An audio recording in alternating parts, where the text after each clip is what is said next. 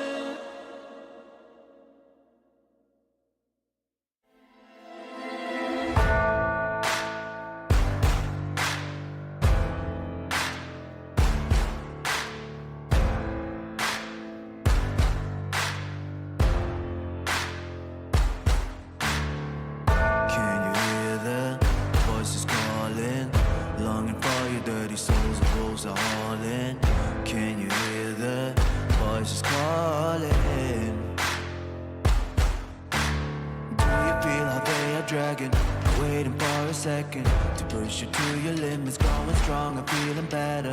But do you feel them? Can you hear them say?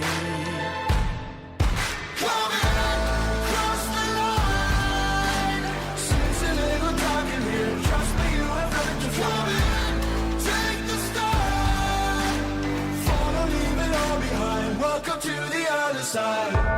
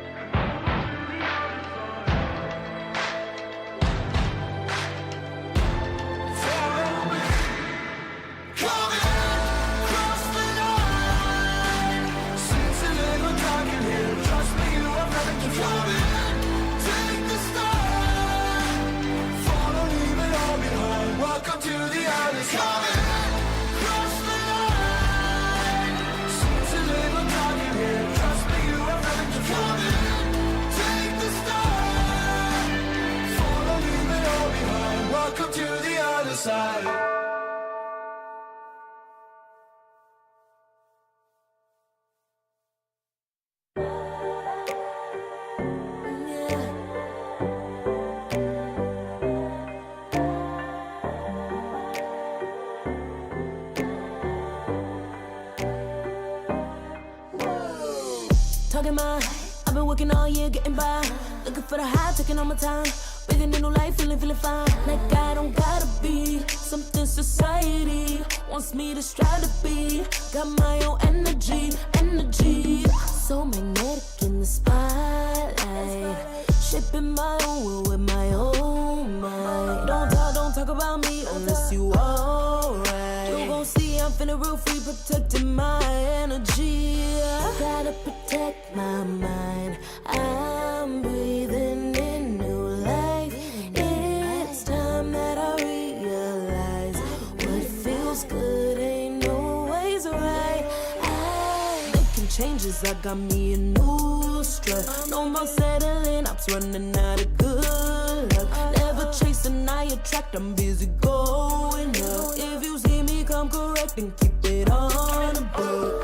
Get it, how I live it, that's the motto, how it goes. No more reaching in it, distance, hit the lotto, I'm the one. Not denying myself anymore, I'm done with it. Sky is the limit, I'm living like willow. Energy, energy, energy. Feeling free.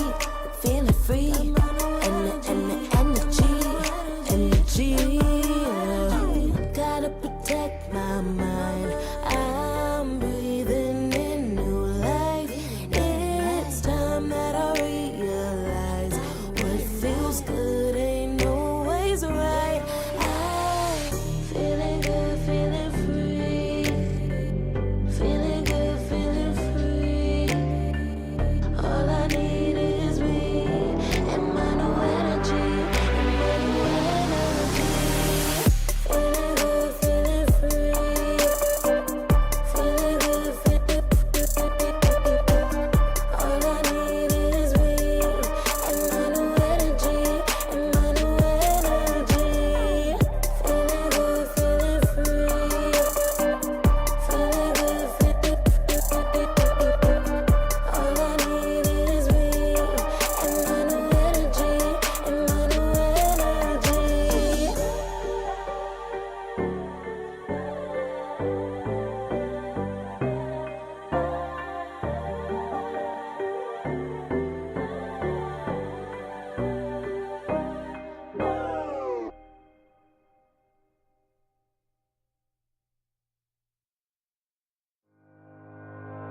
Think about it every night when I close my eyes. You're on my mind. I try to quit a million times, but it takes me high. Like you're so divine. You give me everything. Don't know what's happening. I need you like medicine. You're my everything, everything. And when I think about us, sweet lullabies, I wanna keep this moment here forever. No goodbyes.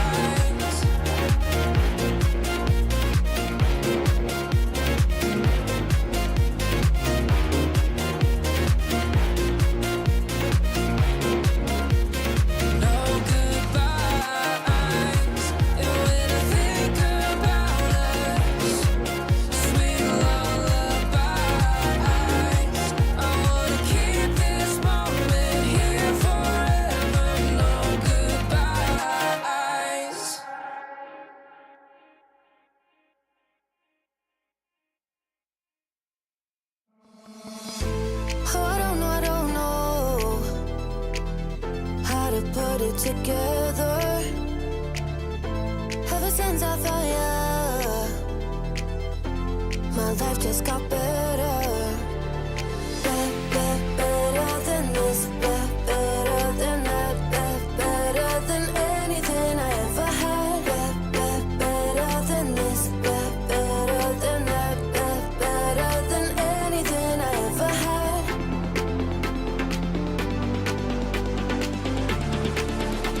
Than anything I ever had.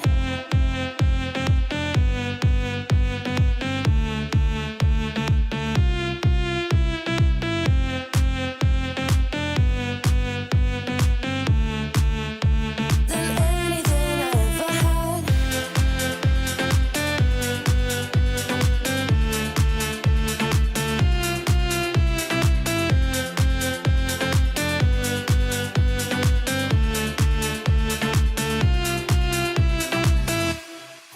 Every time I start to doubt if I'm good enough, looking straight in your blue eyes makes me feel better.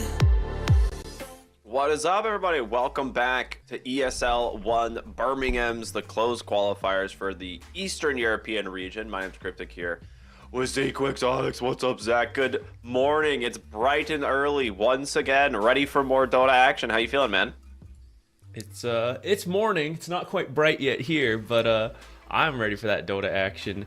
We got some new teams for us. Well, I mean, they're in the qualifiers, not like brand new, but we didn't get to see all of them since there's only so much Dota one person can watch at a time. So I'm happy to catch up on the teams we missed out today. That seems like a skill issue, man. Just get more eyeballs. Just get more eyes. More I already feel like I missed things in one game, and now I'm going to watch another game I'm not casting at the exact same time. Yeah. That's relatable. I can't tell you the amount of times I'm like, that Twitch chatter was right, and I was wrong, but I will never admit it. I won't say anything. I'm going to double down. It's so hard and make sure that they know I was right. You know, that's the nature of the way. We're coming up with some really fun series here today. These are the elimination games. We're going to be saying goodbye to our first set of teams here in the qualifiers. Yesterday we were all upper bracket. We went all the way through the upper bracket semifinals, and today we're going to be covering the lower bracket round 1, the lower bracket round 2, and then I believe you and I will have the upper bracket finals. So we'll actually end up seeing the first team to qualify tomorrow, later today. That'll be the last series. But before we get there, we got to say goodbye to a couple teams. So go ahead and introduce our first series of the day. Who do we got? Well, first we are starting with Liga versus AVULUS. You and I got to see Liga team yesterday. They played versus BetBoom, which is arguably the strongest team in this whole qualifier. So they weren't able to win that one, and I think they looked a little bit shaky, but that is versus the best team. So maybe off of that, you did a little bit of learning, because now you're going to play AVULUS, which is also... They have some like solid players on here. You've definitely seen them in these kind of qualifiers quite often. They play in a lot of like tier 2, tier 3 tournaments. So they've got the experience. I'd say like Smiling Knight in the carry role probably has the most tier 1 experience for that team. So maybe he can be using that to help guide them, share what he's learned there. But they also ended up losing yesterday to 1W. So they are now down here in this lower bracket. But maybe you can begin the dream run, because we do get 2 teams that qualify. Someone from that top bracket who I guess just never loses any of the series, and then you get down to that lower bracket final. So there's hope. There's a dream. It begins here.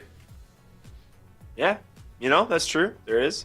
I think there's already some kind of surprising results in the qualifier, that we're going to talk about later when we actually get there. The teams that actually join BetBoom in the finals is not really who I thought it was going to be. It's not really who I think a lot of people thought it was going to be. I think everyone expected the dream. Yeah, everyone expected Aurora to probably be the other upper bracket team, but they end up losing 2-0 to Inner Circle, which Inner Circle is like a combination of like old Into the Breach and like a couple of like Eastern European CIS players that just like have been on random teams that are just kind of came together last minute for a stack, it looks like. So I'm a little bit curious to see how this team's going to go up against BetBoom, because I mean clearly they've been doing something right. They kind of dominated Aurora in their series, so that'll be a fun series to watch. For these two teams, though, I am expecting a much closer series than what we saw yesterday. Like, Liga definitely struggled against BetBoom, and then when we saw what happened to 1W, it was kind of the same. And, like, AVULUS took a game off of 1W, so I feel like it should be more evenly matched, but I do think the drafts are going to decide a lot here. Evenly matched means the games are fun. So they may have struggled versus, like a team like BetBoom, but as long as the teams get evenly matched, that can lead to some close, exciting stuff, depending on the draft, like you said. And it can be the growing experience you need to be getting better, right? Sometimes you get... Actually, losing to, like, the best team is a good learning experience, but then you need to take what you learned into practice, and that's where something like this can be... Apply it! Really... Yes, you got to apply it. So let's see what these teams have been learning and practicing since... If there's anything I've learned over the years of playing Dota, it's that I don't learn. That's number one. I just That's keep why running it we're back. here and they're there. Just keep rage queuing, guys. It'll always fix your problems. Just keep running it down. You lose a game, run it back, queue it up, do it all over again. That is how you improve in Dota. 5 seconds. I would recommend using the brain every now and then. Just putting that one out there. Try having a thought. Yeah, maybe. That's probably correct. First set of bans coming out here. It's going to be the Tidehunter Invoker. A little bit of a different start to the bans. The Invoker one is interesting, but 10 seconds remaining. return with the Ember Spirit ban. 5 So seconds remaining. Yeah, I am a little surprised to see Red team back. those two heroes banned out. Looking at the series yesterday that AVULUS played, they did play those heroes. It doesn't seem like they 10 seconds. immediately went for it every single time, but 5 seconds remaining. they're decent heroes. We usually just see them picked a little later on in the draft. Like after some of the tier 1 stuff has been banned out. Things like the Centaur is gone, the Slardar, Timbersaw, Huskar, Ember. Those are like the mids and the off lanes we usually see taken out first. So I think those are a little bit more player targeted. The top bans, I mean, yeah, those are a little bit more common from AVULUS, like the Ember and the TA. It does mean some of the... I mean, we have a couple more bans here, but we're looking at a lot of really strong supports and carries that are still available. Clinks, Ursa, Keeper, Treant, Jakiro. So we should be seeing some powerhouse side lanes at this rate. yeah, that's kind of what I was going to start getting into, is the fact that your strongest lane heroes in the side lanes are still in the pool. We still have Shadow Demon, we still have Timbersaw, we still have... Well, Ursa's gone, but we still have the... Clinks. Radiant team back. We're going to get rid of Shadow Fiend, which is interesting because the Clinks is going to love having that banned. Remaining. We did see Liga play a mid Shadow Fiend yesterday. I think they're willing to flex that hero. So That is true. maybe just take it out early. It makes the drafting a little easier, since Shadow Fiend does Oh my have gosh, some very Viper. strong matchups. Oh yeah, I forgot to mention Viper. Now it's like Tusk, Treant Protector, Clinks, probably and Shadow Demon are probably the 4 heroes that we're going to be thinking about here in Phase 1, right? I can't imagine there's anything else that... Slardar, I think he's good too. Oh, Slardar. So if you pick Clinks, AVULUS can Slardar then. Though if you pick Slardar, you get Timber. Maybe you pick the Slardar first? Yeah. Okay. Look at us, Zach. We could be drafting right now, you think? Tiny! I'm trying to use my thoughts. I've got 10 Birdie. today, and there's 1. I only get 10. That's my limit. 10 seconds remaining. There's only so much. After we finish casting, I've used all my thoughts. I'm just so mindless after that. All my thoughts are gone for the day until I sleep and wake up bright and early for the next day of thoughts. Oh, Wind Ranger. That's a great safe lane counter to the Slardar because we talk about that Slardar like always needs to like have lane priority, and then once he has lane priority, he's an extremely strong hero in the lane. But Wind Ranger with Wind Run doesn't really care about that. 5 seconds Yeah, and you could, remaining. if you really end up wanting a different carry, you can just move it to position 4. And if you try to move this Slardar mid, which we've seen before, you could play Wind Ranger mid as well. Though, again, you could just do the carry Wind Ranger, pick a different mid. So I like that opening response. I do think you have to ban Shadow Demon on the side of AVULUS now. Demonic Purge just kind of ruins what you want to do around Wind Run. And Slardar, you probably need to start imagining a creep dragging position 4 because yeah, that just ends up being Wind Ranger carry and any strong support. You're just not gonna. You're not really gonna have the Slardar lane you want, which is okay. Like you can still contribute later, but you got to get to that point via creep dragging. And So, those are the strong I support like- bands. Yeah, I like that they really just go for the 2 strong support 5s, right? The Jakiro, Treant Protector, those are the big ones. 10 seconds remaining. As for AVULUS, I think they could look to ban the Clinks. I think giving them Clink Slardar is a little bit scary. Any Deso builder in general for Liga team is a good ban. The duo is good, but I feel like one of the ideal carries versus that pairing would be Wind Ranger. So I think you're. Oh, Shadow Demon, yeah, I forgot. Yeah, if you pick Wind Ranger, you have to ban the Shadow Demon. They will take the Tusk away, which is the 4 position I had in mind. I think the Tiny is still a decent pick though for Liga if they want it.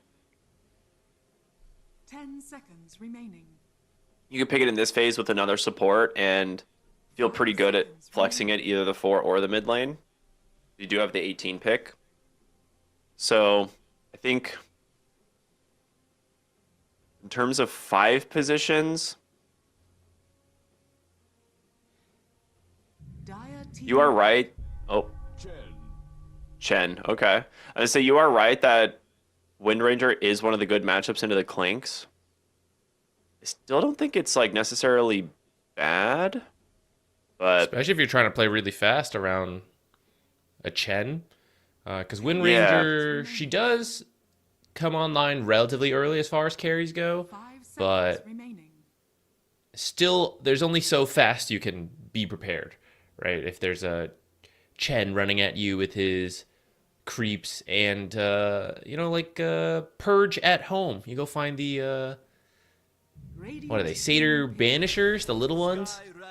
You get the Dispel for Wind Run early, or prevent the Wind Run, actually. Skywrath Mage with the instant silence, the slows. A lot of magic damage there as well for the Wind Ranger in case she does get the Wind Run off. You can still burst her once you have level 6. It's a good aggressive combo. My one worry, though, is that they don't provide stuns. They're like the follow-up. Yeah. And right now your initiator is Slardar, who looks to be having a rough lane. wow, that's a really good Primal Beast pick. Yeah, I'm actually really worried for this Skywrath Mage. So I feel like against Wind Ranger Tusk lane, if they like Ice Shard you, you die. Like I don't think there is a scenario in which Skywrath lives if they catch you in an Ice Shard. Remaining. The Primal Beast also very good here. Like Slardar has stuns, but neither of the supports do. I mean, of course, there's the creeps that can come up from Chen, but realistically, like he has a pretty free game at the moment. There's not a lot of mid matchups that work really well against him. My first thought here is going something like Dragon Knight, because it does give you the ability to contest the Primal Beast lane, but also gives you some potential setup for the Skywrath Mage with like an early Blink Dagger. And you can just like max the stun there. and play around it. It is Dire team pick. somewhat synergistic as well with Corrosive Dragon, right? With the Slardar. I think Dragonite might be your best mid lane pick here. Or it's the Tiny, right? It's you could still go back for the Tiny if you want. I think I like the Tiny. 10 seconds remaining. It's a little easier to use Avalanche in these fights compared to 5 seconds. Dragon Tail when you're dealing with Wind Run, Snowball saves, Ice Charge is blocking you off, there's a Onslaught coming through, Crystal Maiden slows. They want the Dragonite anyways, though, which is maybe a better lane into the Primal Beast than the Tiny would have been. Yeah. But That's the only reason I think you pick it here.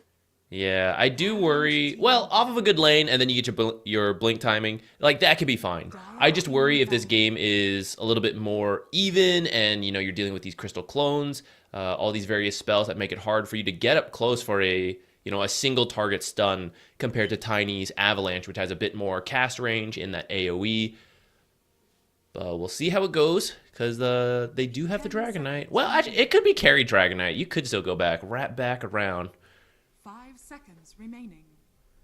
Got some That is flex true. here. You don't have last pick, but it is flexible.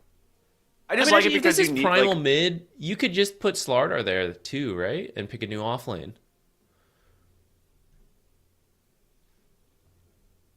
that's actually true. You could. I like that Centaur ban because of that, because he actually would have been good versus Wind Ranger, but we were kind of writing, or I was kind of writing him off in my head because I was thinking, okay, Slardar off lane. What? Radiant team. They could just run it as a Slardar carry and still put Dragonite mid. I think Dragonite would be better in the mid lane. And you could go Slardar carry, because Dragonite can still build a lot of damage, but Slardar would get a little bit more farm priority in the safe lane than he would in mid lane. This is, like, he kind of does well against Primal Beast mid. It's 10 seconds remaining. like Primal Beast does just have a lot of damage over the Slardar is the problem. So I think when it comes to last hitting, the Primal Beast might just win the last hit war. My only worry about that would be that their draft is fairly fast paced, but Slardar carry doesn't actually take buildings. You have the Dragonite and the Chen, so it could still work, but if things don't go smoothly, I just worry there's a short window on that where you enter the late game, you don't want to build MKB. That's a weird item for you, but someone's going to need to do it versus the Wind Ranger, and then 10 seconds. and then you're trying to take buildings like off a good fight, and you're just like, I can't bash the tower, it's not working. 5 seconds You're remaining. just go going too Kez. slow. Well, that could He be is. You could build a interesting. Kez here if you wanted to go for like a safe laner. But in terms of like off lanes that are still in the pool, Team pick. Carry okay, it'll be a Dragonite. mid lane puck instead.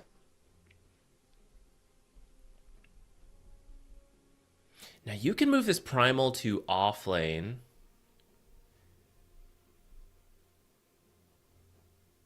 10 seconds remaining. I actually like the Hardest fact to that there's not really a good lane for Primal now. Like all three of these cores are capable of dealing with the Primal Beast in the lane. I don't think they necessarily shut down the Primal Beast from farming. Like Dragonite is probably the only one that actually does. But he doesn't have like the ability to like just trample over a hero and kill them, which is a really big deal. Yeah, you are also paired with the Tusk, which is a very strong lane combo with the Drinking Buddies. And Chen is not as strong of a position 5 as he was before, since of the Satyr Mindstealer nerf. So now people are going for the Potato Creep, which is decent, but I do think it's a little less power. At least less consistency than the other one, if you can easily kill that melee creep that has to walk in. I was wondering if you would do this sniper.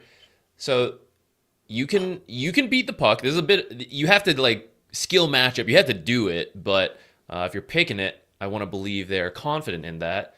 You do picked have this to be yesterday. worried about Chen and Skyrath rotating in because you do not have much mobility. But if your side lanes are strong, which I don't think any side has the clearly we will destroy you in this side lane matchup, except maybe that Slardar lane looks kind of rough. I don't know if they can kill him, but they can just prevent him from doing anything to you. But because the side lanes are kind of fight heavy, it might be hard to rotate mid on this sniper.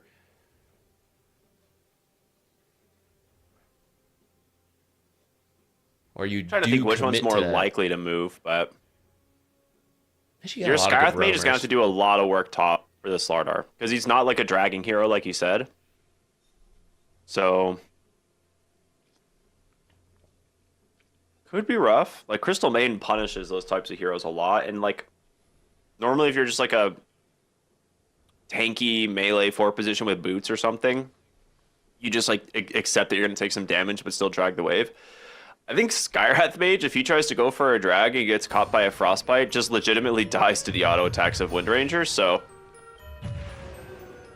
I'm curious to see how they're gonna approach the lane. You could maybe try some level 1 shenanigans. We've been seeing a lot of that in this qualifier so far. A lot of level 1 plays. I mean, everyone was always doing smoke stuff, but sometimes it was just, okay, we smoke and we all posture and set things defensively. You and I have gone to see a lot of First Bloods, including an off-lane axe gank in the lane. So there's been some funny stuff. Let's see if that continues, because that can always throw off this whole discussion of, oh, this lane's supposed to go well, this one's not. I see some lines being drawn. It seems like it's going to happen.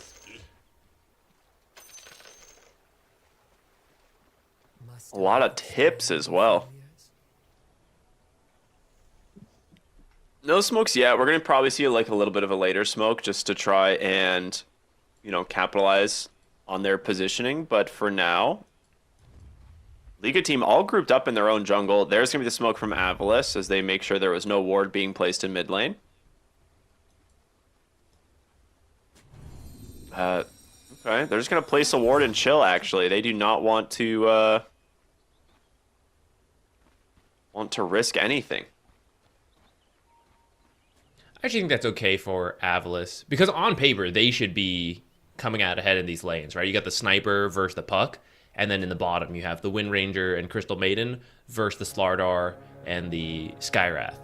Top lane is the one that might be a bit tough, Primal Beast and Tusk versus the Dragon Knight Chen.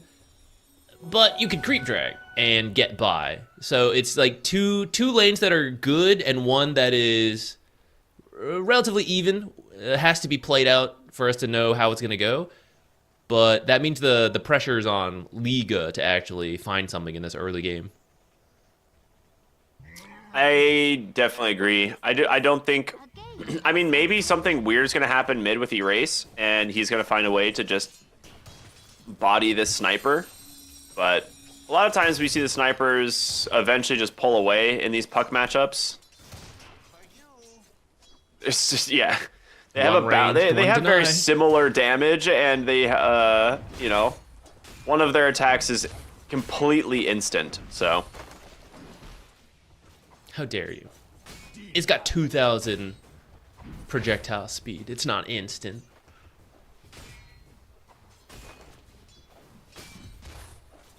Some creep dragon going on top already. Tusk making sure to pause there to get the camp block as well. Respect, misses He's the trying. counter pull. That red panda's got to run faster. Courier has been killed. Right, Violence matching this, though. He's keeping the creeps he had outside the tower. Actually, one slipped by as well. So, I mean, you're getting farm against this strong Chen Dragonite, but Dragonite is also fixing the equilibrium, which is very good.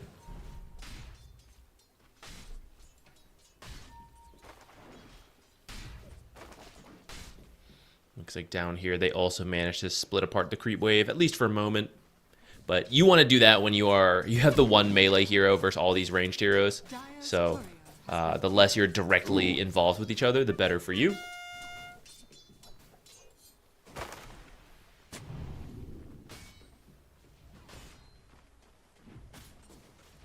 This time Respect ready to go with that hard camp a little bit faster. But great creep aggro from Ryota. Round 2, try again.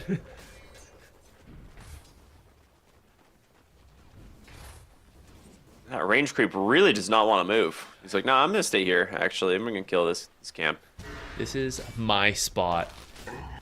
Ooh, Tusk. In trouble. Breathe Fire will be enough for the first blood, and yeah, just sticking around a little bit too long. Doesn't have that level 2. Really well punished there from Violent. And when you do these kind of creep dragging stuff, you often end up losing out on XP and giving a lot over to your off lane. Oh. Those are the right clicks. Yeah, that's exactly how I expected the Skywrath Mage to be able to, handle the lane. Like, the Tangled Facet of Wind Ranger gives her so much damage, so it's really easy to just Frostbite into a guaranteed Shackle, and then your Wind Ranger has double damage, right? Like, for 2 auto attacks, but it still matters. It matters a lot when you have 0 armor. Yeah.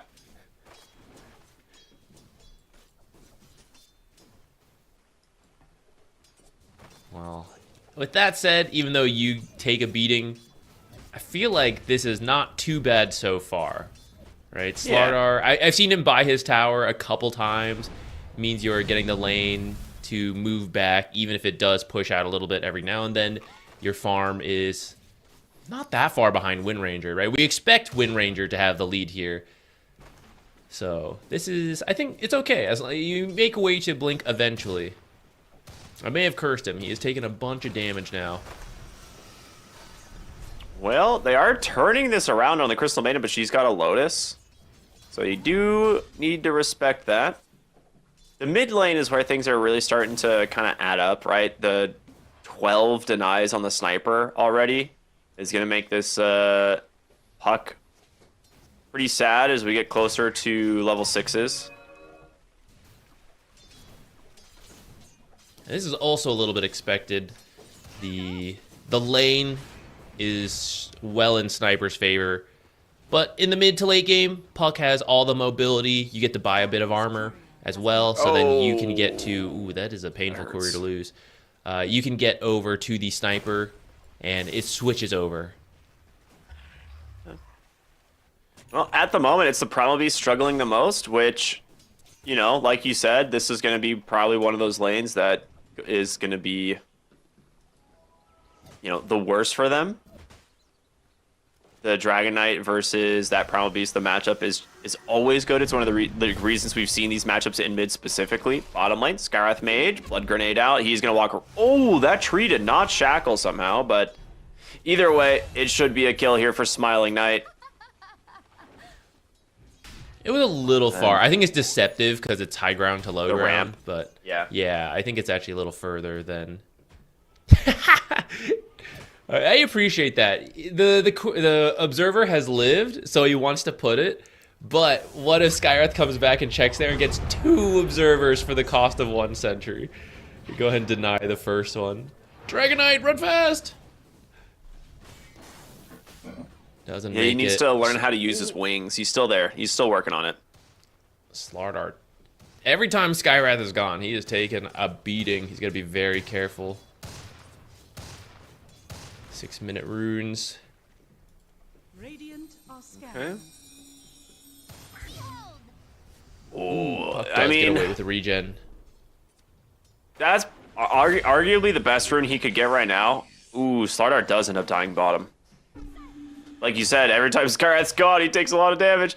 I think considering Puck's situation right now, where he's like not level 6, not gonna be able to like necessarily gank for the Wisdom Shrine, and is just taking a lot of damage from the Sniper, the regen rune is just gonna give him the ability to maybe sustain some of the harassment damage, but then also farm some jungle camps maybe. Yeah, I think you're not interested in ganking at all because you need the coil, right? So you're just going to use spells to jungle. I think it's literally the best rune he could have gotten in that situation, which I actually thought they would put more pressure on, but I guess to be fair, they killed Slardar in the bottom lane. So maybe instead of running over, they decided to just lean in on the Slardar pressure.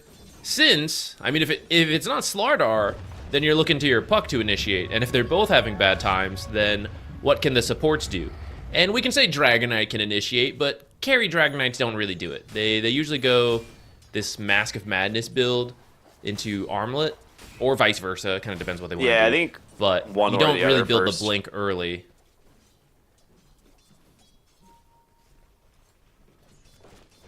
The Chen, we did highlight right there kind of why we see the Chens go for this facet now. Like, you just run the Hellbear into a creep camp, it dies, and then you basically have triple your attack speed to quickly kill off the rest of the camp. So helps this hero farm really quickly into the mid game.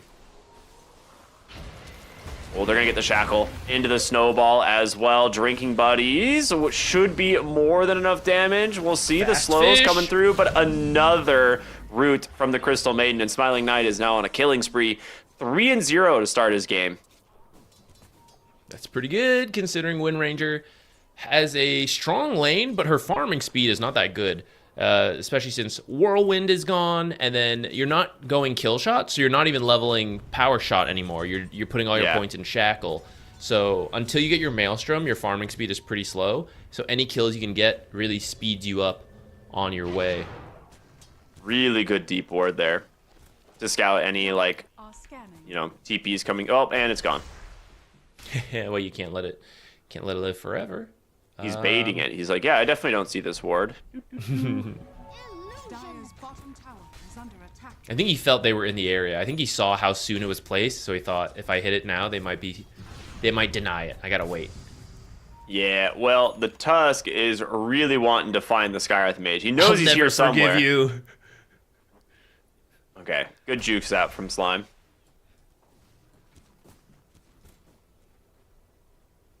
The thing is, you have Focus Fire and the Javelin, so like anyone who comes near this Wind Ranger just dies. So they're just going to give up the tower here. The Focus Fire committed to the tower. Sniper nearby as well to help secure this. It's very safe. I actually don't even feel you need to bring the Sniper here for how well this lane has gone. But I suppose if you were to throw your lead, pushing for an early tower and then getting rotated on would be how it happens. So the Sniper's here as a insurance policy. Big rotation top.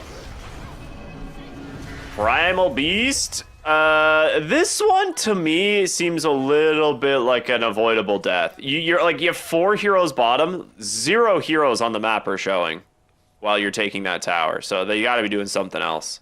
So they just go out, rotate up, bring in the puck. Punish that positioning there. That's where you should be jungling by your tier 2. Yeah, exactly. Like, you just sit back, wait for that wave to crash in, and get some, waste the time of Liga. But instead, they get something out of it. Puck will get rewarded with an amplify damage as well, so Puck actually having a pretty good game. Yeah, that's the recovery play, right? You have to move over, find a gank. The regen rune helped a lot. There was farming going on in that time, and you are just biding your time until your initiators come online. The blink for the Slardar is kind of the big window. Puck is going for the Witchblade to bring a little bit more damage, and also you don't really need to rush blink as much since you have Curveball. And on the other side, Chen, committed to jungling, has the Hellbear, which is good for it. He went Arcane Boots first, and then he's going to go for the mech after. So I feel like if you can get mech and the blink, make what small plays you can till then, you'll be pretty happy. Yeah. We're going to try round 2 up here. I don't know how this one's going to work. Yeah, with the puck coming through, there's the Dragon Knight, the amplify damage again, and yeah, Coil drops, forced to snap it, he's dead. They do get a really nice shackle, but they need to follow up this damage, and instead Skywrath Mage just deletes the Crystal Maiden. 5 heroes from AVULUS in the top lane, and you still lose 2. Yeah, they started... It's a staggered 5 heroes, right? So it's not all of them at once.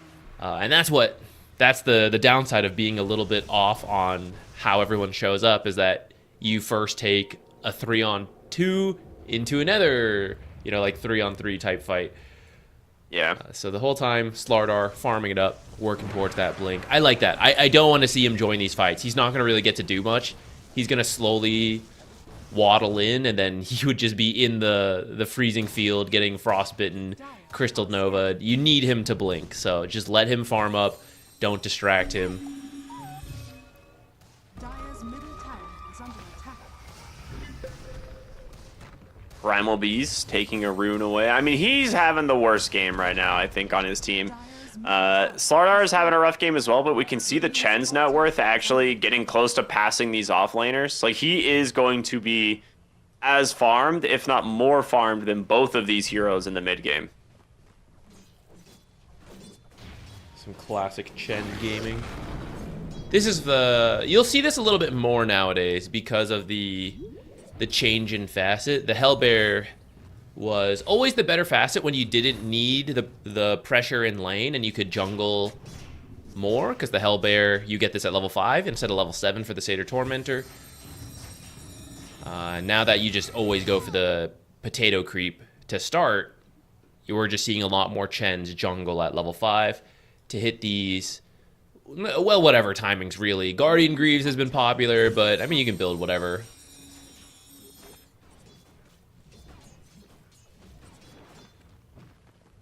Yeah, look at him go. Radiant are scared. Yeah, the whole Next jungle almost done. belongs to the Chen. Dragon Knight. Look how far Dragon Knight is in the back. Where can I find jungle creeps, Chen? It's like, I'm not gonna farm those in there. You can have those. So go to your triangle.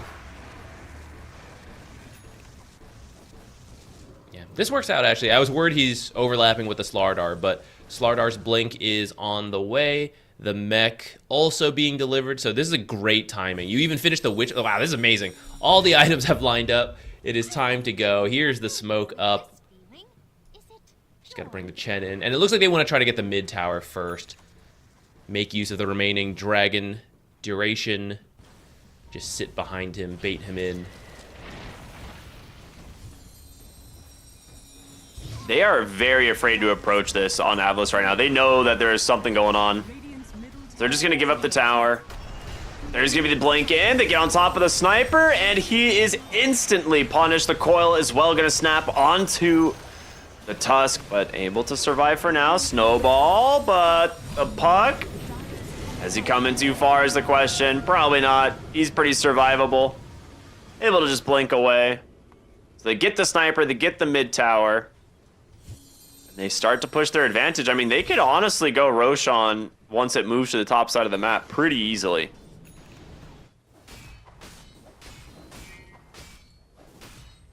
Yeah, it's a very nice play. They even knew something was going on, so he was trying to be careful. He was trying to be really far back, use that shrapnel and get out, but that's where the Slardar happened to be positioned, so he was able to blink over and get him.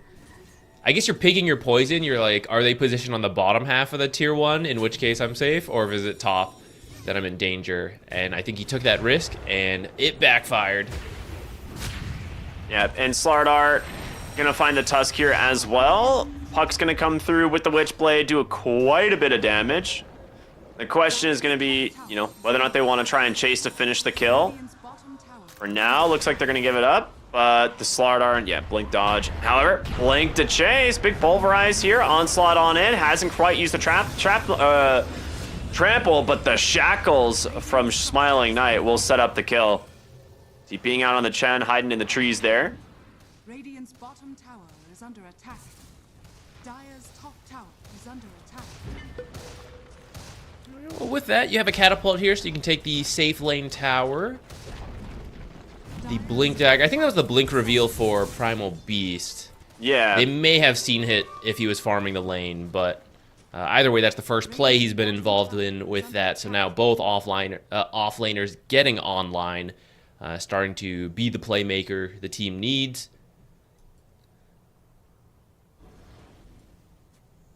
And Dragon Knight has his blink recently finished, so I think with Slardar respawning, you push out your lanes, and this last tower seems good to me. This like safe lane bottom, or not last tower, but safe lane bottom.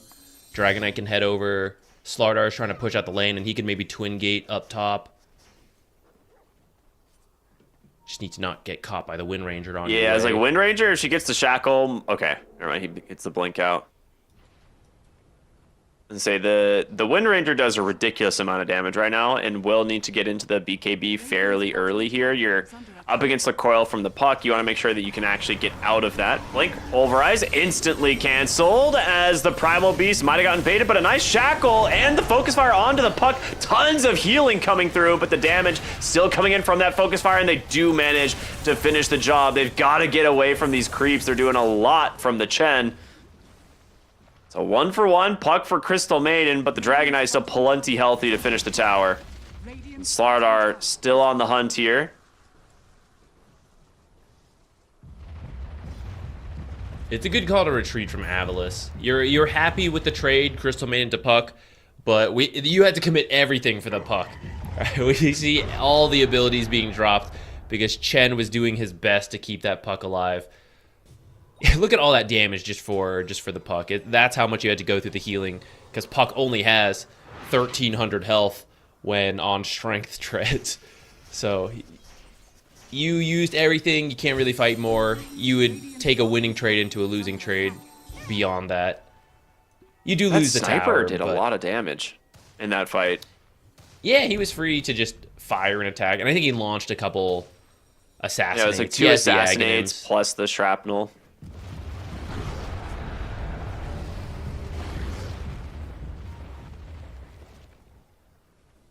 Dire are scanning.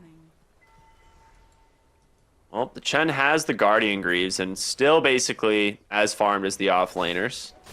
Primal Beast is having a little bit of a better time, and that is gonna, like, Slardar doesn't farm extremely well.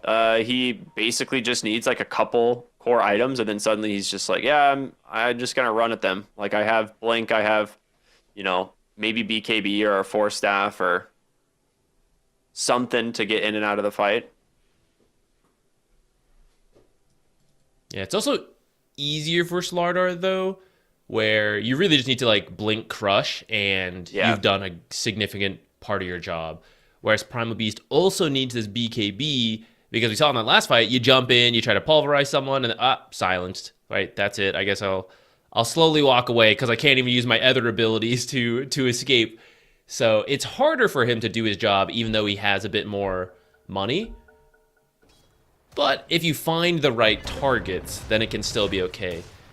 That goes back to the draft where we mentioned, it's a little annoying to go on any of these cores. There's a stun or a silence on 4 of the 5 heroes for Liga, so you really have to find an isolated target if you want to make a big play without the BKB. Smoke up here from Liga. Radiant's middle tower is under attack. If they manage to find like a kill or two here, it's Roshan plus Tormentor, as long as the Slardar doesn't die. And Smoke's gonna pop. They go right in. Crush actually hits 2. They just catch the Wind Ranger immediately, and they're not gonna be able to keep him alive on the Crystal Maiden either. That is Roshan right away. What a crush coming in there from the Slardar. That's the Aghanim Shard reveal as well. That's a great move from Liga. The Chen creeps got cleared up top through a trample, so they knew, okay, they're probably going to retreat. You know, they even have a ward up top to see kind of what direction they go in, so they head over to the tier 1 tower. Usually a bit dangerous to go in that area for a fight, but the burst damage is so fast. Once you get the Corrosive Haze on everybody, you have the Corrosive Dragon on top of that. Tower has fallen. Yeah, that's such a massive win. They're going to basically turn a 2,000 gold lead into almost 7,000 off of those 2 kills.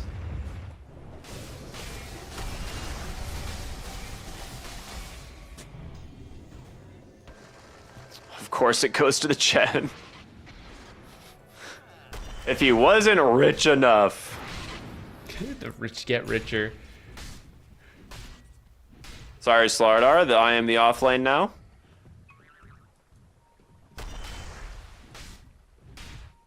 I'm getting some of the Ancient creeps is actually pretty good. I'm trying to think which one would be the best. He has the Ancient Golem right now, which is just generically good.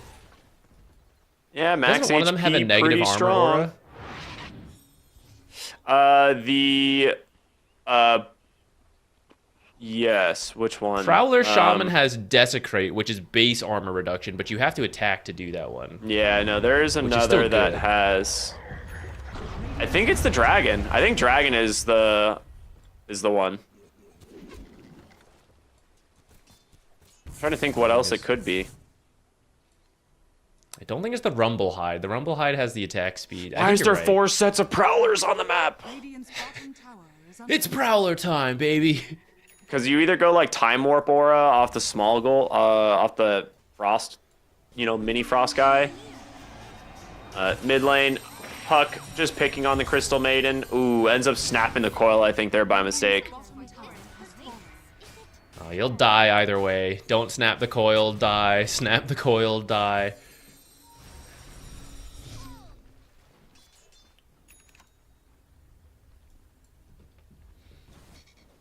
That means League is going to head straight to this tier 2.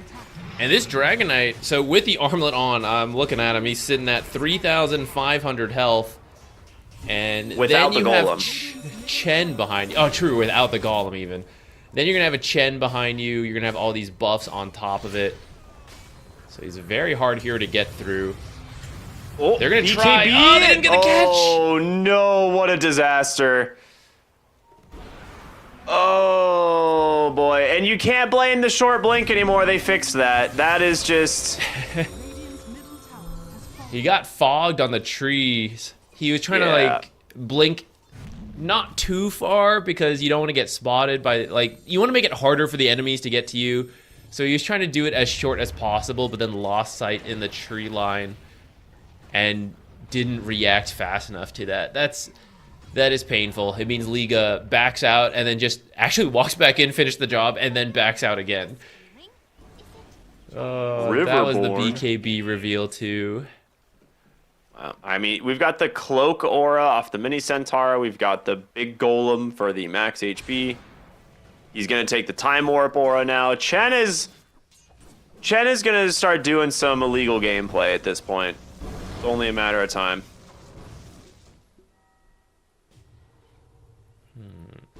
He does have a lot of buffs to slightly reduce the cooldown of. Radiant is There it is. Chen passed the Primal Beast. I knew it. I knew it would happen. That is a good Chen game when this can happen. It's actually what you want. Like when you're drafting Chen, you're hoping for this kind of situation. Yeah. I'm curious if he's going to, like, play with his team that has the Aegis, but it looks like he just is still farming. He was looking for the ancient camps to see if he could find a golem, and I think he did. So now he's bringing everything back. Mid lane, Crystal Maiden. That is the life of a, there's the life of the Chen, and then there's the life of the Crystal Maiden, and both are kind of living their best lives right now. Bro, you think you pass the offlane net worth by playing with the team? With the team? I think not. You gotta do that jungling on the side.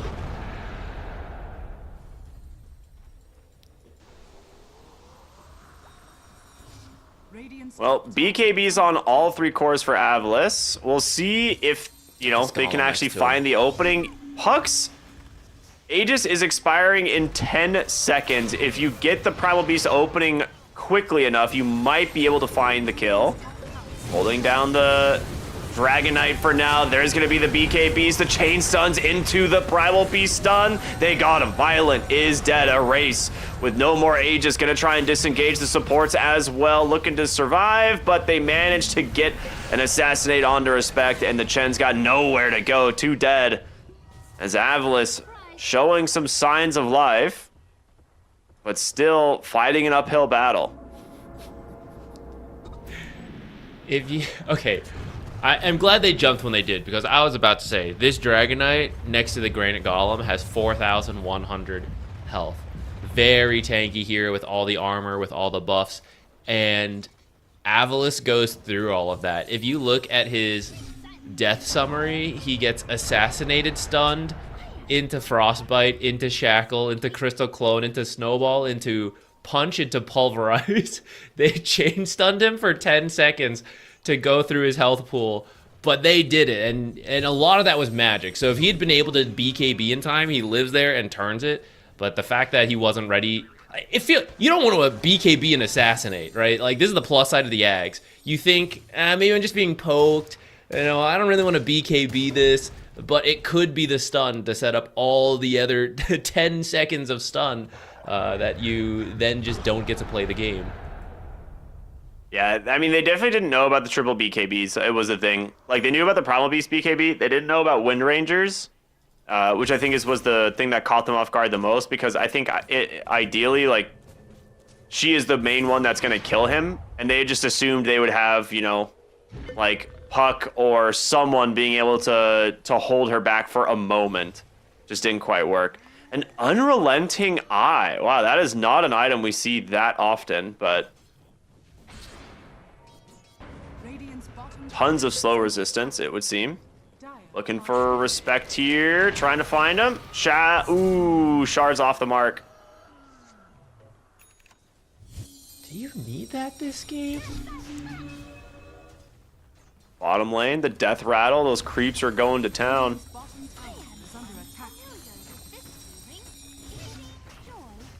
I'm blown away by this Unrelenting Eye. This seems not necessary. I'm like, what are his other options that this is his best thing? I mean, it basically makes it so that Skywrath Mage's slow doesn't affect you. I guess so. Is BKB, Manta, and Windrun not enough, though? Plus initiators on the team? We got the Slithering Crush slow, we have Skywrath slow, and then we have Penitent.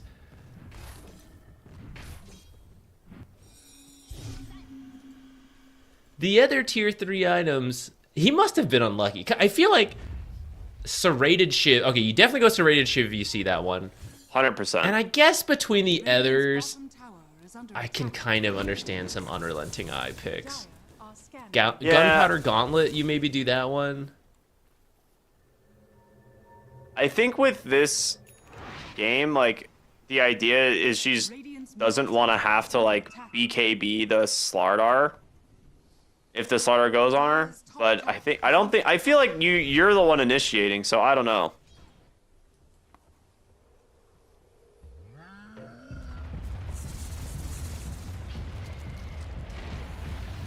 I'll try to keep an eye out to see if it pays off. Yeah, Unrelenting Eye is one of those jungle items that I've seen. I've never purchased or picked it up once, even when it used to be like a tier 5. Because it's just like, I don't know, it's hard to gauge how good slow resistance is in the game. Oh man, these Chen creeps are in such a good spot to pop the smoke. They almost pop it on the Slardar. Well, they do manage to. Smiling Knights pops. Or not Smiling Knights, Primal Beast.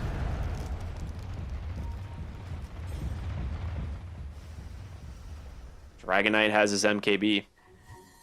He can kill the Wind Ranger very easily now. Radiant are scanning. We also saw Wind Ranger can kill him, so he's got to be careful. I think we'll see his BKB come out a little faster next time.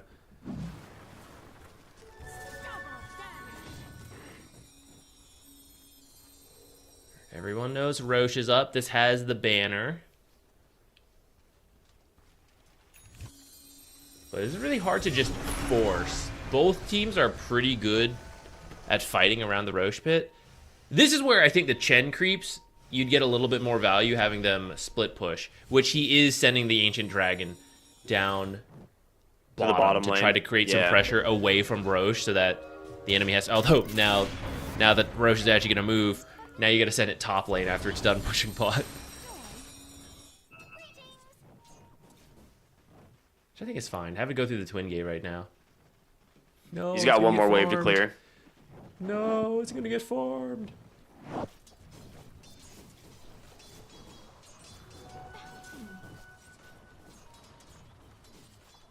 I actually think you have time to come down and kill this Ancient Creep, because you know Roche just got to the pit. I think they could have ran over and dealt with that creep and then reposition. Now if you step away to deal with the creep, it's weird, because Liga is set up. And this position is better for Liga because of the outpost now. So now Puck can actually push top and TP in to join the fight. Whereas before, everyone had to wait on that top Roche because there is no way, now that all the tier 1s were down on their side, for Liga to step out and then TP in. It had to be the Chen creeps. Another smoke from AVULUS here, and the smoke up from Liga. Are scanning. They are looking Another to... critical. Oh, they're just going to go right into the pit. Wow, okay. That is not what I thought they were going to do. I mean, you do this pretty fast if you get the Crows of Haze off, but now there's They're the roar. baiting the roar, maybe? They don't know what direction AVULUS is going to come from, though, is the problem.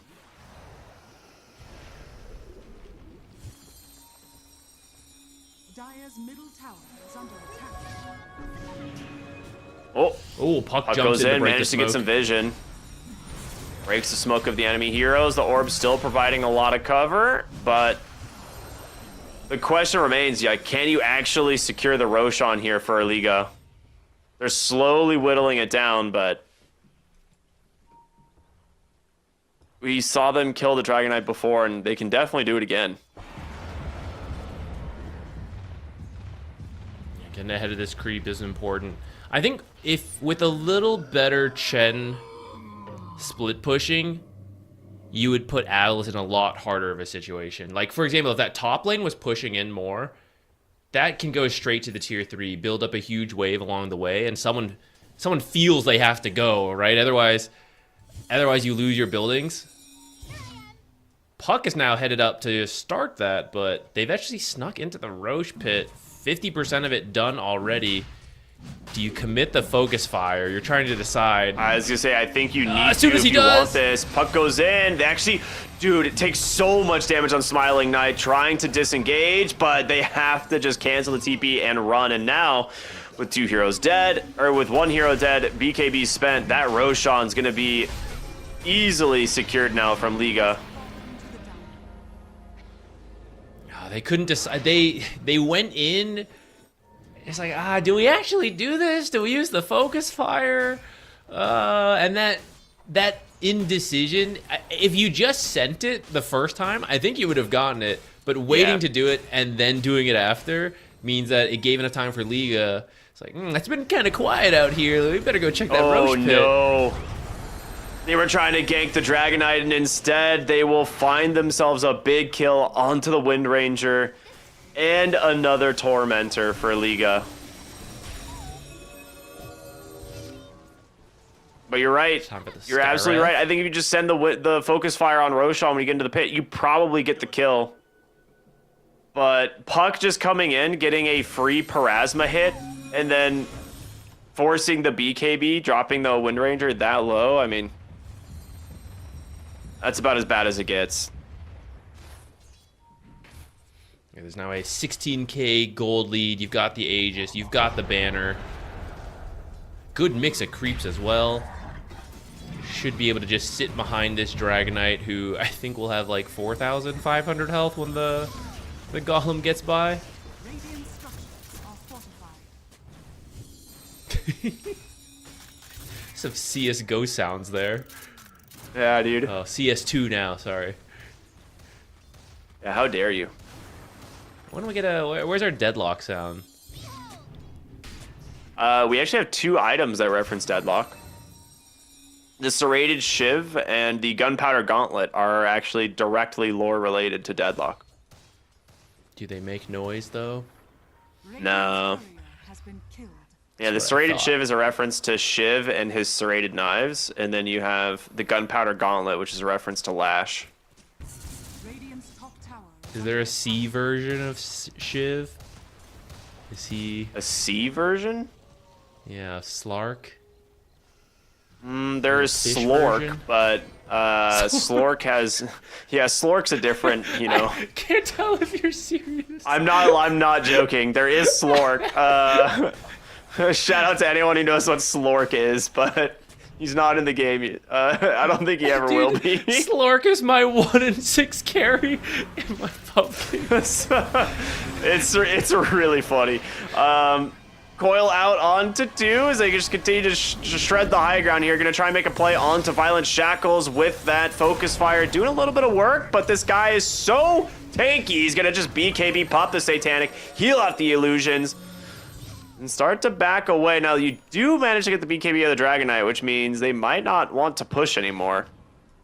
They'll go back and address their other lanes. You have 2 minutes on Aegis. You can back out, get the BKB again, get your dragon form again, and then go one more time, which I think is fine. We saw there previously he got killed, and it was a little surprising, but it took 10 seconds to stun. This time, the BKB comes out sooner. To kill this guy, you have to go through 1 BKB, you have to go through 5,000 health, plus a Satanic, and then he will respawn and have the 5,000 health again.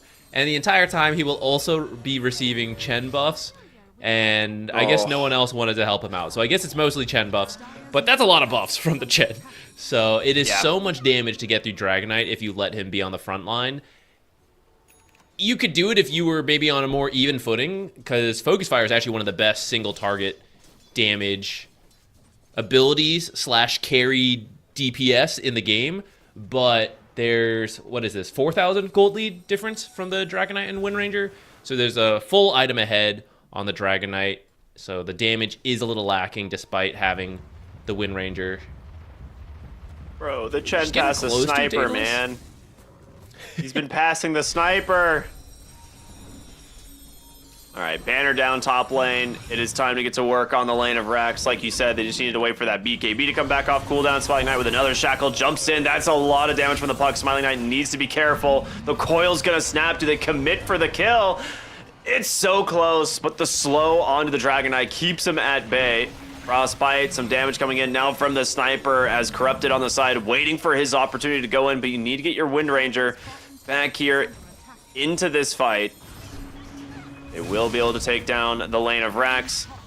And with this one, blink in, Shiva's pulverize onto the Slardar. He gets the BKB off though. Corrupted now has to run, but the bash is coming through. Snowball gonna buy him a little bit of time. Jump in again from the puck, and the damage from this Parasma is just chewing through these heroes. Smiling Light on a sliver of HP, jumps back in, tries to finish him off with the Focus Fire. Big freezing field, but the damage from the Dragonite is way too much. Just cleaves them all down, and GG, as it's a triple kill for Violent. Living to his name, my goodness. They grouped up and all died. Oh, okay, the fight recap did pop up. Okay, so in that final fight, 13k damage from AVULUS, 17 from Liga, but if you look at the health bars at the end, it really doesn't seem that way, right? Like, the Chen healing, the Satanics, how tanky those heroes were, and then just the damage was, like, AVULUS is using all their abilities, and they just can't kill anyone at the end. Of course, they are, like, far behind, but also in this game, the mix of heroes makes it very hard to actually get a kill once you fall this far behind. I think it might turn around if you manage to get to a break item, but yeah, they're knocking on your door. They're not giving you time to get that far. So pretty well done from Liga, I gotta say. They had 2 lanes that were going pretty poorly, and you had to depend on playmaking to get you back into this, but that's exactly what they did. And then they just kept that momentum going. I really like the patience, knowing we're going to have a strong timing. It's going to be a little later than we want because the lanes are poor, but, you know, we'll line up all our items. I think they had 3 finished, right? The Blink, the Mech, and the Witchblade. It all lined up perfectly. You start making plays, and I don't think they ever really made a major mistake after that. I'm trying to think through it, but I think as soon as they got those items, they were in control for the rest of the game. Yeah, I think the biggest play for them was at that like 17-18 minute mark where the Slardar got the Aghanim Shard. He gets like the 2-hero crush onto Wind Ranger CM, and then it is the Roshan into Tormentor. And up until that point, it was a very close game. It was, 2,000 gold lead roughly for both teams, and then immediately after that happens, they take the Tormentor. They're up like 6.7k, and then it just slowly snowballs out of control from there. The last fight, like, you really start to see why, like, Slardar is popular. Like, all he did was, like, crush a couple of heroes, throw out some amplify damages, and Dragonite just starts 3-tapping heroes, right, as they try to commit into the fight, like, through the BKBs, mind you. So there's a reason this hero is so sought after and ends up being the overall first pick this game. Yeah, and I'm looking at the player item timings. We were just praising Liga for their patience on that first power spike, lining up all those items together. And I think AVULUS was trying to do something similar.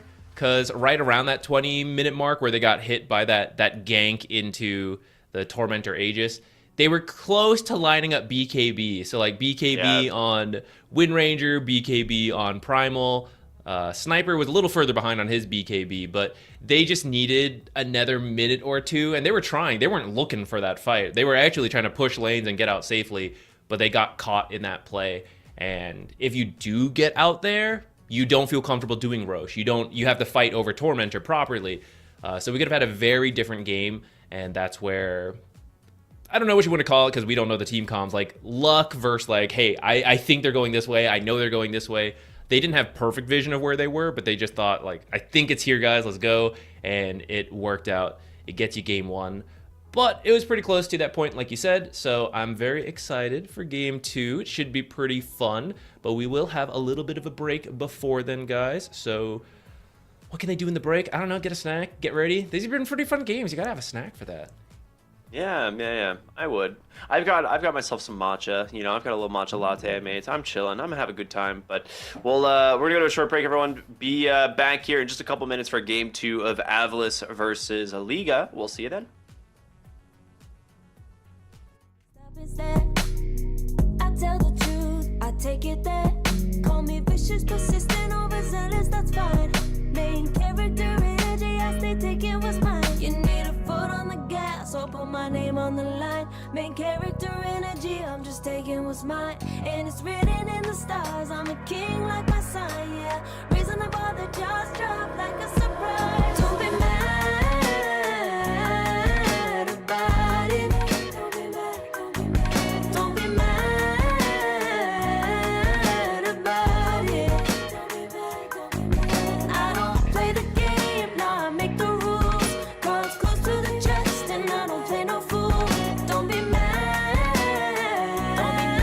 about it. Look, yeah, my name stay in the mouth. Legs got broke, they said cast her. I'm the 911 response in a disaster. I don't ask, I just take. Treat the world like a man, I just blow them away. Yeah, I'm a #1 fan. Don't need a bark, I'm a bite. Switch me on, dark need light. Don't need pity, don't need spite. I just plop, plop, plop on sight. Could take your girl in 2 seconds. I just flash her a smile. I make petty look pretty. They run an inch, I run 3 miles. You need a foot on the gas, I'll put my name on the line. Main character energy, I'm just taking what's mine. And it's written in the stars, I'm a king like my sign, yeah. Raising up all the jaws drop like a surprise. Don't be mad about it. Don't be mad about it. Don't be mad about it. Don't be mad about it. I don't play the game, nah, I make the rules. Cards close to the chest and I don't play no fool. Don't be mad about it. Don't be mad. Don't be mad.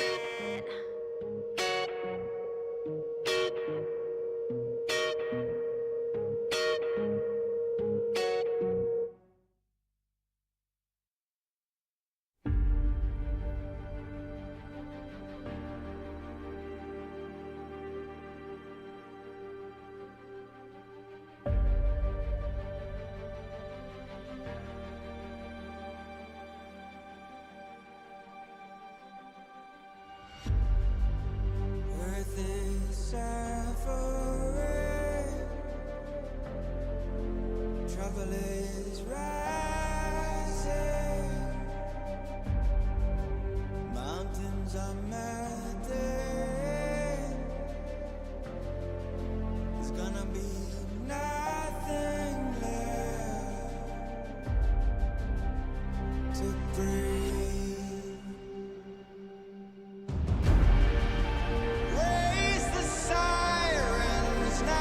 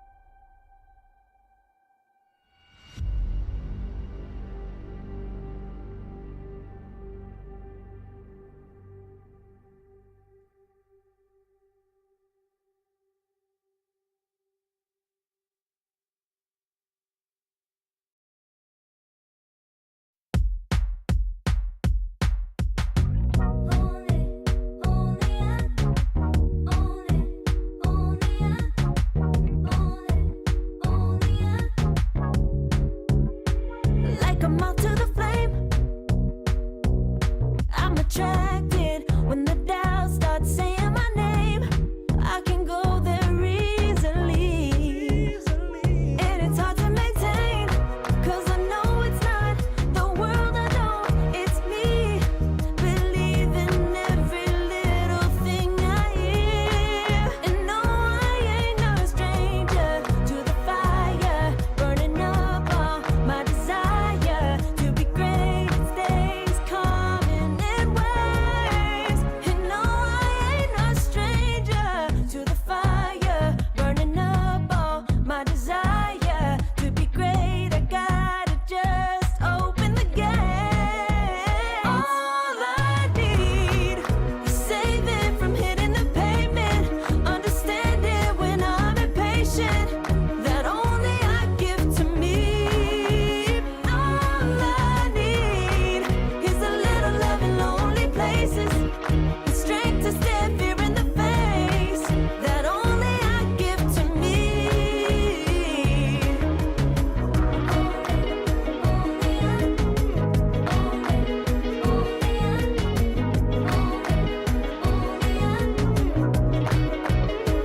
Now I'm running this race, yeah. Stallions couldn't catch up to me. I'm running till I get first place. I'm running till I get everything, everything I ever wanted in my dream. No, I ain't no stranger to the fire, burning up all my desire to be greatest days coming in waves. And no, I ain't no stranger to the fire, burning up all. Welcome back, everybody, here to the Eastern European qualifiers for ESL One Birmingham, and we've got Game 2 of Liga versus AVULUS. Starting here in a moment, but Game 1, a little bit back and forth early on, I would say, but then we just see Liga kind of pull ahead and kind of never lose the lead. I will say, I've started to sense a pattern within this region, which is Okay. there's not a lot of fighting in the first like 30 minutes of the game. I feel like every game we've watched has been on very much like they kind of just get a little like some, you know, scuffles here and there, and then they just kind of sit back and farm. It's the most passive I think I've seen this region be in a long time, and I'm not sure if it's the patch or what's going on. Might just be a little bit of coincidence. We'll have to see if that trend continues. I will say Yeah. that one, what was it? I think it was BetBoom. Okay, the Mira on axe game for Mira That doesn't one count. that was non-stop action. The rest have been a little bit slower, which I actually will say I think is a slight mistake from AVULUS. Whereas Liga, that last game we said they waited for the timings, they bounced back. And there was especially one play we highlighted. Slardar stayed alone instead of joining to finish the blink. On the side of AVULUS, the heroes doing well were the mid lane and the safe lane. This is like 5 minutes into the game. And I don't think they put enough pressure on the puck to prevent him from getting runes. And when they did try to make plays, the Primal Beast would get caught out and get killed, which is what gives Liga the chance to come back from their losing lanes. That puck... Yeah, I forgot about that. I think one support was there in that 6-minute rune, so we can say that one's a bit of RNG. Puck gets the regen rune, which also RNG to get a really good rune, and then farms up. But then I think he also got the 8-minute, or at least the 10-minute the 8-minute was the one where Corrupted died on the Primal Beast solo. Like, that was the one where they, like, ganked bottom to kill the Slardar, and, like, or no, they brought 4 heroes bottom to kill the tower, is what it was. Right? They killed, I think it was 1 hero, and then they just, like, focus fired and killed the tower. But Corrupted's, like, behind the enemy tier 1 top and just dies solo with, like, the entire team missing, and then Puck goes and gets the amplify damage rune. It's like those are super avoidable deaths on the Primal Beast. Like, that stuff doesn't need to happen. Yeah, and it's a combination of those mistakes that give Puck a playable game. Because at 10 minutes, it's not Puck running away with the game, but it's a sniper 4.7 versus Puck 4.4, 4.5, and that's quite close. That's not really the beat down you're thinking of when you last pick that sniper into the Puck. You're hoping your sniper is still at, that amount of money, but Puck is 3K. Like, please leave me alone, guys. I'm in the jungle. Yeah, I'm trying to catch up here, and you get a couple minutes of space to run down buildings, but instead that Puck was pretty much ready to go at the appropriate times. The first gank was a little late on the 6, and then after that it was fine. So I think if you do want to go for the sniper pick or any kind of like hard counter in that mid lane, and the opponent's one play is to recover via ganks, you need to put more pressure on the runes, and you need to watch your lone heroes. In that case, it was the off lane, but whoever gets left alone in the play, you just can't afford to be giving kills while you're trying to do something else. So smart, Zach. You're so smart. I completely agree.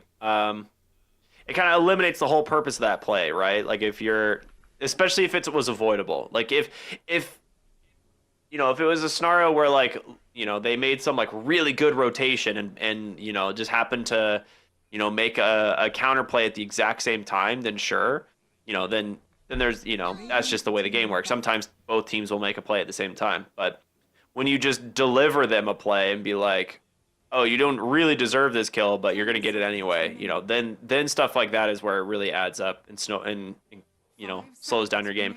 And maybe that means the Prowl Beast gets a blink dagger like a minute faster or something, and that turns into them finding other kills before Liga start to group up. 10 seconds remaining.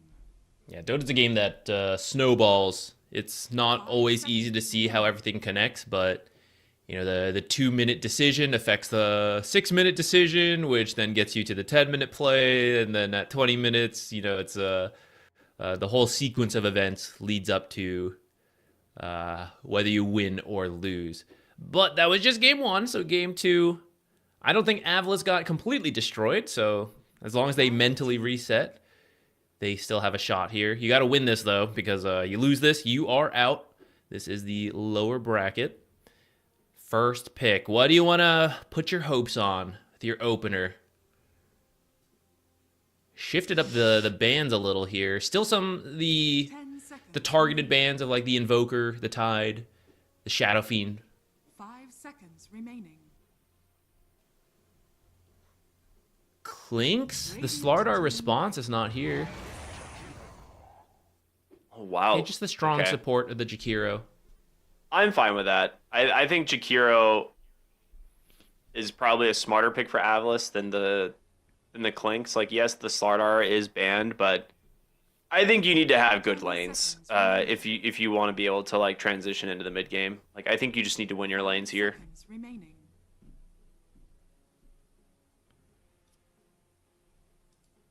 Now, last time,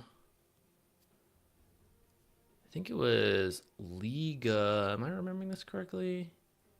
Yeah, when yesterday when they played versus BetBoom and BetBoom opened Jakiro, Liga responded with Pugna, but I did not love that response. And it wasn't just the Pugna, but then as the draft went on, ultimately they didn't. That was the Axe game that he just ran away and crushed him. So I don't really want to see the Pugna response, even if it's something they. Well, I don't know. If you've practiced it and you feel comfortable with it, I can appreciate that, but I know BetBoom's a different team than like AVULUS, the Chen. but... It's like I would much rather just be like go back for the Chen or pick like a Treant Protector or something. Oh, they'll open Tiny. Okay. I'm fine with that. Yeah, I'm fine with that as well. There's the Chen ban. Radiant team ban. Wow. Okay, they're mind flayed from those two. We demand different heroes in game number 2.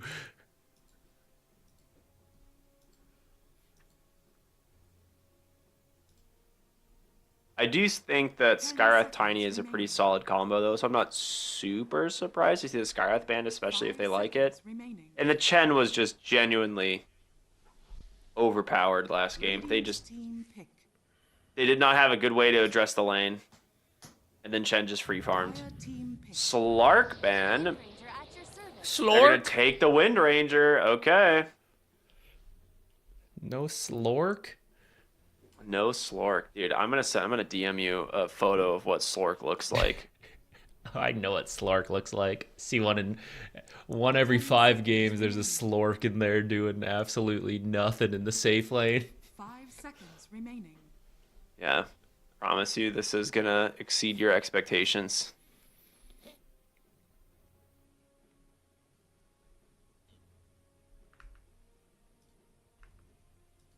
Let's see. What do you do with the? What did they respond with the Wind Ranger last time? Well, AVULUS went with the Wind Ranger last time. The response, they ended up with a Chen and the Skywrath.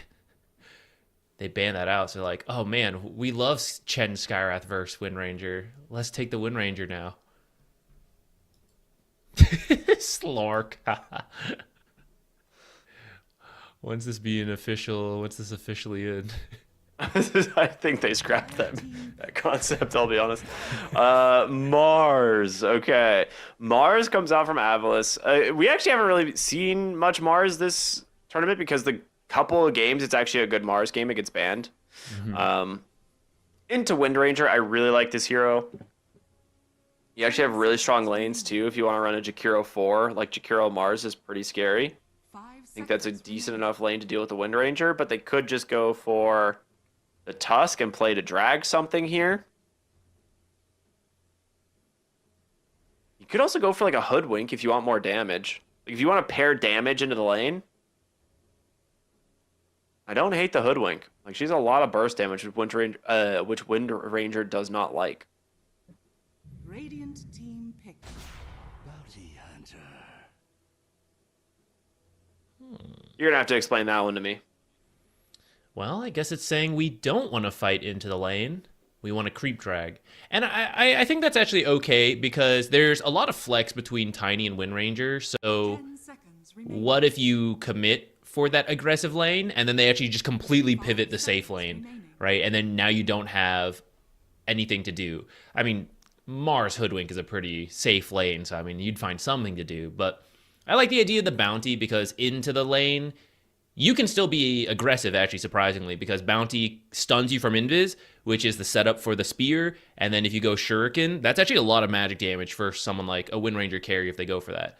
So the aggression is still possible, but if they pivot that lane, okay, I'm going to snipe your couriers, I'm going to do some creep dragging, we're going to make it to our timings, and then we'll play around a Bounty Hunter, right? We do see pro teams pick Bounty. He's not completely out of the meta, but it's usually team and player preference on how much you like Radiant Bounty team pick.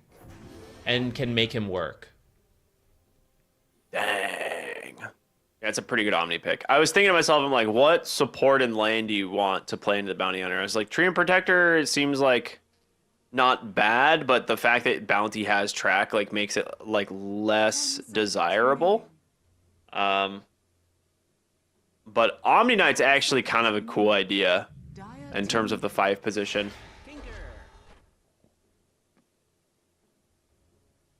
Oof. Oof. I mean, it's definitely mid Tinker, You don't know which that. has me wondering, like, blind picking it into the mid lane with, like, no mid heroes being banned is a little bit tricky. They could just go Storm Spirit or Ember Spirit here.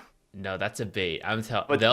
They've played support Tinker before. Mid Tinker is more prevalent Okay. right now, but they will play support. I think it's doable. Like the support Tinker, Okay. not every team goes for, but those that like it, you can still whip it out when it's a good game. And this time, these supports can't really stop you from farming early. So you like play the lane, you get your 6, and you're like, peace, I'm gonna go. I was playing Chen. I can't drop the feeling of power and farm, like pick me Tinker. I thought, like, the Omni Knight would be your 5 position here, but maybe it's mid Wind Rain.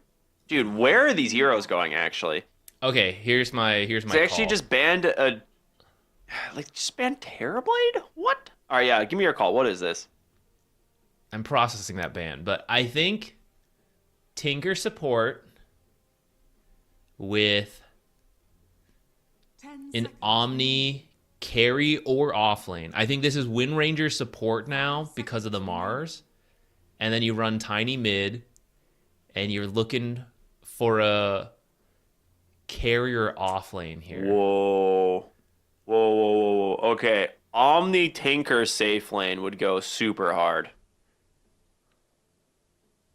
Like, what does Mars Bounty do to that besides try to creep drag? Because you try to fight and you get like hammer, purification, lasered, and then healing bots. Although not every Tinker support does healing bots. Actually, some still do Radiant team. the other one, Translocator. Yeah. So that means we're looking at a tiny mid lane. Well, they just banned Ember and Storm, which makes me think it is going to be a mid Tinker. Oh, you can just do. But there's the puck pick. Surely Tiny mid's fine into puck. Yeah, surely tiny mid's fine. Yeah, they'll go Beastmaster. Your heroes. All right. There it is, Violent Omni. Yo, that's pretty hype. Let's see it. Carry Omni. Yeah.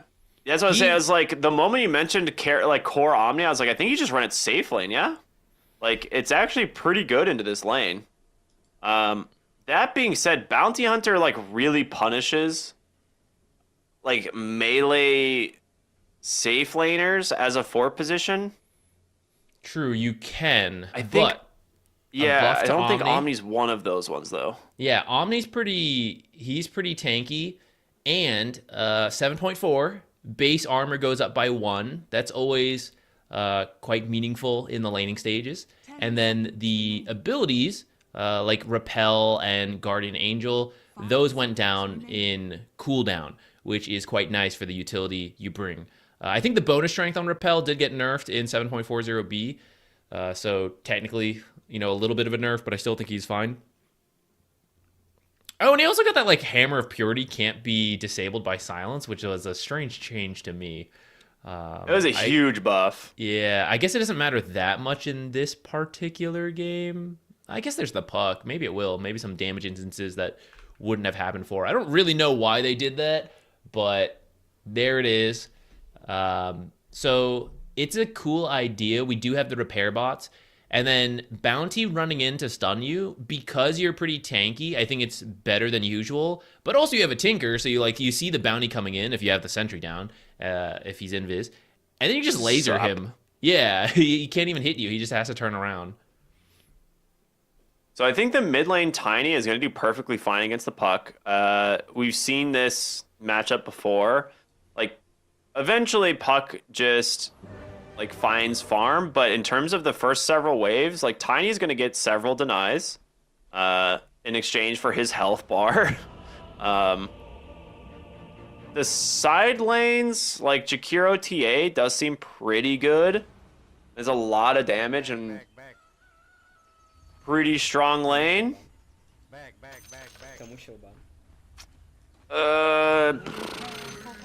Is it good enough versus Wind Ranger Beastmaster? Like, Wind Ranger as a support into Jakiro is pretty good. Yeah, you can dodge the Twin Terror hits.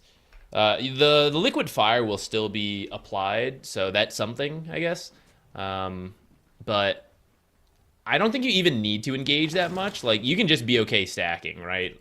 Wind Ranger's a great double stacker. So you poke, poke, poke. Okay, you chill a bit. I'll go double stack for you. Have the board double stack the other side.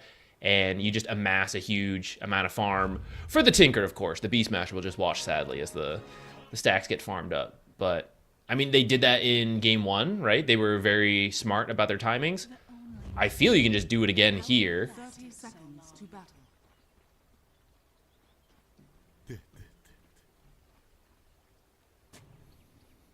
I will say the Templar Assassin should... Like, the Templar Assassin lane should be pretty straightforward. Like, I don't think the Beastmaster really stops her or slows her down in lane. So, Smiling Knight should be pretty farmed this game. But they are making an invade here bottom. Smoke's going to pop. They see 3. Here come the repair bots. Violent, pretending like he doesn't see this happening. But guess what? You just fought into repair bots, bro. Blood grenade is out. That's an awkward pause. Hey guys, what are you doing Yeah. over there? Yeah, Mars lag. I wonder because I feel like he just auto attacked Violent while the other two went on Tinker. It was a little strange. It's gonna cost him his life here. We'll say lag, no matter what the case may be. I mean, they're going to get the kill onto Omni, but that's... I mean, you have kill shot on Wind Ranger this game, obviously, because you're the support. So your power shots are already some serious work early. Yeah, that's unfortunate for the side of AVULUS. Yeah, that was a bit strange. You even have the Invis bounty to set the stage and decide early, like, hey, this is what we're going for. I think once the healing bots come out, you actually aren't going to get a kill. Well, funny enough, they did, because both sides ended up overcommitting due to the amount of trade that came in. But I think you can see the healing bots come in and then just chill, and it would have been fine for either side, especially for AVULUS, who lost their core, lost the first blood. And Violent was the one that got the first blood, right? On the Omni? I believe so, yes. Yeah, So it he's off was. to Yeah, a yeah. very good start. He lost his boots just now on the courier, which is a little annoying, but in the end, I mean, you don't usually have your boots at this point, so I guess it's, you can still lane like normal, but you can't punish as hard as you would have liked. You could take that first blood and run with it, especially as Omni Knight. You hit so hard, you could really punish people with the extra move speed. Yeah, I mean, it's all to try and keep them in range of the passive, right? His innate. If he's able to actually stay around the Mars, like generally, and, just get some extra damage in here and there, it stacks up.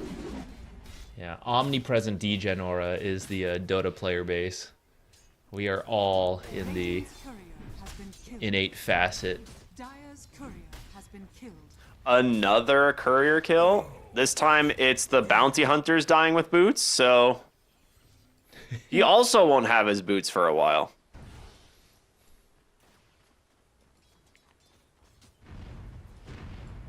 Wow. All right, Slime is getting clapped in this top lane by the Jakiro, which is why we see this hero picked so often.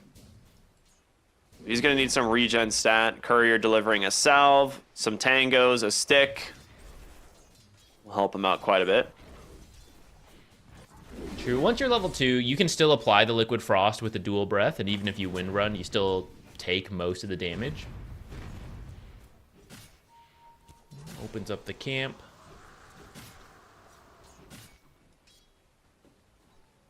I mean, the Lotus here in a minute is what they want to play for, and I think with wind run being down, you kind of just giving this one up. I like how the Tinker and Bounty Hunter are like playing their own game in the bottom forest. They're just constantly like trying to drag waves to each other. Luckily, Bounty Hunter, one of the fastest. Well, how did Respect get over spear here is the back. question. Okay, needs to be a lot more careful about the positioning next time.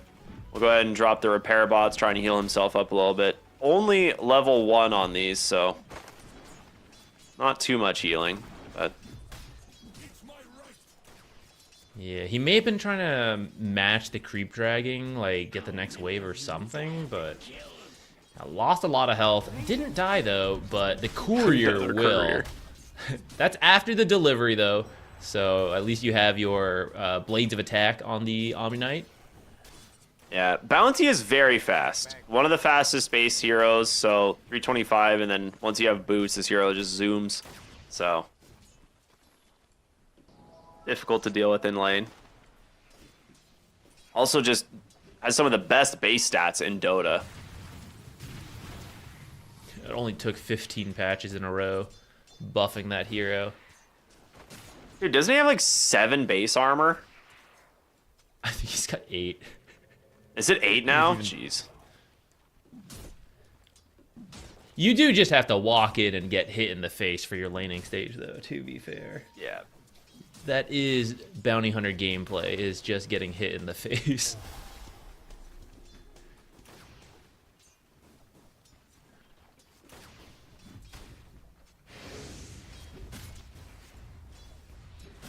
Is it weird that Tinker still has like the rockets on one of his, Tinker arms? It's just. Do you think there's going to be a point where they remodel that? No, because it might come back. You never know. Why remove what is perfectly fine? It'll be a new facet. It's like yeah, like we know Tinker doesn't have rockets, but put yourself in the world, Ricky. You come across this mad scientist. Keen Folk, mad scientist in a whole bunch of tech, and you're like, holy shit, he's got rockets on his arm. Like, I ain't messing with that guy. And of course it's empty because he's like, damn, missiles are so heavy to carry around nowadays. Like, I'm not going to do that. But I'm also not going to remove the missile launcher on my arm because, damn, is it scary. Boy, does it look cool. And You the ain't rule of messing with cool him. is king in Dota. They're trying to keep the tower or the catapult alive as long as possible here, but ends up denying it anyway. As we approach the 6-minute power rune once again, Ryota bottom here on the Bounty Hunter should be able to just take this pretty easily from the Tiny if it spawns. Yep, and it does. He'll just yoink it Double away. invis. So that's a really nice pickup. Invis runes is one of the ones Tiny could use to gank early without the blink, so it's good to steal that away. Dude, how We have a many courier times? problem. Violence Courier has died 3 times in a row. He hasn't delivered a single item this game. No, he had. It's just been killed along the way. He's delivered once successfully. Okay. And twice unsuccessfully. I will say. That is Okay, insane. when it comes to couriers, you know how nowadays we look back at old Dota and we're like, oh, those players were no good. How come they weren't doing all this? Because the game evolves over time, and the skill level rises up.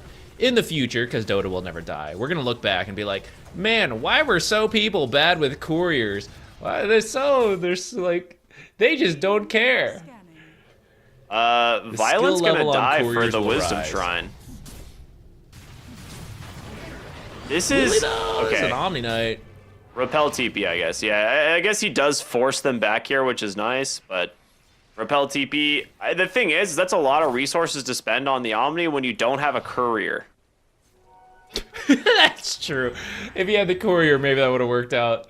He could have ran there faster with the phase boots or something. But in the end, I actually think that's it's fine. You dragged a lot of AVULUS heroes over. You still went 1 for 1. I think Liga's draft is okay waiting, right? You're the bounty hunter team. You want these early fights, these early kills. Oh, The other they see the side bounty. has the Tinker. Yeah, that's gonna be a nice kill there. Go watch your courier. But yeah, continue your thought. Yeah, that's the bounty that wants to be finding kills, and he's being killed. And the Tinker, who's okay just dragging things out, he is on the, I want to say the winning team. I know the gold lead's not that big right now, but because of that, anytime a play doesn't happen and kills don't actually work out, I think Liga's fine with that. Oh, I guess he was trying to toss Throw back the tree, get the slow. Yeah, there you go. Oh, no, the toss there. One more. somehow Okay. made the power shot miss. That was very weird. But either I way, think they the power still shot get a just kill. went a little in front. I think they were. Oh, is that what it was? Okay. I think so. Visually, it just looked funny because of the Z-axis. I think it was just a little off. Well, as of right now, the game is still very even. It is 4-1. Slight advantage for Liga, but Templar Assassin completely free farming top as expected. Yeah, I didn't really mention it, but Smiling Knight TA is a classic, so he's going to be feeling very Yeah, it is. comfortable with this, and he is off to a good start, but his team, they are a little bit behind. It's not too bad right now, especially because you still just need to initiate for the TA. She is the one who has to have the damage, and then you just need to arena for her or coil for her, so I think it's okay. But you need to make those plays happen, much like we saw Liga do in Game 1, where they started off on the back foot and then made those rotations to get all their players online. You need to do the same thing here on AVULUS. You need to use the TA's strength once she has, I guess, her current skill set, because they're pushing top with her. But then I was gonna say, you know, let her finish the Dragon Lance or something, and then you just fight around her. But here's the Mars. Maybe you don't expect a bigger play after the tier 1. Maybe this could work. Just kidding. They want to come for the triangle is what it is. Like, they saw the bounty in here. They know they're trying to get some vision placed. Tiny finally gets a bottled rune, so this one is going to be a shield rune. As Ryota just continuing to scout around here on this bounty hunter. Radiant are scanning. The question is, will he deward the cliff behind him? Has he figured out that there's a ward on their high ground cliff there? I don't know. For now, it doesn't seem like it. It's a sneaky spot. Omni, yeah. Omni is rushing the Radiance, which I'm curious how you feel about this, because I wasn't really sure what the build was going to be. Radiance, I know, was popular for a while. So was, like, Echo Saber and stuff like that, but I think maybe Radiance probably makes the most sense to get, like, some farm potential going or farm speed going. I think so. It is the build carry Omni Knights were doing before, and Radiance got changed a little where the evasion is not as good for the team, but it's still good for you, and it still does damage throughout the fight, which versus refraction is great. So I think it's still fine, especially because he's having a good time, right? I think if you're having a worse lane, you maybe don't do it. Well, I'm taking a quick look at the builds out there, and it seems like everybody's doing it. So maybe you do it regardless. But I think Radiance is an item you can go as long as you're having a good time. Because the buildup is so bad, if you're having a bad time, it feels terrible. And that's when you do other things. This guy's so tanky. I'm surprised he didn't repel himself there, because it would have given him so much like stats immediately. But holding onto his repel for real oh no moments. Just getting completely topped off by the Tinker. Okay, does that Tinker set give you like a different sound for the robots or something? Because I heard like music playing there. Yeah. I don't know which one it's on.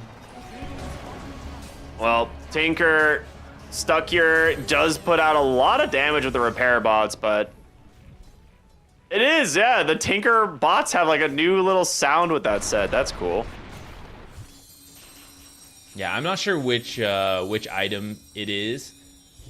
I guess it's maybe it's the headpiece. Yeah, some sound effects on that one. So it might be just that like one. Yeah. So that's how you know the bots are killing you. In case you weren't sure, when you hear that sound, death is on. Yeah, you definitely can't tell by the hundreds of little bots all over the place. No, there's so much clutter in Dota. You know, sometimes you just don't know what's going on.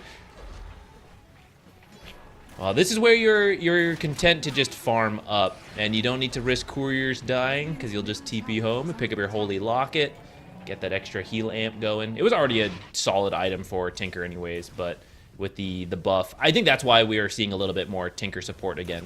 The combination of the Greaves change plus Holy Locket has been pretty in line with what Tinker support wants to do.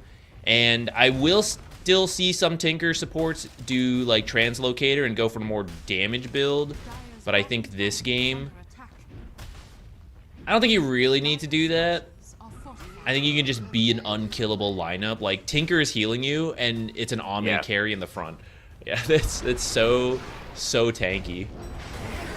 I think you have plenty. Who's gonna toss you back. They really need to start lining up these power shots, because that like Slime has not really been connecting on them. I mean, it hasn't resulted in them missing a kill, but this is like the warm-up period. You're gonna need those to start connecting at some point, you know. Avalanche, toss, kill. The shrine gets picked up by Violent, and now with that repel, he will TP on home. Coil will catch the other two as they try to grab the Tiny. He should die here for this one. That's going to be the reveal of the Witchblade. Slime on the other side will be able to get the wind run and continue to disengage. So a 1-for-1, you take the shrine away. I think overall a win. Let's see if they can actually find the kill here. Tinker trying to keep Slime alive, but beautifully placed orb there from the puck. Those were track kills, That so second kill, yeah, that's what I was gonna say. I think the fact that those are track kills helps to make that worth it, but losing the shrine is pretty painful, and you lost the Mars to start with, so he also lost out on that. I think both teams can feel okay. You didn't really lose tower damage, you just lost, like, you get the XP, but you lose heroes. Everyone has something to be happy about and a little sad about. I mean, Templar Assassin ain't sad about anything right now. She is so farmed.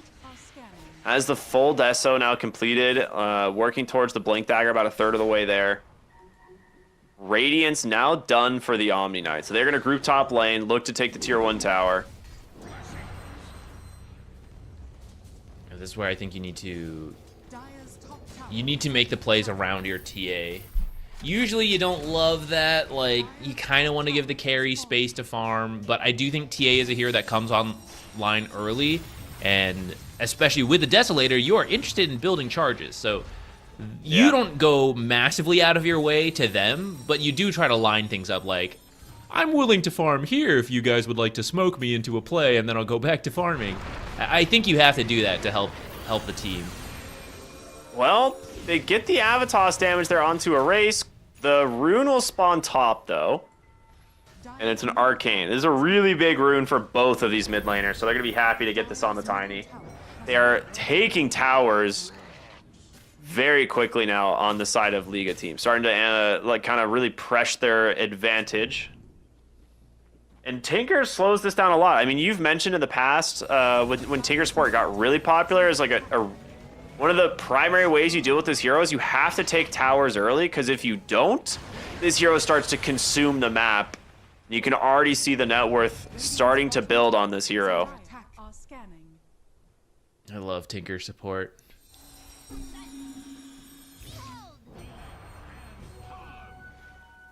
Yeah, he's got 2 of his towers to work with. The third one top is down, but 2 is plenty, so in between stuff, you jungle back here, and then wouldn't be surprised to see him TP to that safe lane to defend it. Though it's a little scary right now. I think a couple heroes are not showing, so you're not sure if you're just going to feed in there. All right, I'm not even much of a Tinker fan anymore. I haven't played it in a long time, but I legitimately might go buy this Tinker cosmetic and just start playing Tinker to just run around the map, listening to the music every time I press March of the Machines. Like that's a fun way to play Dota. You can probably just find the sound clip of it. Just repeat it. I do think they kind of lost that tower for free.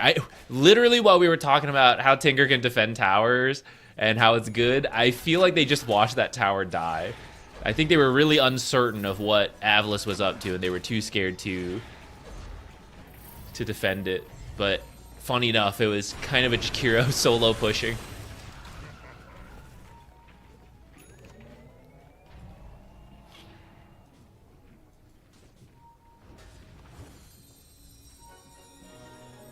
So again, a kind of a slower start to the game, right? We haven't been seeing games with like heavy kill scores in the first 30 minutes. It's really like the post 30 where things actually kind of start to heat up.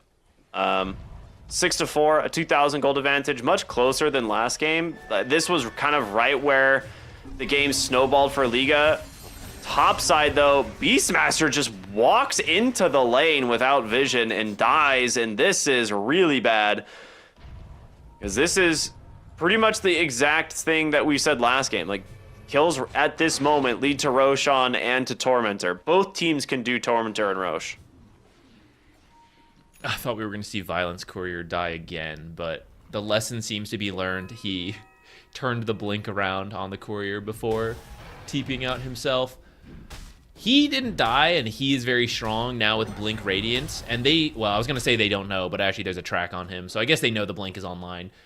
I was going to say maybe you try Roche and you don't know that's ready, and then they can actually fight that. But they're giving it the proper respect. I kind of think they should have pushed a little bit on it, though. Like you mentioned, with the Deso, the Meld, it's definitely doable. And we saw how powerful that series of plays was last game. Though they found a better fight to start it off. They had like 2 or 3 kills, I think. into the Roche. This time you got one hero, so you weren't as confident in it. Looking for Ryota. Gonna see if they can get him. They will. Okay. We're gonna not talk about the power shots anymore. They're just not really on the mark. But look at all the what are these traps, bro? There's a pyramid scheme there of traps. There goes one. Each trap has to get 2 more traps. Oh, that's a really nice coil setup, but a good toss back into the roar. The puck's dead.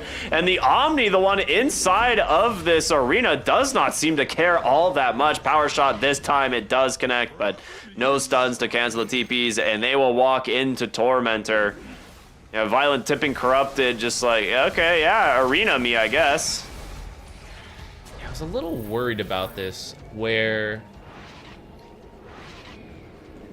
TA versus Omni, at least in the past, I would say she outscales, and she's a more typical carry compared to Omni, although they're both kind of new age carries in a way if you compare to the past. Maybe a free kill on a race, actually. Ooh, yeah, they get him. Tinker, I don't know if he had the mech up. It might have been on cooldown still from the previous fight, but will start dropping these power the bots. But Smiling Knight just walks through 2 heroes and leaves. Okay, you take that. You take that. You definitely take that. Yeah, that's huge. And okay, so that's actually getting back to my point because it's related there. But the early game of the Omni Knight versus TA is like, because of Guardian Angel and how tanky he is and the Radiance, like, I actually think Omni Knight is stronger. So that's why I was kind of hoping to see AVULUS make plays a little sooner before Omni was willing to join. Because we see in that top fight, once he's there, even though TA is super rich, she's like, oh, I just don't do anything right now in this fight. Like, my refraction is being broken, and my auto attacks are doing nothing into Guardian Angel, so bye, guys. Right? So I thought you would make plays a little bit sooner before that was an issue. But if you find plays where he's online, but he is not there, then you're fine, right? We see that TA just shred through those heroes, and she's still showing she is quite strong. You're going to need to find more of those, because now anytime you fight into the Guardian Angel, you just don't have an answer for that. So the Tinker, we're talking about the rich always getting richer. The Tinker is the one that actually gets the Aghanim Shard there from Tormentor, which is really strong. So now they have Warp Flare, which against Templar Assassin, until she has BKB, this can be really annoying. That's true. Every time you try to enter the fight, you're just getting rooted, knocked back a little further.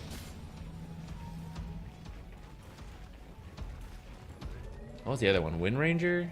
Gale Force? That one maybe wouldn't have been bad either this game. Yeah, I think both are good. Yeah. I really like that the Bounty Hunter went for the Vessel early to try and, at least apply some pressure with this. He's going to go back for a Solar Crest.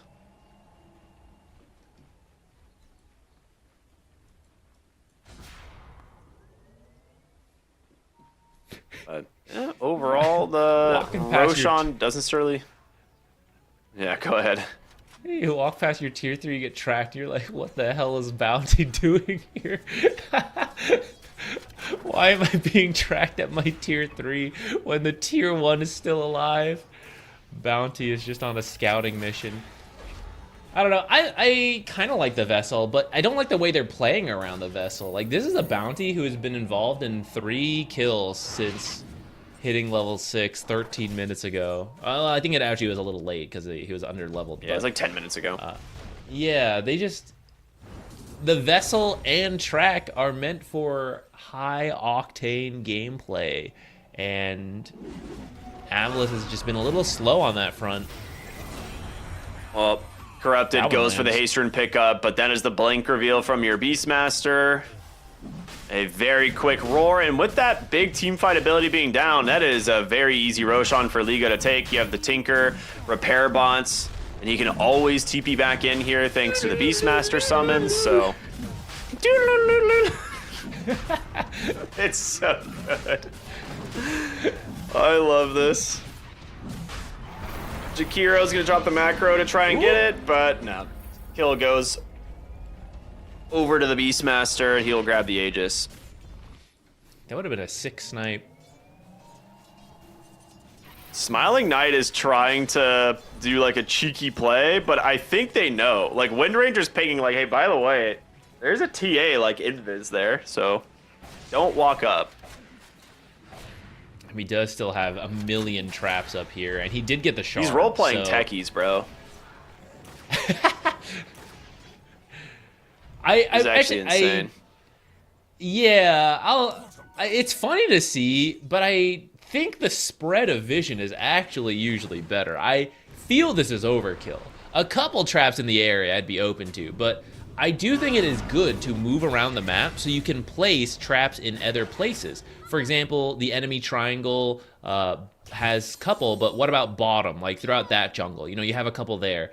And that kind of lets you know, hey, no one's farming the triangle where we have a ward, and also no one's farming that bottom jungle, and no one's farming this lane, and you start to figure out that, okay, I think they're making a play in this direction. Or if we want to make a play, well, no one's farming here, so they're probably not there. We can go somewhere else. I think when you have this many here, it's just overkill, and you're not getting that extra vision.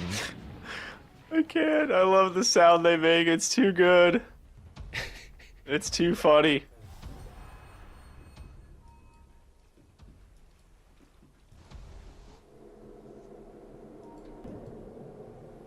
Okay, where's the BKB on Mars? Oh. Another minute to finish that. You'll also have Daedalus on TA. Anything else? They have a really good idea of where the enemy team is now, thanks to the TA traps in their own jungle. And the Mars should be able to dodge this gank. Dude, he's clearing them with that gem. He's making so much money. Dude, that's where you just gotta firework pop your traps. Pop them all, man. I think he just went around farming. This gem paid for itself already. Wait, who has the gem? Is it on Omni?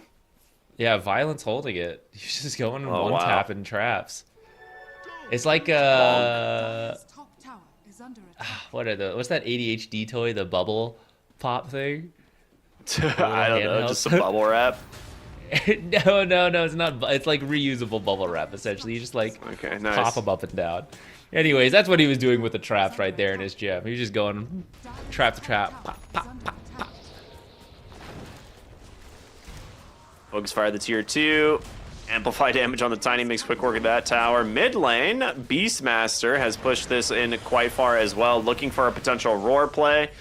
Ryota is here on the bounty, but they're just going to jump in. They actually miss immediately with the avalanche, but it manages to clip Corrupted, and it's enough to take down the Jakiro. Spirit back will get the Beastmaster. That's going to be his Aegis. Puck survives for now. Can they get the Beastmaster out? No, they're gonna let him die. They catch the Tinker as well. Corrupted goes in. Quick arena spear. I don't know where the Omni spells were in this fight. He doesn't have ult, which means he used it at some point. I saw it at least affect him. I missed exactly when he cast it. It might have been used to try to save a teammate, and then just not. Because Puck coiled like 3 heroes. Yeah. Radiant's middle tower has fallen. Mystery is how you last. All right, that's a really big win here for AVULUS. Like the Tinker is super farm, but we're seeing Smiling Knight have a completely free game. Like they're never getting on top of this hero at the moment. Like your Beastmaster Roar has to be the target. They're gonna try and maybe close the gap now. They will instead find the Jakiro. Damage.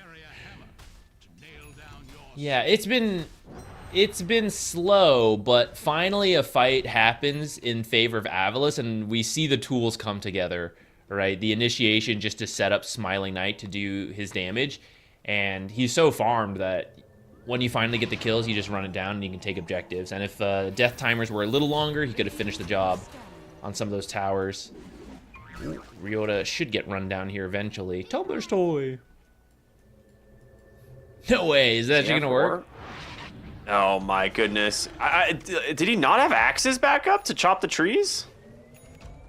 Well, all right. I didn't see. Simple but good escape there from the bounty hunter. Radiant are scanning.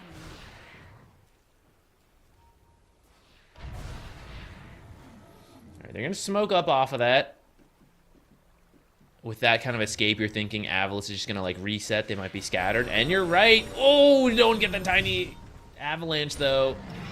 Oh, Lincoln's he's got a takes the Lincoln's. board. The shackle does connect. Is there enough damage? I don't think so. Not enough lockdown. The Plenty damage is there if you strong. could actually hit him. Yeah. All right, Okay, great I think that escape was a from Avulus. very I mean, recently finished Lincoln's. yeah. They're going to turn this one around. Beastmaster in trouble. Holding the BKB. Might be able to disengage here. Tinker doesn't make it in time, and I think he's just dead. There's no one making it to him. Liga seems like they're on completely different pages right now. Like they're not fighting with their whole team. And I think you need your whole team to get these kills if you're making these ganks. They're looking for the TA. She's in really deep. Okay. That's going to be a rough one. No Blink Dagger quite yet. Do they have the detection? Yeah, Warp Flare? Okay. I don't know about that warp flare, but I guess it's fine. The first Warp Flare was great. The second one was a little confusing, but okay, that was a little bit of a mistake there from the TA. She's been having a really good game. Was definitely maybe overconfident in that one. Yeah. I'll go ahead. I'll declare it was a misclick blink. Let's just put it that way. Okay. That was the wrong direction to go in for that situation. Because before that, I was about to say, it feels like Liga is crumbling a little bit. I thought they had played most of this game pretty well, but those last couple fights have felt really uncoordinated. I think, probably what's happening is they're trying to communicate, but they're just in their ears, and they can't. It's like, oh, don't warp flare. Oh, I thought you said warp flare again. They're just the comms are getting a little messed up by this Tinker song. They are struggling on damage here. Like, the Tinker's been eating so much farm that, like, your Beastmaster is not as farmed as he normally is. You have an Omni who's not, like, a traditional carry in a lot of senses. Meanwhile, Puck and TA are just crushing the net worth. You have a slight advantage on Liga, mostly because the Tinker, right, being twice the net worth of the other supports, but there's a very real chance where Templar Assassin and Puck just straight carry this game. Yeah, I like Tiny's decision to go for the carry build because of that. Yeah. They have a lot of utility and auras from the other three. I'm going to call them the other three cores because Tinker's so rich. So then the fourth core of the Tiny is like, okay, I'm playing carry Tiny this time. Getting my shard. I've got this Echo Saber. Going to work in this AC. So he should help contribute some of the damage. I think on these, if you take TA out of the picture, then everyone else does not have enough damage to get through the healing and utility. But TA's focused DPS is enough to get these kills. So you need to take her out of the fight or kill enough heroes during Guardian Angel where she cannot be doing damage. And that window is closing because I see he's got the Nullifier queued up along with a talent. Swift Blink. I hope that Nullifier gets built first. Tower is under attack. Yeah, Omni did get his 20 talent, though, which means for very long... Oh, they caught the Tinker mid, but he does have the pipe, and Guardian's in a great shackle to turn this one around. They're going to try to BKB on Smiling Knight and run. There's going to be the roar, though, on top of him, the Macro Fire. It's just tickling these heroes. They get two as they are now chasing. What a shackle from the Wind Ranger. Shackle from Wind Ranger, then a huge play from Array's Avalanche, tossing the other Avulus heroes into the rest of the team. Plus, I really like that he body blocks the TA instead of just hitting her, because he knows she'll die as long as she doesn't get away. So rather than do the damage right now, he's like, I'm just going to make sure you don't get out of here while the rest of your team is being killed, and then we'll kill you. Yeah, going on this Tinker is not easy. Like, He has Pipe, Guardian Greaves, and of course the barrier, so it's not... Even with like the initial engage there, you have to have like 3 heroes on him like safely, I think. It has to be like an arena plus like the TA most likely to get the kill.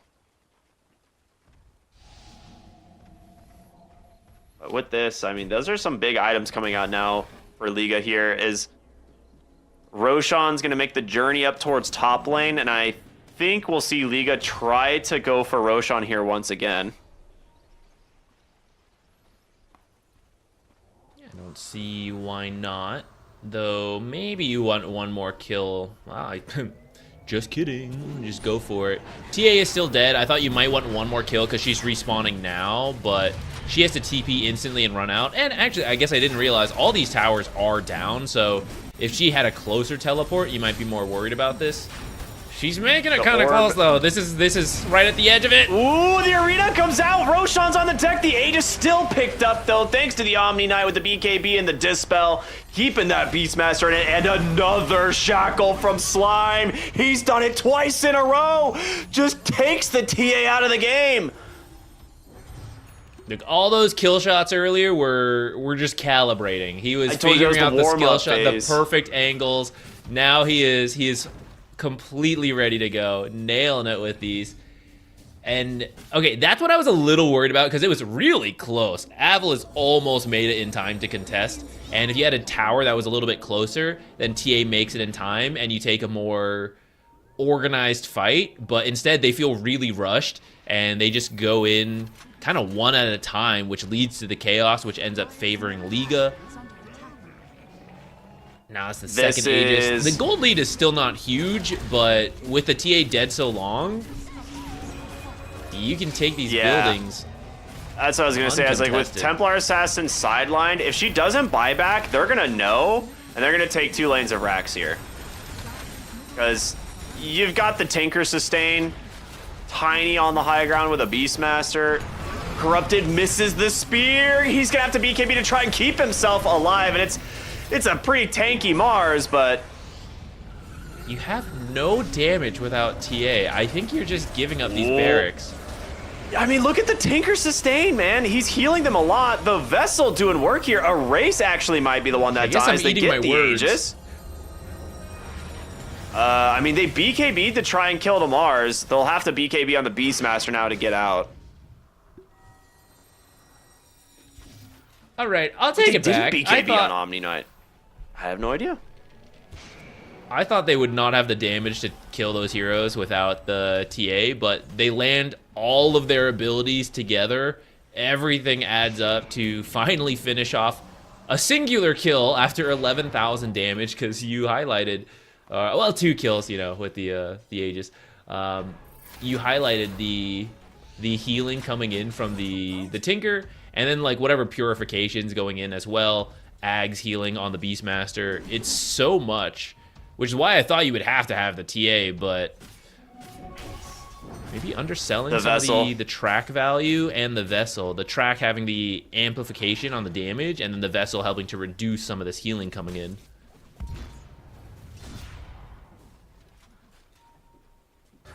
There's a refresher. Ooh, oh, that missed courier. The courier.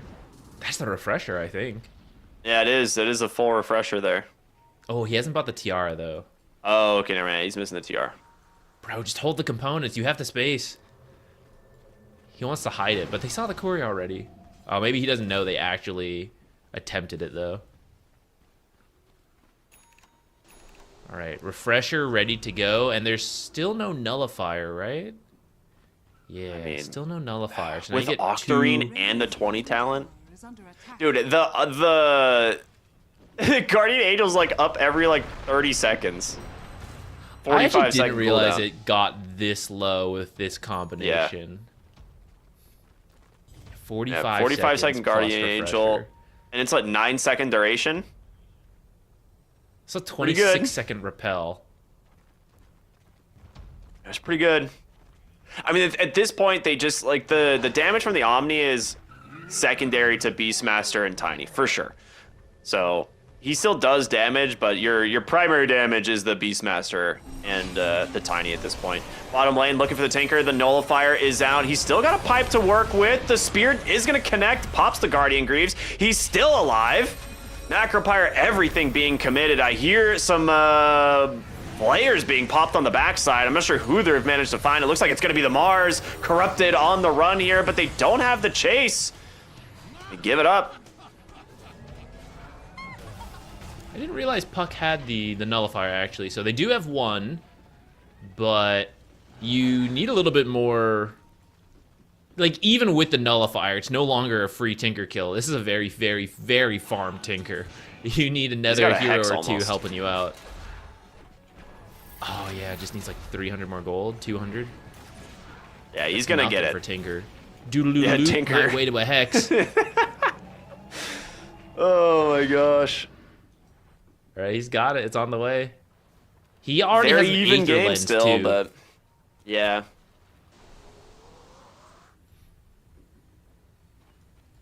All right, the real question is what they can get done with the Scythe, because it's not like the Tinker has a blink.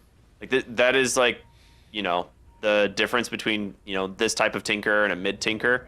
He is going to go for BKB next, though, which will allow him to just sit in fights pretty much permanently, getting spells off. You know who does have a blink? Wind Ranger. And almost her own Hex. 1,000 more gold. These guys are going to be hexing left and right. Doodle-looting on the ground. Bottom lane. Oh my goodness, the blink response from the Beastmaster.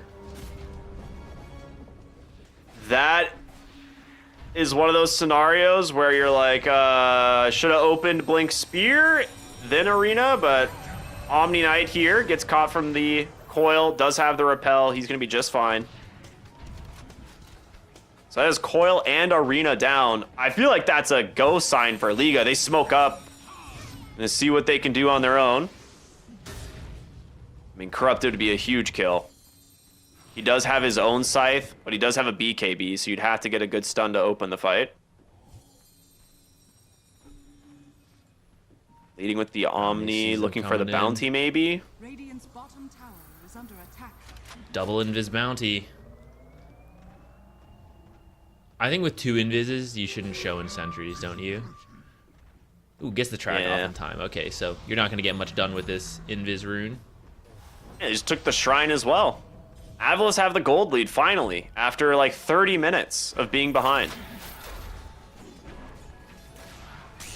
With this amount of hexes in the game, though, it's really coming down to how these fights break out and who finds who. We're reaching the point where damage is not an issue for AVULUS if TA is involved. And on the side of Liga, it's a little bit harder, but I would say Tiny has damage ready to go now. And if you are just chain hexing people, right, you have a lot of time to do what damage you do have. I get worried that they're never going to catch this puck. I know they have the hexes, but that is what is my primary concern for them. Oh, that is the Scythe for the Wind Ranger. Get that Lotus to protect from all these Scythes.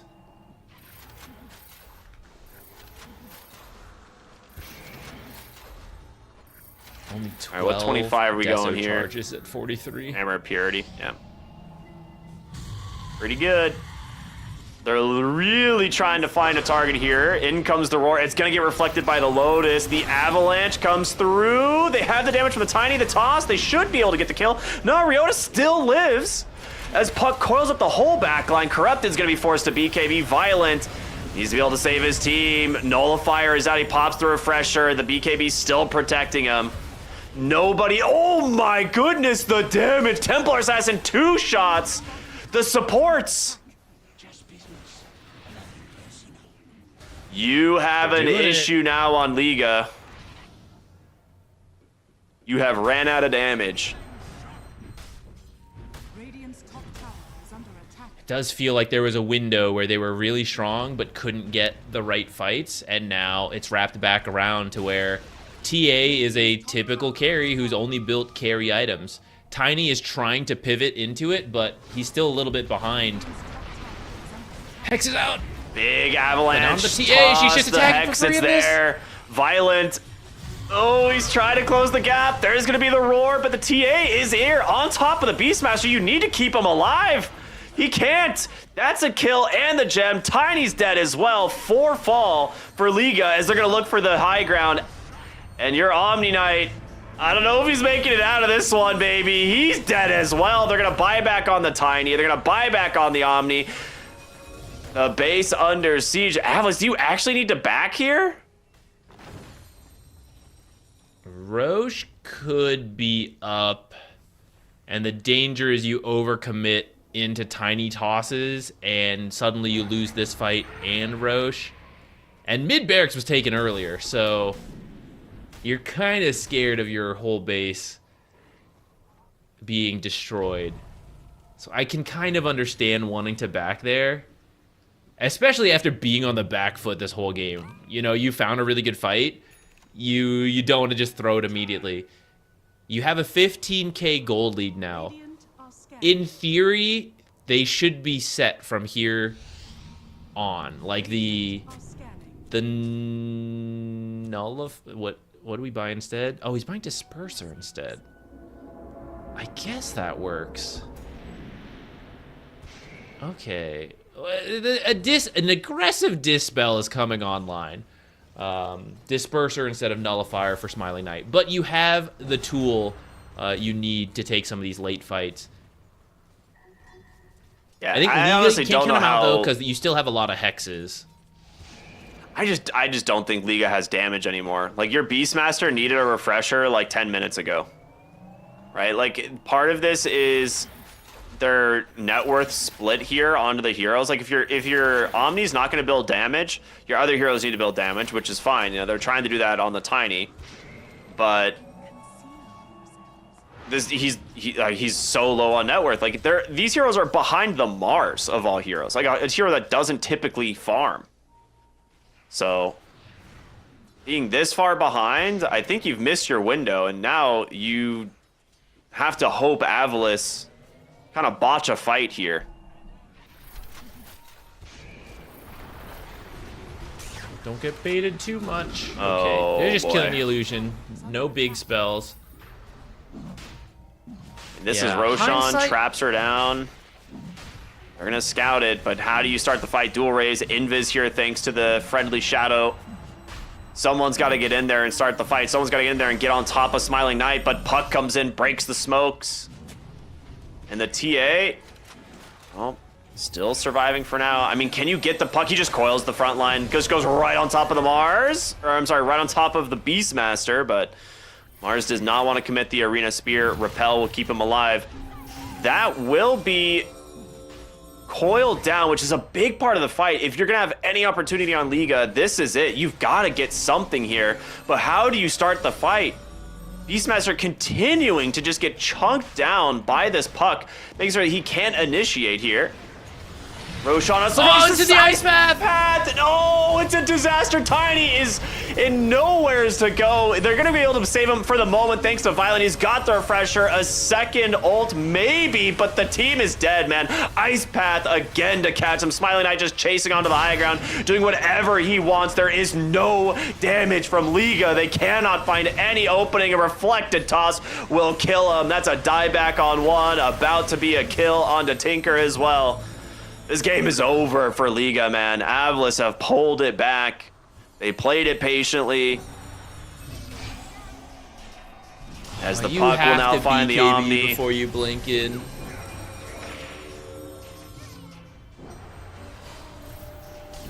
Just an amplified damage rune if they scout that too. Okay, there's a lot of control here. Let's not go too crazy.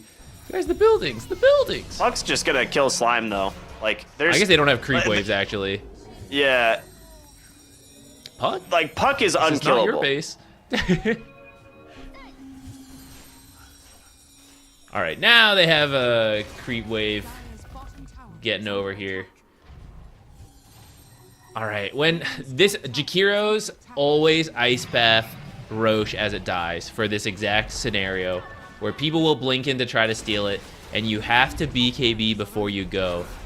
If he does that, I think you actually might steal Roche, and then we're talking about a very different fight. Instead, you deliver yourself into a stun. Oh my god. Well, I mean, at this point, yeah.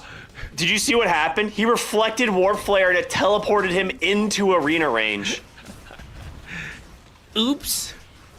You gotta be careful with those warp flares. Structures are fortified. All right. I mean, at this point, you are just trying to buy time for your team, but dying like that is... Die back on your kind of your most farmed hero. Like, unironically, Tinker, up until his buyback, was the most farmed hero on his team, so... Not ideal. Sad doodle-looting. Radiant's middle tower has fallen. All right, Tiny is up. You need an amazing hold involving tossing into the fountain, I imagine.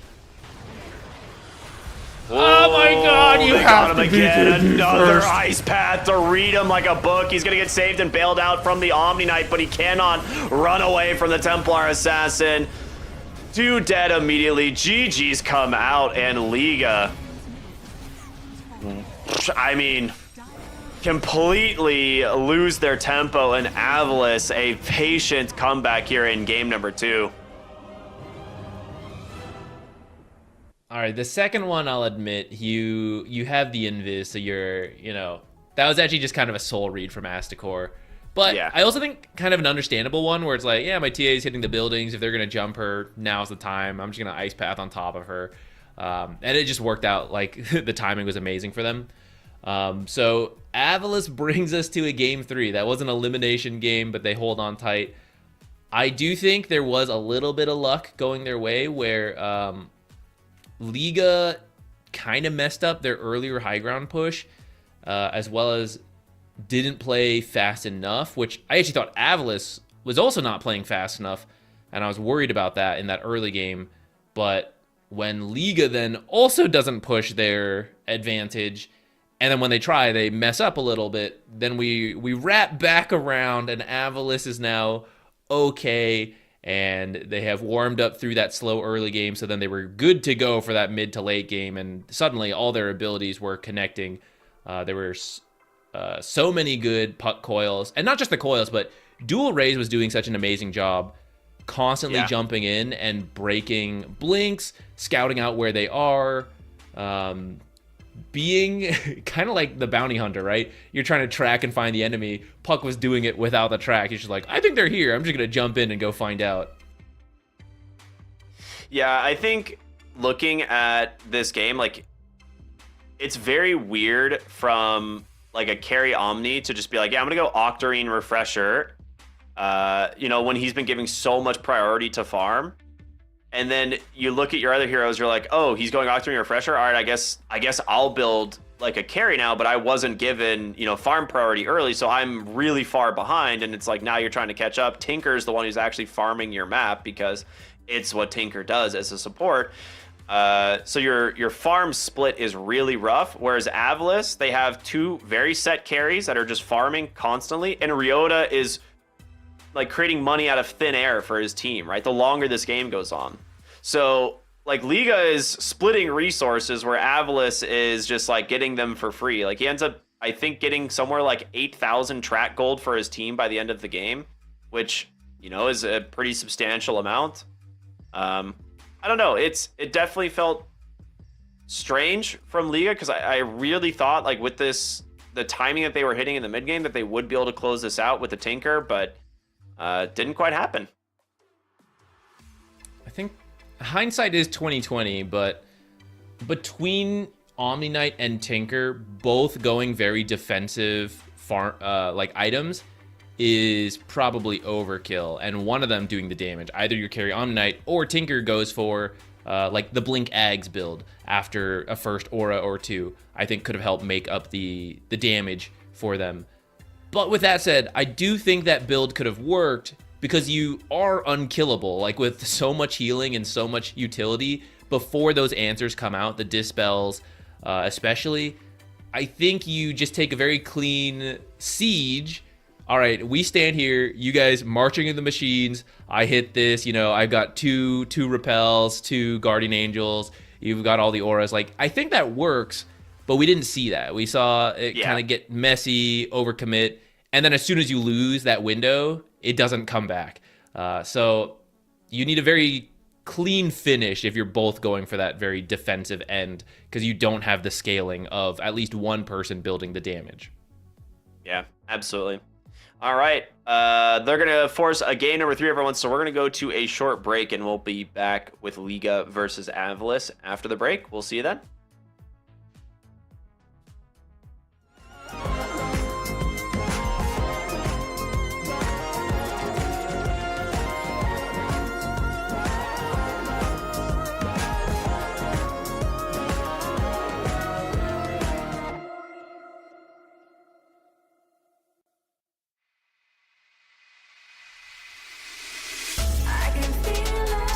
I can feel it in my blood, through my veins like a melody. I can feel it, so alive, floating high, I can finally breathe.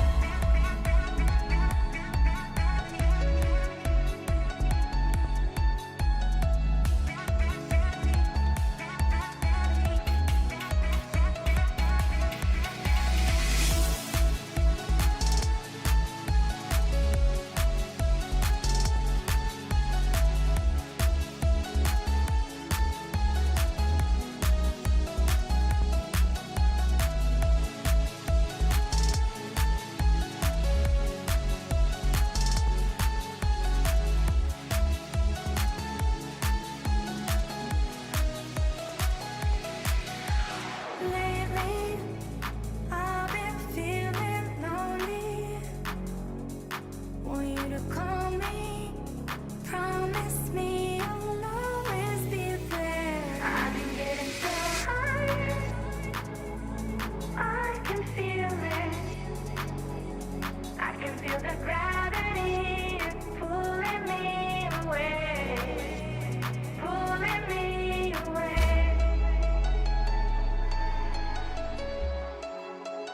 Pulling me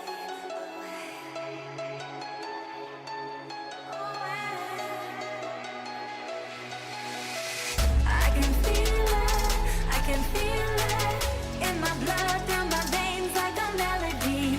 I can feel it, so alive, floating high, I can finally breathe.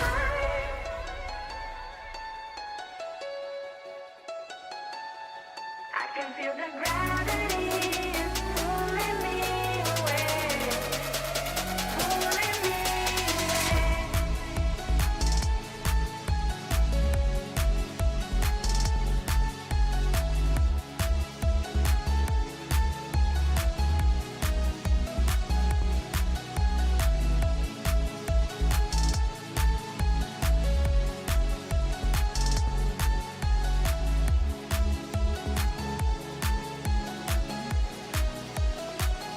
I've been getting so high, I can feel it. I can feel the gravity is pulling me away, pulling me away.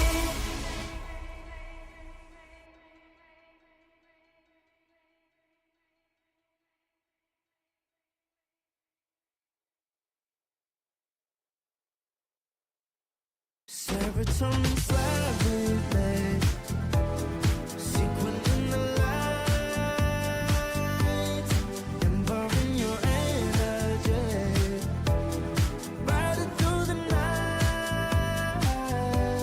Serotonin slide on over here by my side. Stars up in your eyes, desire, caught up in this chemical high.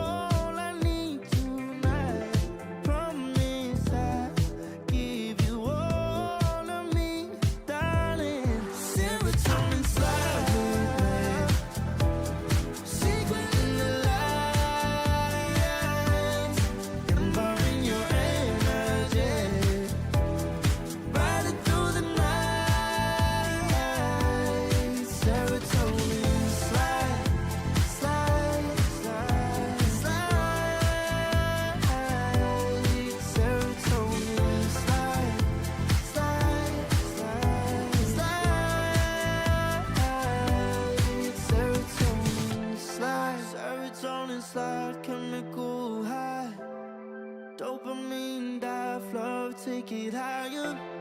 Serotonin slide, chemical high. Dopamine dive, love, take it higher. Serotonin slide, chemical high. Dopamine dive, love, take it higher. Serotonin slide, chemical high. Dopamine dive, love, take it higher. Secret in the light, empowering your energy. Ride it through the night. Serotonin slide, slide, slide, slide. Serotonin slide, slide, slide, slide. Serotonin slide.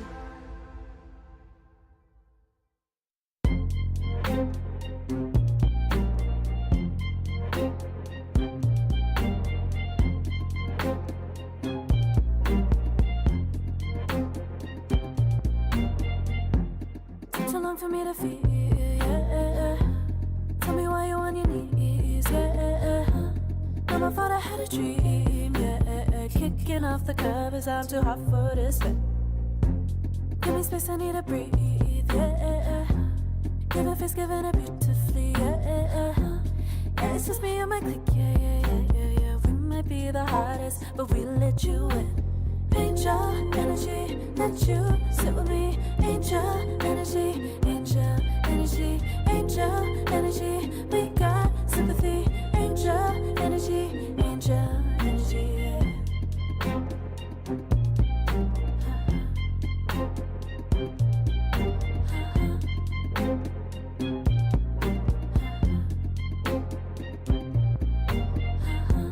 Take the time to breathe and rest. Let yourself feel the best. Feel it all so deeply, so deeply. Divine with how we be, yeah. Aligned with everything, yeah. More than a dream, vulnerable and strong, yeah. We feel everything. Angel energy, let you sit with me. Angel energy, angel energy, angel energy. We got sympathy. Angel energy, angel energy, angel energy. Let you sit with me. Angel energy, angel energy, angel energy. We got sympathy. Angel energy, angel energy.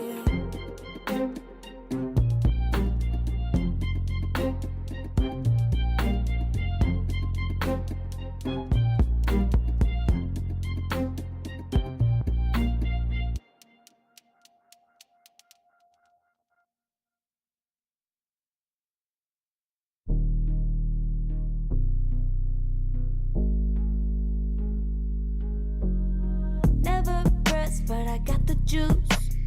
Taking the lead, that's just what I do. I make mountains move with one hand tied, and still this world ain't satisfied. Everywhere I go, they stop and stare. I tell the truth, I take it there. Call me vicious, persistent, overzealous, that's fine. Main character energy, I stay taking what's mine. You need a foot on the... Welcome back, everybody, here to the Eastern Europe qualifiers for ESL One Birmingham. We've got ourselves a game 3. Zach and I, it's our first one. We've had only 2 O's up until this, which isn't too unordinary for the beginning of the qualifiers, right? It's a lot of the top seeds versus the bottom seeds, but now we're in the middle of those seeds, and Liga versus AVULUS going the distance. Game 1, Liga completely ran over AVULUS. Like, it was a pretty straightforward, easy win for them. Game 2, it looked like it was going to happen again, but they kind of fumble their high ground siege, and it gives AVULUS this, like, huge window to come back into the game. So what could they have done differently, or what happened in this game for this to happen? I think I still like the draft, even though I know they lost. I like the draft. I like the idea. We critiqued the builds a little bit at the end of the game, but I am up for it as well. Like what they did, there's a window you've got to hit, and that's what you've got to do. If it goes beyond that, it doesn't work anymore, as we saw. But this is often the struggle for these kind of teams coming through the qualifiers.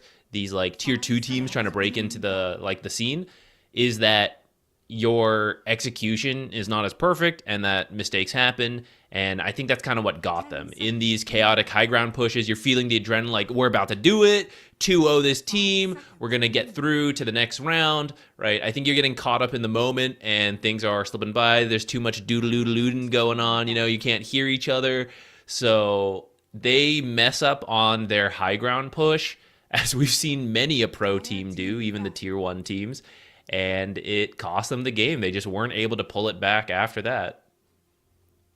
Yeah, I was thinking more about the Scythe of Ices, and I think they bought these obviously for the puck to try and do this, and it gives them a little bit more team fight, control, like especially against like Bounty Hunter or TA.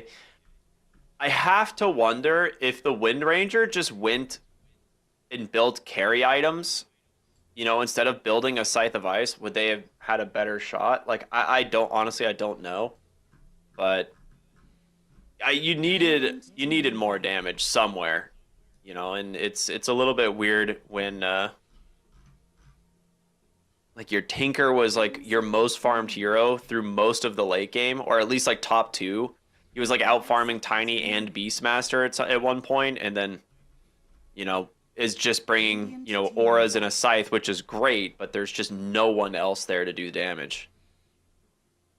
Yeah, I actually don't even think it's that strange for him to be that farmed. I mean, we see it all the time. You just have to play around it. And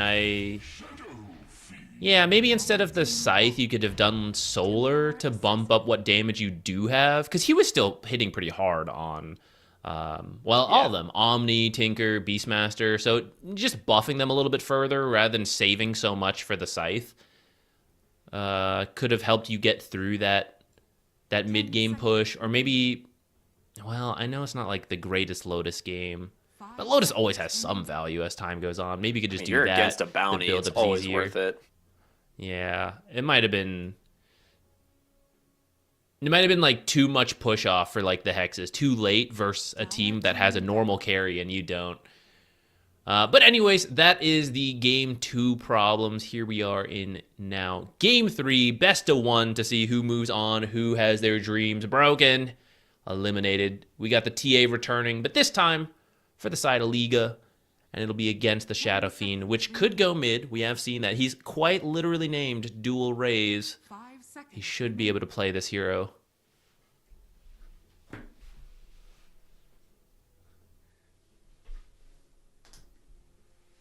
I do think the instant response of the TA is pretty smart. Like we saw how good it looked last game, but into Shadow Fiend, it's a pretty decent matchup. You do have to be careful though, because Requiem, if this ends up being like a mid Shadow Fiend, the Requiem is very good against TA. So I am curious where it's going to end up going. We'll have to see, of course.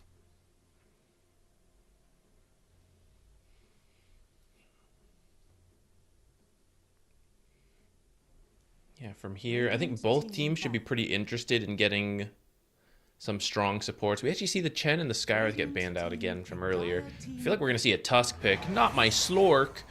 Actually, Jakiro, that's also a strong laning hero. I was thinking Tusk because both teams are very interested in Tusk to pair with Shadow Fiend, pair with TA. But Jakiro, the same can be said about Jakiro. So you just pick what you feel a little bit more comfortable with. And we actually saw how impactful the ice paths were in the last game, so steal that away. Sick draft, guys. We're going to try our hands at that.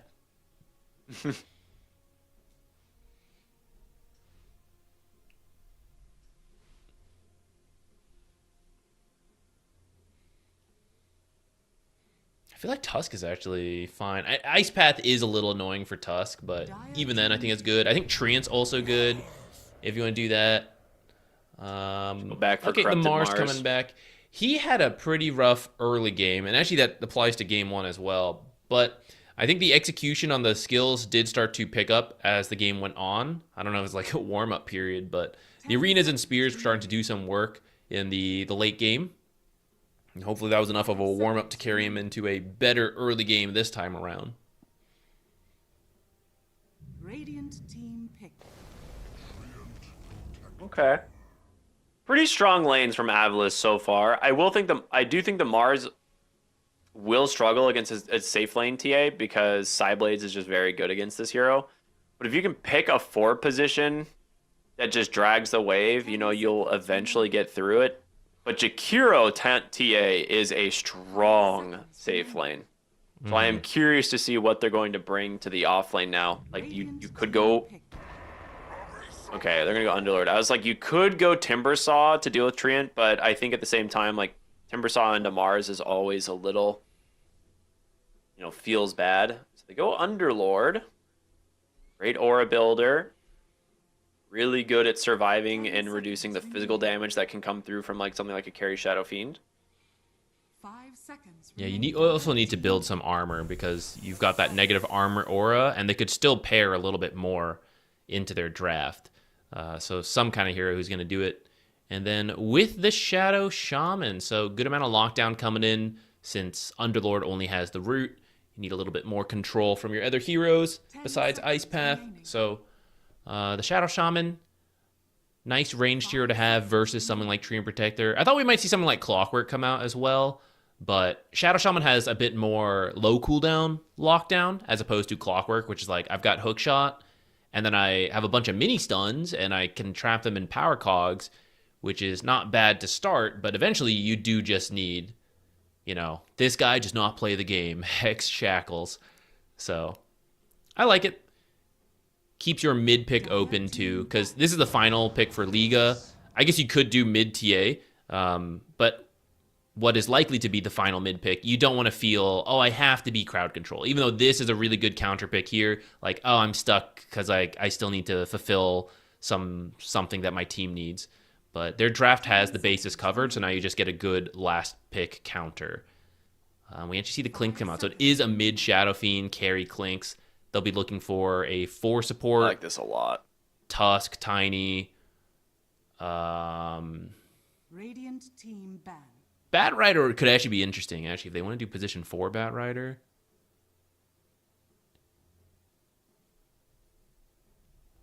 Okay, what's a good mid hero then, actually? You see all the cores. Well, into Shadow Fiend, 10 seconds. I don't know if you're actually worried about Huskar here because you do have, it's like pretty good physical damage, like between Shadow Fiend and Clinks, or like the Aura plus Deso. I don't think you really want to pick something like that. Yeah, I think that matchup's okay for Shadow Fiend because, like, worst case, you just raise the lane and go jungle, and what harass you do take, Treant Protector would help you a little bit. So I think it's not worth it. I'd be up for it. You're more worried about like an. God, do you really care about Ember? Like, you can, Shadow Fiend should win the lane pretty heavily. I think a natural. We've been seeing more Greaves build from the mid lane. That could be kind of cool. Well, I guess you have Underlord though. You don't really want to double up on that. I think someone with a natural Dispel could be good and has mobility because you don't have the best lockdown, right? It's like Spear Arena. So if you can get out of Arena, it's just the Spear you have to dodge, and then Overgrowth. And you need some more lockdown from this position 4 coming up here. Good call on the Bat Rider. It was a really good Bat Rider game, actually. It would have been good versus the TA in lane. I still like Tusk. I still like Tiny. 10 seconds remaining. I like the Tiny because it is a little bit of a steal pick as well. Like, it could be something Liga are looking at.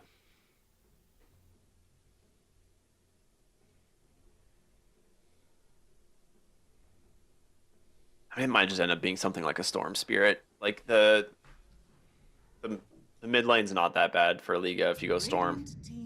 But for AVULUS, Ringmaster. Okay. Good save versus the Shadow Shaman. Yeah, it's very good versus the Shadow Shaman. Especially because maybe you do want to go, like, you pick a position 4 who can cancel it, but now you have to get through the pit and all the ice paths and like junk on the floor, and you can't actually make your way to the Shadow Shaman. Whereas Ringmaster, you can stand behind your heroes and still save them with Escape Act. So that is a cool idea. I do think it'll be a harder lane though than the creep dragging of a melee support. I guess, you know, build boots, you could still do it as a Ringmaster. The lane will be more kill fight like potential, because like there's more burst damage from a Ringmaster. I just can't throw it into the refraction. You may now select your heroes. Okay. Not a hero we see super often, but Lesh, after the nerf, we don't really see anyone going for the Misanthropy facet anymore. Like, they basically nerfed its damage by like 35, was it like 30 something percent, I think. I can go back and look, but enough to where people are going back for... Yeah, everyone's going back for Chronoptic Nourishment now, just because it gives you a lot of harassment in lane. Yeah, we might see a mostly farming lane in the mid. You can kill each other. Like, Misanthropy is still good hero damage, especially to someone squishy like Shadow Fiend. But if he raises you as you're coming in, you're also kind of squishy on the Leshrac, so you could get killed by the following raises. So there's a lot of positioning that has to go on here. Keep your distance, and if they mess up, then you close the gap and you can kill them. More for Leshrac than for Shadow Fiend. But I don't think we've seen too much like poor positioning from these guys so far in the series. I think they'll just end up farming, like shoving the lane and jungling and ganking, you know, if they can. Yeah. I like the lineups from both teams. I do think Templar Assassin has the potential to run away with the safe lane. But we saw the power of the Templar Assassin last game, and, you know, we'll see if it can happen. Clinks may be able to do the same thing. Like, it is a pretty good Clinks lane. Treant Protector obviously brings in a lot of damage. And versus Underlord, it's... Yeah, like, Clinks will CS. The big question is, like, whether or not they can actually slow down the Clinks. That's what we've pretty much never seen a team really successfully do. Like, the Clinks can lose, but we've never seen a team actually like prevent this hero from farming the lane. Yeah. Crimson Guard Underlord is a great way to reduce the damage, though. Yeah. Maybe you have him rush. Like, maybe you can do phase boots on him, because a race could get 30 seconds to battle. the Greaves. Is that worth it? You just go 2 sets of boots if you want. 4 feet. I think we saw that recently with Amar or something. Yeah, he did that, but you don't want the 2 mechs and the Greaves. I'm just trying to see if... I can't see far enough on his quick buy on the Leshrac to see if he wants to do it, because he's got so much queued up, we can only see up to the Arcane Boots. So we'll see. We'll see if he wants to do the Greaves. Something we've seen Leshrac do nowadays. But Underlord is like one of the classic builders of it. But we want to see a Crimson Guard on Underlord, and no one else could build that. So that's where maybe you let him... Ooh. Like, you don't build the Greaves so that you can get the Crimson Guard fast enough. A lot of damage up from the Ringmaster and the Mars there. Good thing for him, though. He bought 6 tangos to the lane. He'll be just fine. And I ain't sharing any of them. Ooh, Impalement Art's off the mark there. That is a awkward miss from Ryota, because if you get that, Respect basically goes down to like 10 HP and has to just sit underneath his tower. Tangoing up.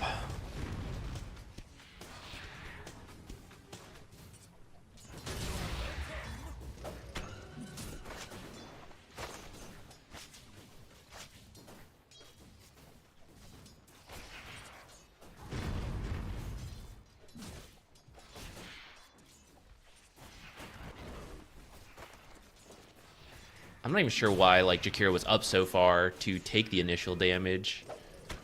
Yeah, I think he wanted to try and get a ward in the enemy jungle there, but didn't quite work out. Okay. Almost dies. If Corrupted was even slightly closer, that is a God's Rebuke into a kill. He does have a salve, though, so is going to heal off all this damage. But he has gone through so much regen. 4 tangos and a salve already committed by, before 2 minutes. Yeah, and I don't think you're the one who's supposed to have to go through it that much.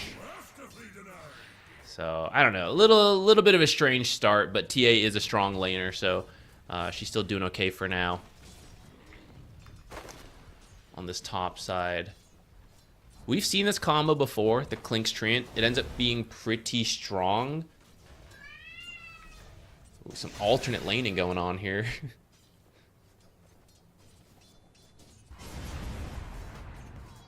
Oh, alright. I think he does have a bunch of extra mangoes that he brought to the lane here just to try and get some aggressive raises out onto the Lesh. But Lesh is CSing really well. I don't the level 3 timing on Shadow Fiend is basically when you should be able to start taking over the lane, and level 5 is the really big one. But I've seen dual raise actually miss several raises in this lane, despite being potentially named after this hero. Well, he's missing one of the raises, so that's actually that just makes living sense. up to the Not name. triple raise, dual raise. You're right. He's getting crushed in CS here.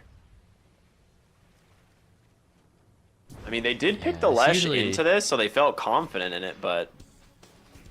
Yeah, it should ramp up from here, because this is where your right-click damage on SF, especially with the... Well, I guess you don't have the extra souls quite yet, but with the 20 extra souls, it should go up a lot more than Leshrac can keep up with. Uh-oh.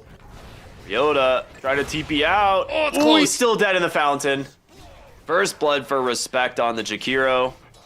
A lot of revenge after a whole game of bullying. Mid lane, Slime is here to deny a water rune from the Shadow Shot, or from the Shadow Fiend. Well, I say that. He's gonna try and won't deny. make it in time. Oh, Tree and actually, Protector, Astakor. nice rotation. I mean, this basically means neither of them get the rune, I guess. No, he'll get the bottom one. Slime will protect him.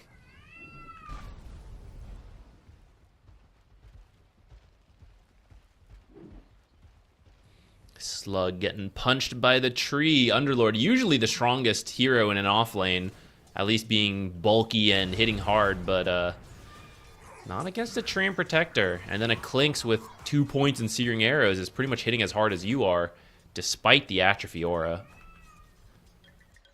All right, Shadow Fiend is back, like you said. Now that he's built up some stacks, he's doing well on the CS, picking up a lot more denies here. And he's level 5. So the triple raise here, or level 3 raise is a ton of damage, and it's something Erase needs to be very careful of. Because if he gets you on the 3 raises, pretty much your entire health bar. Bottom lane, rotation in from the Tree and Protector helps take down Respect on the Jakiro. Sneaky, sneaky. That's the good use of the Nature's Guys. The Invis you never had in the past, right? At earliest, you'd need to wait another 10 minutes before you could buy the shard to have that. Yeah. But now, you never know. He could be in the lane. He could be pulling, stacking. But maybe he slipped through that twin gate. Maybe he's coming to punch you. Well, both supports are mid. Oh, Actually, get 'em don't both! know about the Get 'em Tree both! Protector. He's trying. Oh, the D-Ward. They take that right away. It's a little bit of a bait. That was a pretty high health cost to get the end, the one D ward, because one got denied. All right. Fight for the top rune with Slime here. He's a little bit afraid to commit. Does get the invis, but they might be able to get erased now. The dagger connecting, but the turnaround from the Jakiro as well as Slime. They've got tons of damage now coming in from the help of the Underlord, and they will get the kill. The ganking offlaner. That one's right out of Amar's playbook. We've seen him when he has a rough lane. He'll just show up for these 6-minute fights. And Underlord does the same, gets to contribute there. Even gets the kill, actually. So that's going to help save his own game. And they'll even give him the Wisdom Shrine. Well, I say that Aztekor, he's interested in taking that away. I think the Clinks should rotate for this. Yeah, okay, so Clinks is on the way as well. Dire are scanning. And he's level 6. He's pretty strong. Radiant They're bringing in a bunch Both of heroes, supports though. TPing in, Both though. supports TPing in. They've got a sentry. They're going to see the Tree Protector. He's going to try to run, but not looking good for him. Clinks going to do what damage he can here. Try and maybe get a return kill. He's keeping himself alive for a while, but it's not enough. tower is under attack. At least get a lot of damage in, so you're going to force a salve out of Underlord.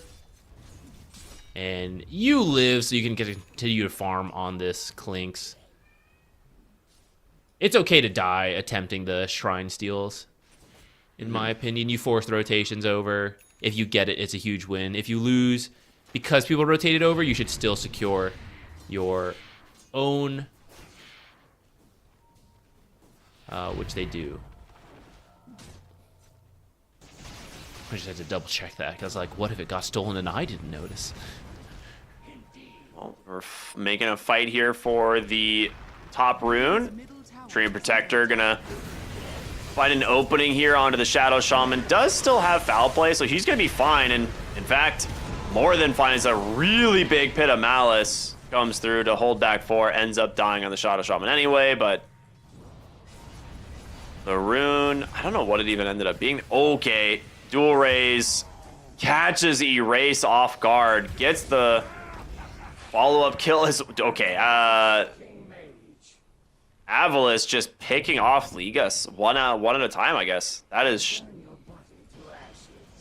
That's not looking good. No, I think they got middle tower caught off by... They brought the heroes, and Liga was feeling strong, so they're like, oh yeah, let's go get them. We have the pit, we have the high ground. But it actually just baited them into a really messy fight. They do at least get a return kill onto the Mars bottom, as they push aggressively mid with the shield rune, dual raise, tanking a lot more than you would expect an SF to usually be able to.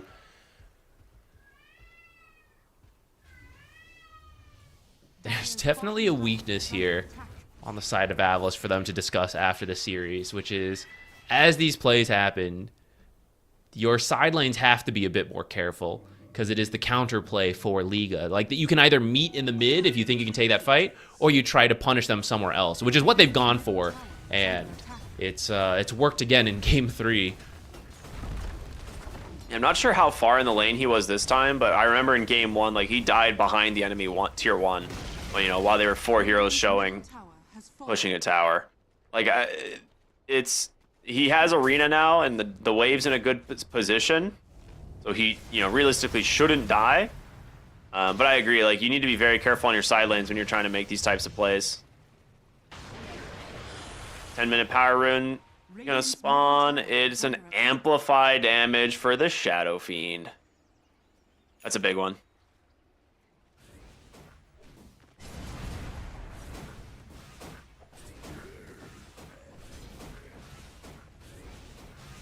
I kind of like that he's going for the Yasha component of the Kaya Yasha first.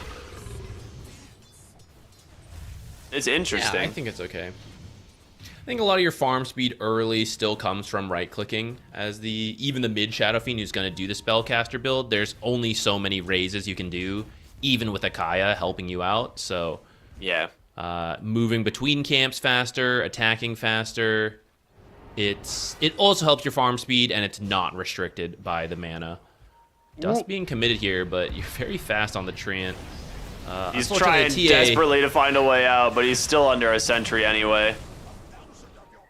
It will get the kill. Now, the question is, what else can they get? Because I do worry with the Clinks coming through, dual raised and amplify damage. If they just arena a hero, they die. And yeah, there's the arena. They're going to be able to try and open onto the Shadow Fiend here on the side. Safe for the moment, but stuck inside the Pit of Malice, and he's just dead instead. Ryota trying to get away from this Underlord. He will get spelled out by a spear as the Clinks continues to find heroes on the backside of the fight. As Treant Protector coming through to try and slow up Violent, make some space here for the Ringmaster, but he's gonna burn. Oh, the damage block? Okay, yeah, he gets the deny. I was like, it'd be very funny if it blocked enough damage for him to live. That would be funny. He tried to go for the play off the trap side blades. The angle must have just been a little bit off due to high ground, low ground, and it cost him the kill. Asticor just walking up to block the camp and punch a trap. I don't know, that's so funny to me. I know you just killed my teammate here, but what are you gonna do about me? Yeah, I think AVULUS got a little confused on the fight there, because like your Mars is playing to arena and going the Templar Assassin, but your Shadow Fiend and Clinks are on the complete opposite side of the tower. And it leads to your Shadow Fiend just getting fully disabled. Like full 2 to 3 seconds of Shackle after a Hex into a Pit of Malice before the Ringmaster even really comes in to save him. And that's a rough death. Clinks, boy oh boy, is that a lot of damage. Mega kill now, 5-0. Right as he completes the Deso, gets himself a charge. Yeah, that is the benefit of that messy fight in the bottom lane, is that the tension was on the SF and killing him and the Ringmaster, but Clinks had a great time. He showed up, just killed a couple supports, got out. So he has a very early Deso, which he used to just kill Underlord on his own. So he's got 2 charges. I thought he would push this tower, but I guess feeling a little scared. Hey, he's just baited.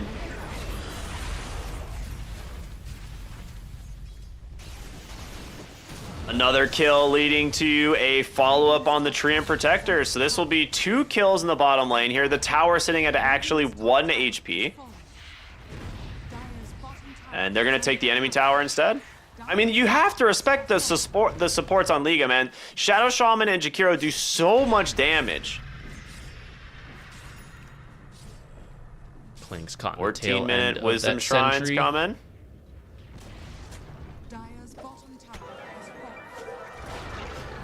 All right, very nice Wheel of One. Get into the ring! Get into the ring! Don't let him take it. Oh, okay. Oh, he is the almost just Ringmaster. took it anyway. All right, that was very close. Nice play there from Yoda. They get the kill. They actually got a free D ward as well, right as he walked up to place a ward. There was already a sentry. So.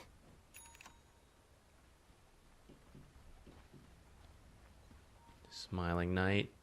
Saving up for the shard, it does give you a lot of farming speed on this hero, and then he'll go straight for the Ags, which starting to see a couple more players do. Before, the build was Deso, Shard, Daedalus. I think teams are starting to recognize the Desolator is already so much damage, and Ags will give you more damage too, but also more utility. That they've started to move towards it instead of the Daedalus, which is just like double downing on the same damage you can already do, but not more utility and not more stats. Nice use of the Impalement Arts there to find the kill on the Shadow Shaman.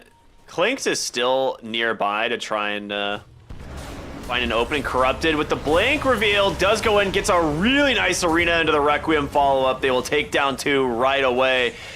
Now, the rotation from the Underlord is not really going to help them here, and this should just be a tier 2 tower. Great ward place from the Ringmaster to set that up. Yeah, and the Leshrac, he did go the Garden Greaves we were talking about, but couldn't even activate them with all the stuns and how quickly the damage was coming in. So that should... thought you might attempt a really early Roche. I guess it would be they see a little Violet hard. Oh, TA just gonna get chewed through by Smiling Knight. The other heroes are like, oh yeah, you got him. We don't have to help. You're doing great, man. Moral support. We're just here to cheer you on. He actually has been doing great. I think all 3 games, Smiling Knight has had a very good lane into continuing that pace. I think there's some moments he could be a little bit more active in like game 2 that I remember, but I feel like he learned that lesson here in game 3. His Clinks has been pretty on point between farming but still showing up to these fights. Yeah, I agree.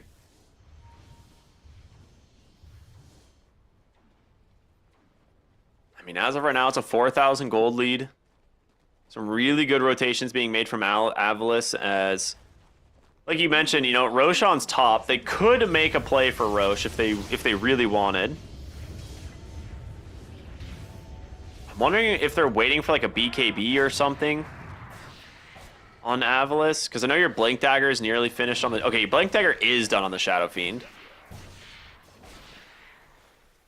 And it's just going to be Smiling Knight going for the Clink. So they're not going to... Or Smiling Knight going for the Aghanim Scepter. So no BKBs coming out anytime soon. So they're just going all damage for now.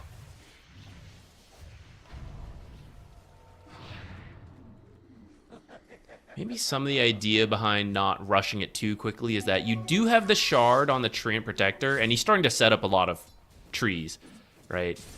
You give him a little bit more time, you'll get the vision advantage, you'll be able to find a fight.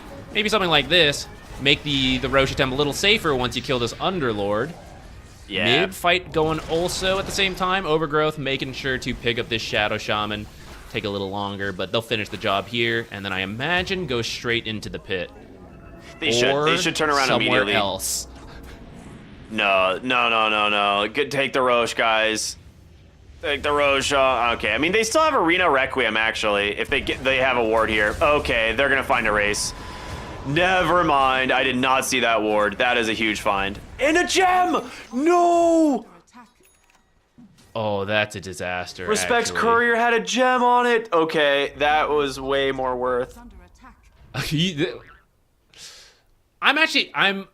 Leshrac kill is nice, but I am a little torn on. Actually, I still think Rosh right there is better, but the surprise gem value that you had no way of knowing was on the way, that makes that insanely good.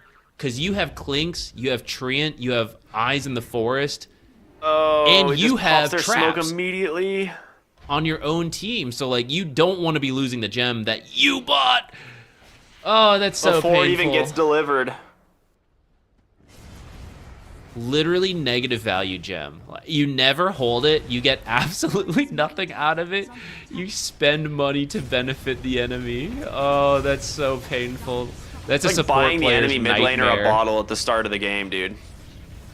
It's worse. It's even worse than that. Oh, man. Mid lane. Ooh, somehow splitting the uprights there with the Impalement Arts, but they defend their mid tower. That's what's important. Treant Protector will heal that back up. They are finally pinging the Roshan. They have 30 seconds, 20 seconds now, really, to get the kill on this. They can, thanks to the Burning Army.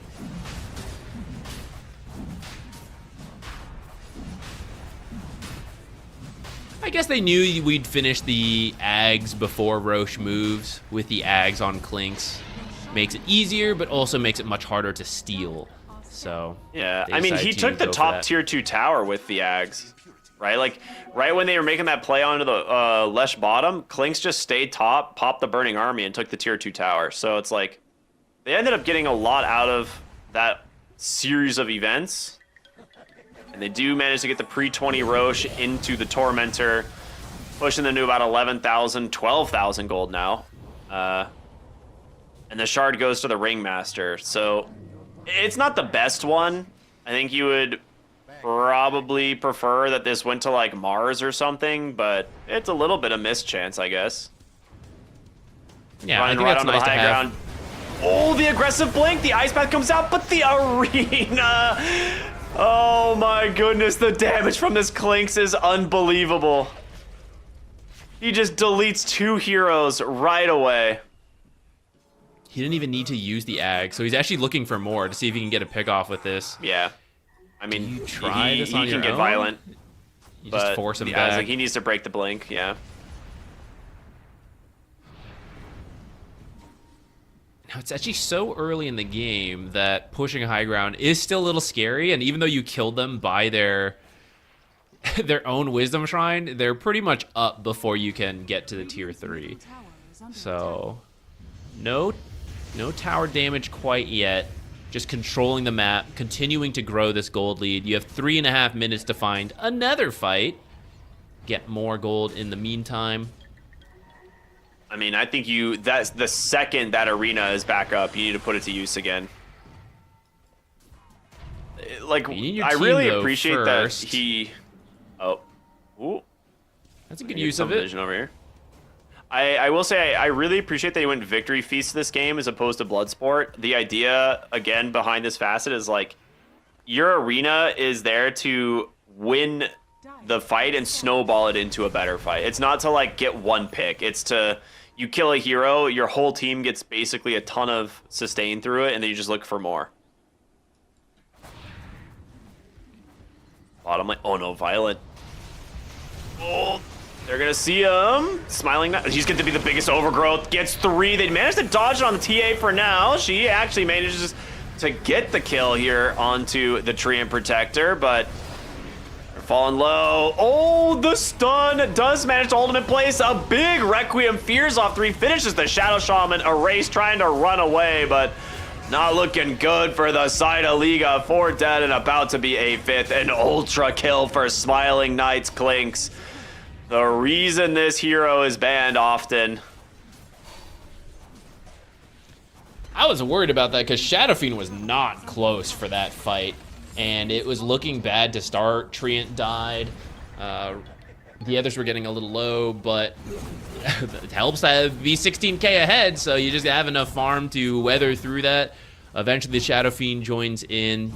You land all the damage, and now you're at the tier 3. It's already half dead. Here's the rest of it. You at least get one of these. Maybe you can back out if you want to be safe after that. Nope, we're fine. Let's get it. Yeah, that means they've got so much physical damage. And still a minute and 20 on the Aegis, actually. Oh. Zach, I'm going to let you take over for us here. You got Radio cast for a moment. Yeah. Sorry for the tech issues, but don't worry. It's a chill period right now. Everyone's resetting, We're just backing including away. us. Placing some trees, looking for the pickoffs. And Liga now very much on the back foot, feeling the pain of losing the barracks so early. So bottom will keep pushing in. I suppose you at least have an Underlord to help push this out and join the team, which you're going to need to because big fight going on top. Mars, Arena, Overgrowth Spear on onto 3. 2. TA is no. dead. She cannot get out. Yeah, it's... Now Clinks having This to whole move fight over to without go dual get raise, the by the buildings. way, you're going to blink in, Requiem fears them back into his own team. That was an Ags reveal as well, so the double fear takes down Leshrac and Underlord as a result. They GG out, so apologies. We're not quite sure what's happening here right now, but it is going to be GG, and It was simply AVULUS too graphic to show. Yeah. I'm sorry you Too couldn't see violent. it, but it would have traumatized you, TA players especially. You just wouldn't be able to look at the game the same. Well, so yeah, not like, again, apologies for the tech issues. We're not entirely sure what happened, but AVULUS, you take our word for it. Took the series here, so they'll end this one, knocking Liga team out of the qualifiers off the back of a very good draft here. A really solid performance. Honestly, this was a great performance from all of them. But Clinks, yeah, 14-0-5. Smiling Knight having a pretty incredible series all 3 games. Yeah, throughout the series, I mostly like their drafts. I think they had a slow start, which can definitely happen, but hopefully going forward, because they will, actually there's going to be a break for a bit, and then they're going to have to play Aurora. I almost said AVULUS again. They're going to play themselves. AVULUS versus Aurora, and Aurora is going to be a step up from Liga. So if you play that way to start, you're kind of like slow to get together. like Aurora is going to handle you in that time. So I hope they bring this momentum that they have kind of like worked up to from the start of the series to the end. They really picked up the pace and they started to play a lot better in game 3. You need to start there versus Aurora. But if you do, then I feel like they could have a shot with the drafts. I can see the game plans. They just need to clean up some mistakes, but also keep the momentum they've got going.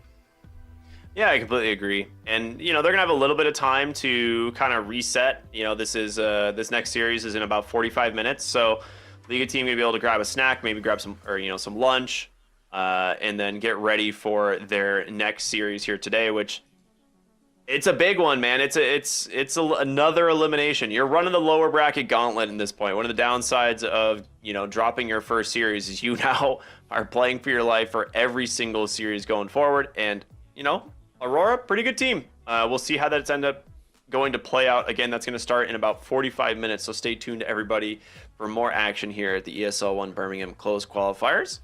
We'll see you then. Dopamine dive, love, take it higher. Serotonin slide, chemical high. Dopamine dive, love, take it higher. Serotonin slide, chemical high. Dopamine dive, love, take it higher. Secret in the light, empowering your energy. Riding through the night, serotonin slide, slide, slide, slide. Serotonin slide, slide, slide, slide. Serotonin slide.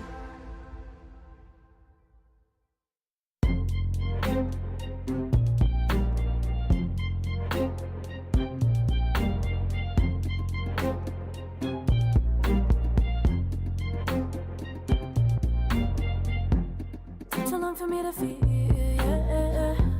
Tell me why you're on your knees, yeah. Not my fault I had a dream, yeah. Kicking off the covers, I'm too hot for this bed. Give me space, I need to breathe, yeah.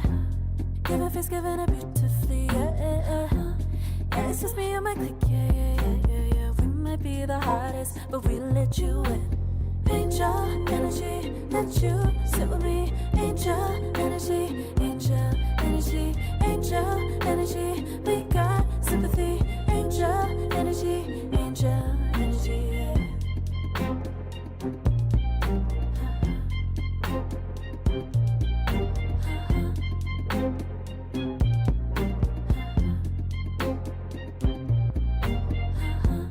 Take the time to breathe and rest.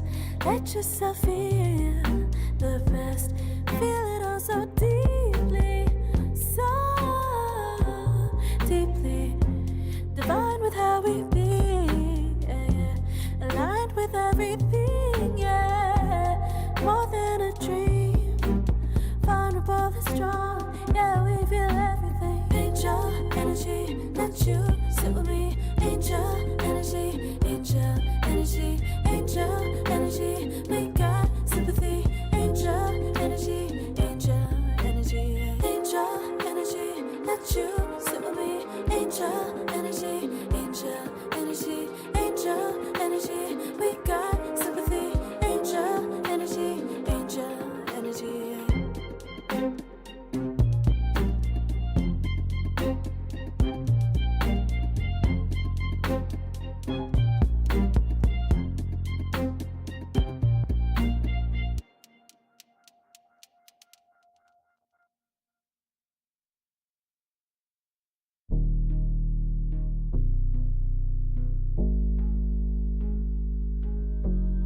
Never pressed, but I got the juice. Taking the lead, that's just what I do. I make mountains move with one hand tied, and still this world ain't satisfied. Everywhere I go, they stop and stare. I tell the truth, I take it there. Call me vicious, persistent, overzealous, that's fine. Main character energy, I stay taking what's mine. gas, so put my name on the line. Main character energy, I'm just taking what's mine. And it's written in the stars, I'm a king like my sign, yeah. Reason about the jaws drop like a surprise. Don't be mad about it. Don't be mad, don't be mad. Don't be mad about it. Don't be mad, don't be mad. I don't play the game, nah, I make the rules. Cards close to the chest and I don't play no fool. Don't be mad about it. Look, yeah, my name stay in the mouth. Legs got broke, they said cast her. I'm the 911 response in a disaster. I don't ask, I just take. Treat the world like a man, I just blow them away. Yeah, I'm a #1 fan. Don't need a bark, I'm a bite. Switch me on, dark need light. Don't need pity, don't need spite. I just plop, plop, plop on sight. Could take your girl in 2 seconds. I just flash her a smile. I make petty look pretty. They run an inch, I run 3 miles. You need a foot on the gas, I'll put my name on the line. Main character energy, I'm just taking what's mine. And it's written in the stars, I'm a king like my sign, yeah. Raising up all the jaws drop like a surprise. Don't be mad about it. Don't be mad about it. Don't be mad about it. Don't be mad about it. I don't play the game, nah, I make the rules. Cards close to the chest and I don't play no fool. Don't be mad about it. Don't be mad. Don't be mad.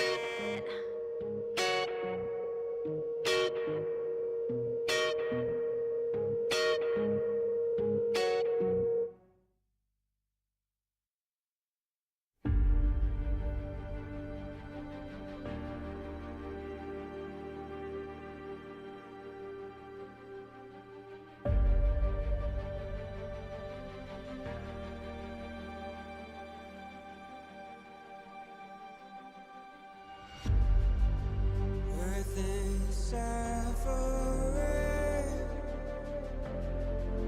trouble is rising, mountains are melting. There's gonna be nothing left to breathe. Raise the sun.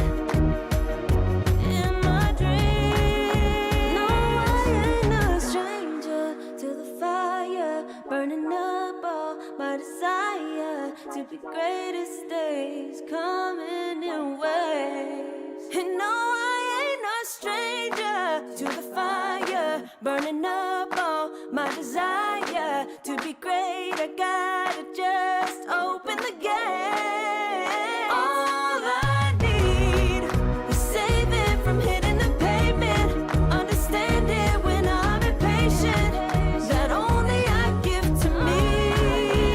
All I need is a little love in lonely places, the strength to stand fear in the face, that only I give to me. All I need, understanding when I'm impatient. All I need, is a little love in lonely places.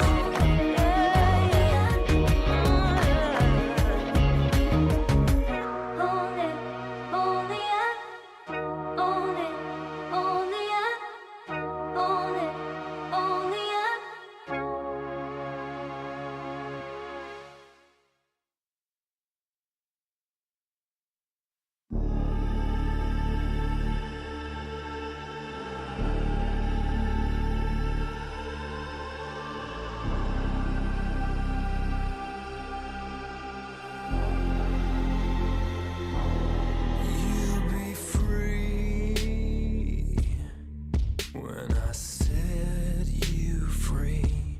I breathe you in, but all your sins won't disappear. You can see it's true that I want only you when we'll break free.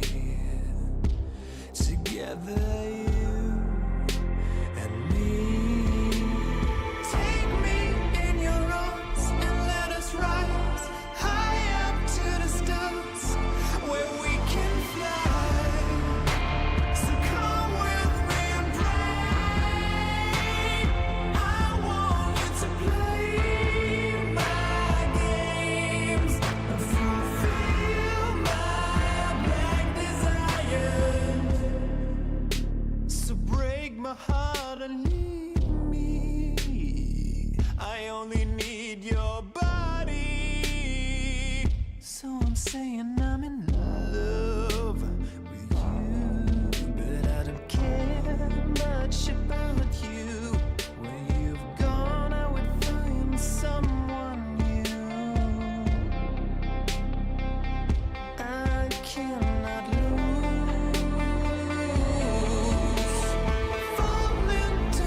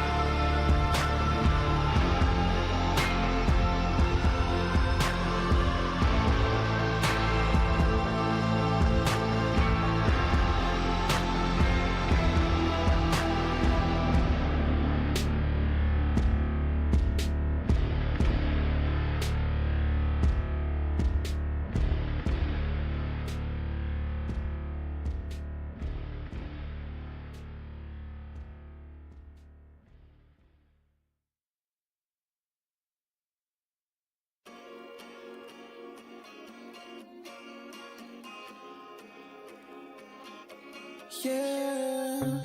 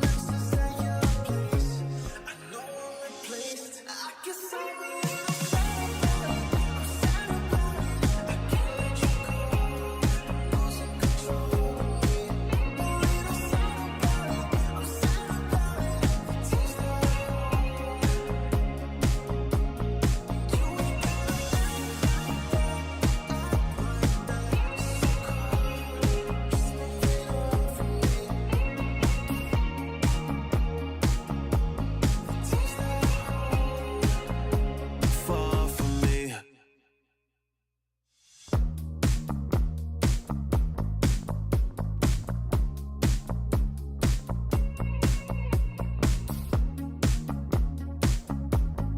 Girl, what's this shit about? You told me I was different than them. Now you got yourself another man. I hate to see you out with him.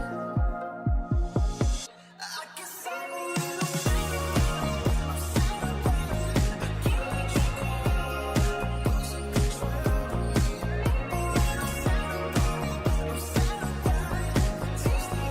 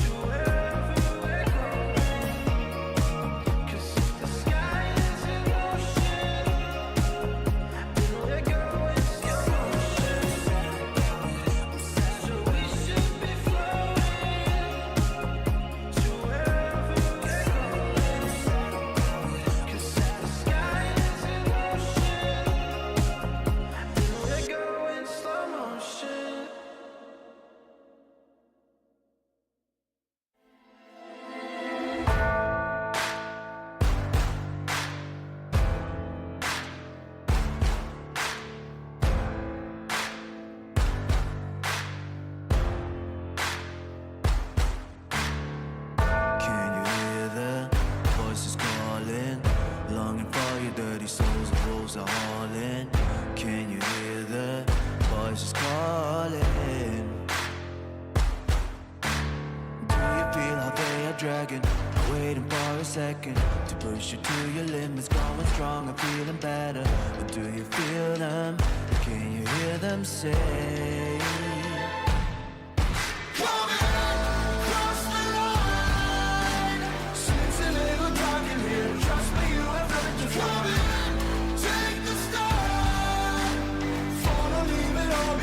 Welcome to the other side.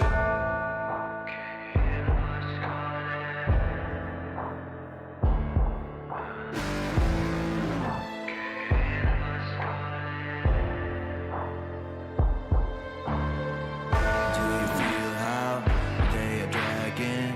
Do you feel them? Can you hear them say? Do you feel how they are dragging? Can you hear them say? Cross the line.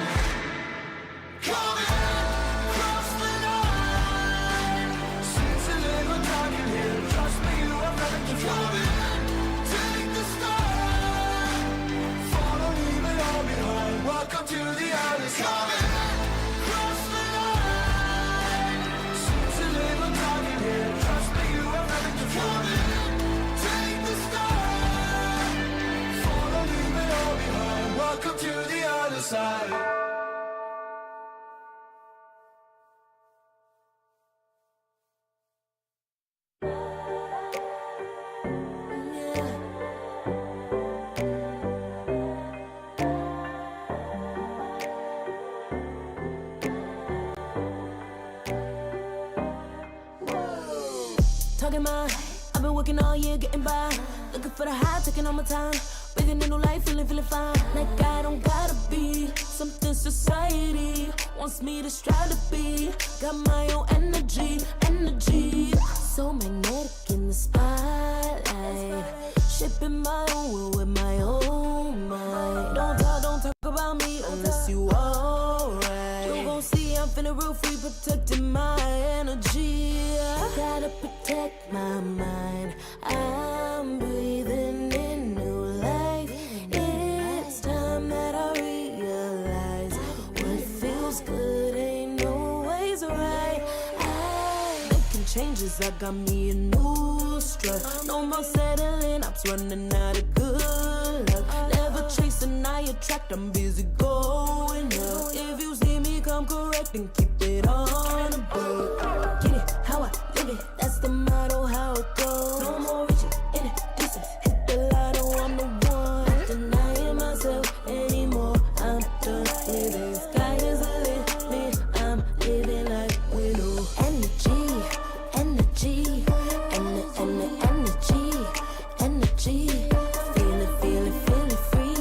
Feeling free, and the energy. Gotta protect my mind. I'm breathing in new life.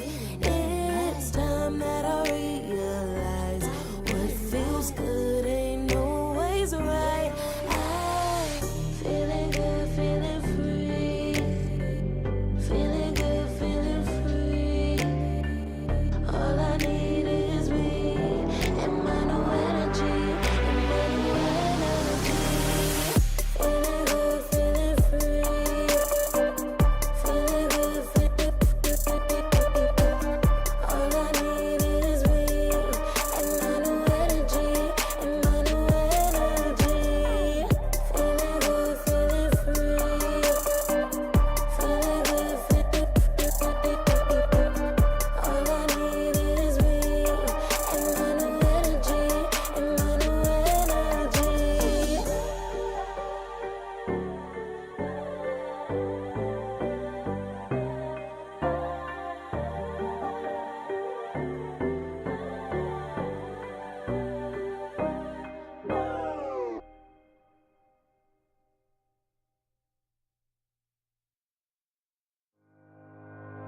Think about it every night when I close my eyes. You're on my mind. I try to quit a million times, but it takes me high. Like you're so divine. You give me everything. Don't know what's happening. I need you like medicine. You're my everything, everything. And when I think about us, sweet lullabies, I wanna keep this moment here forever. No goodbyes.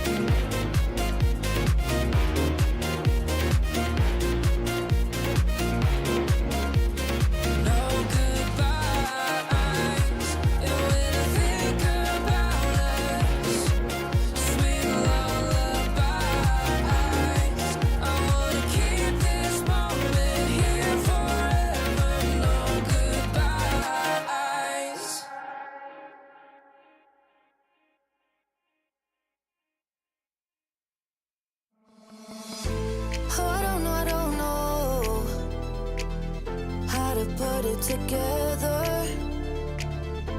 Ever since I found you, my life just got better. Better than this, better than that, better than anything I ever had. Better than this, better than that, better than anything I ever had.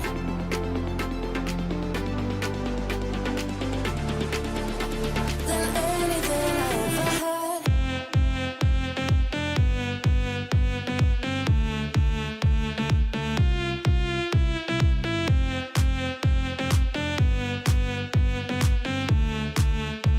Than anything I ever had.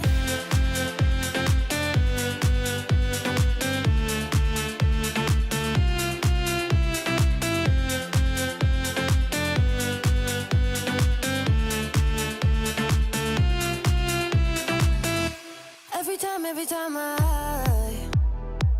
start to doubt if I'm good enough, looking straight in your blue eyes makes me feel better. Better than this, better than that, better than anything I ever had. Better than this, better than that, better than anything I ever had.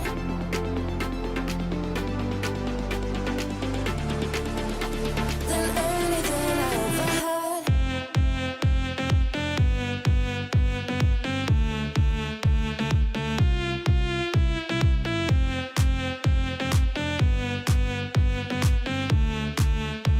Than anything I ever had.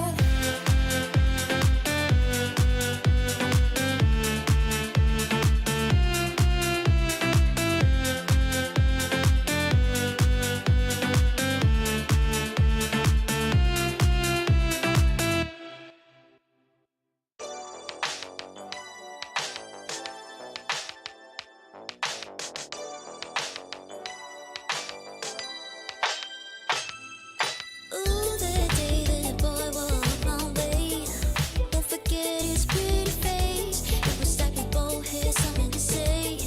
Yeah, but as soon as I saw him, his fine ass was gone.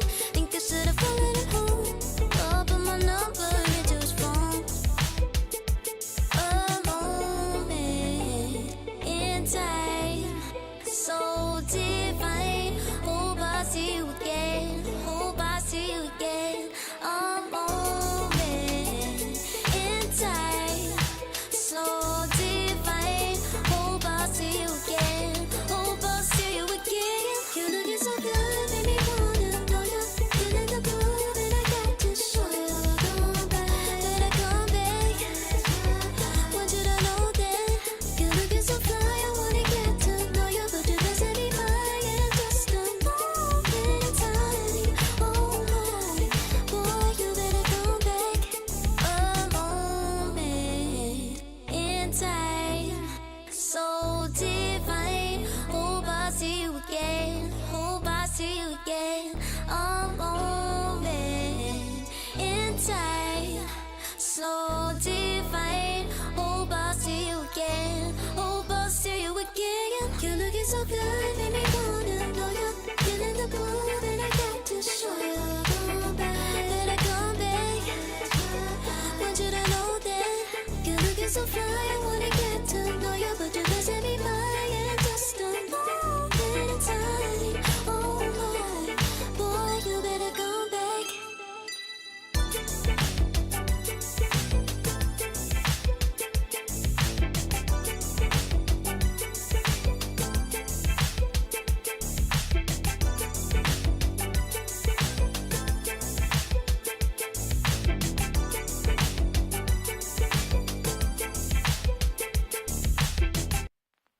I pack my suitcase, headed out the door. I keep my shoes laced. 2,000 miles away from home. A couple dollars in my pocket, never stopped the boy before. I load my bags and hit the road. Miles past, turning back, found my track, face the fact, she a cold one. Never gonna settle for none. Stay up every night till I won. Don't want a slow rise now. I'm confident I'll Opulence isn't a long ride out. When I look back now, I'm astounded. A quiet boy from old age, but always felt the world was a stage, yeah. I celebrate one last late night. My old life ain't staying. I pack my suitcase, headed out the door. I keep my shoes laced. 2,000 miles away from home. A couple dollars in my pocket, never stopped the boy before. I load my bags and hit the road. I'm headed to LA. I'm headed on my way. I'm headed on my way to LA. Headed on my way soon.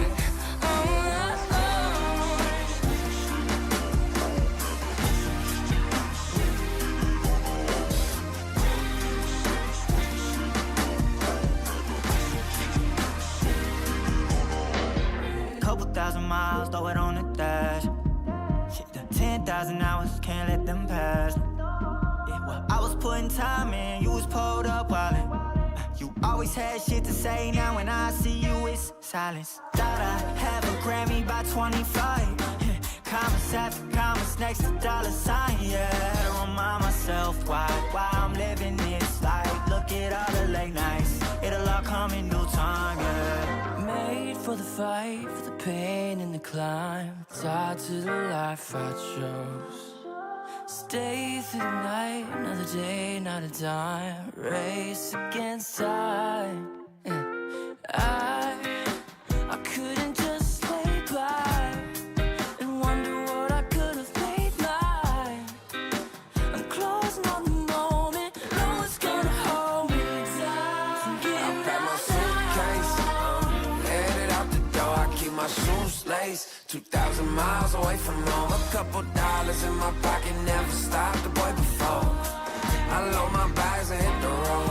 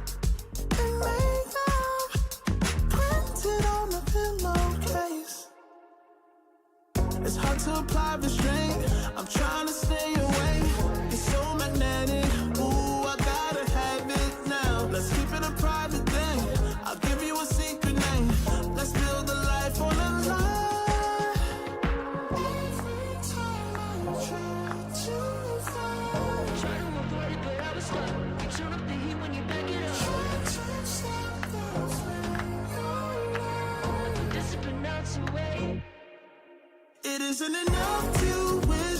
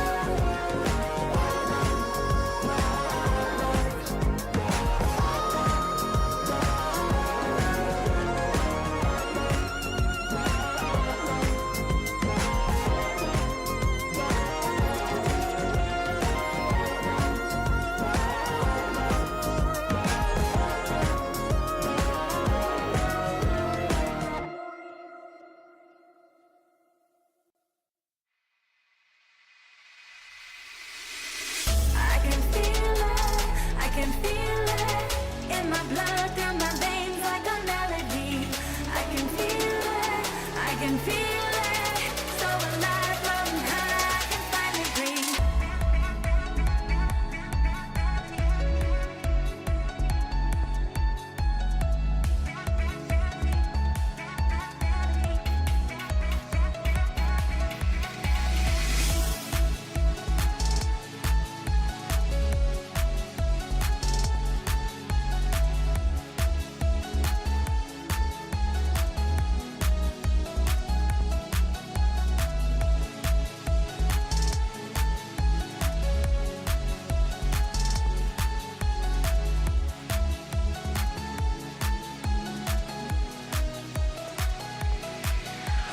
Lately, I've been feeling lonely.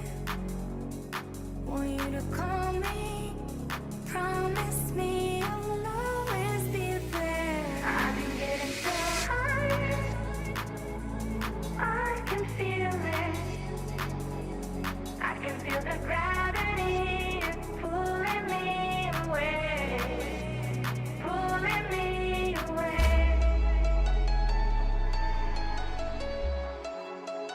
Pulling me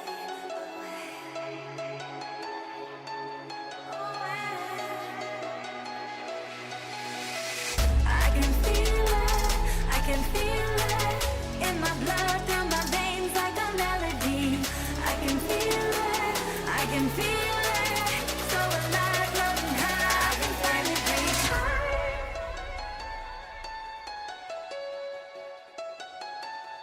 I can feel the gravity is pulling me away, pulling me away.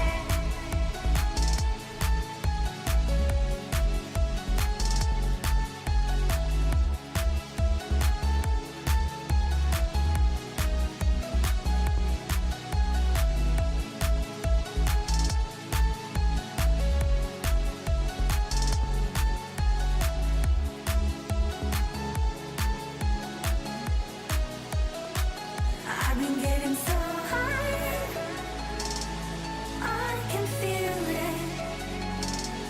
I can feel the gravity is pulling me away, pulling me away.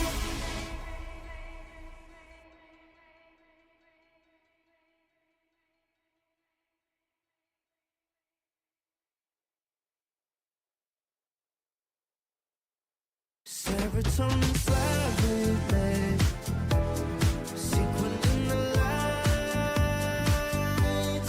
involving your energy, riding through the night. Serotonin slide on over here by my side. Stars up in your eyes, keep that.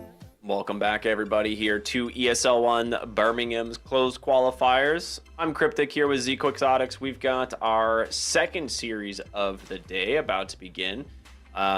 Series 1, pretty exciting, kind of fun.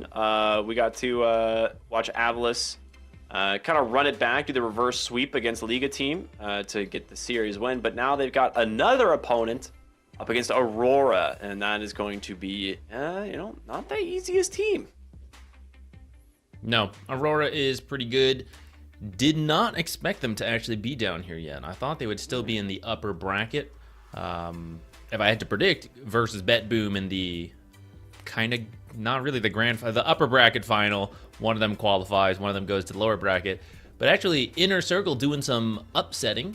The players are pretty solid, actually. Looking at it, this is just a group of players that came together for this. So the team is new, but the players have done a lot. Individually and some together. So I guess it's not that surprising, but still to beat Aurora 2-0 is surprising.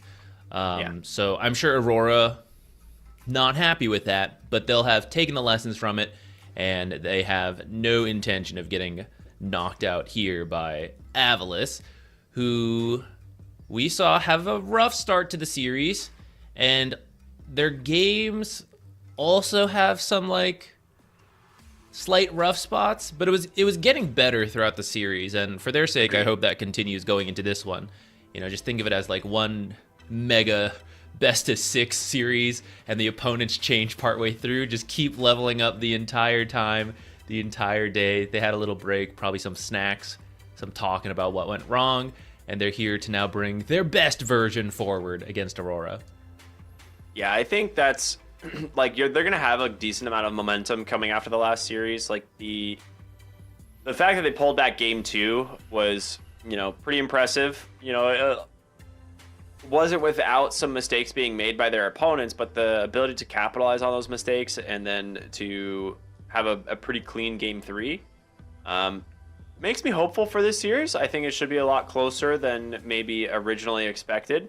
I thought Aurora was, like you said, should have been in the we all kind of expected them to go through the upper bracket, but now they're in the lower bracket, and I mean, it can be some extra pressure that you're not really expecting. But as for that roster, the potential is really high. We haven't really, even their series yesterday against 4 Pirates, I was like, who did they play? It wasn't really a test. I feel like that series was pretty much like draft wins in both games, and then they just kind of walked it through. So we'll see, how they do against maybe a stronger opponent, or at least an opponent that's leveled up a little bit. Yeah, I do think Aurora, maybe they're the exception. Maybe I should be saying it the other way. Eastern Europe has been prioritizing different heroes, which isn't that crazy. It happens a lot where every region has a couple heroes they like, and we see the bans be a bit different between regions, and only once you get to the actual main event, where teams have been scrimming behind the scenes, do you start seeing everything kind of converge together. But Aurora seems to be following the most Western Europe style, I guess. When I look at their drafts up to this point, I'm like, oh yeah, this could be any Western European team, the same priorities on Clinks, Keeper the Light, stuff like that. So I'm kind of curious because you never know if your meta is the best one, right? It's just what you are playing and in the region. It's only once you get to the actual tournament do you see. And in this mini sequence, does this style of drafting, as opposed to what other people in the region seem to be doing, which one is quote unquote correct? Well, it's time to find out as we get into the draft for the first game of the series. I think Dire team ban. bans are probably not going to be too different from what we saw last game from AVULUS. They didn't really want to let the Viper through. 10 seconds remaining. There's also, the Slardar. 5 seconds remaining. Aurora Gaming's turn to Timbersaw finally getting banned. Okay. Dire team ban. Chikiro Trant, I think those are both great supports. We got Shadow Demon. We got Clinks. We got... I don't feel like Huskar is going to be as a priority in this series. I don't feel either of these teams are strong Huskar players. If you give them a free Huskar game at the end, they would take it, but maybe I'll need to ban it out right here. We saw some Shadow Fiends being banned out. 10 seconds remaining. The flex potential that you can do. An Invoker is another one that seemed a little bit targeted towards AVULUS. 10 seconds remaining. 5 seconds remaining.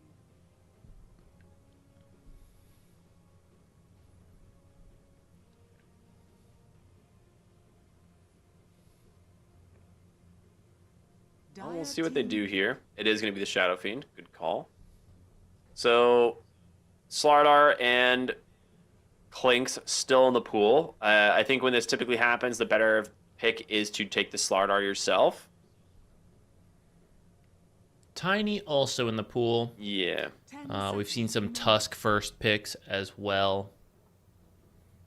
5 seconds remaining. I think any of them are viable. It just depends where you want to go.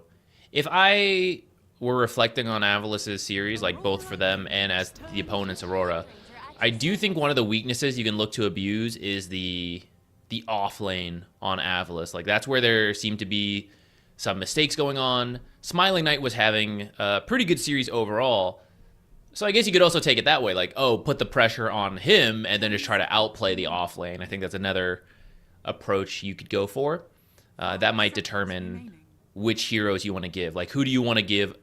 You can't have a perfect draft. So, like, which player are you giving the priority? You're trying to shut down the off lane, trying to shut down the carry, the mid. Where do you want to put your attention to? With this Wind Ranger coming out, we saw Smiling Knight play it pretty well earlier today, but we've talked many times about how there is some flex potential on this hero, so you can move it around. And the response for WS, I have to imagine, will be the Centaur War Runner with the Retaliate. Wind Ranger just doesn't want to focus you too much, but then you can't really focus other people because he's going to build a Crimson Guard, and he's going to be blocking so much damage throughout the game. I still think you can run carry Wind Ranger, even into this, like, into Centaur War Runner, but maybe there's a chance you're more interested in the position 4 Wind Ranger now. Maybe you think about an Ursa pick, for example. I like the idea of the Ursa. We've seen the Wind Ranger into the Centaur. There is like a pretty strong period where the Centaur does counter out a lot of what she can accomplish in the mid game, until she gets back into like the Revenant's Brooch and has like a BKB and Mjolnir Revenant's Brooch. Like at that point, the hero can bypass the Crimson Guard enough to still secure kills, but it becomes a little bit more difficult than you would like. So I wouldn't be surprised if you're correct and they do move this to like a position 4. The hero still performs pretty well in that role. And as for Aurora, I agree. It might be worth just banning out the Ursa anyway, unless they plan to pick it. But picking it blind without seeing anything right now seems like a pretty risky thing to do.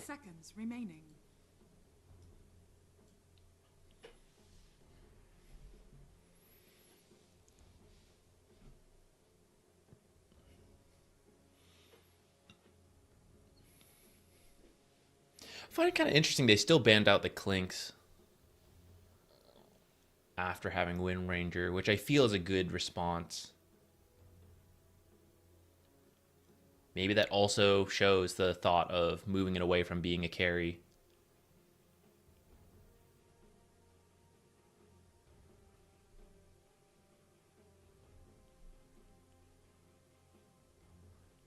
What else? Shadow Demon has already been banned out, and he's good versus Wind Ranger, carry, or support. I mean, she doesn't really like it either. We saw Chen picked up instead as a way to just play fast enough where the Wind Ranger can't really come online. She doesn't have great wave clear, isn't playing around power shot if it's the carry Wind Ranger. And you might get the Dispel creep, which can help you in the early game. Oracle, not really very meta right now. That would be like another source of Dispel to deal with Wind Run. And one day, Largo. True. Okay. It took some time with that Tide pick. Yeah, I was really curious what they were going to debate on, but they ended up going all the way back into an offlaner ban, going for the Tidehunter. So leaves the Ursa in the pool, which Centaur Phoenix, it's a pretty good Ursa game at the moment. We'll see what they do with the double picks, and then of course your 18 pick. But 5 seconds remaining. Phoenix generally very strong in lane. So I like this hero. We saw it yesterday for, was it BetBoom, I think? Or no, who was it that played it? It was Aurora. Yeah. It was Aurora that played the 4-position Phoenix, right? For Mira? I think it was on Cowrie. Was Mira played the Dark Willow. Yeah. Who did we see the Phoenix on? I just sworn I remember to really farm. Oh, it was BetBoom in the first series yesterday. It was Save, who ended up just farming crazy on a 4-position Phoenix. Okay, that's what it was. I'm really interested in this Tide ban. Let me ask you, because there's actually a lot of other top-tier offlaners still available. Axe, Slardar, Beastmaster, Mars, to list a few. But they chose the Tidehunter. What matchup do you think Tidehunter is good against that the others you couldn't just do instead? That they might be thinking of their own carry, which, by the way, they do end up switching to the carry Ursa, who is good versus Centaur and Phoenix. So likely to be a position 4 Wind Ranger now. 5 seconds remaining. In terms of the heroes that Tide is good against, I mean,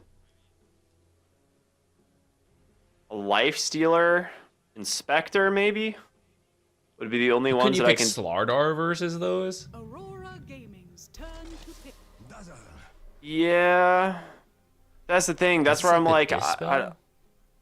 it's like I can't think. I don't know exactly why it would be the Tide over one of the other ones. Abaddon maybe. 10 seconds. I guess something Tide brings a combination. The negative armor and then the team fight 5 Ravage. seconds remaining. But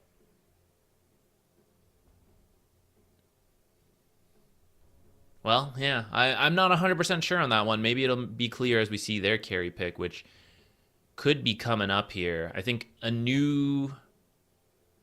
Well, Phoenix does okay versus Ursa in the lane. It's just later on that it's a pain. Yo, that is a hero that is annoying for Ursa. And these other supports For the as Dazzle well. specifically too. Yeah, because I was thinking you could try to approach directly in the lane Centaur Phoenix versus the Ursa. You could do it, but you would have to max Double Edge and play like to surprise them and hope Dazzle doesn't have Grave at the right moment. But it's risky. A lot of people prefer Retaliate max right now. So commit to the Phoenix 5, pick a creep dragging support. They go for Ricky, who is definitely down there in terms of the tier list of position 4s. But the smokescreen with Shard is actually very, very good versus Ursa, versus Dazzle. Generally annoying anyways, because you actually want an initiator coming up for AVULUS, and a lot of the best initiators right now from the mid lane hate dealing with smokescreen. Oh, it is going to be the Abaddon.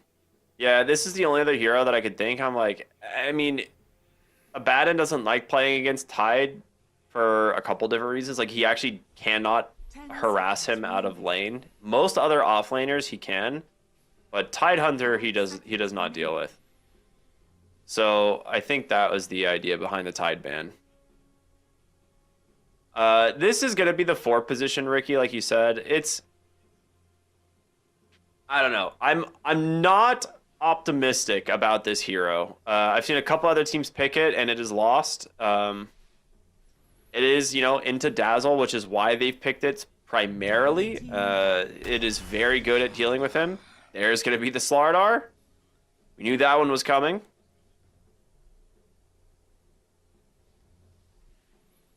I think he'll cook with it. I think Mira Ricky gonna cook. I don't know, man. This hero's so bad. He's so bad. So good, you mean? 5 seconds. I'm going to see if I Carry can look Ricky, up some not stats good. on this hero. Support Ricky in the right games. TI winning Mira. Aurora Gaming's turn. He's got to this. ban. Ember banned Red out. team ban. Maybe thinking about let's see, what Storm pick could be cool. You need a playmaker, but also one that doesn't get destroyed by Ricky. Well,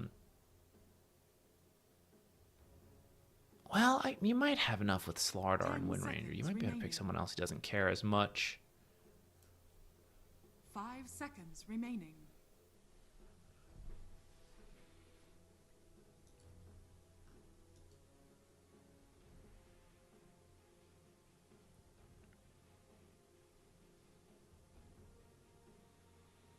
He's going to have safe matchups. That's why I was thinking the Storm Spirit outside of the Ricky. The rest of the heroes don't bother Storm that much. He'll zip in, find the information for you. And he's weak to Ember in the lane and the game. So Aurora something that Gaming's Ember is good turn against. to ban. Dragonite. Yeah, Storm's definitely coming to mind here.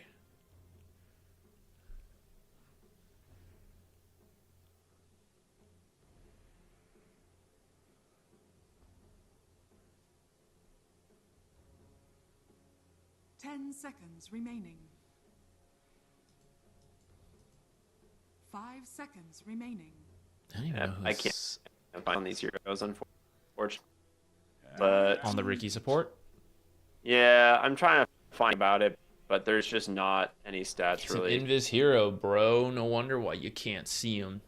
Duh. That's true. That's none of the websites that I use to pull stats from have been 10 updated seconds remaining. since the start of the new year. So I wonder what happened there. That's not good. Queen of Pain could be good. Won't like the smoke screen just like anybody else. That could have been an option, but fairly safe matchups for whatever this final pick is from Aurora. Queen of Pain should be pretty safe, and it'll be a lot of early damage. It'll also mix things up because there's a lot of good physical synergy from the other heroes. So you want a little bit of magic, a little bit of pure damage. Oh, that's a... Yeah, you can, instead of planning to try to beat the mid laner and, like, counter the Queen of Pain, you're just doing your own thing with the Makoto Beastmaster. Gonna farm up, hit your own timings. Help kill the Dazzle, I imagine. Ag's Blink, just target him so that you can focus the other heroes after that. At least until Shard Ricky comes online. I'm just still not a believer in Ricky support. I know it's a pretty decent game for it, but it's playing into Killshot, Windranger, and a Slardar. I'm fairly certain if they ever see this hero, he dies in a single crush into Power Shot. Like actually 100-0. And then you show yourself killing Ricky, and the rest of the team gets you. Okay. I'm telling you, he's got this. He'll be fine. This Don't hero... believe in the Ricky. Believe in Mira. I see. This hero has 1100 HP at level 18, by the way. I want you to know that. That's okay. They don't see you. They don't know how much HP you have. He's gonna have, like, the only way to do this is he has to buy so much HP items to not instantly die in this game. Atos need to, isn't like- a bad purchase this game, actually. You could do, like, Yeah. Shard Atos. That's exactly it. Like, the only way you play support Ricky is with Atos because you don't get levels, so you don't even... I mean, he has bad stat scale. He's with the third worst stat scaling hero in all of Dota. But you know, as a support, you're getting even less stats because you're not getting levels, so you have to build, you know, stat items. So Atos is typically the item build for support Ricky. I am not sure if he finishes the Atos before the Shard. I think you probably should. I think you rush the Atos with like wand raindrops and boots and just hope for the best. I think that's okay. I don't think the Shard... Grave is a good ability to have the Shard against, but if you think about minute 15, we're talking level 1 Grave. It's 30 seconds. Dazzle still has no defensive items of his own, so you could go find him, Grave him, or sorry, Shallow... What am I saying? Smokescreen him. There we go, words. Smokescreen him or target him with the other heroes. So I think it's not so urgent to get the Shard instantly. But as that ability gets leveled up, as more save items come into play, then it becomes easier to just like block off the targets as opposed to stopping the Dazzle himself. You'll still try to do both. But yeah, I'd be okay with probably like Brown Boots into Atos into the Shard. God, this hero in terms of being a core is just so dead. I cannot believe what they did to this guy. You are such... You love Ricky so much that you hate him at the same time. Like, you can't... Look what they've done to my boy. They massacred him. Every can't single see time there's a patch that's like trying to rework this hero, it's like, look how they massacred my boy. Like, this hero has been dead for so many years. He's like one of the least picked competitive heroes in the history of Dota. Outside of like the sleeping dart meta when he was the only time he was picked. They've reworked this guy like 5 times. And he's in the midst of another one. No facet right now, but... Except he's even worse than he was before. Woo! I actually thought there could be some deny value to his... The fact that backstab now works on creeps again. Yeah, finally. I thought that would be pushed in the direction of core, and it could be. You can still use that as a support to like help you secure a couple creeps here and there. But yeah, I think the combination of the facet and lack of facet, and I don't really know he has the greatest build right now. There is no core build for this hero at all. Like, it's unironically still just Atos. Like, I don't like this hero doesn't do any damage because he can't farm. Tricks of the Trade got nerfed so hard that he actually can't. I mean, I don't even think you can build Diffusal on core Ricky. I think it's a grief. I think it's a huge grief. More than like, this Athos? hero. Yeah, he has no stat gain. You got power treads. You'll have a little health. I mean, the thing is none of his abilities scale with damage anymore. Like, Tricks of the Trade does not do any damage.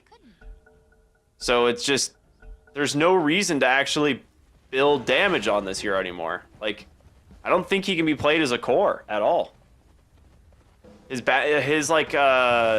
changed like the scaling on backstab, so it's like basically it's worse at all the original power spikes. So when you used to get it at like 6, 12, and 18, those power spikes, it's actually worse. It's not until like level 2 levels afterward that it actually starts outscaling, and then by the time it gets back up to the next power spike, it's worse.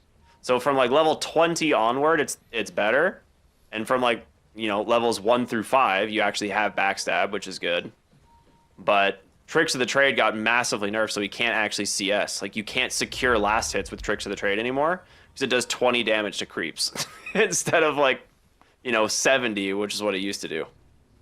So the hero is in a very weird spot. I'm hoping to see at least the smokescreen become useful, and the fact that he now at least gets experience for free off of support or off of like assists and whatnot is the only thing that makes him viable as a support. So we need some kind of on-hit build then, because fixed damage on Tricks of Trade. I mean, it doesn't work because they nerfed the Aghanim Scepter as well. That's the weird thing. It's like they got rid of any any capability for this hero to actually scale as a core. So it's very weird. Like, he's gonna need another rework if they want to turn him into a carry.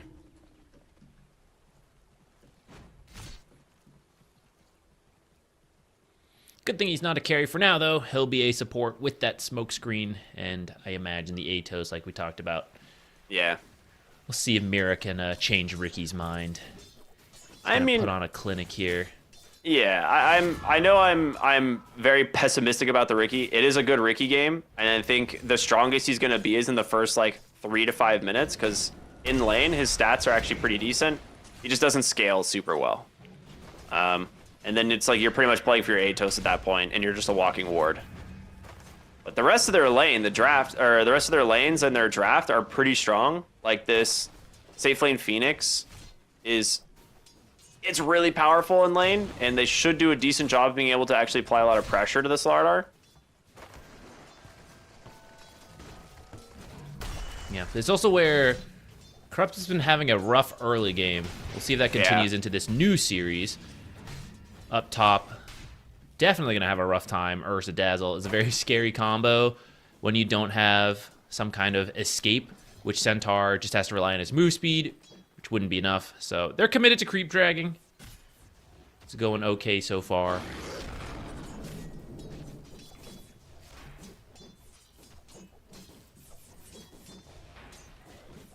Mid lane, both getting quite amount of denies here.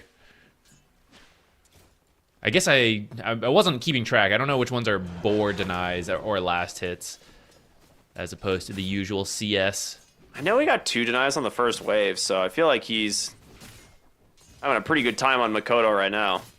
I mean, he's a Queen of Pain specialist, so he knows exactly what to do, you know, what the Queen of Pain is trying to accomplish, and I think for Makoto, he's having a pretty happy time of the lane.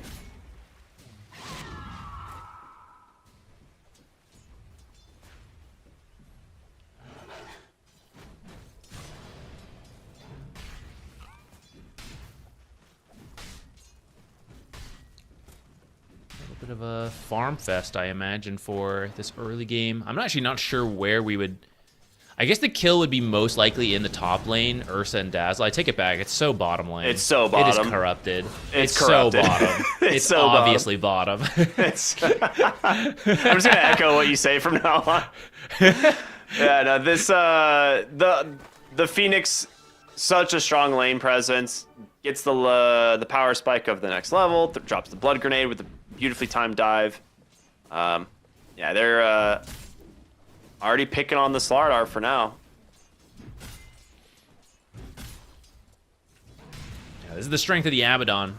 And like you mentioned, if you take out something like Tide that you don't like playing into and you can handle most of the other offlaners, then you can kind of expect something like this to happen.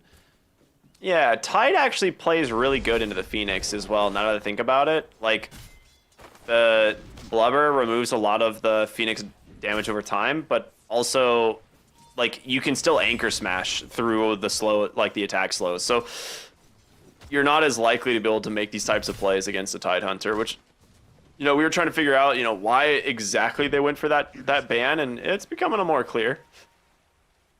Sneaky Mira. Oh, Aztekor, you're so on it.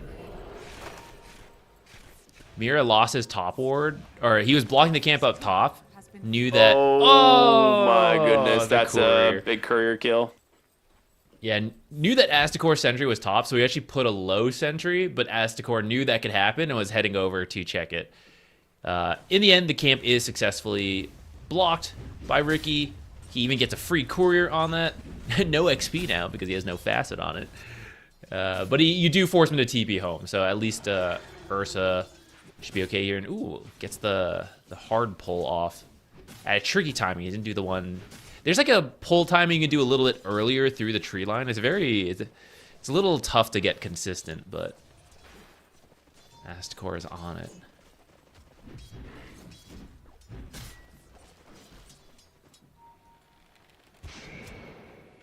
Mid lane still remarkably close.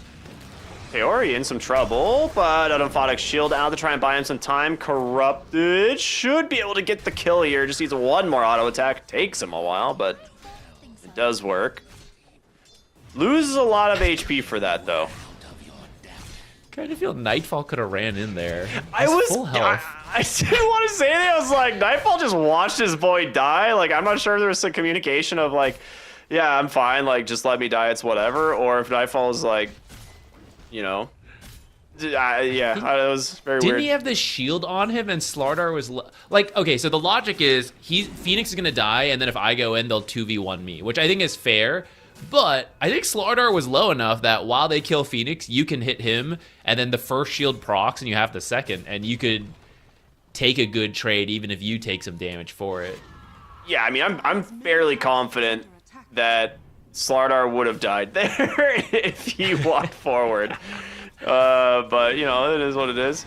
Trying to get this level 6 mid lane on Makoto as the power rune spawns. He gets the roar, just turns onto the Dazzle. Mira's going to come in, drops a smoke screen, but there's not enough damage to finish the job, and instead, an amplify damage Sonic Wave will clean up the Beastmaster. Power shot off the mark, but you can't miss the scream. Well, you can, but didn't miss it this time. Yeah. And now actually WS in a bit of trouble. Dire's top tower Will make it to the safety of his tower. Yeah, that's one of the downsides of the support Ricky. You don't actually provide any damage when literally zero target damage. gets roared. He Literally smokescreened him all right, 15 though. bonus damage on Blink Strike, I'll have you know, and literally 25 damage on Tricks the Trade. Can we just accept that they need to remove the Tricks of the Trade ability and put an actual ability on this hero? It's so bad. It is Something's got to change. It's in that ability is in the worst state it's ever been. It's so bizarre. Okay, let's go back to level. Let's wrap back around. Level 1 Invis and Blink Strike is the ult again. How about that? I mean, my opinion was you remove the Invis from the hero altogether, but I don't know what it is. The hero needs another rework. I know we just got it, but he's due for another one. This didn't strike me as a rework. He needs level 6. He's going to get it right there off the creep. He'll pop the borrowed time.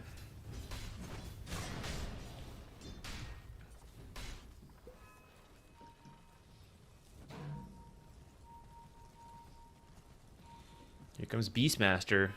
Roar round 2. All right, this Nightfall one will contribute a little bit more damage than the Ricky. Exactly. This time you actually do have some damage. Oh, God. When I think about it, it really is pretty bad, isn't it? One attack from Nightfall is the same as all the spells Ricky has. I'm trying to explain to you, this hero is literally a smokescreen bot, and that is it. He does literally nothing else. Starting to get it. Yeah. The Invis scouting is very good, though. Yes. That's what the pros make use of. He has level 3 Blink Strike, though, because Tricks of the Trade can't be used anymore. Nightfall taking some good damage here. I don't think they can cancel. Oh, okay. If he actually would have dropped the Sonic Wave, that would have been a kill. But did not quite have the mana at the moment. Maybe wasn't sure on the borrowed time cooldown. It was about 10 seconds away from being up, and you're not perfectly tracking those. You just roughly know it, so maybe didn't feel... It's like, what if I do it and it's up?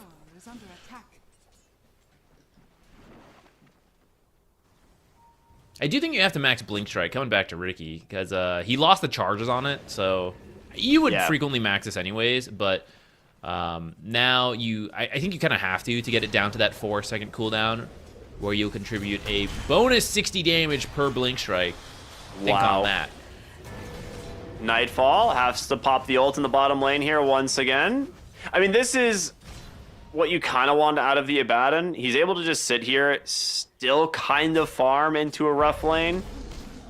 But the problem is that you're not winning your off lane, which Smiling Knight is actually trying to run down WS right now.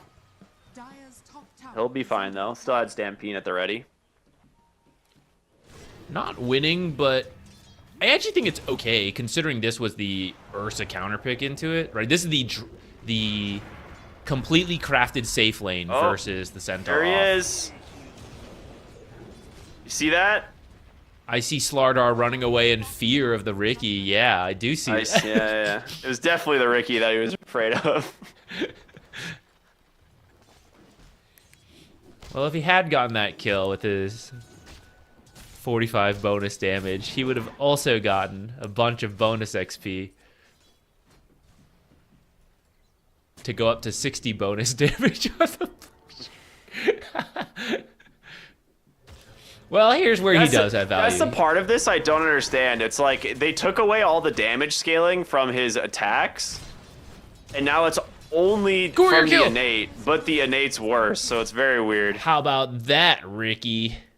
Kaya denied that's actually a on big the career kill. permanent That's Invis hero.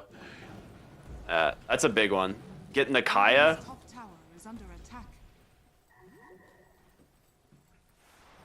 Maybe that's what this hero is for. Well, I would say that, but they got rid of the bonus XP on courier and ward kills. It's only assists and kills, so... I don't know.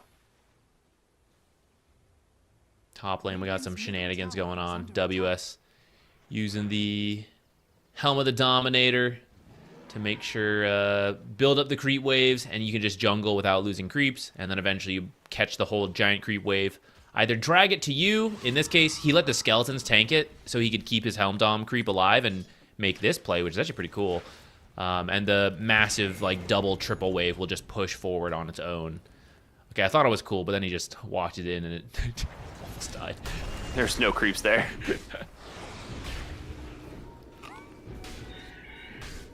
Nom nom nom. An extremely passive game from these teams right now. It is 3-3 at 12 minutes. No team really looking to make like a smoke rotation or anything. Like They're just farming to their next set of items. I say that, and finally we're going to see them rotate. I thought they wouldn't until they got the Kaya done, or back off the courier, but Radiant are scanning. they're going to do it anyway. It has Radiant respawned. scanned. Dire's middle Not connecting. But Nightfall is pretty far back. Kaori on the Phoenix as well, on the That's run. the dive. You should get out. To the heroes? Interesting Kind of dive. sick. Radiant's Yeah, I mean, are fortified. This will get you the bottom tower. You don't get a kill, but you push them off. You'll take this tower. They're rotating around, but I don't think anything will happen because Aurora is waiting for their timings. They want the Ags on the Beastmaster. Nightfall has to keep farming up the Radiance. And the Ricky has been given some space and priority because of how important it is, right? His Shard, he has decided to rush the Shard. He has the money. They just need the time to tick over. That seems to be the timing they are interested in.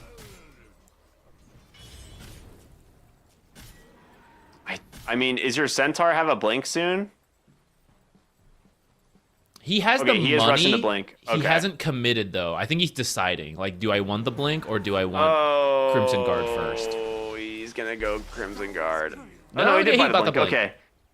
I was gonna say, if your Ricky's rushing Shard, you need to rush Blink on Centaur. Oh, get that courier, Mira. Go, go, go, go. Blink strike in. Tricks of the Gonna trade. get. Dire's middle Blink not strike gonna out. get Okay, I've got a new gonna get idea it? for you. Dire's You got Oh, people wide. Tricks of the trade.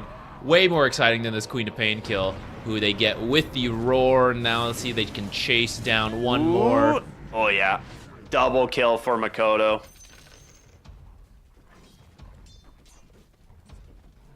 Very nice. That is a instant value off that Aghanims. Immediately finds the most, probably the most valuable kill. Ursa's pretty good too. Either one would have been a fantastic kill. Radiant's top tower is under attack. Well, the Beastmaster is the one really kind of running away with the game. The early Aghanim Scepter pickup, he was given plenty of space to just kind of farm this one up. I think it's so fun to see Beastmaster next to a creep, and you're like, that's his creep, right? And you're like, no, actually, that's someone else's creep next to the Beastmaster. Show this to someone in 2015. You're like, yeah, this is Beastmaster gameplay. You take someone else's creep.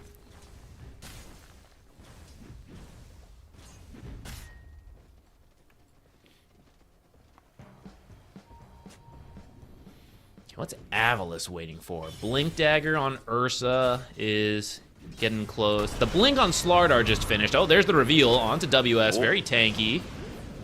I mean, they have to Sonic Wave Sun for a Ray kill heal. here. They don't have it, but they will still have the damage to finish the job. Okay. Looking to dive for more here. The Kaori on the Phoenix goes down to a beautiful snipe there from Ryota, and that should be Roshan. Dire's top tower.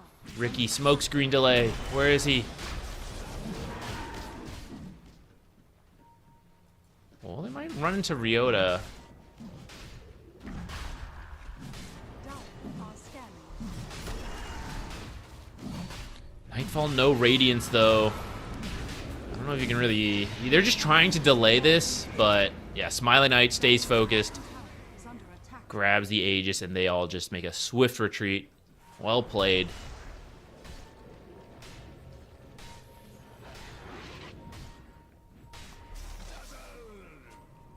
Makoto with his own blink. Moving up here. This looks like a dead Dazzle if they see him, but... Oh, nope. Caught him last second. See that smoke screen? It reduced 5 armor off that dying Dazzle. Huge.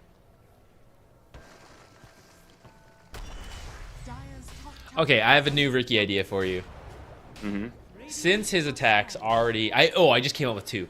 Okay, since his attacks are already doing so little damage, perhaps this is a facet choice to help us choose between support and core Ricky. Since he's doing so little damage, we have option 1, healing Ricky. You just tickle your teammates, and you heal them with your damage. All right. Blink from the Centaur, stun. They take down the Ursa, but do they have the ability to do this twice is the question. For now. Looks like he's going to be...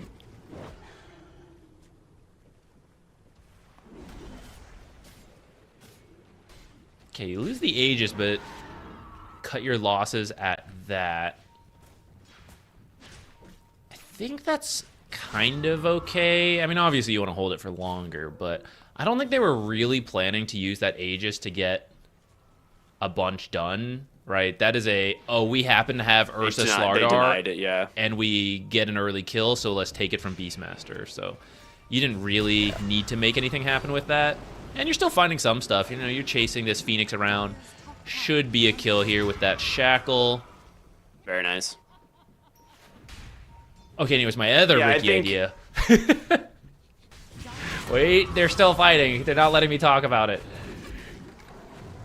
Ooh, couldn't get the roar off. Shackled. Once again, another retreat out of here. This will be solved with Ricky Facet number 2, which is you tickle the enemies. No damage, but he's a crowd control hero. I don't know if it functions like a silence or a mini stun or what, but... the ghost tickler. That's what they call him.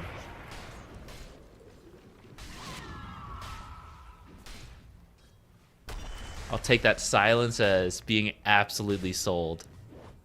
Jaw dropped.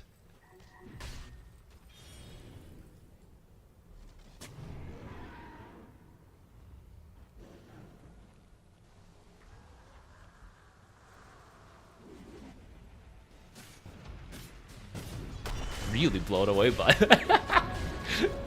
Uh-oh, Beastmaster has been found by the blink on the Slardar. They got a bunch of chain stun. Stampede actually almost gets him away from here. But he will fall to the Queen of Pain's abilities.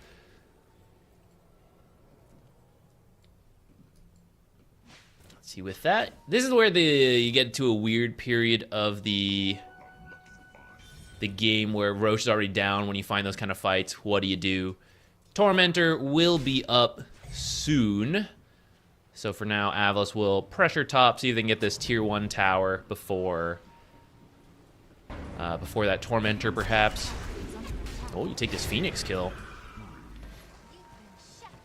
All right. I don't think you'll have time for the tower now after that Phoenix kill, but I don't think Aurora will have the tools to contest this Tormentor. So this should be a free shard. Going over to... well, either support is actually pretty decent this game. It'll go to Ryota. The Gale Force is pretty nice to help Ursa not get kited.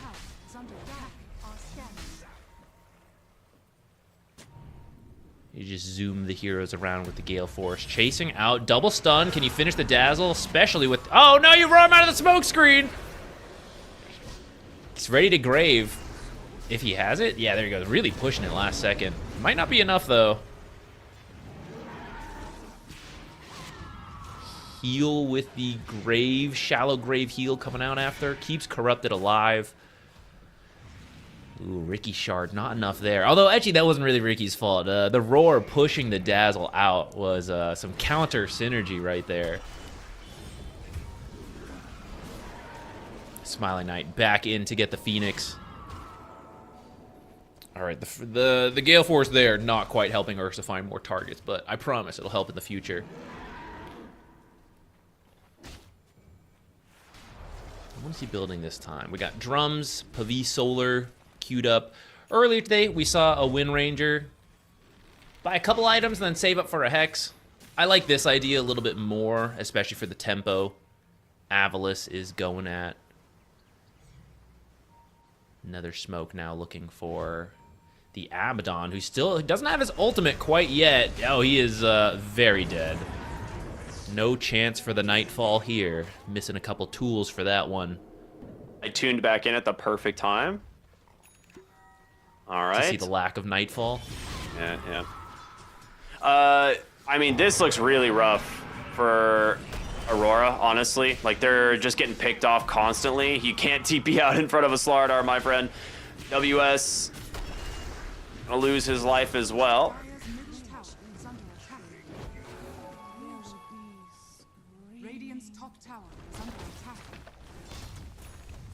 I mean, you gave them Ursa in a really good Ursa game. Yeah, I wonder if they just weren't prepared for the flex. I mean, we saw it coming, or like the possibility, so I'm sure they did too. they probably felt the Abaddon and Riki response were strong enough. And it was kind of working. I mean, it's still not like, you know, it's only a 4K gold lead. It's not that bad quite yet. I would say the Losing a safe lot of lane. buildings. That is true. I would say the safe lane didn't go as well as I think it could have with Yeah. the Abaddon carry. I think if your Abaddon was stronger, this game looks different. But now you're kind of playing catch up. So, and you lost that first Aegis as well, right? So you're not really on the game plan you want it to be. But you might be able to fix that with the second Aegis here. Manta will not be done in time for it. Well, maybe it will be. See if it's a fast spawn or a slow spawn.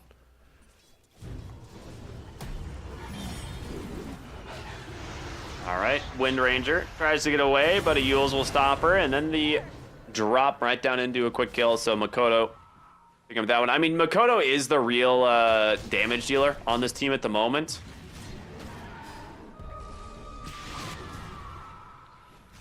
Mira trying to maybe bait Dores. No. Is he going to Atos, by the way? Have we... He's actually going for a blink. Huh. Which I find, I'm trying to think through. I guess he wants to make sure he's there for the smoke screens, which is kind of fair. But I thought if not the Atos, it would be EULS, because EULS is good versus several of these heroes. Yeah. So I'm not quite sure on this right now. We'll see how it... Wow. Did you guys want some healing? No thanks.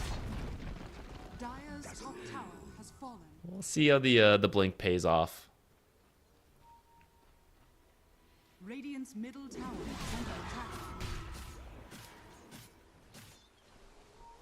Will All right, end that up was being Roche the on the top BKB side. on the Slardar. I mean, the BKBs this game for AVULUS are going to be huge. You pretty much have to get them. Very quick blink out there to safety in anticipation for a gank.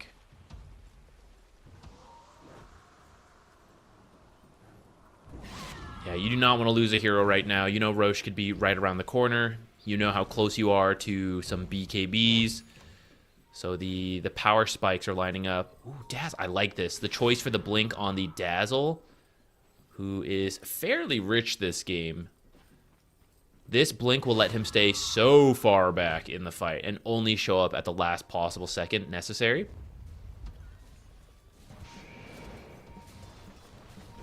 Though this is why Riki Shard is kind of good versus him, because you show up late, but maybe still can't save target him. what you want to. Oh, Ryota.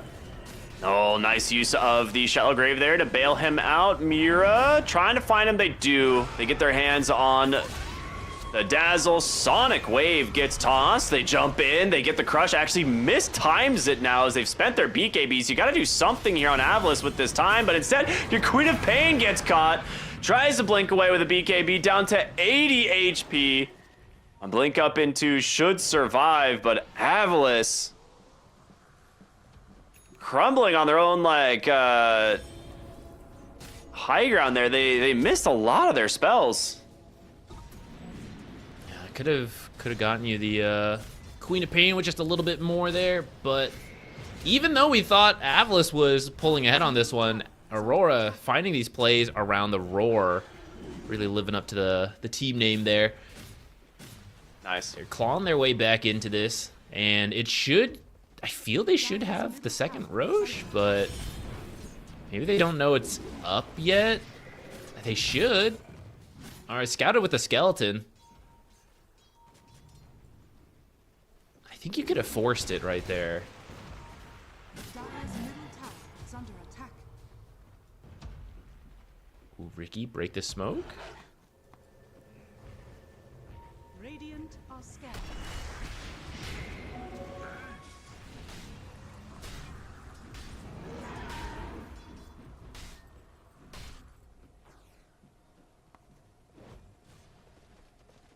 BKB roar, ready to go.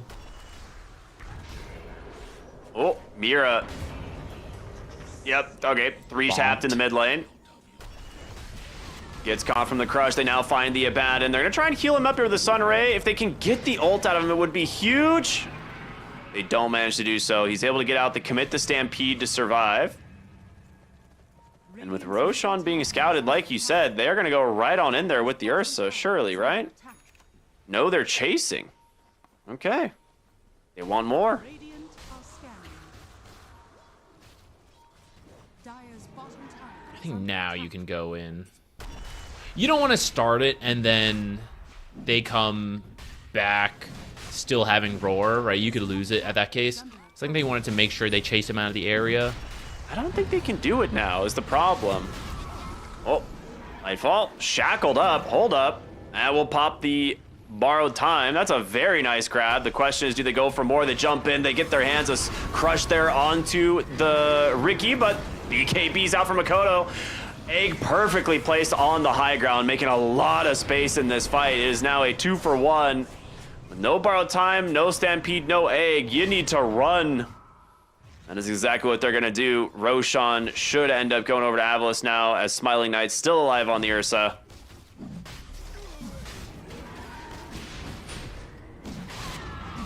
Yeah, I want to believe in the Ricky, but it's struggling here. It is struggling to contribute in these fights. Can't really scout because he just keeps getting killed too quickly. And the smoke screens are... Well, this part's not strictly on Ricky, but when you smoke screen and the target's there, you want to kill that target before they can get out of the smoke screen, obviously. But yeah, you don't contribute the damage, and then the team is... And they just have BKBs. Yeah, they're just not strong enough to do anything about it. Once this Ursa has like an MKB, I don't know what you do on the Abaddon. Like, Smiling Knight will just straight up kill you. Right now, Abaddon is... They're supposed to be swapped. Abaddon is supposed to be above the Ursa for this... Like, the idea behind the pick. Like, you're stronger laner, speed up faster. Well, maybe not stronger laner, but you hope to have picked him a strong lane and to have messed with the Ursa enough. Still a very close game. It's only a 5k lead. The Aegis is there. They're going to go in here on the Slardar. They will indeed do so. In comes the Shackle. A little bit off the mark, but lots of damage coming in from those three. And now Makoto jumps in. He's going to get bashed. He's going to be able to pop the BKB. Drop the Roar. No, he's bashed again. Oh, no. And a Shackle from the Wind Ranger will find the Phoenix.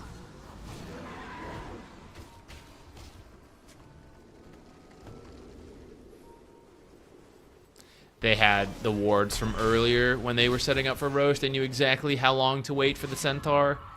And you need the utility of the Centaur in these fights, the stuns, the stampedes. Otherwise, all you've got is Roar. And then you don't have Roar when you get bashed twice. Yeah, that was a very fortunate second bash that came out mid-Roar animation. So fast. Yeah, what? Where did that go? So we'll have the Nothal projection shard. It's kind of nice. A long way to see you die.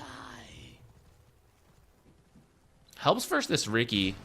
Since you can't target in the actual smoke screen, the more you could like heal your team ahead of time, and that shard will help with that to create the barrier. It's a very like minor thing perhaps, but kind of useful. And then when you combo, I will say, when you combo Shallow Grave with Holy Locket and the shard, the amount of healing someone gets when you think they're dead and then Shallow Grave ends, it's actually an absurd amount of healing. Yeah, it is. I don't know about if 300 Aurora gold has from enough that damage MKB. for us to see that happen, but Smiling Knight, he goes over to clear the creep wave, which would have given his MKB, and Queen of Pain's like, I'm gonna take it instead, it's fine. Phoenix, Yule's dive to safety. The Slardar doesn't really need to chase as they're continuing to shove the bottom lane. how do you feel about Ricky support killing the full MKB on the courier? Did that just happen? It did. Oh. Well, tell me how you feel about it theoretically, and then I'll tell you if it happened or not. Oh, okay. I mean, yeah, theoretically, it's pretty good. You know, It happened, Ricky. It's real. Oh God, he's Impact. We'll see. I mean, they did just kill these heroes anyway without it, so it might not end up mattering too much. Okay, that kill shot was very close, Kaori. Well, that's because He's you only need looking the MKB when the smokescreen evasion is here. Currently, Yeah. the smokescreen evasion seems to be picking up a bounty rune. Knows you can't actually take this fight. Creep drag? Nope.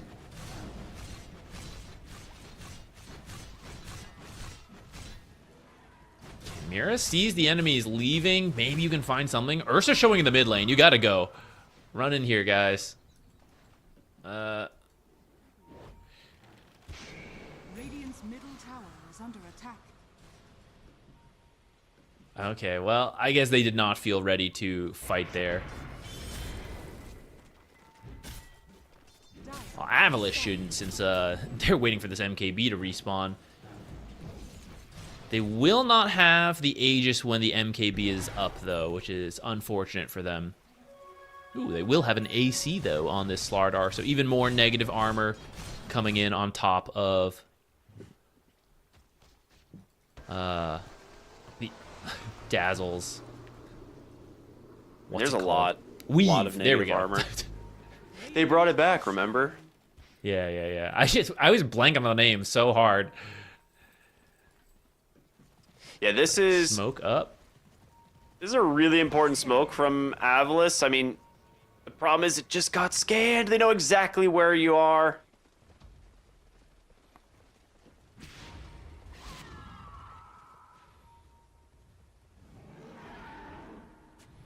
Will they expect this? A new angle from this side? Corrupted. Maybe not, because these heroes are farming. He's pretty tanky, but they still managed to get the job done. The burst damage is there. Gem stolen away. Okay, that was a really... They were positioned like they wanted to defend the smoke. But not everyone was close enough.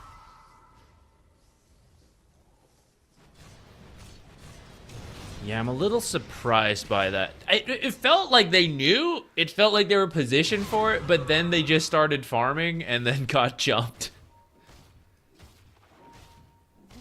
Yeah, really nicely done there from AVULUS. Take the gem away, they get the big kill. Dire's middle tower is under attack. Without your Slardar, I mean, you don't really have the same playmaking potential. You really do need that blink initiation. You need that stun and the corrosive haste to find these heroes. Dire's middle tower has fallen. And now Mira has a gem.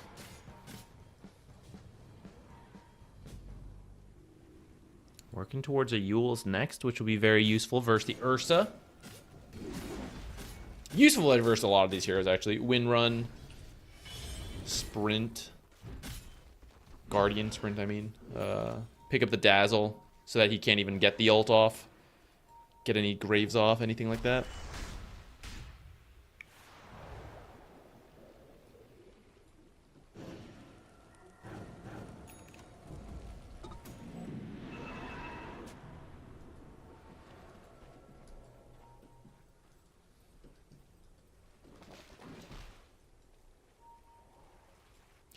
AVULUS is setting up bottom, but Roche is still a minute away. I'm not sure what they're waiting here for. I guess the power rune ends up being an illusion for the Ricky. Free scouting. Dire's top tower is under attack. Losing the gem actually hurts so much because they don't really have a good way of scouting now. Like, the Slaughter just has to carry a Dusk and lead the way. But They got baited by this illusion. did they actually? Oh, no. I don't even understand how, though, because I don't think he knew the illusion was on him. Mira uses the rare move command to just follow the Ricky, or have the illusion follow the Dazzle without attacking. They smoke, and then they instantly look for the Ricky and kill it. As if it popped something, or? Yeah, but it didn't pop the smoke. So it was kind of a strange order. I'm not sure what happened that got them like that, I guess. Maybe it was a misclick. Maybe they didn't mean to smoke. Maybe he meant to dust because he thought like the real Ricky was following him. I see. That would actually make a little bit more sense to me if you just like misclicked it.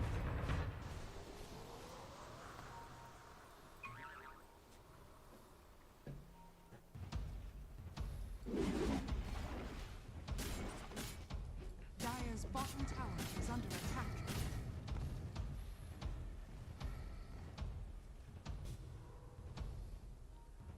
So Makoto has a refresher, I think, or is at least very close to it. I think his courier might be going to pick it up right now. Yeah, he's got the money for it.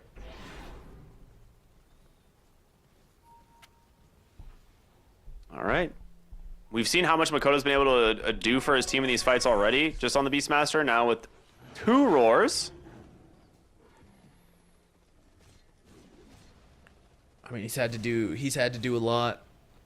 I feel like Nightfall has only come online now because he's been behind and trying to catch up with the Bloodthorn finish. Now he's ready to Accomplish. do some serious damage.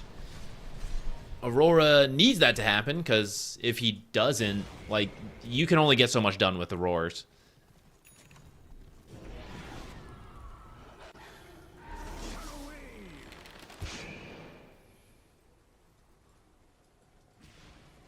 This is the Refresher Cheese Roche, so it's a very important one to fight over.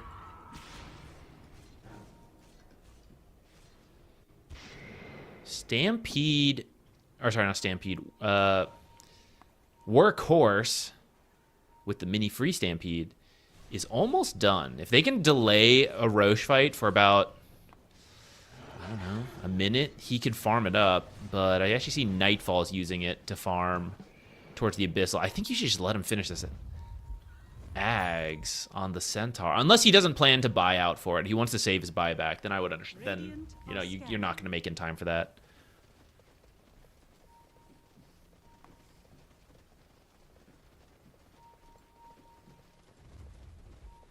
Dire's bottom tower is under attack.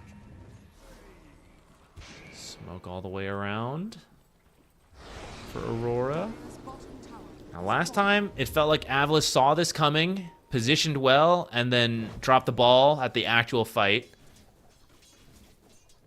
This time, they're smoked up and looking in the wrong place. They're trying to set up for the next Roche after it moves. Gale Force realizing what's going on and buying enough time that here comes Roche. Pick someone up, Roche! Yeah, we'll see. He's going to find someone, maybe, but the egg holding them down long enough. Corrupted's BKB about to expire, but the healing from the Dazzle is doing a lot of work to try and keep them in this fight. Can they actually finish the chase? They can't, but the Dazzle in trouble now as the Ursa tries to jump onto the back line, gets caught from the Yules, looking to bring down the Centaur. They do, but the damage, it's being done, man. Makoto is crushing this fight. They're running low on resources. He's going to TP out, but the blink back in from Corrupted. So much damage coming through from this Queen of Pain. Oh, and we're paused. It's okay. It's after they won the fight. It's fine. I appreciate the attempt. You know, you're calling that AVULUS is waiting for Roche to go bottom. They're going to try to snipe it top before it can move.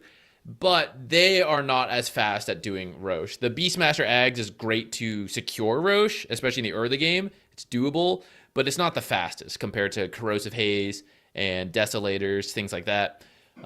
So it's taken them a little bit of time. And then I thought AVULUS was actually heading bottom, but at the last moment, Ryota decides, well, let me just double check. Let me just make sure. You know, let me just Power Shot and Gale Force. And that buys enough time for the rest of his team to show up. And you do lose the Ursa, but you win the fight pretty handedly from there. Roche did not pick anybody up, though. I think the Queen of Pain's Aghanim Scepter did, like, probably half of her team's entire damage in that fight. Like, it was right on that stairwell where all of this is happening, and she's just getting dagger after dagger after dagger off. And, boy, did it seem to just completely destroy AVULUS, or at least Aurora, and I think it just caught them off guard completely.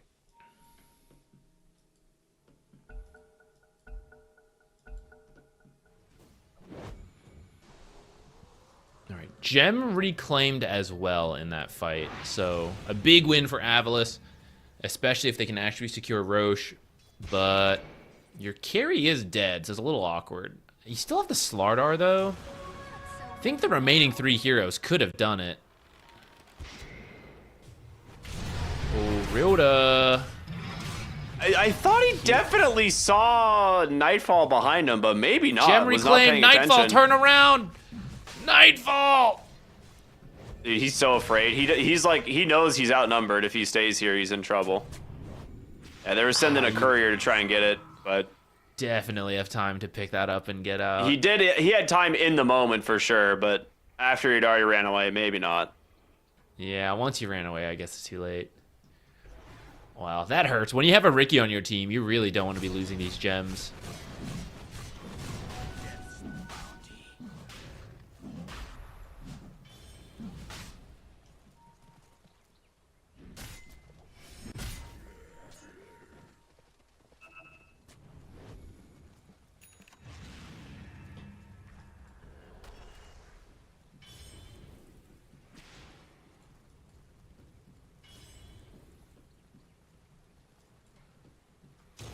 Both teams setting up for Roche. Shield Rune onto Abaddon. That's an extra 1,500 HP to work with.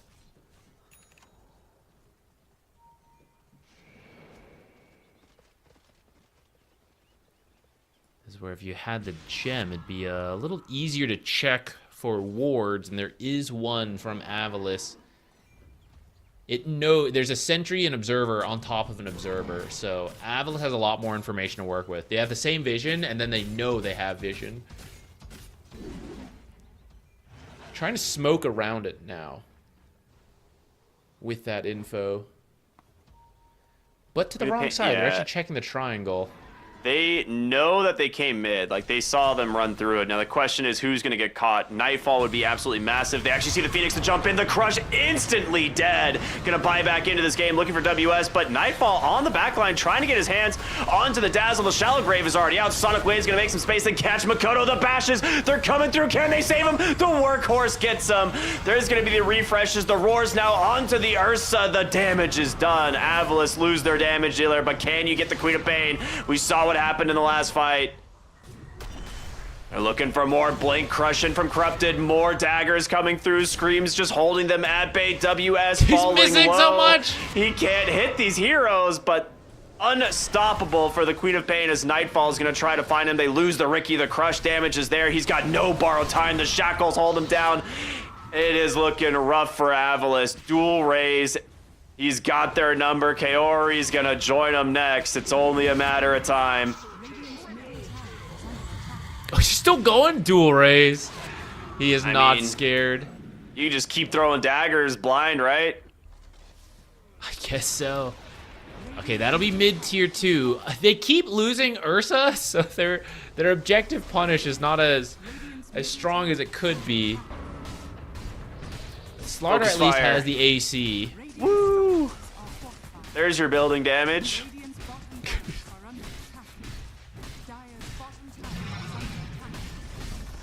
Alright, one barracks. Should get this one too. And then they're actually pinging Roche. So after this, they're going to go straight for Roche. Oh! Try to secure this. Oh, no. 15 HP. It's the You done range goofed. barracks. It's the range barracks, so at least won't heal. Dire's top tower is under attack. Dazzle back with the gem. It's really this gem has traveled around this game. I think more people have held it than have not.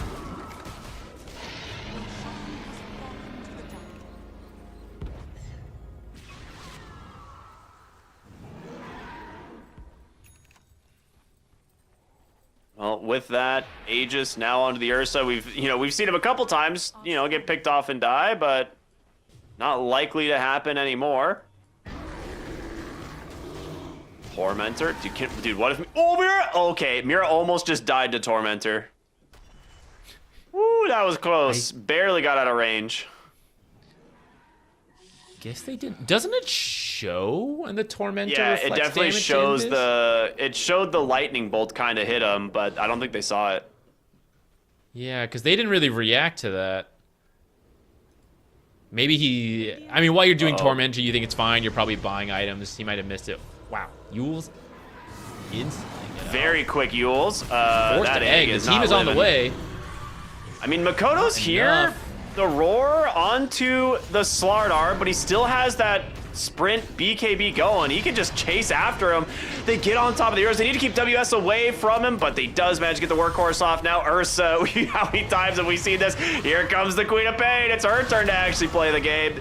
They chase after Nightfall, get the borrowed time, still gonna chase for more. Gets the blink up onto the high ground though.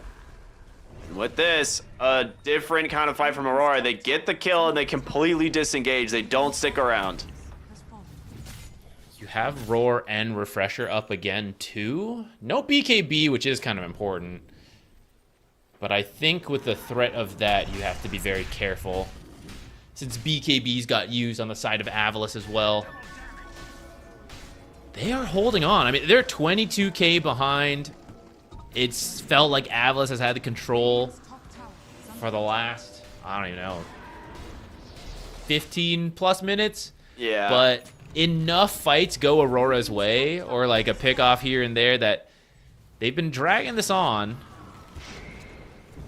When do There's you a just block commit? of cheese. We got a block of cheese. Look at that. It's a rarity. Interesting. You think he'll eat it? I mean, probably. In the middle of the fight, I'd imagine, right? Or would he give it to someone else? He might just be the cheese delivery man. Not your milkman, cheese man. No, separate jobs. Doing both is too taxing. I see. Jump in, looking for the Pass Queen of the cheese! Pain. They do have the cheese, but they're just gonna hold it and let him die instead. Oh no, that's not good. Queen of Pain, the hero who's been doing a lot of the damage dealing in these fights. Okay, they get the Phoenix. That is a no buyback hero as the Queen of Pain just jumps in with a refresher. Just deletes 3 of them by herself. Okay. Give her the Dual Rays cheese! back with a vengeance. It was just a bait. Let me Yeah. die once. I'll buy back. We have the outpost. Right, they're gonna have to use so many spells on me to kill me the first time. We're gonna easily be able to take the next fights. So now they are all the damage is Queen of Pain. Nearly 10k just from her. Yeah, there's no way you can fight this. You need the Abaddon to have remotely enough damage to even threaten a single kill. Yeah, this one's looking pretty over. Someone's gotta eat for this the block of side cheese. of AVULUS, or for the side of Aurora. I don't know how you slow down this Queen of Pain. Maybe it's better to not eat it. You get a block of cheese in your stats. That's gotta be rare. Blink in, roar, but he did have to get the enrage off, so Makoto is the one that's in trouble. Instead, puts him inside the cart. Sunray, as well, the egg is down. They're gonna be able to take down the Ursa. And the egg, it's gonna live, corrupted, now in trouble, trying to surge himself to victory here off the back of that sprint. Can he survive? No, they get the kill. Dazzle can't keep him alive either, as Mira's continuing to hunt, looking for Ryota, but doesn't have it. 2 big kills. Aurora not going down without a fight. But how much longer can they do this?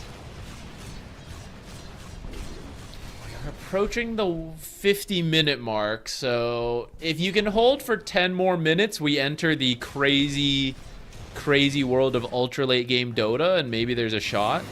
Beastmaster already has his boots of travels from earlier. He's prepared for the defense and TP out. Abaddon actually pretty good at taking buildings in the late game quickly. Centaur could also just tank it for mega retaliate damage. So there's maybe a chance. Winning the fight though is the question. You certainly need your refreshers. You need all these spells. Double egg, double roar. We've seen a lot of good workhorse saves. Oh, they find the Dazzle. And he's managing to get the Shallow Grave off Nightfall. They're trying to get the ult out of him, which the Gale Force is pulling him real far back. Dazzle's going to fall right down into Mira, but they don't have detection. The Glimmer Caves just keep him alive. He's going to get the Nothal Projection out, but they manage to take down both supports as they dive him to the tier 3s. The gem. It would have been nice if they could have grabbed the gem, but everyone was too scared to. Okay, you can't force any buybacks, but you bought yourself another minute. Because right now, AVULUS would be ready to go. But the fact that you've killed the supports mean you have another 60 seconds to wait it out. Roche not going to spawn in that time. Maybe Tormentor? I can't remember. Isn't this supposed to show now? Oh, 4 minutes till Tormentor. I'm not used to having this.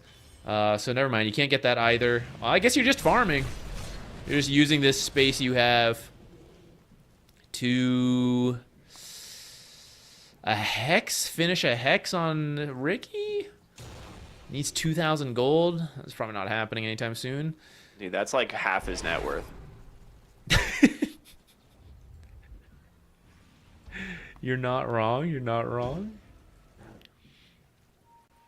Ooh, can you find this Ursa as he makes his way out?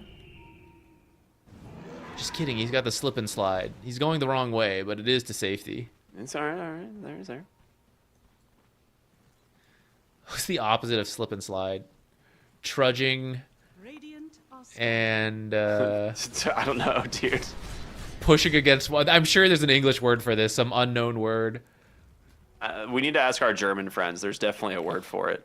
Combo word. Yeah. Divine Rapier picked up now for Nightfall. That's a big one. Has the refresher Desperation like we've Divine. seen, so double I mean, he's got ult. the Giant's Maul. It's a lot of damage, and you can't be killed twice through your borrowed time. Dude, there's no So- backdoor, or there's no fortification for the Radiant. If this bottom wave gets to their base, they could just end the game. Smoke pops, Blink and Crush doesn't connect. Corrupted needs to be a little bit careful here on the front line. Mira hiding up there, trying to get some vision. Yeah, they're TPing back immediately. They know their base about to be under siege.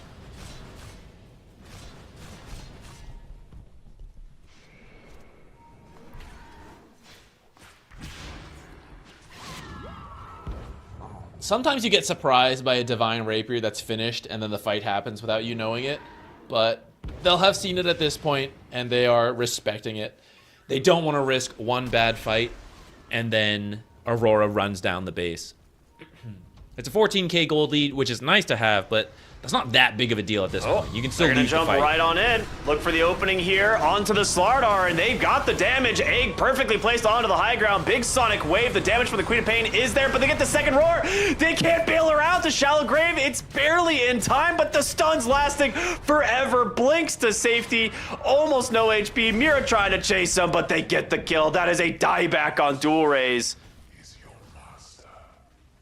Okay, instantly some TPs home to make sure the creeps don't win the game for them. This is a dieback. What can you get out of this? Amplified damage spotted, but AVULUS will get it. That could be a saving grace for them. They want to position to fight for Roche, or at least try to delay it if it happens. Actually, I mean, they need with to this force them Amplified, back. They're just feeling- drawing the yeah. lines into the base. Like, They want to try to get someone defending. You do have a fortification now at least, which is great, but if you happen to get a kill on a hero like the Phoenix in the mid lane right now, yup, that's a big one. Now there is a creep wave going to your high ground, so you have to try and force them back. Ricky manages to find the Dazzle for now. A gem he tried to pick up, but couldn't. Ends up being dropped in the Roche pit. Swap it in your backpack, Mira. He left it there to see when Roche spawns, because if you put the gem down, you can see that. It's the only way to get vision in there. Well, outside of, like, you know, other abilities. Okay, yeah, he's reclaimed it. But you lost your Phoenix. Dude, if they get the Beastmaster, this would be insane. He's playing really far back. Do they have a smoke? No. But Makoto is Don't do a it, massive Makoto! part of their team Resist! fight. are scanning. You cannot afford to die here. The scans? Nightfall's about to make it to the base. Okay, scan doesn't connect, so they actually don't know where they are. Radiant's ancient is under attack. So after all of that, they don't manage to claim a single lane of racks, but they have managed to cut the gold lead quite a bit despite being down mega creeps. And we are closing in on the 60-minute. Dire are scanning. Okay, we're gonna scan the Roche attempts. This is gonna be close. It's falling low and fast. Scouted out from the power shot. Disarm is there. Ricky able to dodge the initial power or shackle shot there, but see what they can do. Jump in. Ursa's gonna pop the BKB. Go for Nightfall. Doesn't get the kill quite away. He almost does, but now the egg is out. The BKBs are spent. They're gonna have refreshers on the side of AVULUS. They might be able to do this. Big Sonic Wave is out. Kaori goes in, drops the refresher. Stun comes out. Age is snatched by WS, and now you're in no man's land. Creeps in the base. Is under attack. Creeps are in the base. Can they stop the TP outs is the question. You need to get back. They're not TPing, they're just running. They know if they try to TP, they're gonna get caught. They don't manage to do so. Aegis now in the hands of the Centaur. He gets the refresher shard as well. Okay, Cheese is secured by Dazzle and the gem. I think a gem got dropped to make space for all the things in Roche. So we have double Stampede, double Workhorse now available. Double Crimson, I guess, too, when that one gets used, and then you can refresh, use it again.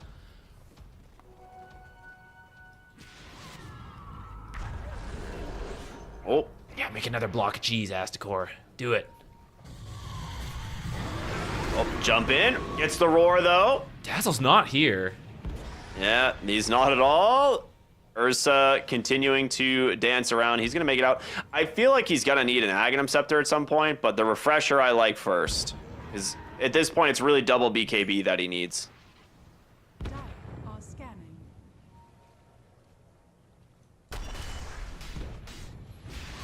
This game got very exciting after the Megas. Yeah. Usually that's the ending. This feels like the closest it's been. Scythe of Ice on the Ricky. How do you feel about the 57-minute power spike for Ricky support? It's pretty huge, actually. Yeah.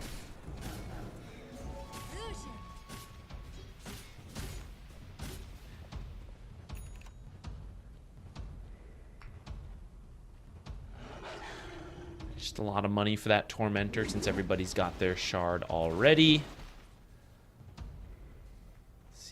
Everyone's got to save buybacks at this point. I'm trying to see if there's any major items. I guess Lincoln's on Dazzle is being worked on. Refresher on Queen of Pain would be big. It's a very good Lincoln's And game. then same as Ursa. But it's still a while before you can get any of them. And have buyback.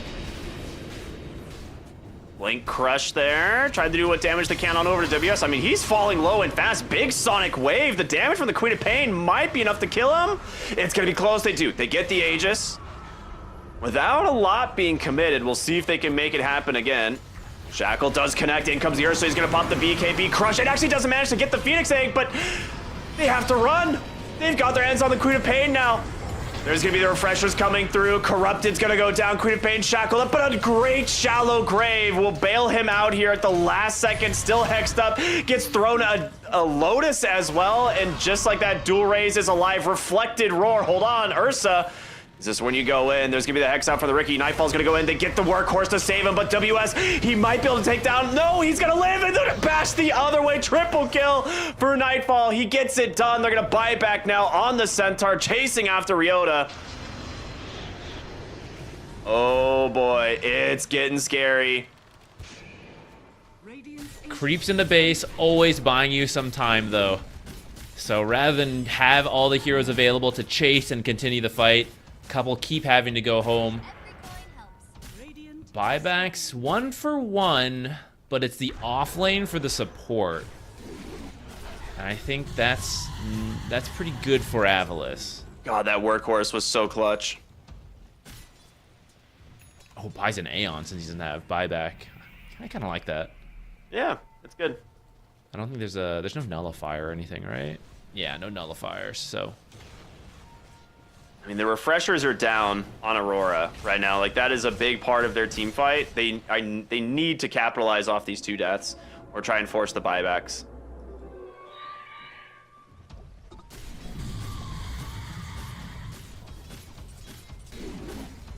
Makoto's got bots, so he's pushing this out as far as he can, and then he'll join his team mid. Do you... There's not enough time to just send it for the Ancient. Who they find? You could find a kill. They found the Dazzle. He gets the Shallow Grave off before the silence. In comes the damage, though, from the Slardar as well as the Queen of Pain. Dazzle will get the TP out. They're trying to force the ult out of Nightfall. They do manage. No borrowed time. You'll get the blink to safety. But again, they hold. They got the Aeon disc out of the Centaur as well. All right, keep your eye out for neutral items. We are 60 minutes in. We have Dez and Bloodright with the timeless buff for Queen of Pain. See what else everyone can get. Since you've been Mega'd, if someone get Book of the Dead, that would probably help. Well, there's one.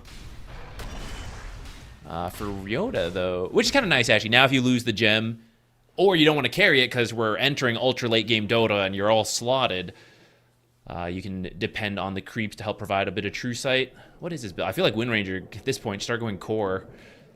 Still wants to buy the Lincolns. I mean, you need more Lincoln Spheres. They're yeah, so it is good. Also, as a universal hero, I mean, it's actually some pretty solid damage for Wind Ranger. Mm-hmm. So we're going to see a Stygian Army there. of the Dead pushing top.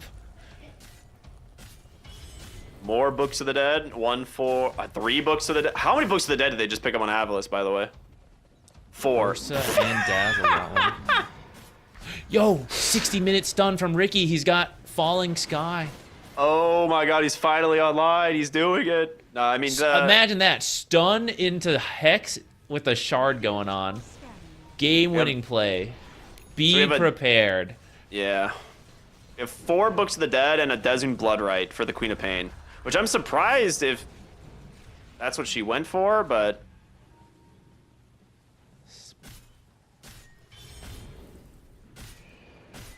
Does the debuff amplification backfire? Does that make the Ag slower?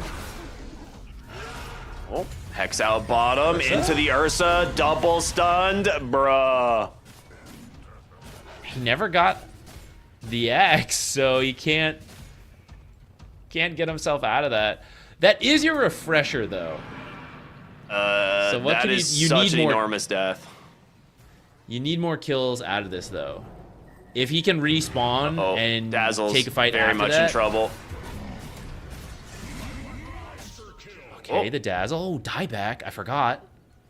They got a dieback on the Dazzle, but that is a kill onto Ricky as well. Ricky's got his. Ricky's kind of dying a little bit everywhere. Coyote's gonna lose his Aeon disc. Blinks away. Dude, these Helm Dom creeps are actually becoming a massive problem. Ooh, Coyote almost died to that one. Still might. They're on the chase. Someone protect him.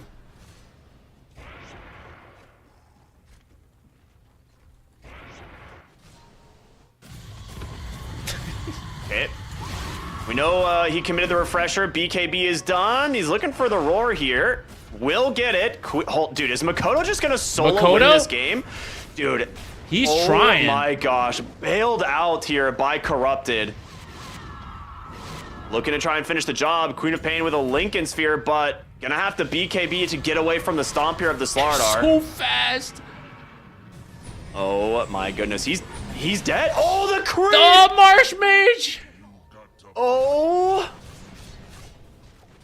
Those amphibians are huge Aurora fans. They just got Queen of Pain killed. Nightfall in front of the base.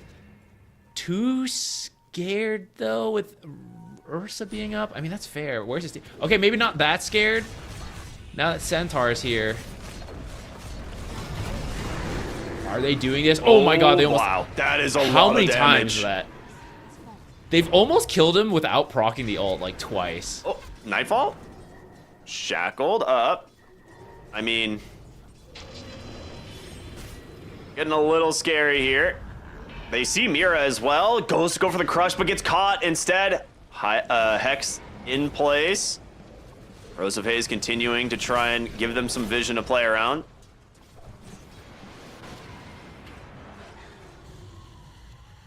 Fallen Sky scouting, but didn't catch anybody.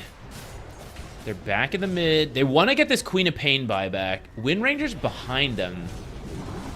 This might Dive in backfire. aggressively, the egg right under the tier 4 towers. The Hex Ursa on the gets Ursa! hexed immediately again! They get the Shallow Grave off. Smiling Knight's gonna survive for now. The egg will pop. You committed a lot. You need to get away. This Queen of Pain will chase you. Corrupted goes in, gets a nice crush. BKB is out. Mirror jumps in. He is dead immediately. The second egg is here. Smiling Knight. Where's the egg? He's got to drop it right on top of him. They take down one, but can they get another? The roar. It's Roar to save it. One more. They get the kill onto the egg, though, and now Makoto's hexed up. The Queen of Pain is still the actual carry. 4 dead on AVULUS. They're going to buy back now on the Ursa as Nightfall will lose his life as well. Divine into the hands of AVULUS.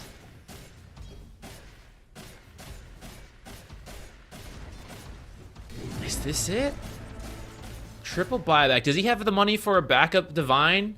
It's on the way. He didn't already have it in the base. Oh, he's a little short on money. If you can get the backup Divine, AVULUS is too... I think there's a world you buy back and force this, but they want to wait out Roche. They know... This was like a max spawn Roche. They're sitting in this pit waiting. Yeah, they know and they're going to get it for the Ursa, who did have to buy back.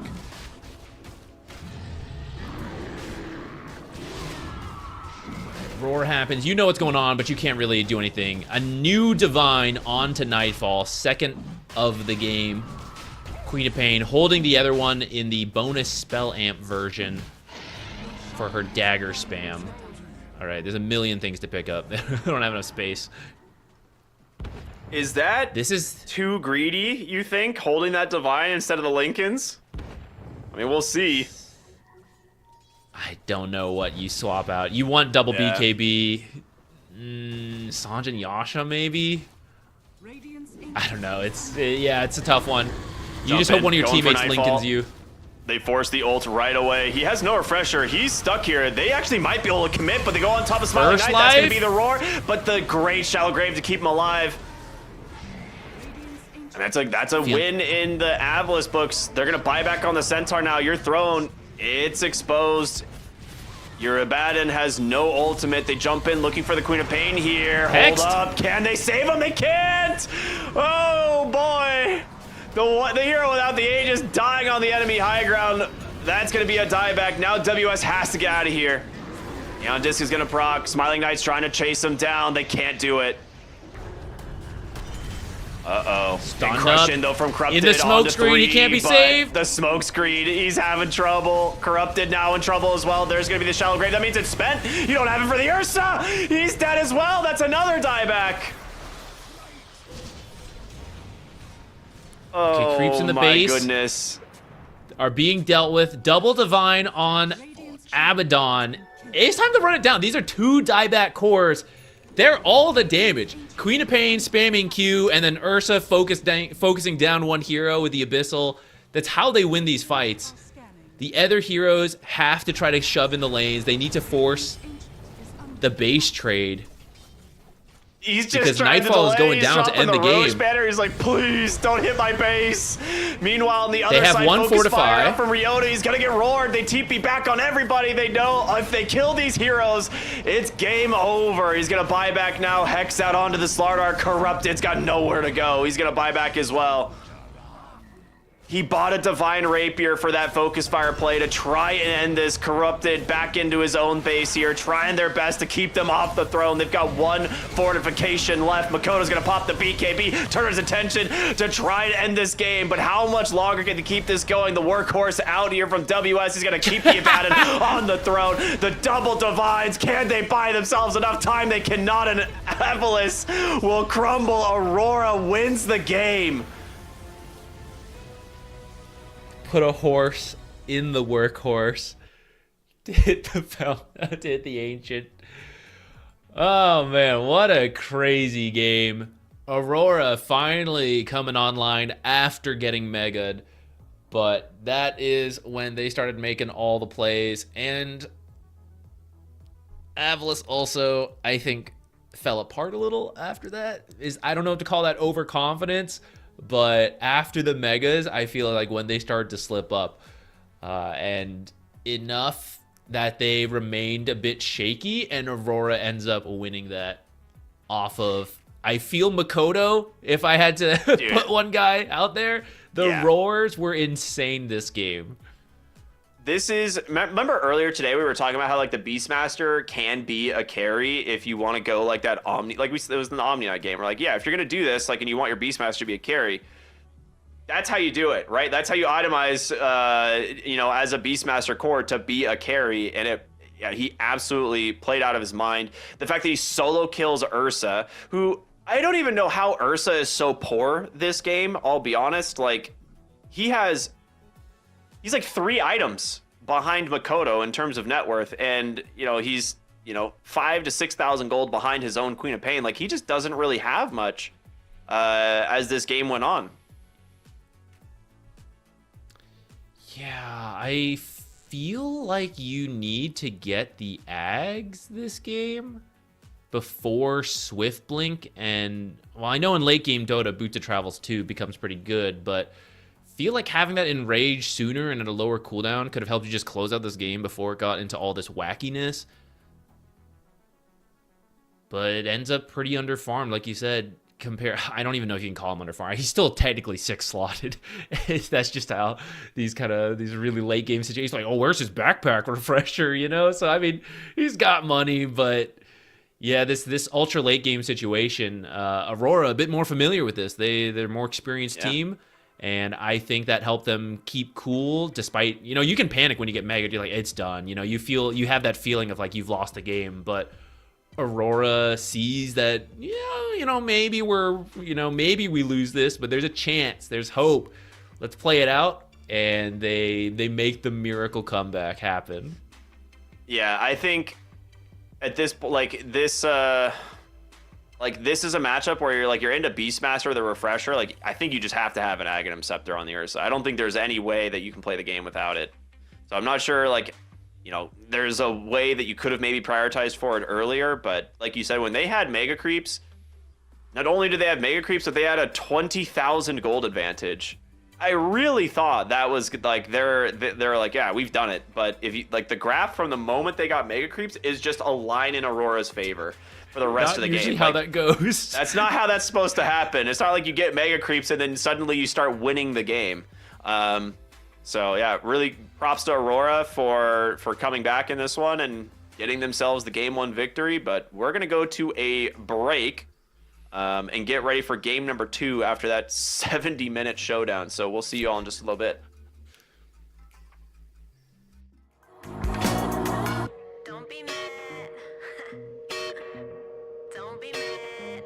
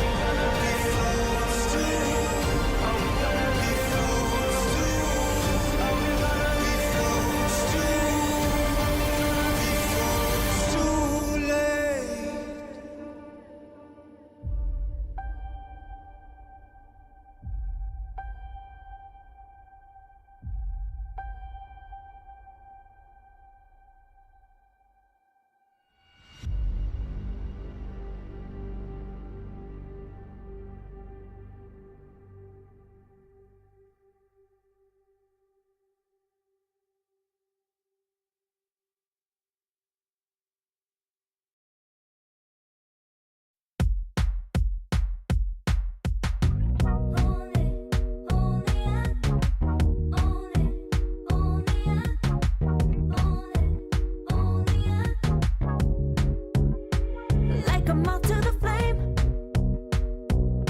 I'm attracted when the doubts start saying my name. I can go there easily, and it's hard to maintain, 'cause I know it's not the world I know, it's me.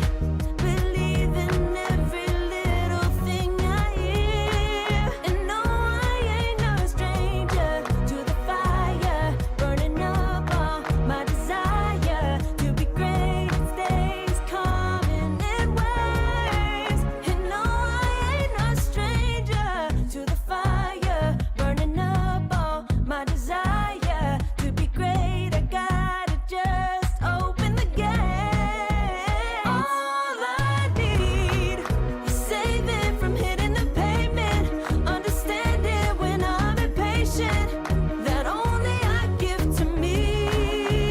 All I need is a little love in lonely places, the strength to stare fear in the face, that only I give to me.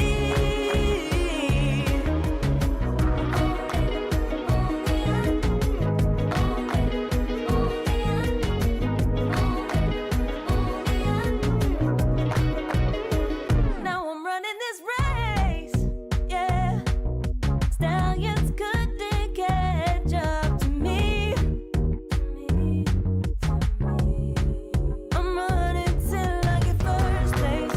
I'm running till I get everything, everything I ever wanted in my dream. No, I ain't no stranger to the fire, burning up all my desire to be greatest days coming in waves. And no, I ain't no stranger to the fire, burning up all my desire to be great. I gotta just open the gate. All I need is saving from hitting the pavement, understanding when I'm impatient, that only I give to me. All I need is a little love in lonely places, the strength to stand fear in the face, that only I give to me. All I need, understanding when I'm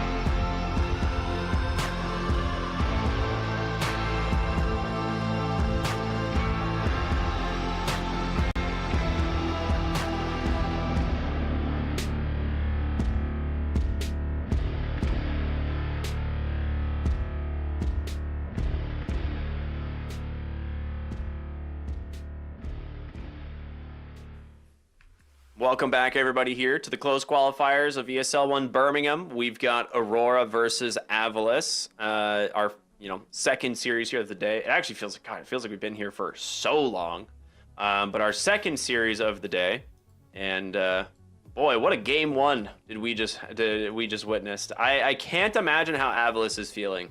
I'll be honest. That seemed like a nice, tidy game that they were about to wrap a bow on, and then suddenly 30 minutes later, they lose. Yeah, it's definitely one you're not feeling great about. But I think if you let it tilt you, you're definitely going to struggle into this next one, right? You have to do the mental reset, which is to say we were good enough to win. And unfortunately, we messed up. We will learn from that going forward, but we just need to go back to the start, begin with a strong lane, the draft, go by the steps. And then in the break that we just had, the coach probably said, like, hey, this is how we close it out, blah, blah, blah, whatever, right? That's what the players are talking amongst themselves. And you just need to try to work that into the next time. But it can be tough, right? You can know all that, but in your heart, you feel it. You feel the loss, that mega creep loss. And that's why game 2 can be really tough, because you are now in an elimination game. You have one loss left, and you're coming down from something like that. The momentum is all against you, and this is where you have to dig really deep and just bounce back through all of that. Yeah, I am curious to see how the draft is going to go, because I feel like their lineup was really good on AVULUS. I think the Queen of Pain diebacking on the enemy high ground by herself was probably the one thing that I will say, like, Dual Rays played a really good game up until that moment, and sometimes it really only takes one moment for things to go badly, and Aurora capitalized on it. They're like, guys, we need to kill this guy. That's our win. That's our ticket to winning the game, and then they managed to do it. Yeah, that's why ultra late game Dota can be so tricky, right? You're winning the entire time, and then one mistake can end it because of how long the death timers are, how farmed everybody is. So it sucks to highlight that, where it's like you had such a great series, but that is one big mistake he should have been careful of. But I don't think it was just him, right? I do think, for example, the Aghanim's purchase on the Ursa also kind of a question to me. I sort of get it, because when you reach that point where it's like, do I buy Ags or do I buy Swiftblink? You're looking at the game and you're like, well, I'm gonna win, right? Like, I don't need it. I can just finish this item and like the Swiftblink, and we'll just end it. And as you're doing that, you're like, do I need the Ags? And you're like, no, it was just one mistake. Like, we have Megas. Like, I don't need it. Keep going. I can go boss too. Yeah. But it just keeps going, and then at some point you're like, needed that Aghanims. Especially because this Dazzle, okay, I'll tell you what, the Ricky payoff, man. Took 60 minutes to get there, but they could not save teammates in the smoke screen. So you need the ability to save yourself, like BKB Ags. Yeah, it turns out the only thing you need to do to win with Ricky is wait for your team to get mega creeped and for the enemy team to get close enough to your throne that you can reliably smokescreen them and kill them. They say, that is the strategy. A win is a win. 60 minutes or 20 minutes is plus 25 MMR. All right, first pick, Jakiro making it out for Aurora. Very happy for them to be able to see this hero, I'm sure. Wind Ranger actually banned out in the first phase this time around. 5 seconds remaining. Well, there's the Clinks if you want to do that. I thought Smiling Knight played a really good Clinks earlier today. Aurora Gaming's turn to Tide Hunter, interesting. That is an offlaner who's pretty safe versus Jakiro. I think you have to ban out the Ursa with your upcoming ban, because that matchup is just a little bit too good. 10 seconds. But otherwise, a pretty Yeah, I'd be strong down offlaner. to get rid of the Ursa. Shadow Demon's still in the pool as well, actually. Oh, that one's good too. Maybe you... I guess you can see what gets banned. You could maybe bait the Ursa, and then you take Shadow Demon to counter him. They get rid of it. Okay, ban Ursa. I think if you don't have Shadow Demon, it's too hard.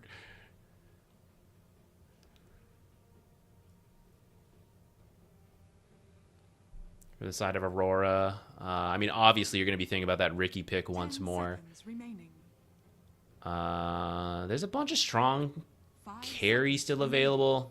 The Clinks and the Ursa we talked about. If for some reason Ursa doesn't get banned out, I think you should be jumping at that.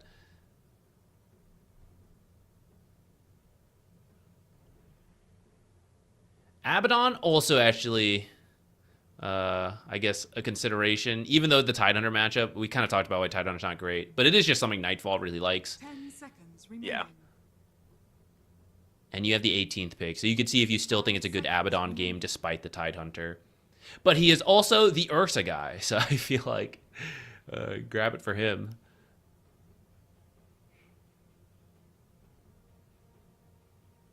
Radiant team pick. Alas. Aurora Gaming's turn to pick. And you grabbed the Clinks. They got it. Clinks, clinks, clinks. Okay. Clink goes my bones.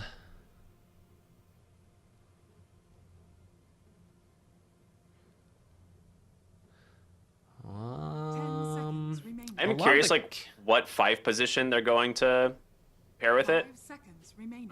Because I think there are still a lot of good ones. Like, right, like they banned out. Oh, Omni Knight. That was kind of one of them. But we've been seeing a lot of Treant Protector pairing with it. We've seen Tusks. There's another one that I'm blanking on. I can't remember exactly what it is. Tusk seems the best to me right now. We've seen Clockworks, and that's been okay. Seconds remaining. You need to think about how to deal with this potential offlane Omni Knight, but there's a chance of the carry Omni Knight as well on Nightfall, which could be kind of cool. And then you build a typical Crimson Guard builder for your offlane, and then you have Crimson Guard and Guardian Angel to deal with Clinks' damage. Could be hype. 10 seconds remaining. Here, I think you're just picking double strong supports 5 seconds. and then a flexible 4. You could do like Tiny plus a strong 5, and that way you could flex Tiny into the mid lane, but you could also just creep drag. Okay, not as flexible, but also a strong support. I think we saw... Was AVULUS the one that played the Chen Skywrath, or was that their opponents? That looked pretty good in a fast-paced type game. That was game 1. I saw that was Liga. 10 seconds remaining. You want to steal their draft, perhaps? 5 Yeah. seconds remaining.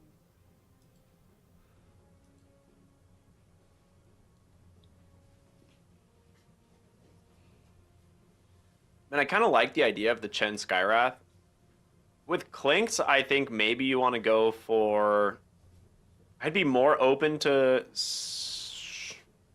the Tusk, I think. But...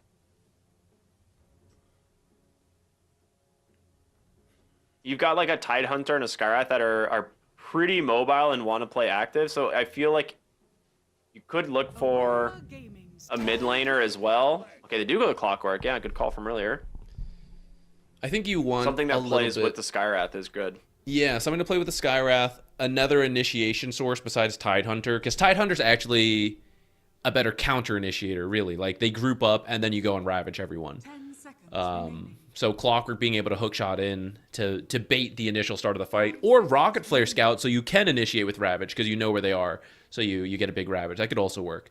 And the pairing with Clinks is pretty strong in the lane. If you trap them in power cogs, unless you lane swap, Jakiro can kill the power cogs in like pew pew one shot. But yeah, I was gonna ask about that. Yeah. The others take some time.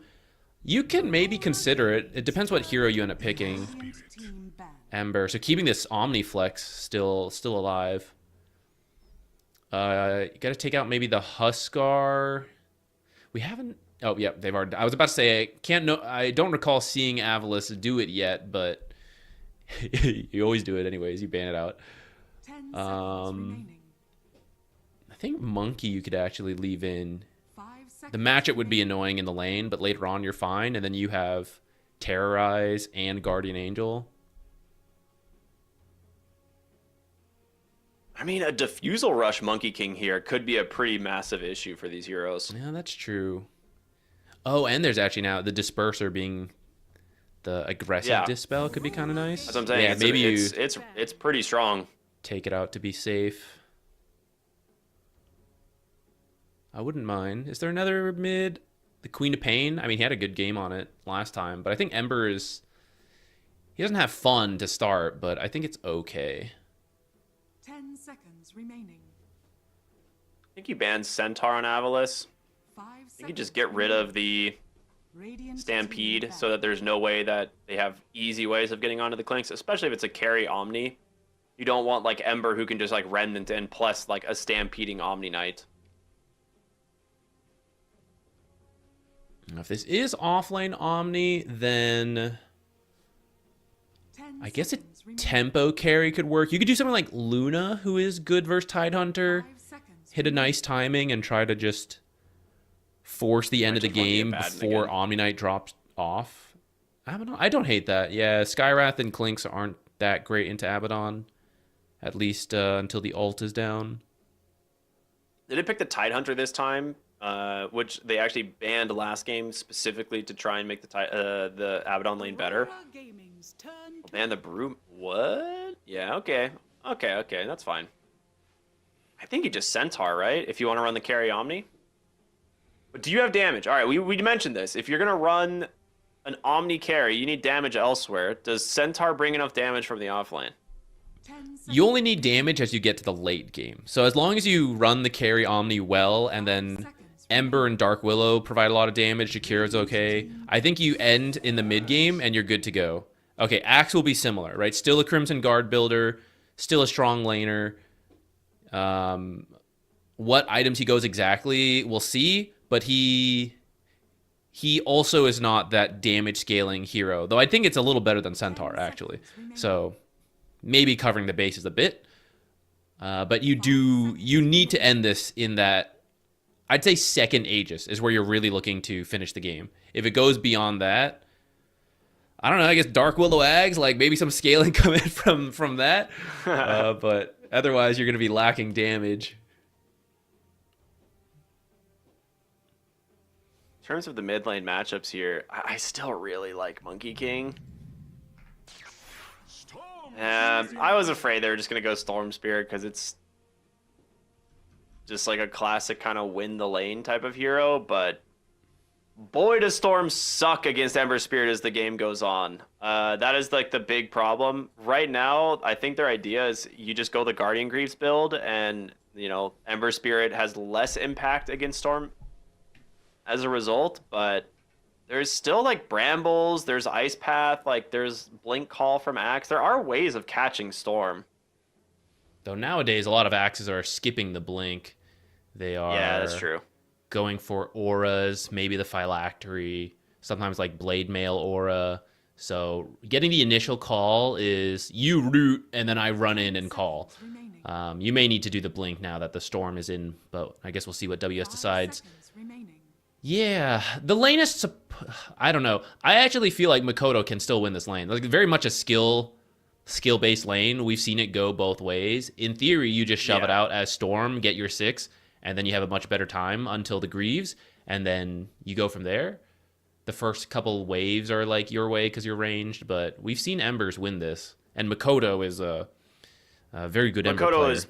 Yeah, I was going to say Makoto won the lane last time as Beastmaster versus Queen of Pain, which is like probably not supposed to be Beastmaster favored, but Makoto has been, I would say, like outperforming other mid laners in this tournament so far pretty often. So see how he does in this matchup. If he gets off to a really good start and gets like an early Vessel, whew, you're in trouble on AVULUS.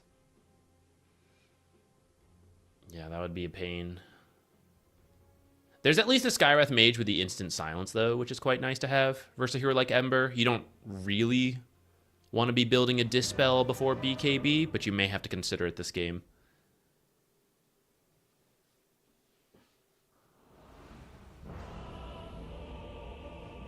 The carry Omni Knight.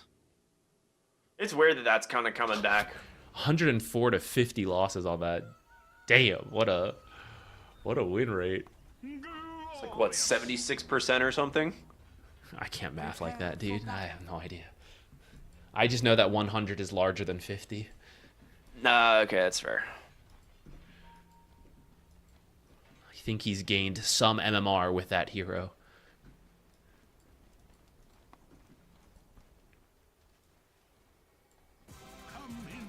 Outside of the draft, I do think there is just a test of your mental fortitude after a loss like that, and now facing the threat of elimination. You still just need to be able to play your best, and I think they have a workable draft. They didn't have... It's like not too complicated, you know, like someone initiates, Klinks hits things, Skywrath ults things, right? It's relatively straightforward, but you just need to not let that last game affect your laning, affect your morale, how fast you make plays. And if you could do that, I can see you having a similar performance to last time, and then, you know, properly close it out, which should be much easier with a Klinks than Nursa. But WS has a good Axe. We'll see if he can... We've seen Axes just run away with games this tournament. The battle begins. Farm the cogs! Free money for the Jakiro. Dude, he's actually so rich. Game's over. Call it. Oh, God. 10% gold lead on that Jakiro.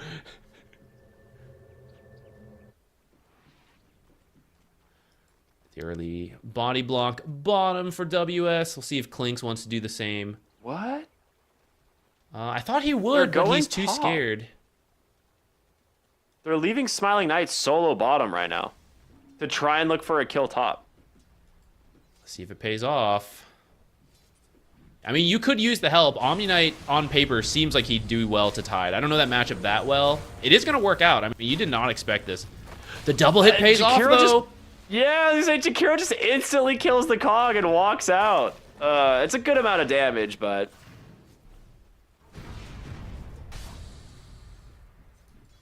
The nice thing about that is that the... Oh, your courier! Oh, no. Well, at least he has 2 tangos still, but you really need that next set, especially with how much damage you've already taken. The nice thing is, they saw the body block happen, so they decide, we'll try for a kill top. Smiling Knight will get solo XP, so he's already level 2. You know, so that's something you've got going for you. But now your Clockwork is under-leveled and lost his courier, so it's going to be tough for him to fight against Mira. Unless... Oh, see, like, otherwise you don't do this kind of thing. Although, drawing creep bagger there, a little bit of a mistake. Oh, you just better be careful. He just used that? Oh, if that had hit and bounced him towards Smiling Knight, you get a ton of damage there.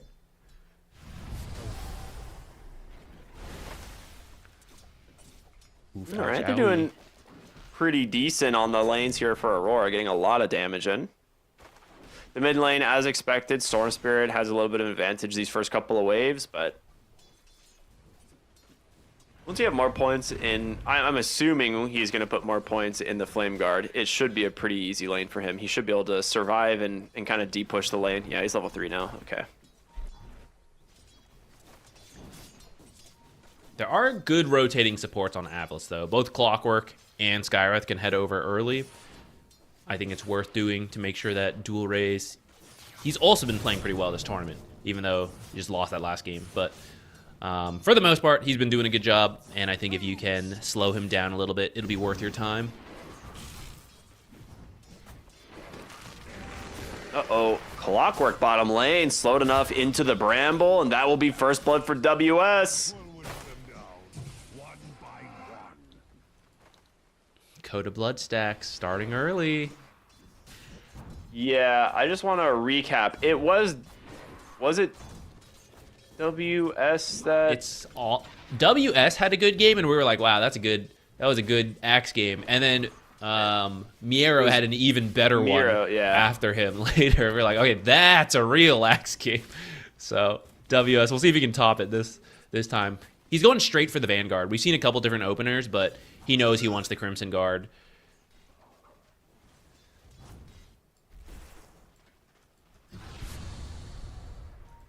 Oh, that slow did not hit the Jakiro. That actually might cost him his life if he can get in range. Oh, he actually got body blocked slightly off that creep. So Ryota will live. I mean, a little bit greedy. He had the dual breath range. He could have gone for the dual breath and then the... It's close. That damage, the but... distance Skywrath is at, because dual breath is such a slow spell, Skywrath could have made it out. He might try just to do it because he has the mana, but looking at it, I was like, I think this might miss if he tries. And I think Kaori also thought that, which is why he didn't bother. Oh, but Nightfall maybe... is just beating down Tidehunter here. 3 seconds for a purification. He's just gonna... doesn't even need it, just kills him. Alright, Degen Aura, finally. The ability's so back. Link's here. In trouble. Oh, wow, that Bramble manages to barely connect, and he gets the kill underneath the tower there. A little bit more damage out onto the Clockwork as well. All right. The dive now continues. He's trying to stay here, but... 30 more seconds on Battle Hunger? Okay, with Klink's about to respawn, they're going to respect it and get out. They're already doing well, you know? You don't need to risk it. Yeah.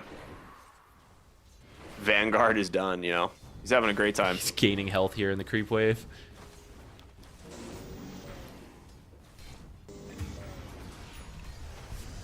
Oh, Skywrath Oh no, here. Nightfall killed him again. I mean, they're rotating bottom on the Skywrath, so they leave Corrupted solo in the top lane. They run him down to the tower.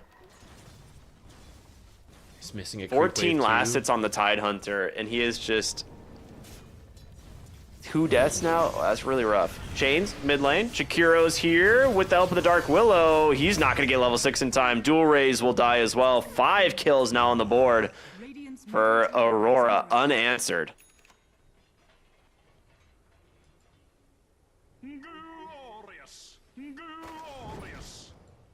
I don't think you even need to help Nightfall anymore. And now you just, like, stick bottom and mid. I think you're right.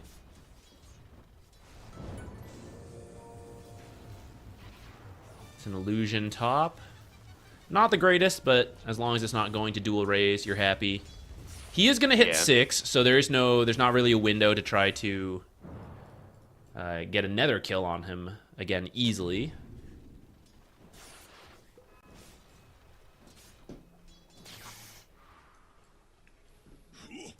Shakira does head top one more time to place this observer. And with that, I think you could leave after this Wisdom Shrine.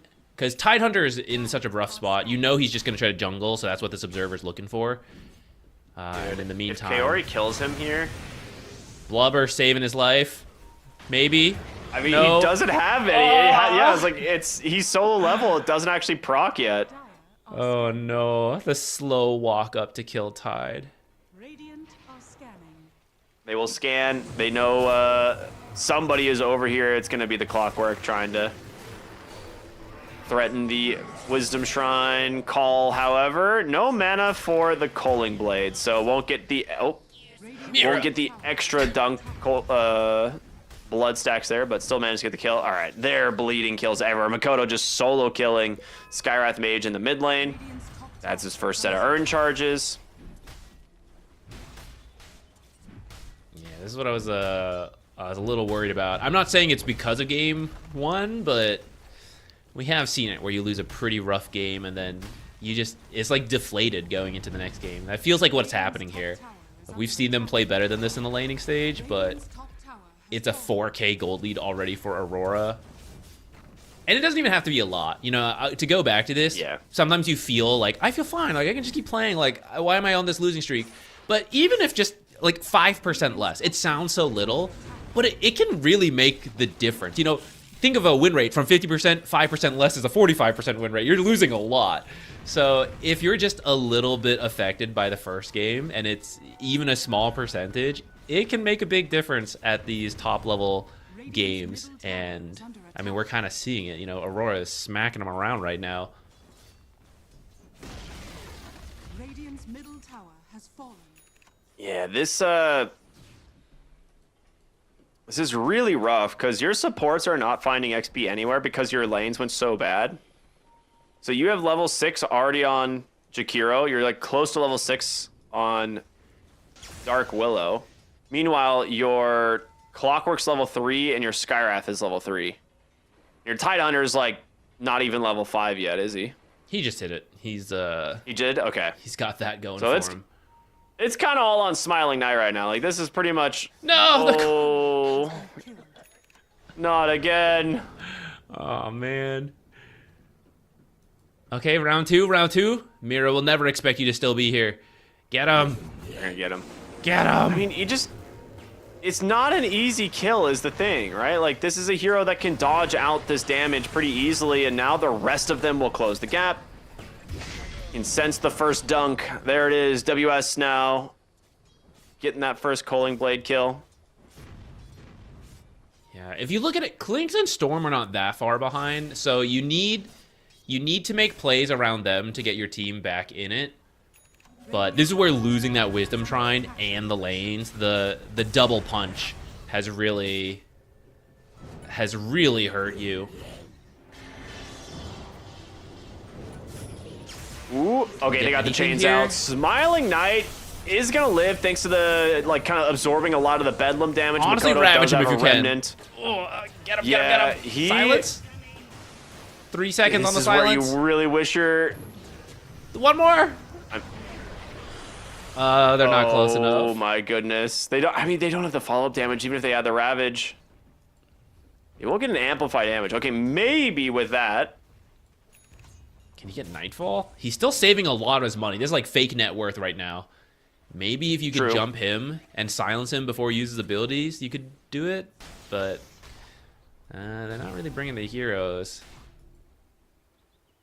I feel like that would have been a really good attempt. Did they have a smoke? Skywrath had one.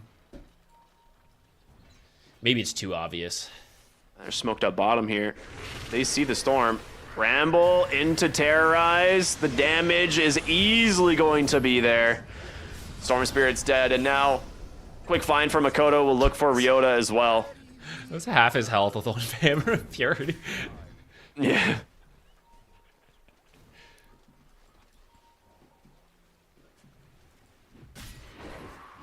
Radiant's middle tower is under attack.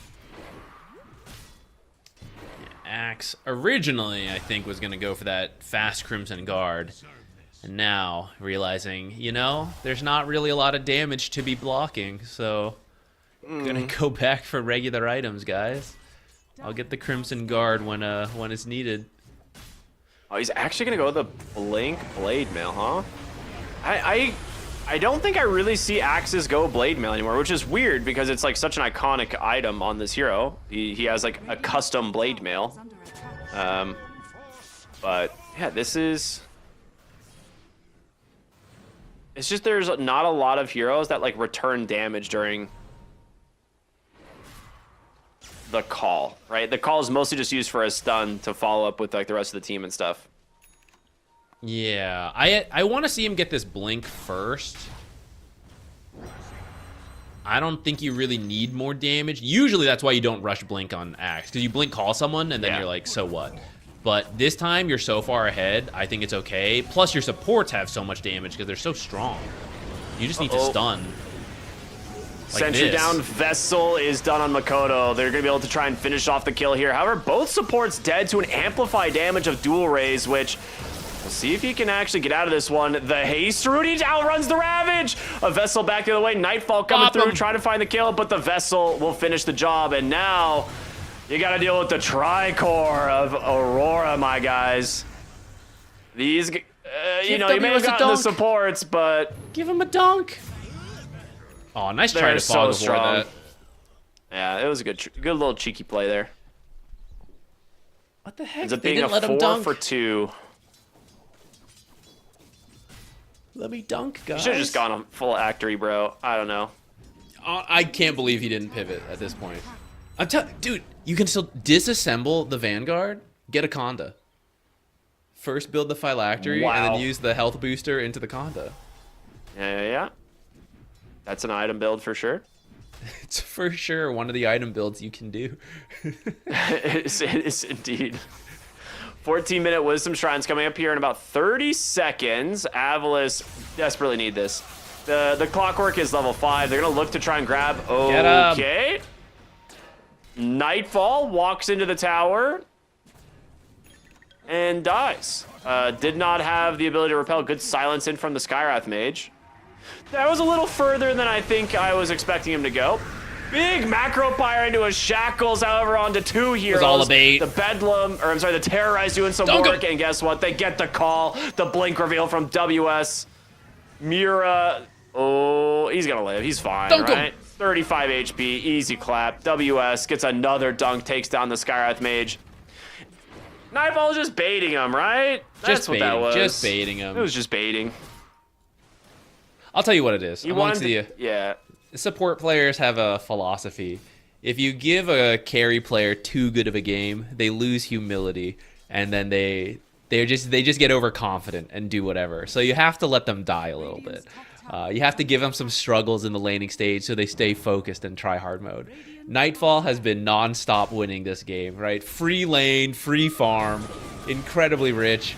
So he lost the humility. He was just in there too deep. See, look, now he died once. Boy. His own triangle. Never again. I'm never I'll take this home. game seriously. Well, they're going to try and smoke to kill him. We'll see if they can do it again. It's really up to Ryota to get the silence. Oh, he breaks it with the repel. In, pre-repels. Yeah, he got the scan right on the money. They knew what was going on. Another dunk from WS as the chase now the other way. Dude, what a scan. I don't know who made that call, but that was an insanely well-timed scan. Ice Path into the call. They got him. Another dunk. Now Ryota trying to do what he can here, but there's no safety for you, my friend. Triple kill for the Axe. Top of the net worth with 23 coats of blood. Now Nightfall looking for the Tide Hunter. They've also found Clockwork. Let him go, guys.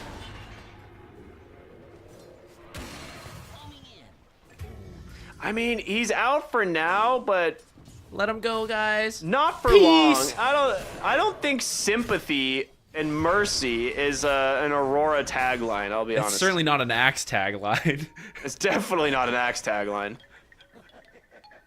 Up top, lane, they do run down Hunter the Tide did Hunter. die to Nightfall as well. Yeah.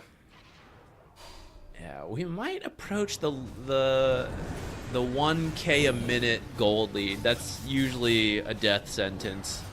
Yeah, Makoto's just gonna kill Smiling Knight. That too is a death sentence. You can't really do Rosha with this lineup easily. I think you'd need all 5 heroes there just hitting it. It's not really worth your time at this moment, even though you have complete freedom of map control. So they're just farming up, getting these kind of kills, racking up the numbers, padding the stat. Oh, there, dude, he didn't even disassemble the Vanguard. What are you doing, WS? You could have had that sooner. There's just the real, AVULUS fans out there right now, just hitting that Kobe. I'm like, don't worry, guys, they can't get Roche. We'll be fine. I think the AVULUS players are saying that. Don't worry, guys, they can't get Roche. Sorry, guys, their Roche line is really bad. Jump in here, looking for the Jakiro. Saved, though, by Nightfall. Close enough with the repel, and Dual Rays very low on mana. Makoto gonna let this one slide. Mira very deep behind enemy lines. We'll end up trading here as the chase continues back the other way. Axe. Oh, nice Ravage into the Mystic Flare, but they just don't have the damage. WS gets the call into one. Makoto almost dies here to the Skywrath Mage, but he will die to Smiley. Oh, he doesn't have buyback. I was gonna say buyback, go back in, buddy. But no, it's the best fight we've seen from AVULUS. A 3 for 4.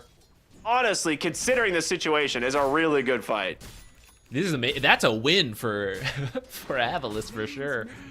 And now he's farming. Amazing. The only downside is he didn't get the Deso in time, so he had no charges.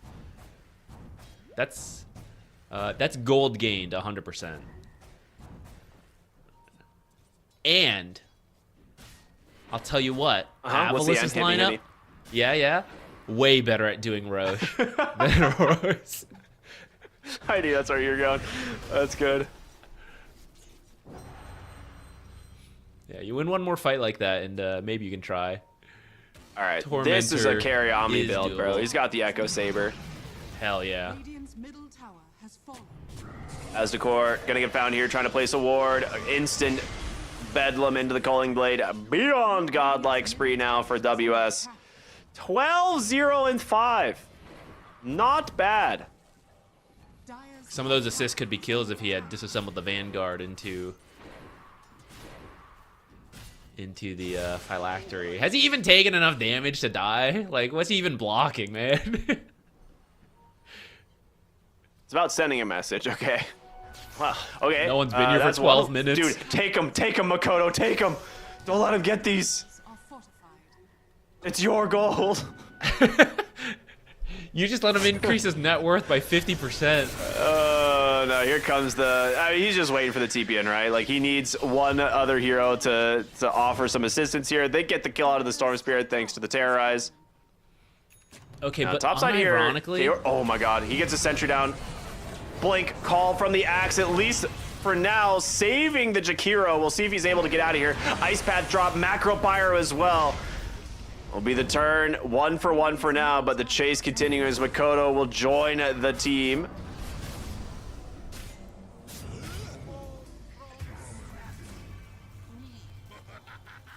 All right, that part not so Nightfall. worth. Oh, boy.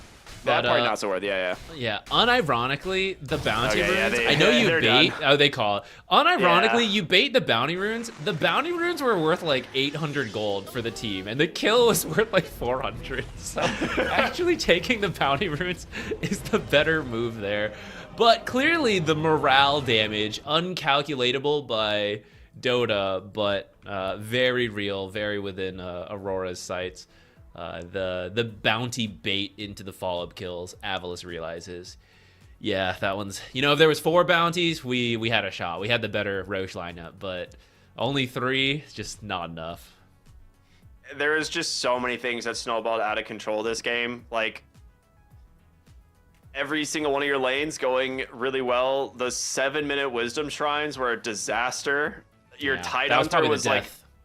Yeah, the Tide Hunter was like 0-3 at the 7-minute Shrine spawn, dying solo to a Jakiro, right? Like, that is just such a bad time. And we said it earlier, there's a reason Jakiro is so heavily prioritized and so often banned first in every game, because a lot of this just comes from the fact that Jakiro is an absolute dominant lane support. It wins lanes every single time, and then its ability to like gank and go kill Storm Spirit mid and then Ice Path at every phase of the game is so strong. Yeah, I also think, and I don't blame them for this, because especially maybe after game 1, you're feeling like you got to do something wacky. They try that kill top at the very start, like they start the clockwork there. So you do some like very bizarre level 1 play that then affects your lanes. But if you're not feeling great, like, oh, if we just play standard, you know, Aurora's going to beat us. They clearly showed, you know, they outplayed us game knowledge wise, macro movement wise, like the longer game goes. So we need to do something wacky, try to like go fast and beat them. I appreciate that. I actually think that's not a bad approach if that's what they were thinking. But that kind of stuff can backfire, right? That's why it's out of the norm, because mess that up. Now my lane sucks. And then because your lane sucks, now I'm losing Wisdom Shrines. Now my early game sucks. You know, like it can really hurt you. But I appreciate the attempt if you think like that's how, you know, I see a way to win through this, so let's try it. I think it's actually good to give that stuff a go.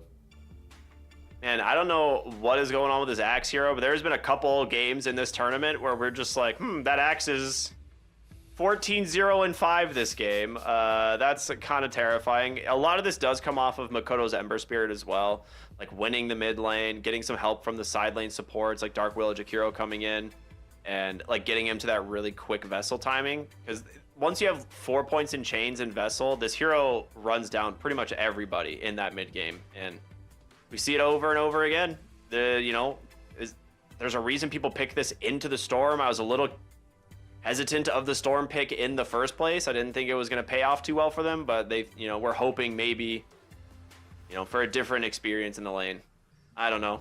I mean, the lane was going okay. It's just your side lanes are getting wrecked, and so then your mid lane, which is going okay, suddenly it's like, two really strong supports here. What's up with that? Kind of weird. It's not how this... Isn't this supposed to be 1v1, bro? Like, come on, man. Gotta cringe, bringing your friends to the mid lane. I don't know. Yeah, so once that happens, you try to bring your friends, but they're pretty tired. They're not feeling as strong, and it just doesn't go as well for you. So I think the Storm pick at the end is... It's not bad considering the bans, but you just have to have better side lanes to make it work, and it didn't pan out this time. Yeah. Well, with that one, AVULUS, their run here in the qualifiers will come to an end. Aurora will advance to the semifinal lower bracket. We'll be playing against 1W team. That's going to be happening on the B stream in about an hour and a half. Zach and myself here, we're going to be covering the upper bracket finals. This will be the first series to qualify for for ESL One Birmingham, and the two teams are going to be Inner Circle, which a combination of some former teams that have kind of come together through the open qualifier, and they've looked really strong. But they're going to be taking on BetBoom, which I believe is the #1 seed, the tournament favorite here, the qualifier favorite rather. So we'll see what happens. We're going to go to about an hour and a half break, everybody, and then we'll be back with that final series of the day here. Stay tuned, and we'll see you then. Only up, only up.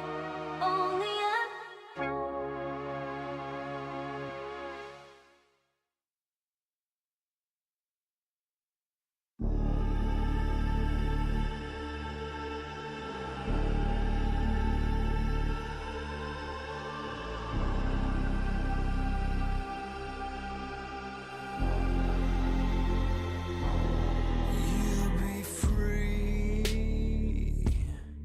when I set you free.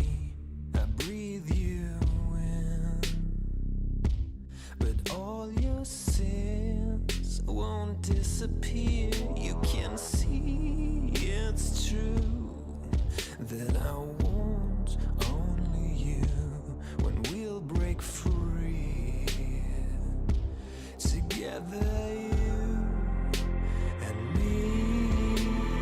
Take me in your arms and let us rise high up to the stars where we can fly. So come with me and pray. I want you to play my games and fulfill my black desires. So break my heart and leave me. I only need your body. So I'm saying I'm in love with you, but I don't care much about you. Where you've gone, I would find someone new. I cannot lose. Fall into my arms and let us rise high up to the stars where we can fly.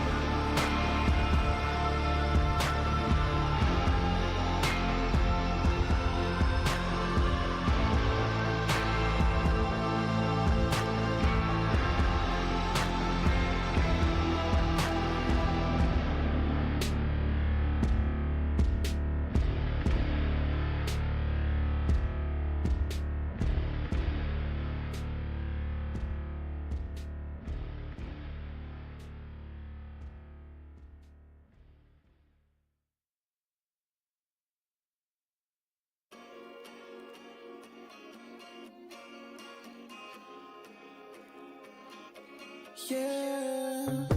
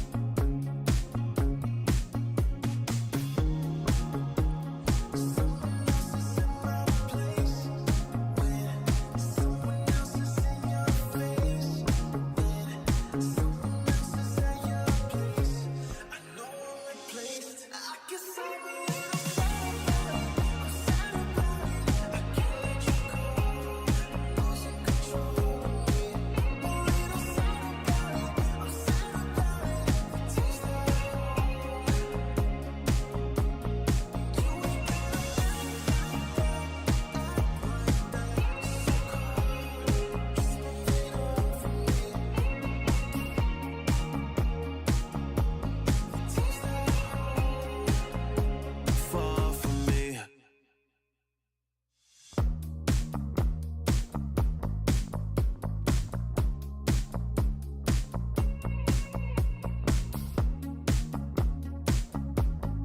Girl, what's this shit about? You told me I was different than them. Now you got yourself another man. I hate to see you out with him. I guess I'm a little sad about it. I can't let you go. I'm losing control of me. A little sad about it. I'm sad about it. Taste of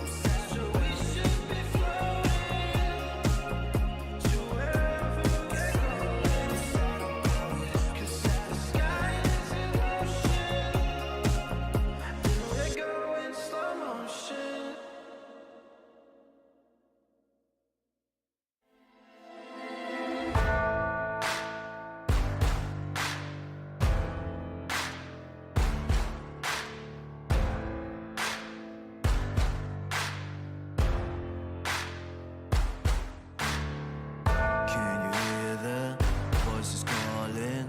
Longing for your dirty souls, the wolves are hauling. Can you hear the voices calling? Do you feel how they are dragging?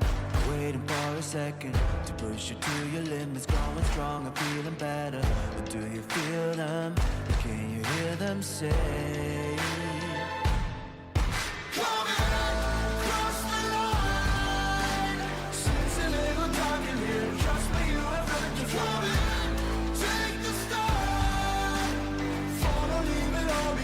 Welcome to the other side.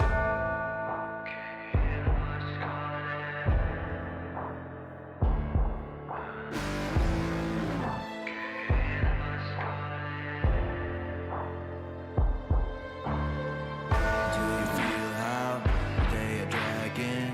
Do you feel them? Can you hear them say? Do you feel how they are dragging? Can you hear them say?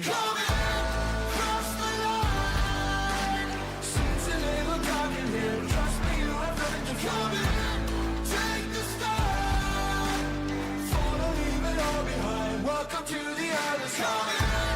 Cross the line. Seems a little dark in here. Trust me, you have learned to come in.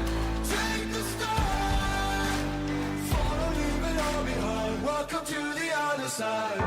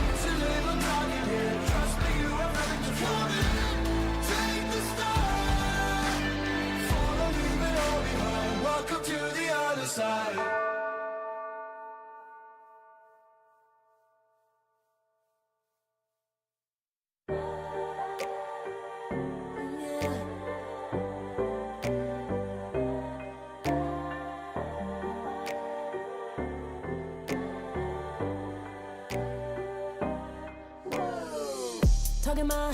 I've been working all year, getting by. Looking for the high, taking all my time. Breathing in new life, feeling fine. Like I don't gotta be something society wants me to strive to be. Got my own energy. So magnetic in the spotlight. Shaping my own world with my own mind. Don't talk about me unless you alright. You gon' see I'm finna real free, protecting my energy. Gotta protect my mind. I'm breathing in new life. It's time that I realize what feels good ain't always right. Making changes, I got me a new strut. No more settling, I'm running out of good luck. Never chasing, I attract, I'm busy going up. If you see me come correct, then keep it on the book. Get it how I live it, that's the motto, how it goes. No more reaching in it, distance, hit the lotto, I'm the one. Not denying myself anymore, I'm done with it. Sky is the limit, I'm living like we know. Energy, energy, energy.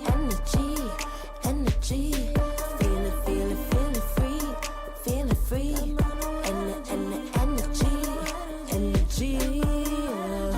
Gotta protect my mind. I'm breathing in new life. It's time that I realize what feels good ain't always right. I'm feeling good, feeling free. Feeling good, feeling free. All I need is me and my new energy. Feeling good, feeling free. Feeling good, feeling free. All I need is me and my new energy. Feeling good, feeling free. Feeling good, feeling free. All I need is me and my new energy.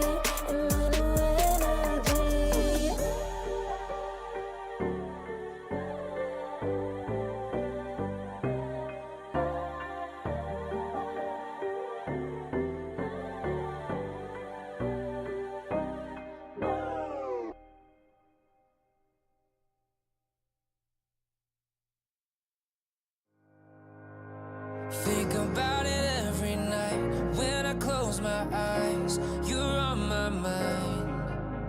I try to quit a million times, but it takes me high. Like you're so divine.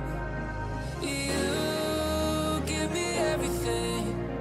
Don't know what's happening. I need you like medicine. You're my everything, everything. And when I think about us, sweet lullabies, I wanna keep this moment here forever, no goodbyes. And when I think about us, sweet lullabies, I wanna keep this moment here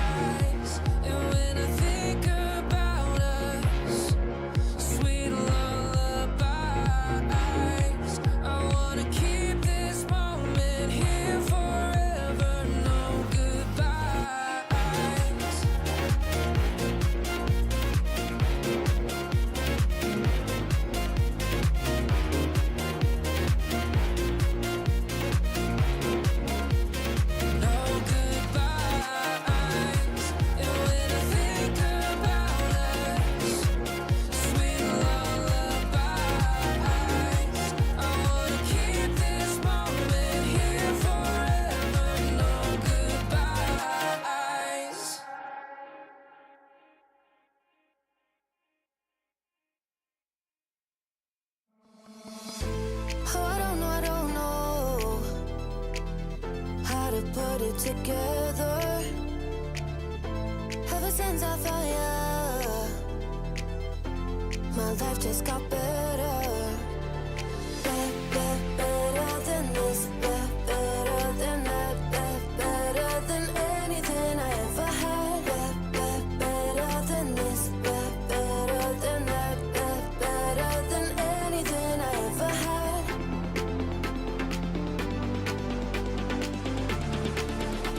Than anything I ever had.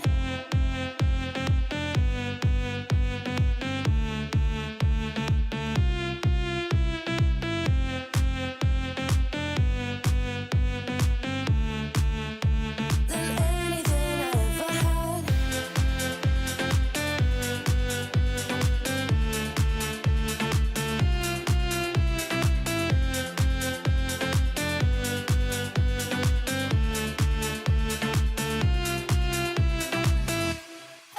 Every time I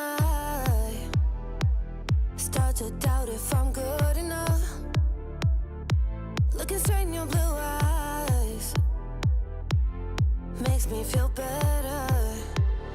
Better than this, better than that, better than anything I ever had. Better than this, better than that, better than anything I ever had.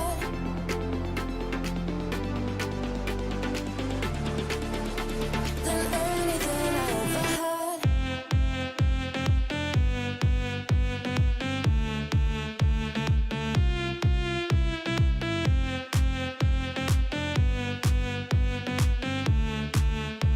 Than anything I ever had.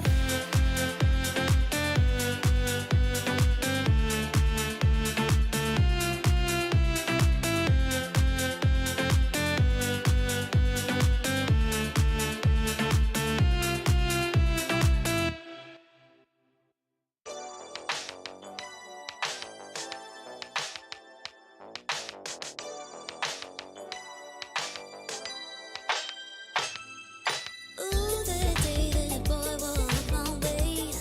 Won't forget his pretty face. It was like we both had something to say. Yeah, but as soon as I saw him, his fine ass was gone. Think I should have followed him home. Put my number into his phone. A moment in time, so divine. Hope I see you again. Hope I see you again. A moment in time, so divine. Hope I see you again. Hope I see you again. You looking so good, make me wanna know you. Feeling the groove, and I got to show you. Come back, better come back.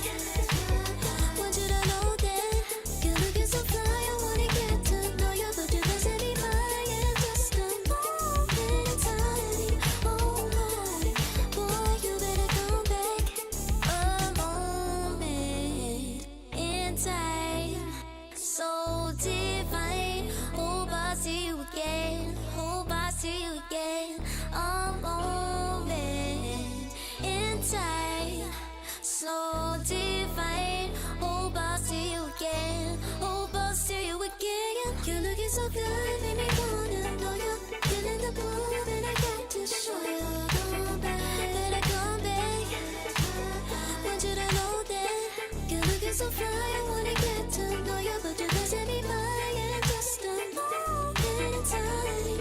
Oh my, boy, you better come back.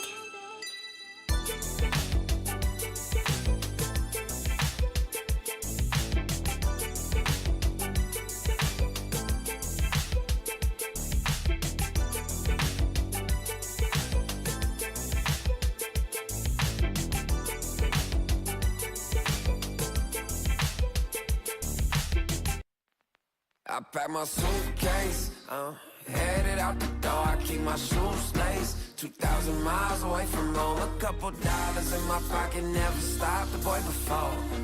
I load my bags and hit the road. Miles past, turning back, found my track, face the fact, she a core one. Never gonna settle for none. Stay up every night till I won. Don't want a slow rise now. I'm confident opulence isn't a long ride out. When I look back now, I'm astounded. A quiet boy from old age, but always felt the world was a stage, yeah. I celebrate one last late night. My old life ain't staying. I pack my suitcase, headed out the door. I keep my shoes laced. 2,000 miles away from home. A couple dollars in my pocket, never stopped the boy before. I load my bags and hit the road. I'm headed to LA. Headed on my way. I'm headed on my way to LA. Headed on my way to.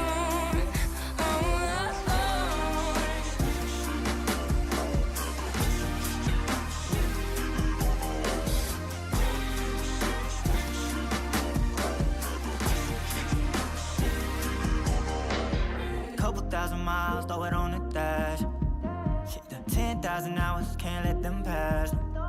Yeah, well, I was putting time in, you was pulled up wildin'. You always had shit to say, now when I see you, it's silence. Thought I have a Grammy by 25. Commas after commas next to dollar sign, yeah. Remind myself why I'm living this life. Look at all the late nights, it'll all come in due time, yeah. Made for the fight, for the pain and the climb. Tied to the life I chose. Stay through the night, another day, not a dime. Race against time. I couldn't just lay by and wonder what I could have made mine. I'm closing on the moment, no one's gonna hold me down. From getting I pack my right suitcase, headed out the door. I keep my shoes laced. 2,000 miles away from home. A couple dollars in my pocket, never stopped the boy before. I load my bags and hit the road.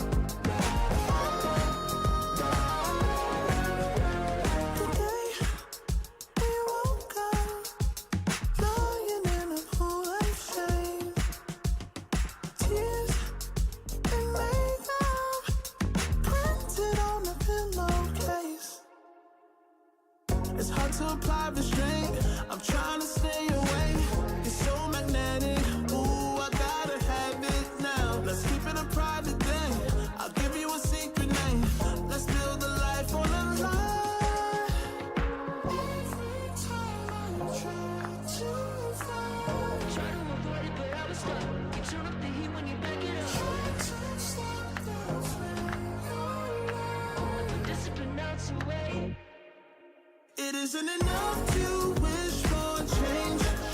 You either give in or pull away. We have the will to choose our fate. Whether it's wrong or right, I'm holding on for life. For the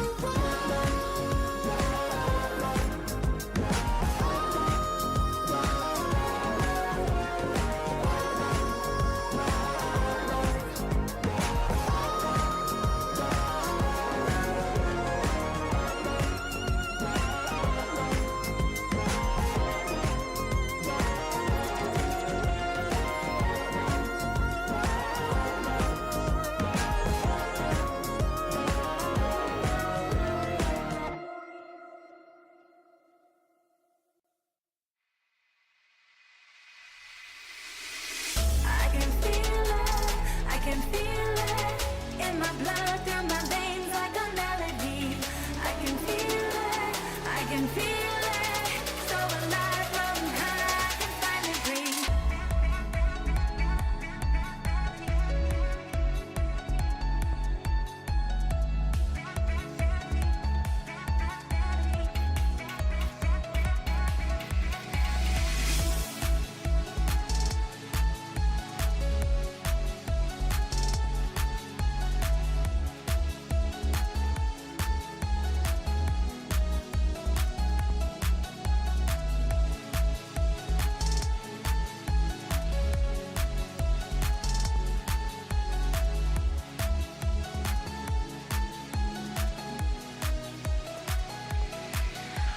Lately, I've been feeling lonely.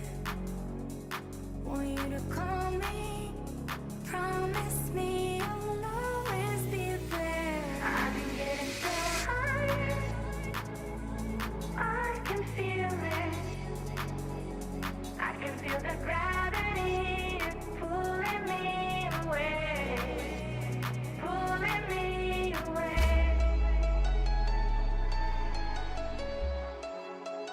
Pulling me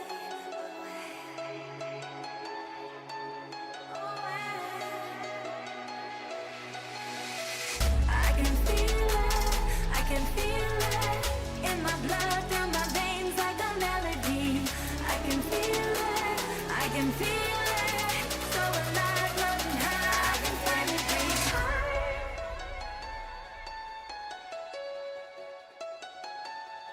I can feel the gravity pulling me away, pulling me away.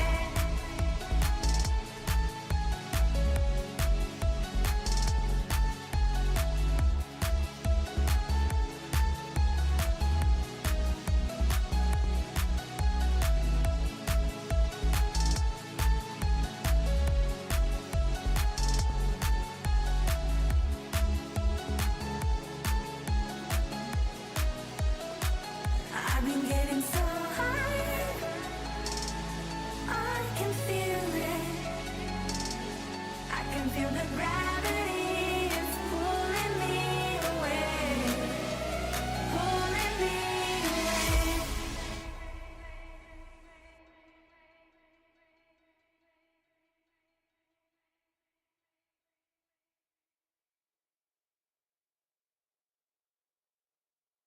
serotonin slide, sequin in the light, empowering your energy, riding through the night.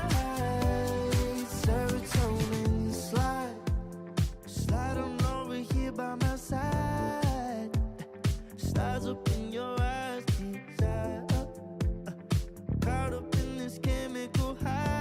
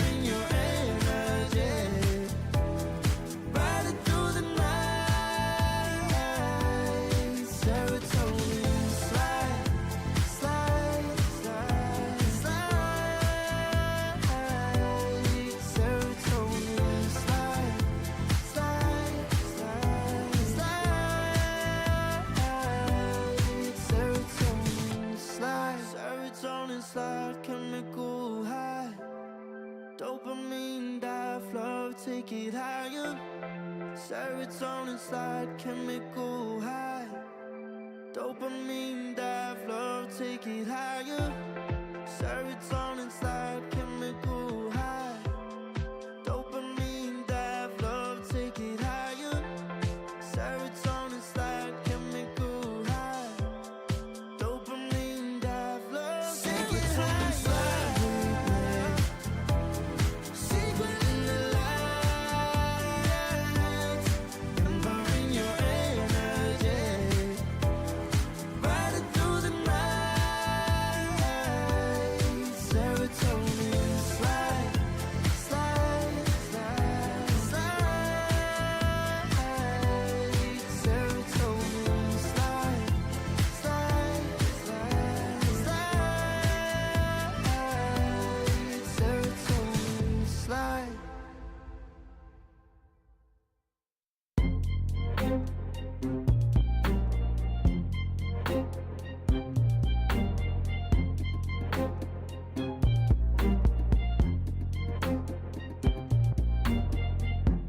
Took too long for me to feel, yeah. Tell me why you on your knees, yeah. Never thought I had a dream, yeah. Kicking off the covers, I'm too hot for this bed. Give me space, I need to breathe, yeah. Give it face, giving it beautifully, yeah. Yeah, it's just me and my clique, yeah. We might be the hottest, but we let you in.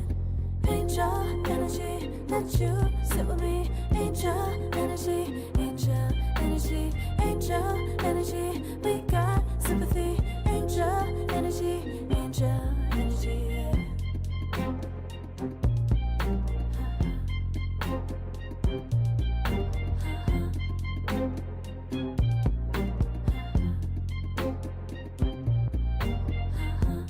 Take the time to breathe and rest.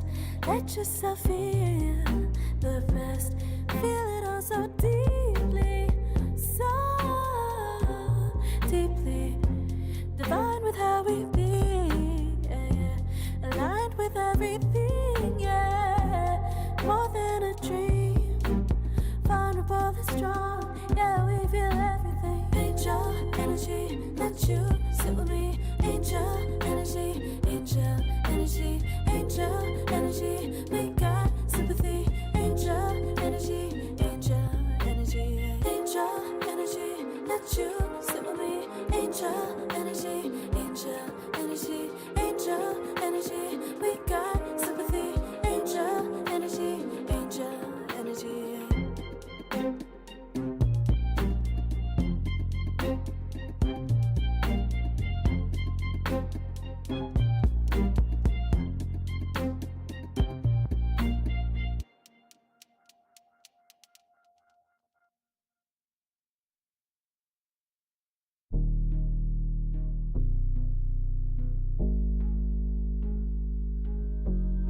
Never pressed, but I got the juice. Taking the lead, that's just what I do.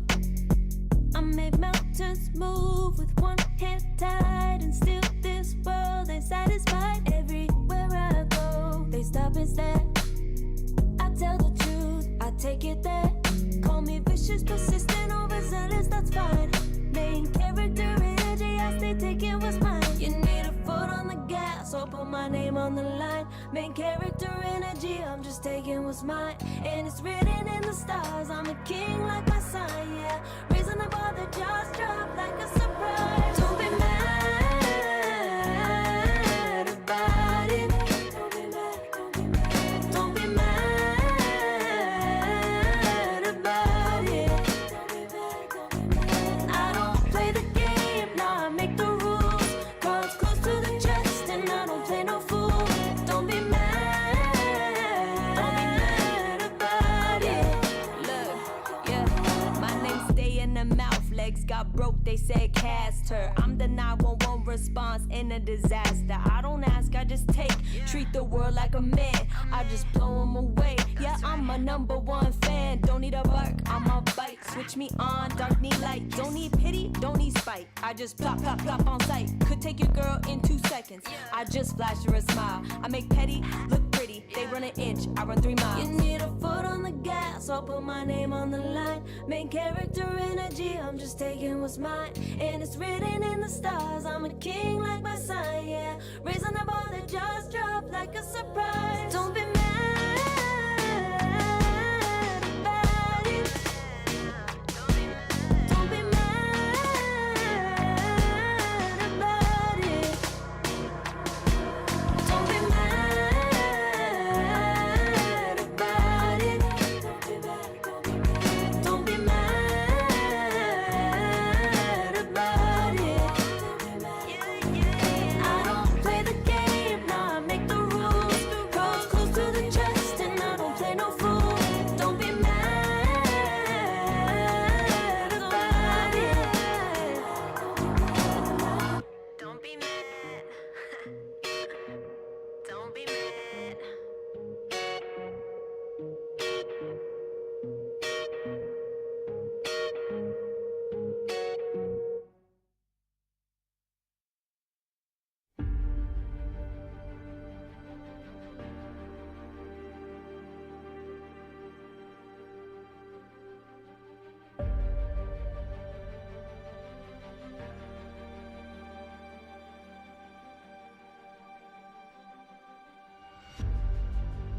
Earth is suffering,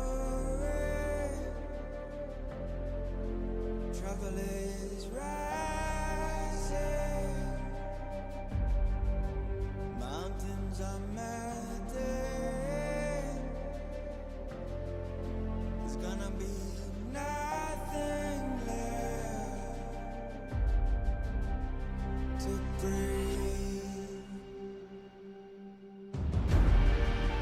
Raise the sirens now.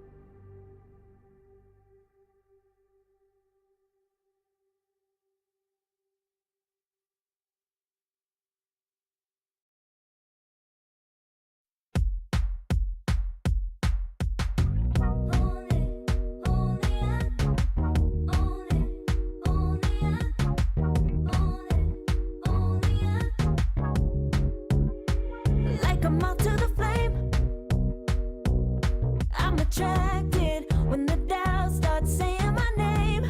I can go there easily, and it's hard to maintain, 'cause I know it's not the world I know, it's me.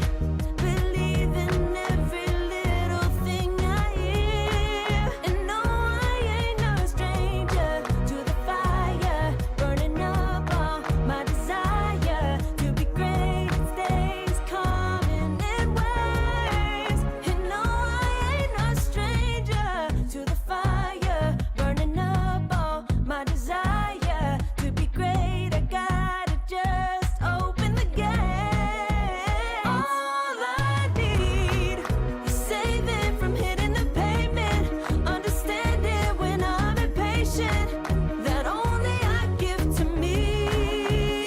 All I need is a little love in lonely places, and strength to stare fear in the face, that only I give to me.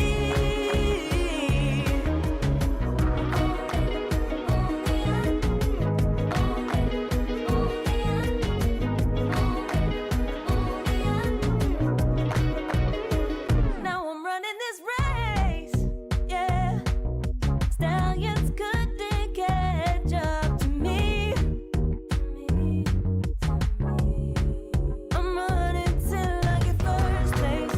I'm running till I get everything, everything I ever wanted in my dream. No, I ain't no stranger to the fire, burning up all my desire to be greatest days coming in waves. And no, I ain't no stranger to the fire, burning up all my desire to be great. I gotta just open the gate. All I need is saving from hitting the pavement, understanding when I'm impatient, that only I give to me. All I need is a little love in lonely places, and strength to stand fear in the face, that only I give to me. All I need, understanding when I'm impatient. All I need is a little love in lonely places.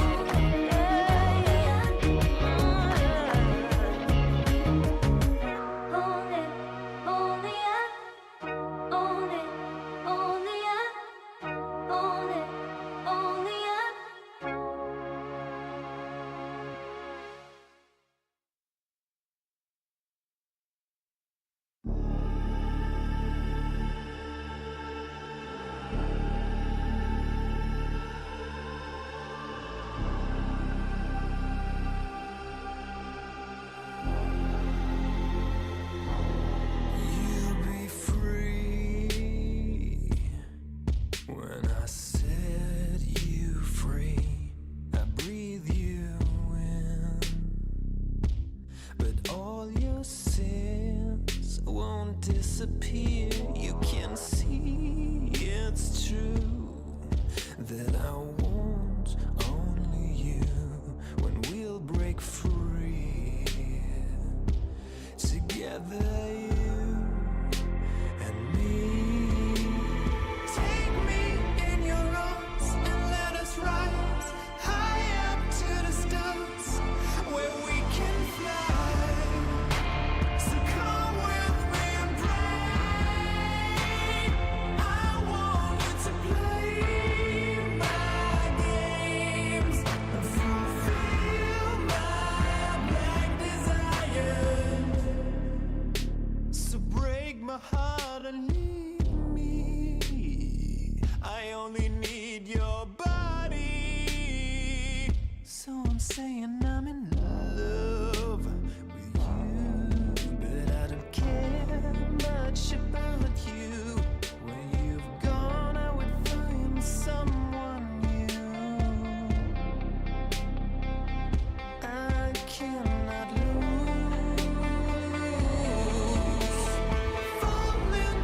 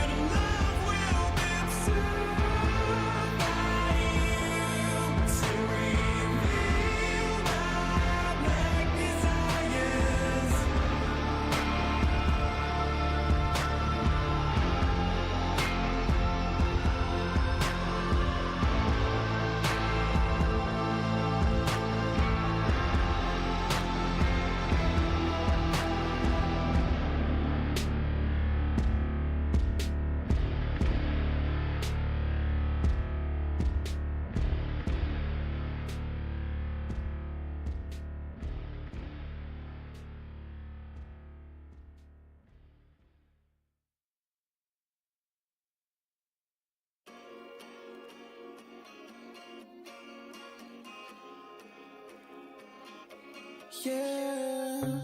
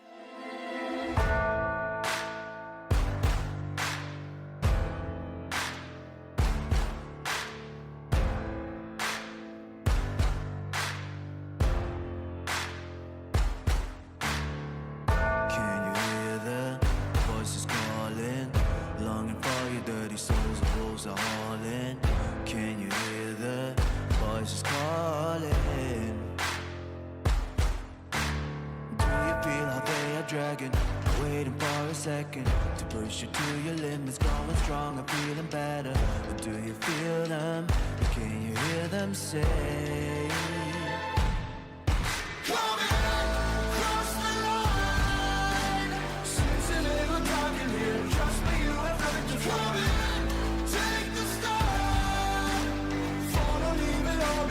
Welcome to the other side.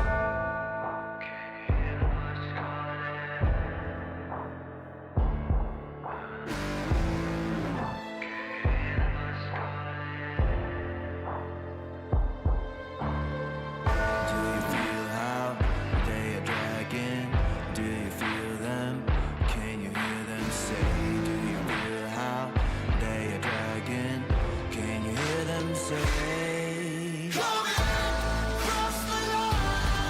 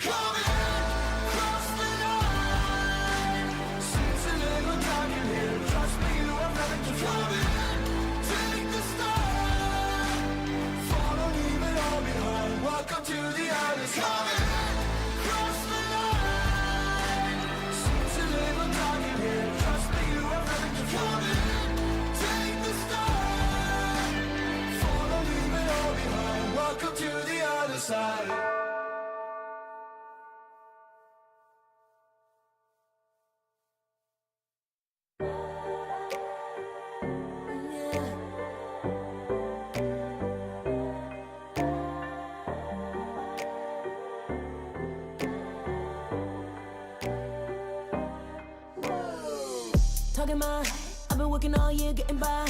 Looking for the high, taking all my time. Breathing a new life, feeling fine. Like I don't gotta be something society wants me to strive to be. Got my own energy. So magnetic in the spotlight. Shaping my own will with my own mind. Don't talk about me unless you alright. You gon' see I'm finna real free, protecting my energy. Gotta protect my mind. I'm breathing in new life. It's time that I realize what feels good ain't always right. Making changes, I got me a new strut. No more settling, I'm running out of good luck. Never chasing, I attract, I'm busy going up. If you see me come correct, then keep it on the book. Get it, how I live it, that's the motto, how it goes. No more reaching, introducing, hit the lotto, I'm the one. Not denying myself anymore, I'm done with it. Sky is the limit, I'm living like we know. Energy,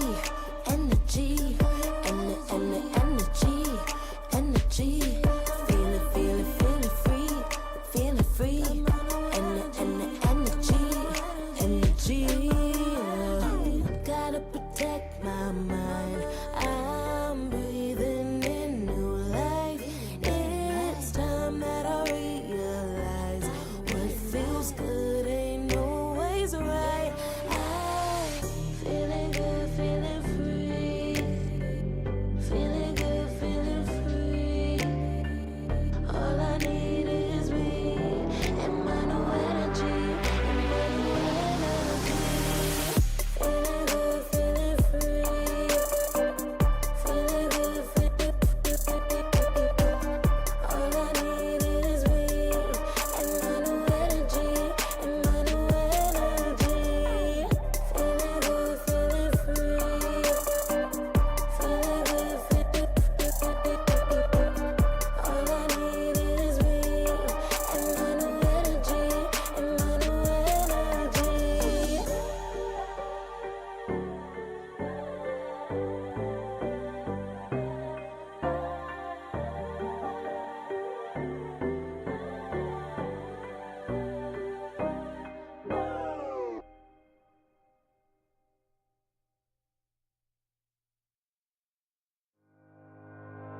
Think about it every night when I close my eyes. You're on my mind.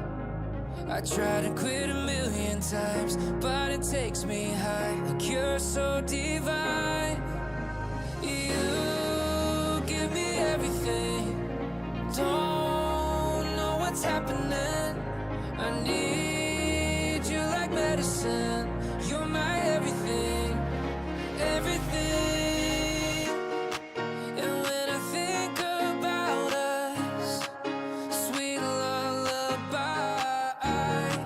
I wanna keep this moment here forever. No good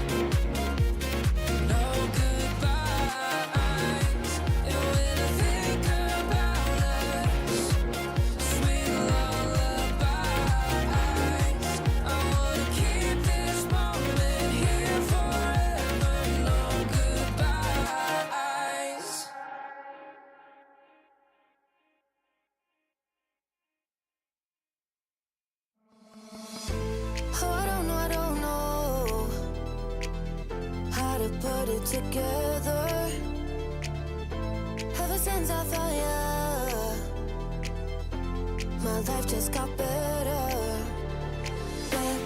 Better than this, better than that, better than anything I ever had. Better than this, better than that, better than anything I ever had.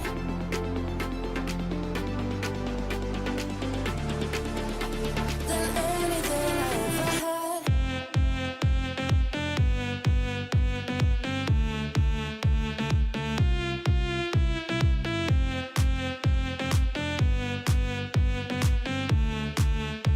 Than anything I ever had.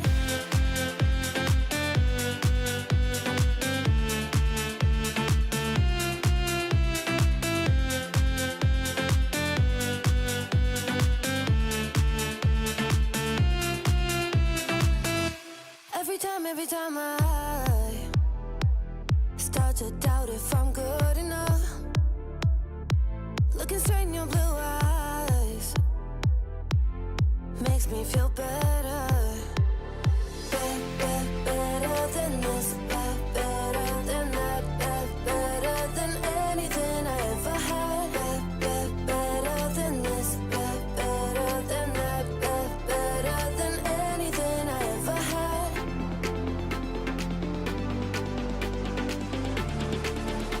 Than anything I ever had.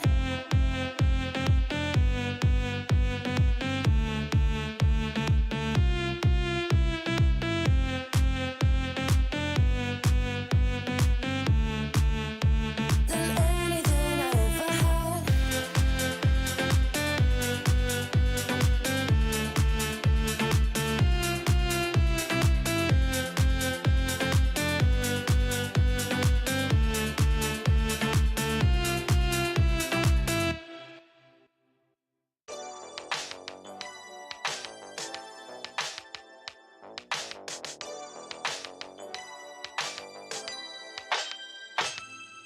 Ooh, that day that boy walked my way.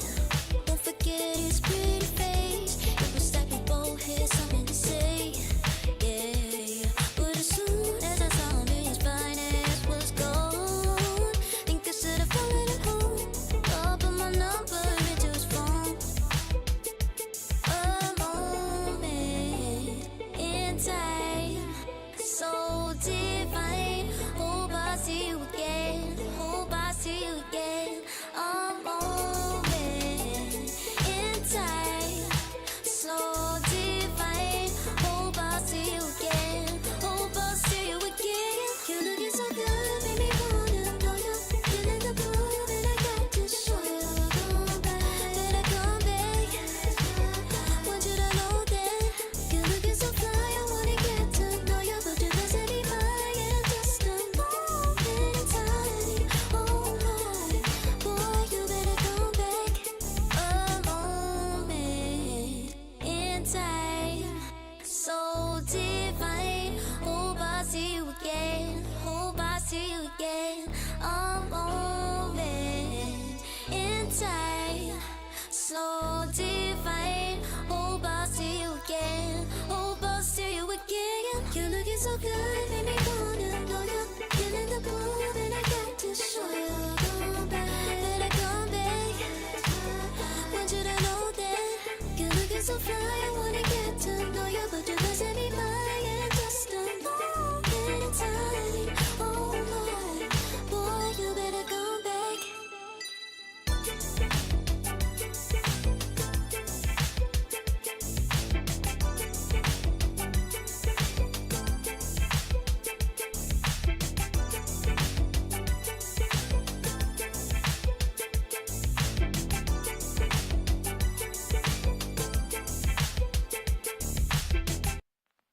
I pack my suitcase, headed out the door. I keep my shoes laced. 2,000 miles away from home. A couple dollars in my pocket, never stopped the boy before.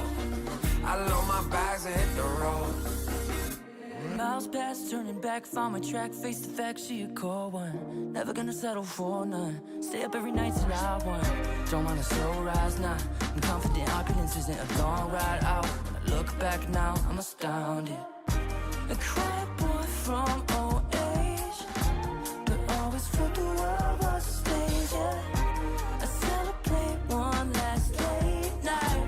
My old life ain't staying. I pack my suitcase, headed out the door. I keep my shoes laced. 2,000 miles away from home. A couple dollars in my pocket, never stopped the boy before. I load my bags and hit the road. I'm headed to LA. I'm headed on my way. I'm headed on my way to LA. Headed on my way soon.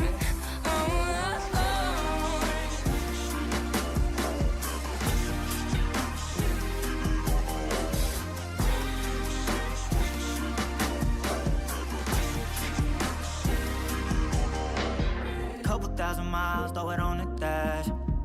Shit, the 10,000 hours, can't let them pass. Yeah, well, I was putting time in, you was pulled up wildin'. You always had shit to say, now when I see you, it's silence. Thought I'd have a Grammy by 25.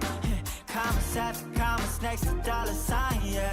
To remind myself why I'm living this life. Look at all the late nights, it'll all come in due time, yeah. Made for the fight, for the pain and the climb. Tied to the life I chose.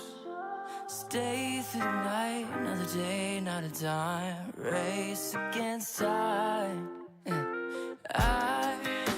I couldn't just lay by and wonder what I could have made mine. I'm closing on the moment, no one's gonna hold me down. From getting Pack my suitcase, headed out the door. I keep my shoes laced. 2,000 miles away from home. A couple dollars in my pocket, never stopped the boy before. I load my bags and hit the road.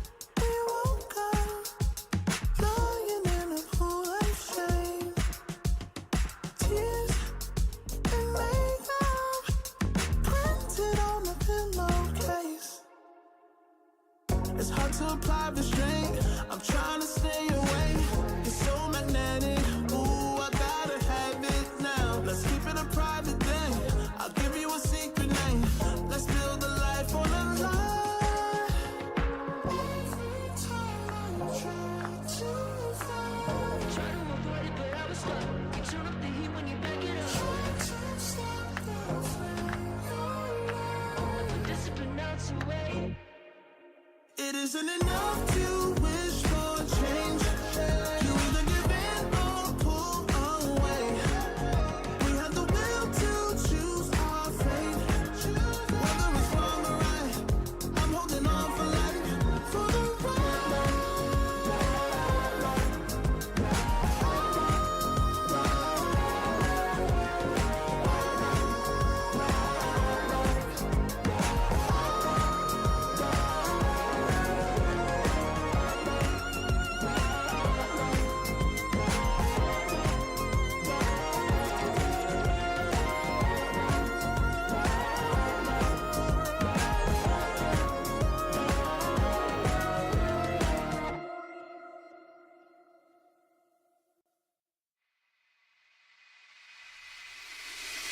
I can feel it, I can feel it in my blood, through my veins like a melody. I can feel it, I can feel it, so alive, floating high, I can finally breathe.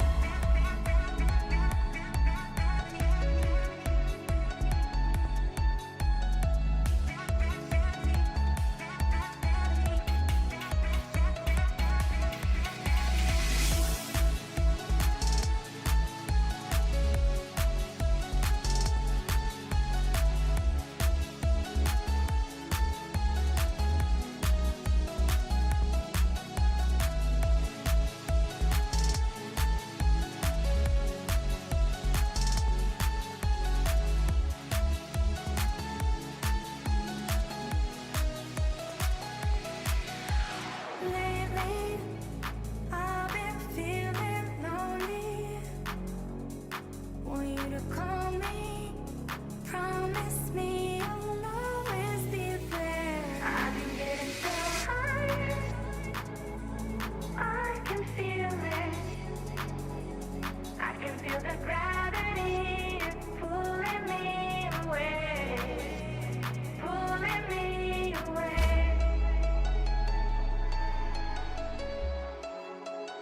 Pulling me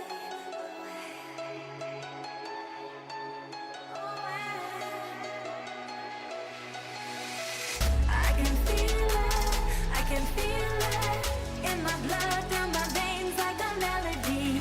I can feel it, I can feel it, so alive, floating high, I can finally breathe.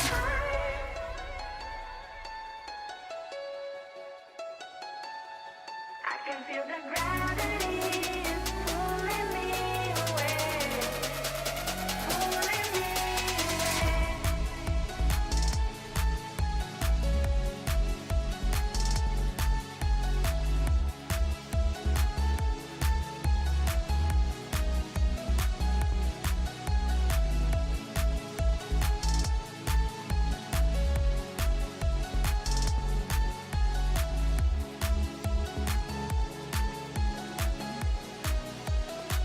I've been getting so high, I can feel it.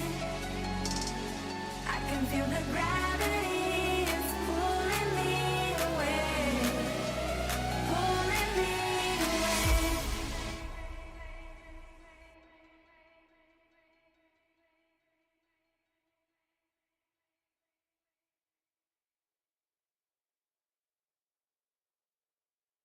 Serotonin slightly made, sequin in the light, empowering your energy, riding through the night.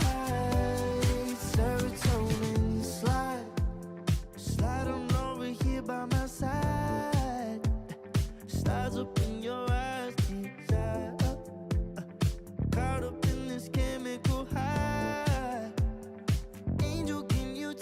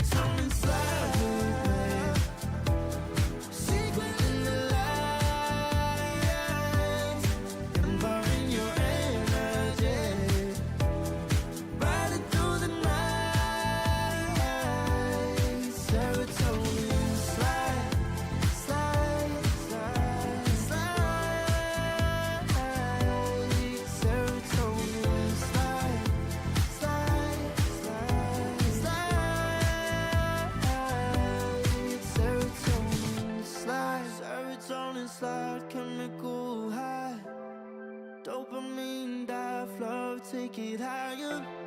Serotonin slide, chemical high. Dopamine dive, love, take it higher. Serotonin slide, chemical high. Dopamine dive, love, take it higher.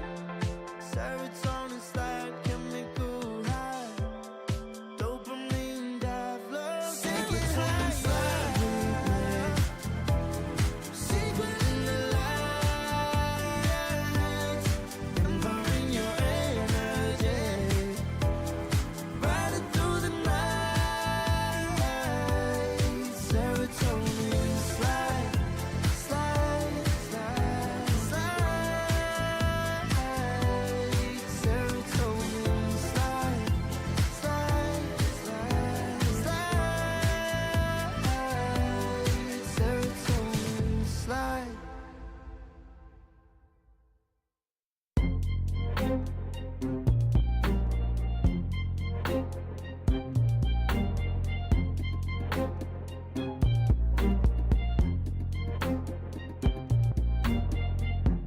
Takes so long for me to feel, yeah.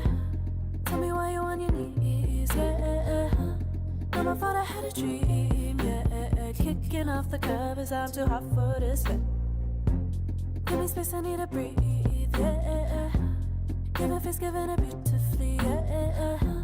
Yeah, it's just me and my clique, yeah. We might be the hottest, but we let you in. Angel energy, let you sit with me. Angel energy, angel energy, angel energy. We got sympathy. Angel energy, angel energy. Yeah.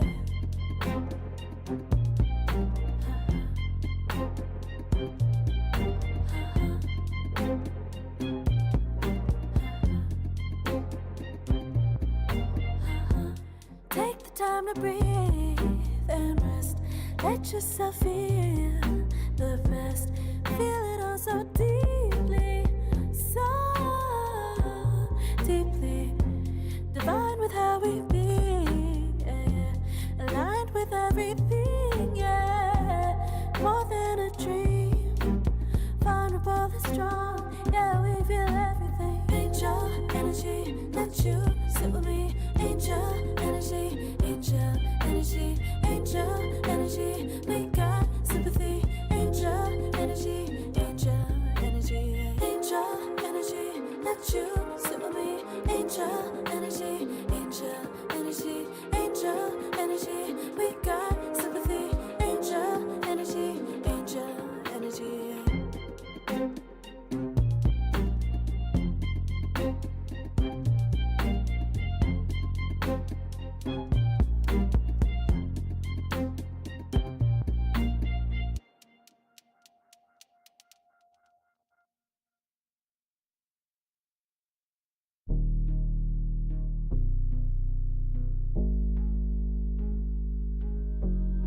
Never pressed, but I got the juice. Taking the lead, that's just what I do. I made mountains move with one hand tied, and still this world ain't satisfied. Everywhere I go, they stop and stare. I tell the truth, I take it there. Call me vicious, persistent, overzealous, that's fine. Main character energy, I stay taking what's mine. You need a foot on the gas, or put my name on the line. Main character energy, I'm just taking what's mine. And it's written in the stars, I'm a king like my sign, yeah. Reasonable, the jaws drop like a surprise. Don't be mad about it. Don't be mad, don't be mad. Don't be mad about it. Don't be mad, don't be mad. I don't play the game, nah, I make the rules. Cards close to the chest, and I don't play no fool. Don't be mad about it. Look, yeah, my name stay in the mouth. Legs got broke, they said cast her. I'm the 911 response in a disaster. I don't ask, I just take. Treat the world like a man, I just blow them away. Yeah, I'm a #1 fan. Don't need a bark, I'm a bite. Switch me on, dark need light. Don't need pity, don't need spite. I just plop, plop, plop on sight. Could take your girl in 2 seconds. I just flash her a smile. I make petty look pretty. They run an inch, I run 3 miles. You need a foot on the gas, I'll put my name on the line. Main character energy, I'm just taking what's mine. And it's written in the stars, I'm a king like my sign, yeah. Raising the bar that just dropped like a surprise. Don't be mad about it. Don't be mad about it. Don't be mad about it. Don't be mad about it. I don't play the game, nah, I make the rules. Cards close to the chest and I don't play no fool. Don't be mad about it. Don't be mad. Don't be mad.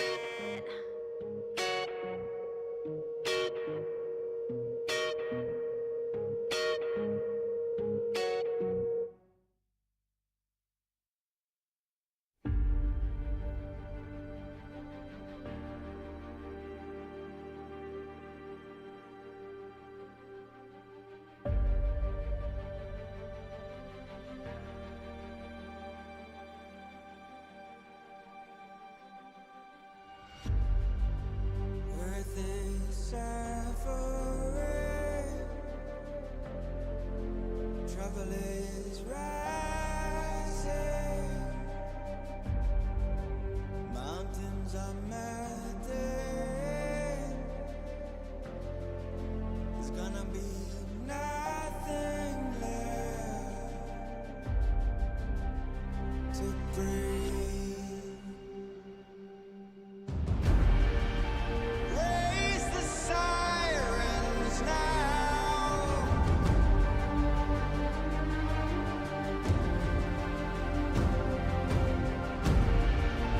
Break the silence now.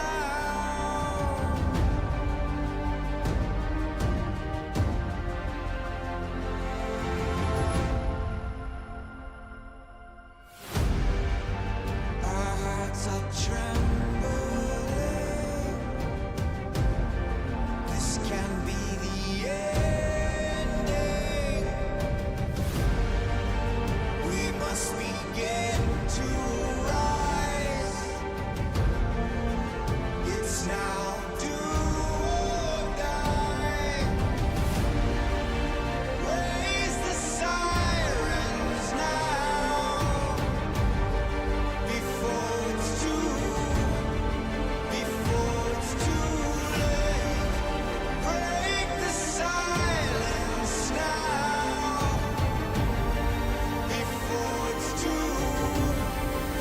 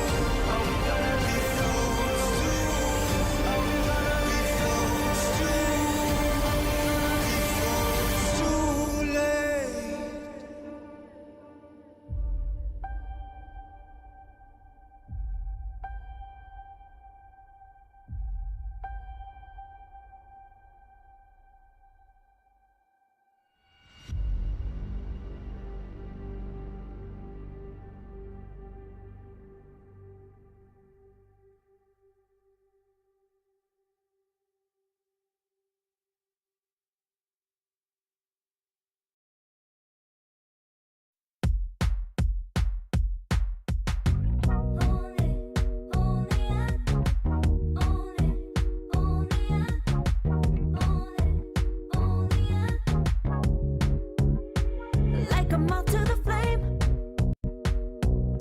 I'm attracted when the doubts start saying my name. I can go there easily, and it's hard to maintain. Welcome back, everybody, here to ESL One Birmingham, the closed qualifiers for Eastern Europe. We've got one series left today, Zach. It's been a fun day so far. Some long games, couple exciting games, a couple real fast games following really exciting games. But up next, we have our last series, and this one is a qualification match. One of these teams is going to the main event. Zach, tell them, who is it gonna be? A team with the red logo. That's as much as I know. It You're could right, be though. BetBoom. It could be Inner Circle, but one of them going through. It is double elimination, so the loser will drop down. Not guaranteed to go through because you still got to win down there, but you at least get a second shot. So we might actually see both of these teams. Two red logo teams could go through. Absolutely insane. That could be the tech, honestly. I mean, didn't work out for AVULUS, but that's because there's some green in their logo. They just got to ditch the green. If they just ditch the green, that team's through. Could have been that simple. That's why they lost against Aurora. Coming up next, with BetBoom versus... to change the green around our to red logo. Move all the green. I think with BetBoom, they're coming into this as the definite favorites. They just won the qualifiers for Dream League last weekend, and pretty convincingly. They didn't lose a series, kind of just swept their way through that bracket, no problem. Now, Inner Circle is the new wild card team here in this qualifier, though. Like, I'm gonna double check to see if they were actually in the qualifier for Dream League, but they were. I was just looking at it before, okay. So let me share what I read. They did play in the open qualifiers for Dream League. They had 4 of the same players, but I think Lelis was playing position 5 for them, actually. So they didn't make it through there, but then they changed the roster, and suddenly they're here. They're beating some teams that I think a lot of people wouldn't have expected. Power Rangers, you may not know that team name, formerly known as Runa Team, and they are pretty good, but lost 2-0 to Inner Circle. And then Aurora, which we just saw have the exciting games into the not so exciting Stomp, they also lost 2-0 to Inner Circle. So something clicked, just adding in this extra player. Maybe it's the drafting, I don't know. They're playing a lot of the, I guess, standard meta heroes, but 423 does have some cheese stuff. For example, Broodmother, crazy high win rate in pub games, but not really being used at the pro level too much. But 423 says, yes, I'll do it. I get 1 extra ban on my teams because people do not want to play against his Broodmother, and so they're banning it out, meaning some other OP hero is slipping through. Maybe that's throwing teams off enough that they weren't prepared. But this is BetBoom, and they now have some history to look at, right, of what Inner Circle has been playing. So I expect them to come prepared. Curious to see if they'll do the respect ban on the Broodmother, or if they'll let it through, kind of knowing they might take it, but then we can prepare for it. Yeah, I wonder if Lelis was kind of just standing in for them, to be honest, because might have been looking at the roster, there is history between some of these players, whereas not really with Lelis. So I think it's possible that maybe SE just wasn't available.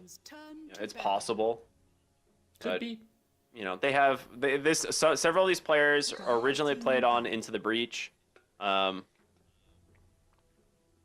think that's where most of them kind of crossed paths. But then you have Daze. Actually, I think Daze was also on ITB, if I'm not mistaken. I can't remember if he was, but he was on that OG roster. Yeah, he was on the OG roster, and then previously Navi Jr. BB teams turn to ban.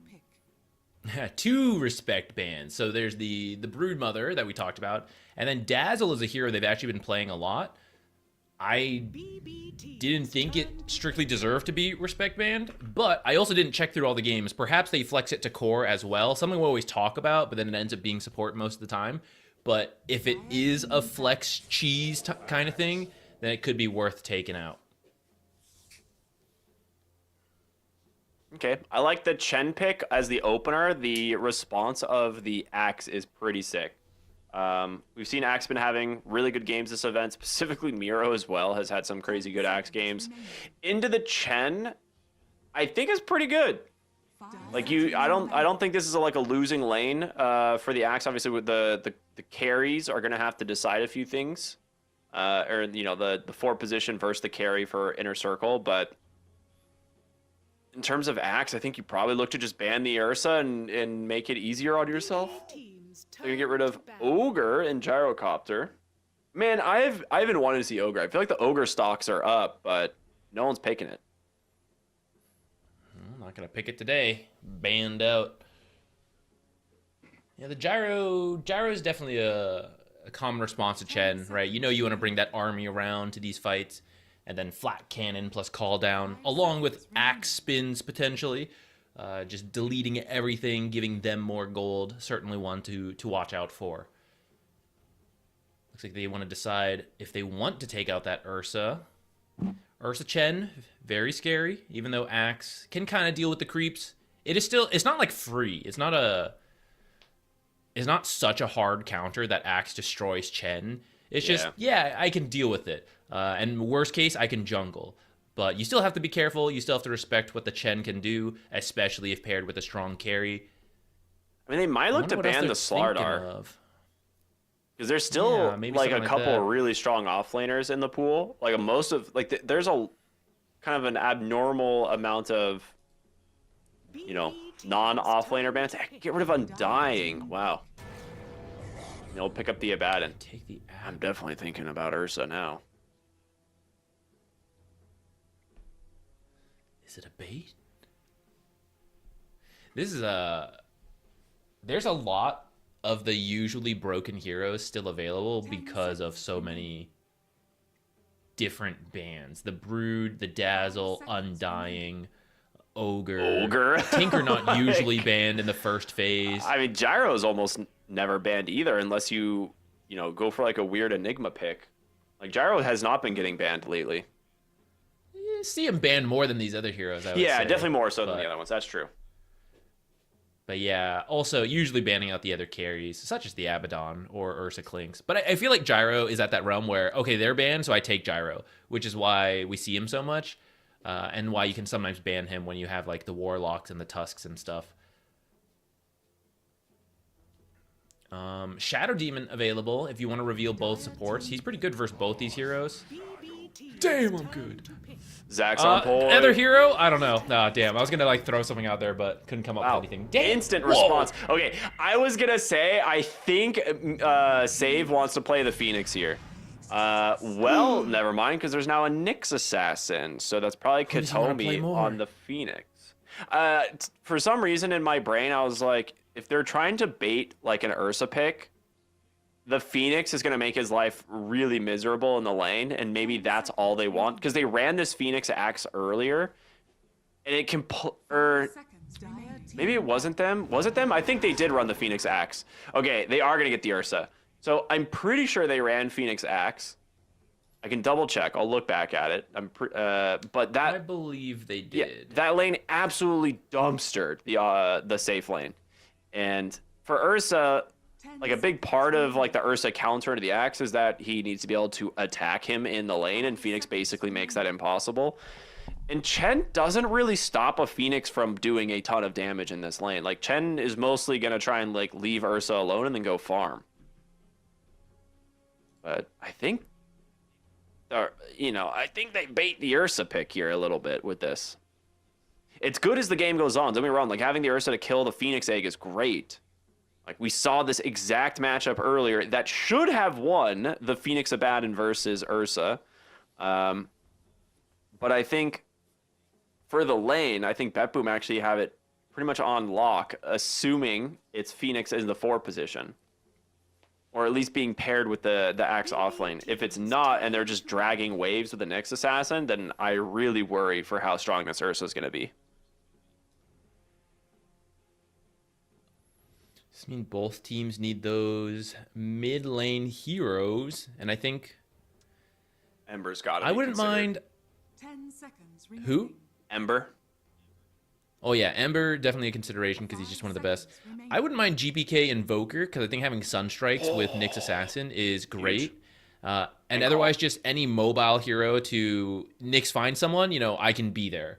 If you like Nature's. Scout someone out, but no one can join, either Nature's or just someone fast, like the Ember you mentioned, right? You could Remnant over a cliff to go join Storm Zip, except he's taken out.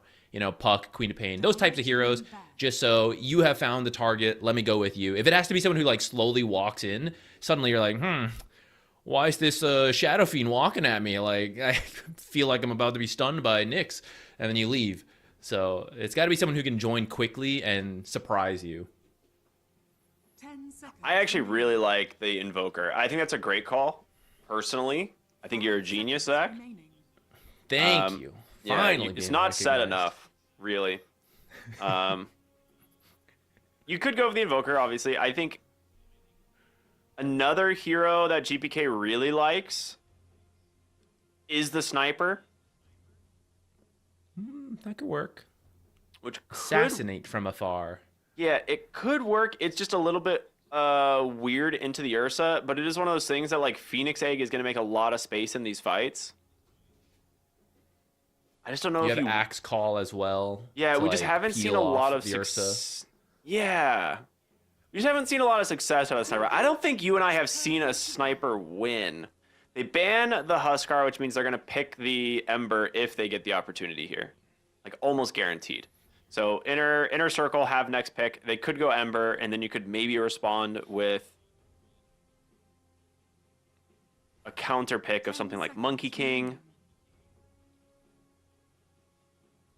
5 seconds. Picking Ember into Nyx Assassin is very, very bold, though. That is like one of the few heroes that actually really, really punishes him. There's still Puck. Yeah, the problem but is it's not a there's good Puck game. not many other mids that, like, who doesn't dislike Nyx Assassin being there to surprise you? There's quite a few. I would say Tiny might not be bad. Yeah. But just- you hate the Phoenix attack slow, and Abaddon means you can't really, you could do the initial burst, I guess, to hurt him, but then the follow-up's going to have to be from somebody else. Yo, build a Conda, break a Baden, kill him. I'm in. I think with the Ember, the problem is, like, now that he just has a permanent immolation aura, yeah, there's the ban. It's like, even though it's like Nyx Assassin always Spike Carapace stuns you out of Invis because of the permanent immolation aura, it's just, there's not a lot of heroes that counter Ember Spirit in the game. And the timing he brings at like 15 to 20 minutes, when you have something like an Underlord and a Chen and an SD that are going to be playing really, really strong, 5 seconds. I think you just have to ban it. So what is left, right? There's Puck, you have Void Spirit, Tiny. We were talking about Invoker for GPK. Maybe Inner Circle want to take it. They don't have the best setup for Sunstrike, so... Last patch, I would throw out Pango maybe, but The Lesh. Okay. We saw this earlier. yeah. Gosh, I like the nice Invoker thing about so much more Leshrac, now. I hope we see it. The nice thing about Leshrac is you will stun yourself on the Nyx Assassin, but you aren't someone who lives or dies off of whether you are using your spells, like a Puck, Storm, Ember. So being stunned, but all your abilities are going, you're like, yeah, okay, it's not that big of a deal to me. The mana burn will be annoying, but I think the true threat of Nyx Assassin is stun surprising a fragile mid hero that is depending on dodging everything. So Leshrac at least doesn't have to worry about that. And he plays pretty fast now that people are doing Chronoptic Nourishment. Diabolic Edict hits buildings again, and you'll have a Chen army with you, auras from the Underlord. You can also be saved by Shadow Demon. I think that's something you always want when you play Leshrac, Death Prophet, those types of heroes. You want someone to save you so you can just run in and do the damage, and you don't have to worry about feeding. I don't love the Puck pick. I was like, I said it earlier, I was like, I don't think it's a good Puck game. Oh, I thought you were talking about for Inner Circle. I at think that for time. BetBoom, I don't think it's that great. I like it for the reason that it can join the Nyx pretty easily, and that Coil is a great setup for the egg. Yeah. I also think it gets by that lane versus Leshrac, and that the enemy team doesn't have a ton of catch, though if you do get caught in the root for a moment, and Ursa maybe bashes you, you might have some trouble. But I think even in the root, can't you... You can phase shift, yeah. You can phase shift it. It's the only thing I was wondering is like to me it's like it doesn't offer kill threat except like maybe the Shadow Demon if the Shadow Demon's really poor. Like Chen's not really gonna die to a puck, just because this hero is naturally pretty tanky and builds items that make him tankier. Underlord and Ursa are not gonna die to puck. Leshrac's not really vulnerable to puck either.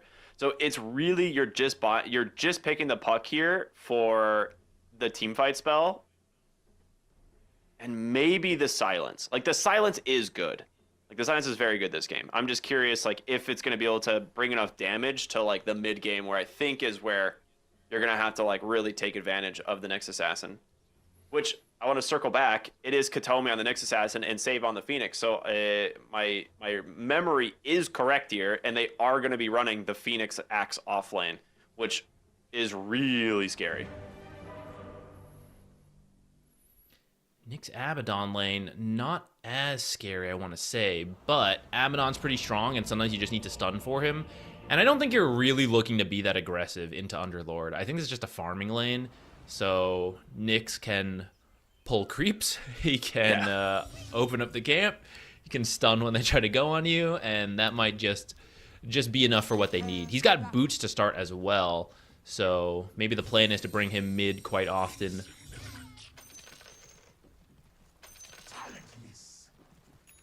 Some nice good luck swish, and a lot of tips. Teams have been tipping very early lately. It's all PM. Let's just set the narrative, right? It's PMA tipping. Everyone's like, you know what? I like you. Good job, buddy. Good job. It's definitely not BM or toxic. Man. Here you go. Yeah. It's like when I load into a game of Dota and I have a 5-position Broodmother and I tip him, and I'm definitely tipping him saying, good pick, buddy. Cannot wait to lane with you, and not tipping him in for a thanks for the pick, buddy. Can't wait to lose this game. It's definitely not the latter. I love this ward top, by the way. It's a good one. Ursa ran over there and put that. The Nyx 5, he's going to be thinking about coming through that twin gate. And also your Chen actually wants to do the same kind of rotation, so it helps to know if you're like heading up there and it's a trap or something. Let's be real. Nyx is staying top for now. Like, he's going to eventually TB bottom. I think they're going to look for a play top. Are they actually swapping the lanes? Is save going to be bottom? Could be. You may just want... okay, I'll say two things on this. First, save Phoenix, very good. So they just may want him on the Phoenix, and they want him to lane down here to start, but they still want him to get more gold overall as the position 4 player. The other thing I'll say is that Karaomi was a position 4 player before he became the hard support, so it might be something he is just more comfortable on. Okay, hit me with it. What's up? Now I look stupid. This is not okay. I look dumb now. Oh no. I mean, this is just going to result to Nyx dragging the wave over and over. The downside is that Chen is decent at punishing you with this Hellbear and the new Penitence. I think Katomi is just... I think he's just dead for the block. Yeah, Penitence damage, baby. First blood for the Chen. Blocked that easy camp. We've done it. 50 pure damage Penitence, by the way. Very cool. A way to buff the hero in lane after they nerfed the Satyr Tormentor, because Chen definitely needed a buff. Or not the Satyr Tormentor, the Satyr Mind Stealer. That's what it was. Yeah. All right, he's back to block it again. I'll do it again. Can't stop me. All right, save on the Phoenix. Yeah, he's gonna do well in this bottom lane for sure. Like, the Phoenix is such an oppressive laning support, but we'll see what he can get done. It's really just making space for Kiritich.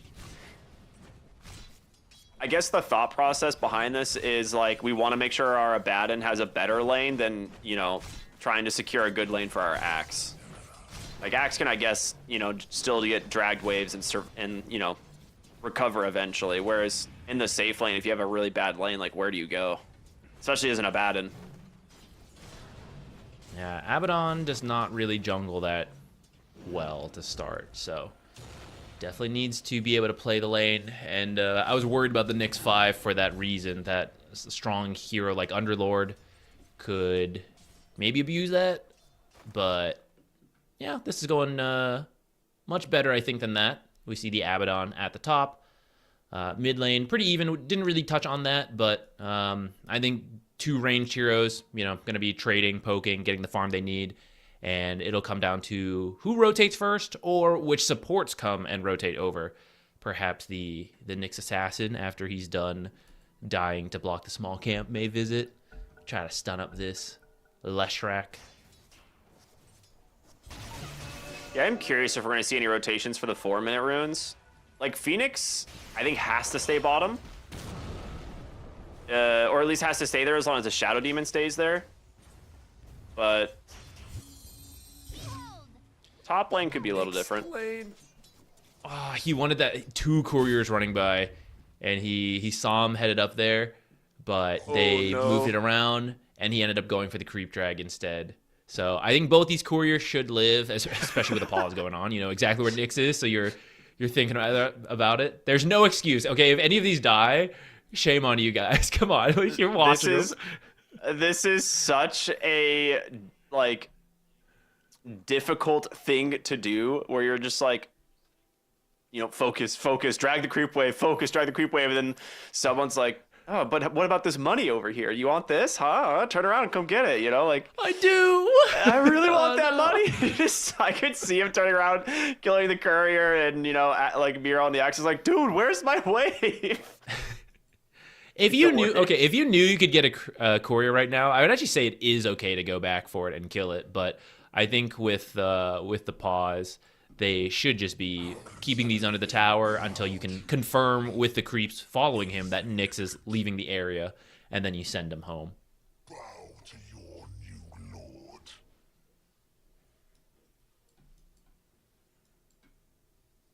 A little bit of packet loss here for the side of BetBoom. They'll get it under control here in a moment. We got the G's. Nice. Is this? All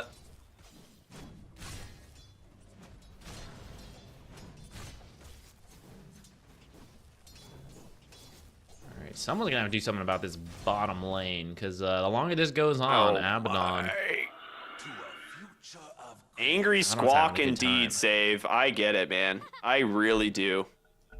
Ready, never mind, he says. Back into the game. Axe. Does that mean they're not ready, or Yeah, never mind, I didn't need that pause? Yeah, I think I'm guessing the second one, considering they didn't repause, but Axe barely getting out of there with that TP back home. Nyx Assassin's like, oh, what a shame. I guess I'll farm the wave myself.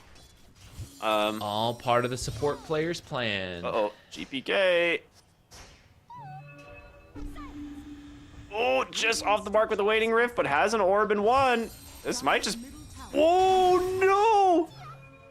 Okay, less than ideal. The jukes. You saw he was left, right, left, left again. Never see that coming. Expect me to go left a 5th time. I mean, he's completely blocking him off from the water runes, though, which is really nice. So GPK will get this one, or back into mid. Top one already taken by Katomi. I can't believe he didn't turn around to get that. Dude, it'll make the Chen stronger. You can't. GPK is crushing the mid lane. I mean, not in terms of CS. The CS is actually in the Lesh's favor. He has 8 denies, but he is very much starved for regen now. With 3 points orb, he needs to be very careful. These balls aren't curving. I feel like you could get a little bit more value out of it.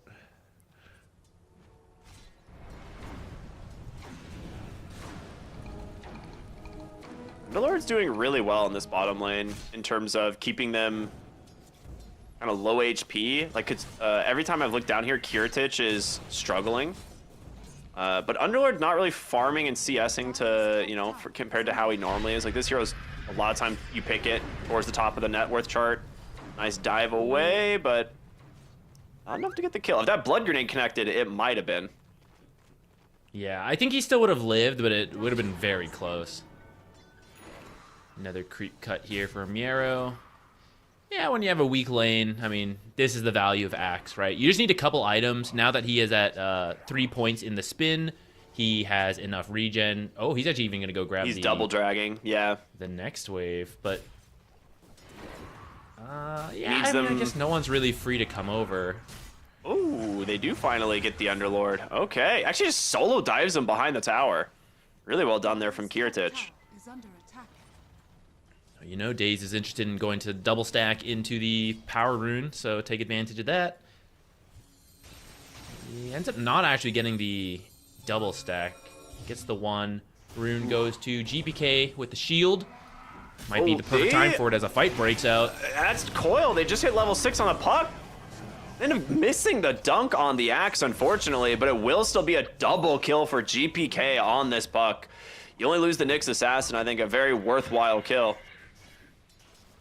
I could have had two Coda Blood stacks. Yeah, that's Two really instances unfortunate of he it. missed the Culling Blade. There's 6, actually. I forgot it was ×3 on this, on the dunks.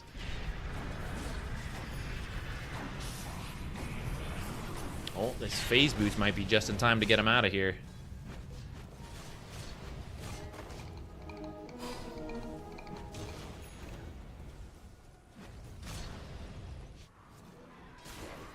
Yeah, they need to figure out what to do about this Axe. I'm also curious about his item build. Like, is he going to go for an early blink? Does he want to pick up the phylactery? There's been, you know, some Vanguard purchases. This one doesn't seem like the most essential Vanguard game. Like, maybe he just rushes the pipe. There's, you know, we'll see. He's gone and queued up the Blade Mail right now. There is a lot of uncontrollable damage. The Leshrac on the Blade Mail, the Firestorm, Ursa, once you're committed with the Fury Swipes, does a bunch of damage to himself. They're going to try and chase down the Underlord here. I mean, this damage over time will definitely add up. You will just be forced to TP. Overall, Ursa's having the best lane right now, right? They can't really contest him, so he's just left freely to CS. But the other 3 cores of BetBoom are close behind him.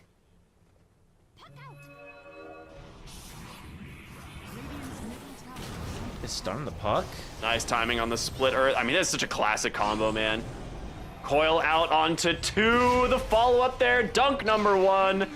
About Dunk to be number a 2. dunk number 2. All right. Dunk GPK2. Man, that is the second really solid rotation mid from BetBoom at the power runes. I mean, they get lucky that the rune spawns away from them in the first place, but that's 2 massive wins in a row, and they're just going to take a massive stack in the enemy triangle as well. I like that Miero literally pushed Kiritich out of the way. He's like, I believe that's my stack we're stealing. He's not like, get out of the yours." way. I don't know if it's coincidence, but lately we're seeing a lot of offlaners ganking on these power runes. Yeah. Sometimes unintentionally, like, oh, I'm losing my lane, I guess I better do something. Yesterday, I think it was, we saw Miero do a really weird route on, like, they were trying to gank him. He ends up running around all the tier 2 towers and ganking the mid lane. And I feel like that was by chance, but then afterwards they were like, that's awesome, guys. Should we do that again? Should we keep bringing Miero in on these weird ganks? And today they're pushing it. He's already been here for 2 runes. He had a Expect to really see him at early 10. level 6, if you think about it. Somehow, he managed to get level 6 by that 6-minute rune the first time, so... I mean, Nyx gave him, like, all the solo XP Yeah. pretty much. Dire's bottom tower is under attack.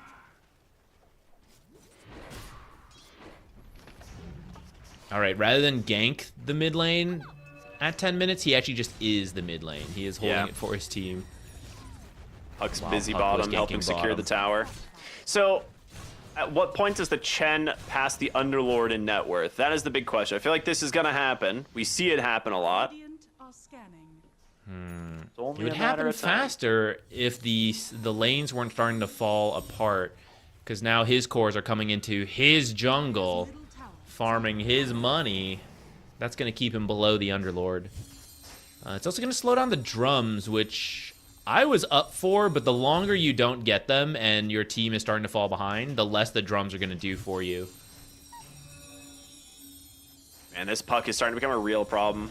The moment he has that Witchblade, because of how good of a game he's having and how underfarmed the supports Dire's middle tower are at the moment on Inner Circle, specifically the Shadow Demon. Like, this is the hero he needs to pick on in the mid game. He's gonna be complete food. Like, a single spell combo and a Witchblade from Puck will probably kill the Shadow Demon.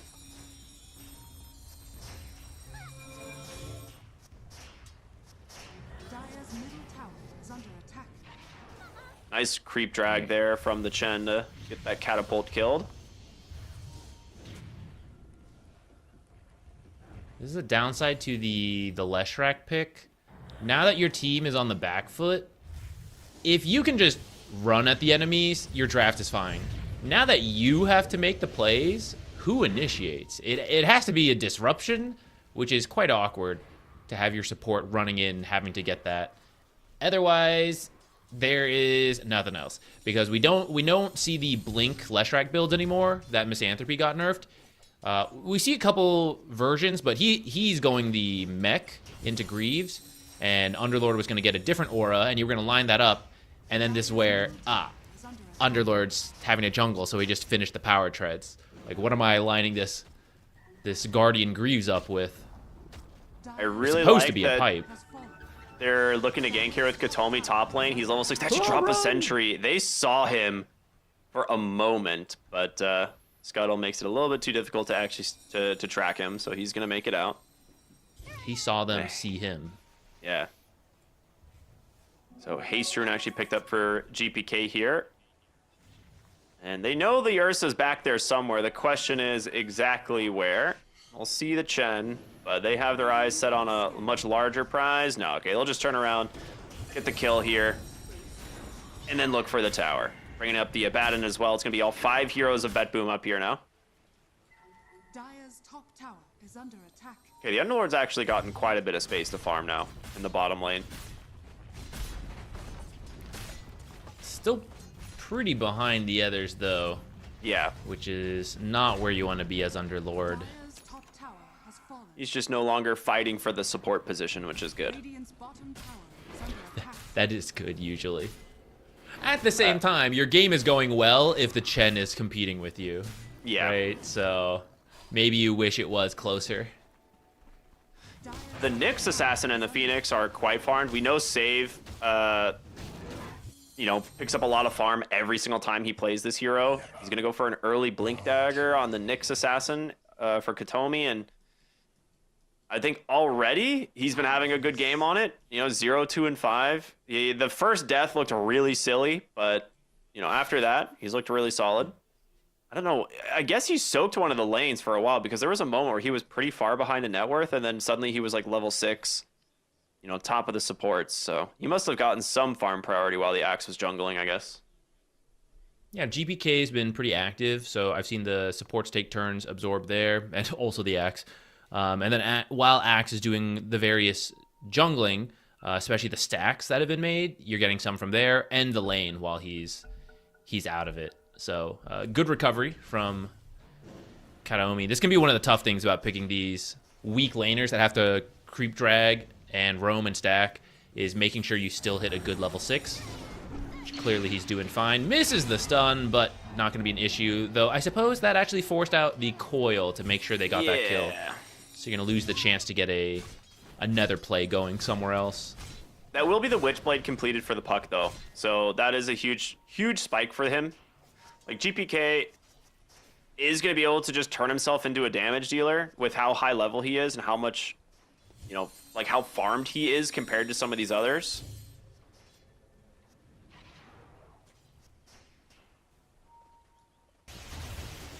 Another Wisdom Shrine. Oh, they Kiritich can't just contest gonna get this? Kiritich. He's just standing, staring at them. Oh, Menacingly. that's rough. And yeah, with the Witchblade actually forcing Leshrac out completely. That was a moment where if you had Coil, you definitely dropped that. That would have been like 3-hero Coil into Egg, but they're very content just kind of farming, keeping the map pushed in. Yeah, I mean, you're growing the gold lead. It's 3, was 4 for a moment. Yeah, bouncing at 3 to 4K gold lead right now for BetBoom. Even though you're winning, there's still some timings you're waiting for. The Radiance on Abaddon is the biggest. I believe Spirit Vessel's getting close on the Phoenix. Blink on the Nyx is getting close. He might read actually this. run into the whole team smoking up. I think he knew that they were about to smoke, and he went right after them because he's following a very similar line. I think they know something's up. Like, they're all TPing up here. Axe is behind them. Phoenix trying to break the smoke. The ward will give them the vision that they need. Sage gonna be able to try and dive away here to maybe drop the egg in a decent spot, and he does. The coil snaps, but the Ursa is not in the coil. Big rotation in from the Dire, but can they actually keep their heroes alive is the question. Miro starting to fall low. Demonic Purge doing some work. The Puck still alive, as well as the Abaddon now showing up. And uh-oh, this is where the table turns. You got to get away from them now. TP out from the Shadow Demon. A 2-4-2. And for BetBoom, you got the 2 biggest cores.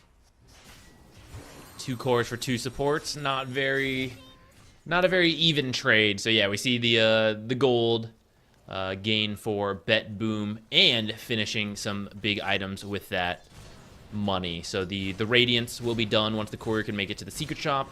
The pipe got a lot of money towards that. He still needs about another minute to finish that. Oh no! This is what you mentioned, the Witchblade solo kill. It's like the Witchblade. I think he lived on like just a fraction of HP. Those branches actually kept him alive. Oh, Katomi, come on, man. Don't do it. Do it. Oh god, is he gonna do it? And He's then gonna look for him. you kill him, and then you hit him with a Talentless. God, He's in under vision. ward. Oh. F's in. No, what? He thought he was being the Vendetta baited. He didn't want to go expiring? in.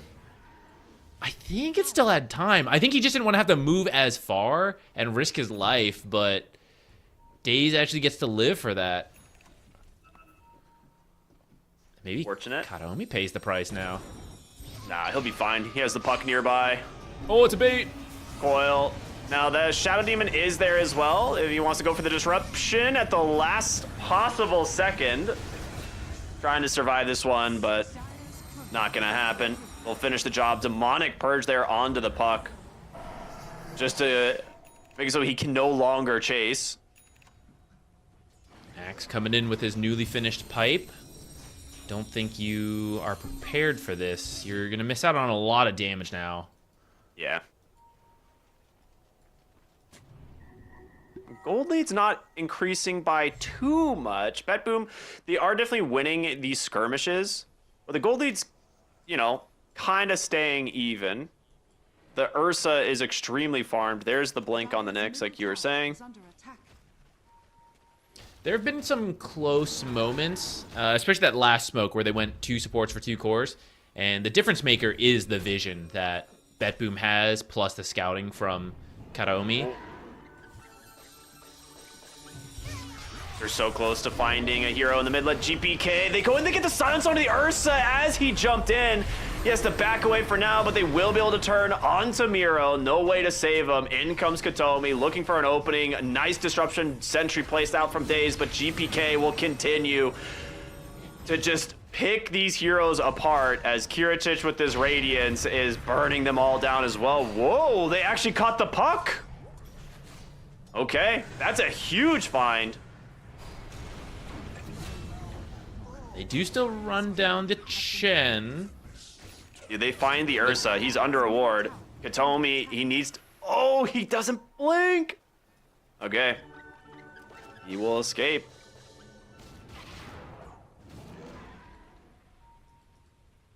Okay, this time you lose 2 supports and a core for the 2 cores on BetBoom. And actually that one I would say is worth it, especially because Ursa is picking up that puck kill. Yeah. They have such aggressive vision here placed on the top side of the map, and it is really smart because the idea is the team that wins the fight up here in the next minute is probably going to be the team that gets Tormentor, and you're playing against an Ursa, so if you give him even a moment of space, he will take the Aegis and Tormentor. Daze. Katomi. I mean, of course, the big target is going to be this Ursa. Huge grab there with the Spike Carapace. Off that Battle Fury Cleave. He's going to be able to survive for now. The Enrage is there, but he's on just a sliver of HP. The Egg's going to get dropped. The Spike Carapace stuns up the Leshrac, and Impale follow a call. Going to drag the Shadow Demon, keep him in range. Inner Circle. Not looking good for them after that fight. No, they are stuck in the circles. Axe calls, Phoenix eggs, coils. They are not having a good time. Which one These is the combos coming in. innermost circle, you know? Your thoughts? I don't have those. Core player. Identified. See gold, get gold. Well, you mentioned it. If you want to fight up here, you're going to get the Tormentor. Shard for either of these supports is great. Certainly feels very in control of the game now. And Roche, you can do... I think you need to win another fight just because it is a bit scary to fight around the Roche pit versus Inner Circle's heroes and your own lineup. You can do it. It's just slow, the Roche. Oh my god, look at so those much money. bounties. That's how you know you're winning, when you look at your own half of the map and you're like, oh yeah, my old room. Look at this. Forgot about these. Oh, bounties here. These are so fun. How much gold was that actually? Like 2,000 gold? What's the lowest net worth one? 50 to 70. So about Maybe like 1,400 or something. Yeah, well, it's a lot. Good amount it of ain't gold. math. It ain't for me. GPK putting in the work on that Shadow Demon, who was trying to get some deep wards down, but alas, you ran into the natural enemy of Shadow Demons, Witchblade Puck. Oh, they are going to go into Roshan. I guess you do have the Phoenix, so it makes Roshan not as scary. You just don't have you can the do it. You just fastest need Roche time. lineup. Yeah, it just takes a little bit longer. Actually dying much faster than I thought. Maybe the Abaddon contributing more than expected. A little bit of everybody putting in the work here. Yeah. You get to For do this because you killed GPK. Shadow Demon, and on your map you can see a couple heroes showing with all the we've been talking about the vision game that has been going their way. Daze will remove some. Still another observer up top. It's like barely out of sight of a sentry too. They might think they're safe. The snow's in that. That should count. Pay to lose cosmetic. They should see some snow there. And the water feels kind of cold in this spot in the river. Kind of strange. You just hear like a slushy squish when you walk over. You're like, wait a minute. Ooh. Looking for the blink disruption, but actually goes invis and loses too sight. quick. Doesn't react fast enough. Now you gotta get out of here. They found the biggest target. This Lesh is super dead.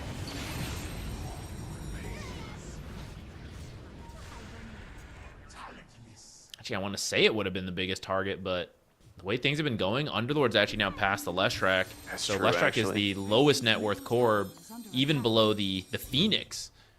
Which some of that is the shard that he got for free, but that does not feel good. Everything is on the shoulders of Ursa now.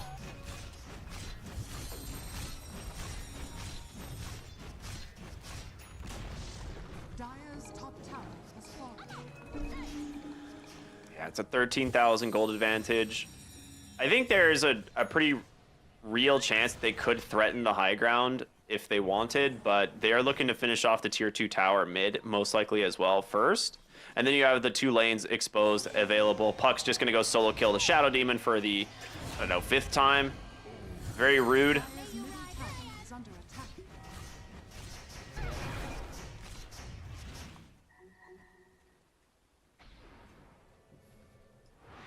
Nix. Searching. Okay, that would have been a huge find, but he will find the Chen most likely. Yes, on the Twin Gate. They had the ward there, scouting him, and another kill for Puck. Radiant's bottom Yeah, tower BetBoom's warding game is killing it Dire's Yeah. middle tower this game. It's allowing them to get so many extra kills. And This- now they're going through the Twin Gate because in another observer, they see the couple heroes up there. I mean, this Lesh is super dead. He's just going to get blink called. There it is, right on the money. The Pit of Malice coming in from the Aghanim Scepter of Underlord. It's a lot of control, but I don't know if it's enough damage to actually win anything. Kiritich has the borrowed time. He's just going to pop it, and, well, the rest of the team is on the being way. Puck not controlled. that far. There's the blink call. Katomi, the beautiful blink stun onto 2. Silenced up from Puck now on the backside. Spike Carapace continuing to control them. You're losing your life on this Abaddon. They've managed to do it. 423 does end up dying in the end as the rest of his team will join him. It's a 5-for-1. There's like moments in the fight that look good, but you're just too far behind. Dire's middle tower Yeah, your silver lining is that they killed the carry who would have done the most building damage. Yeah. So even though this fight happens right in front of your tier 3, I think you're going to be up to defend the barracks. I don't even know if this tier 2 will, or sorry, this tier 3 will die before enough heroes are up to defend. Yeah, I don't think it will. I mean, realistically, they could look at just pushing bottom and trying to chip down the last tier 2 and at least turn that into a little bit of a map objective win. Kind of looks I like think that's they what will. they're doing. tower is under attack. They got a catapult here too. Save is declaring this is the next place to play. He's got an observer on the cliff. Though his team's not quite ready to head over. He might lose this observer really quickly. Dire's bottom tower has fallen. He wanted to Okay, protect lost it. the observer, but here comes the Pit of Malice. how do you Save complete in some this? trouble here. No egg. They're going to just give it up. Big Spike Carapace play, but the BKB out from the Ursa. GPK on the backside needs to be careful. Gets stunned up. He's going to die, lose the Aegis. Katomi takes down the Chen. There's the blink call blade mail from Miro. Dunks down on the Lishrak, and GPK is back with a vengeance after this Aegis. Gets the coil, holds down the Underlord. They're looking now for 423 in the base, and Kiritich, he's still got the borrowed time. Will they dive? The answer, yes. The buyback's coming out, though, in mass. They want to try and punish this. Again, Kiritich has the ultimate available. The silence in from the Puck. He's trying to just finish off the Ursa. It's going to be very close. He gets it. Kiritich is going to survive for now, but does not have the blink up to get out of the base, and they will block him in there. His dying wish to take out the Lesh as another blink call comes through, and with GPK still just picking on these supports, there is nowhere for them to go. Daze. It wasn't for the mana. Ooh, great Hand of God. That's the turning point. I mean, is it just does kidding. Puck not just keep killing you? I don't. Yeah, he he definitely just tips does. him. He's like, "Where? What are you doing?" Like, yeah, that's right a voice valid line. voice line right there. That's a good one. Yeah, you're winning these fights. Your carry keeps being killed in these, so the towers are not really being taken, but the gold lead is growing. I'm sure you're feeling very confident on the side of BetBoom right now. Don't think you even have to wait for Roche. I think at some point you just want to push with the Abaddon. It's fine. The safe play is to wait if they want to go for that. Continue just picking off in the meantime. They can. Nyx, amazingly, I don't know how he's not just building a Dagon. Guess he doesn't need it. You're against Ursa, right? Yules is pretty dang good. Yeah, but look how this game's going. Don't you want to Dagon people? I do want to Dagon people. Yeah, that's a really good point. Yeah. That's his Aghanim argument. That's the Scepter's team pretty discussion. sick, though. It is a fun one. The reduced cooldown. We haven't seen it in a while. It used to be the way you played Nyx, and Yeah. then it really dropped off. But I've seen more and more people start to try it again. Not early, right? You do things like this. You buy Blink, you buy some other items. But the reduced cooldown, the extra cast range, it works on your items. So you can have a reduced cooldown Euls at a longer cast range, for example. I've had people talk about the Midas. Can I go Midas Ags because that reduced charges? You know, you can do stuff like that. Yay! I can't wait to see Midas, Nyx Assassin, Ags in my pubs. It'll be really cool. No, I think... Imagine praying for your Nyx to build Dagon. Come on, man, just do please, it, man. Please just build a Dagon and kill steal me. I don't know what level of torment that is, but it's high on the list. Or low? I don't know, whichever you want to say.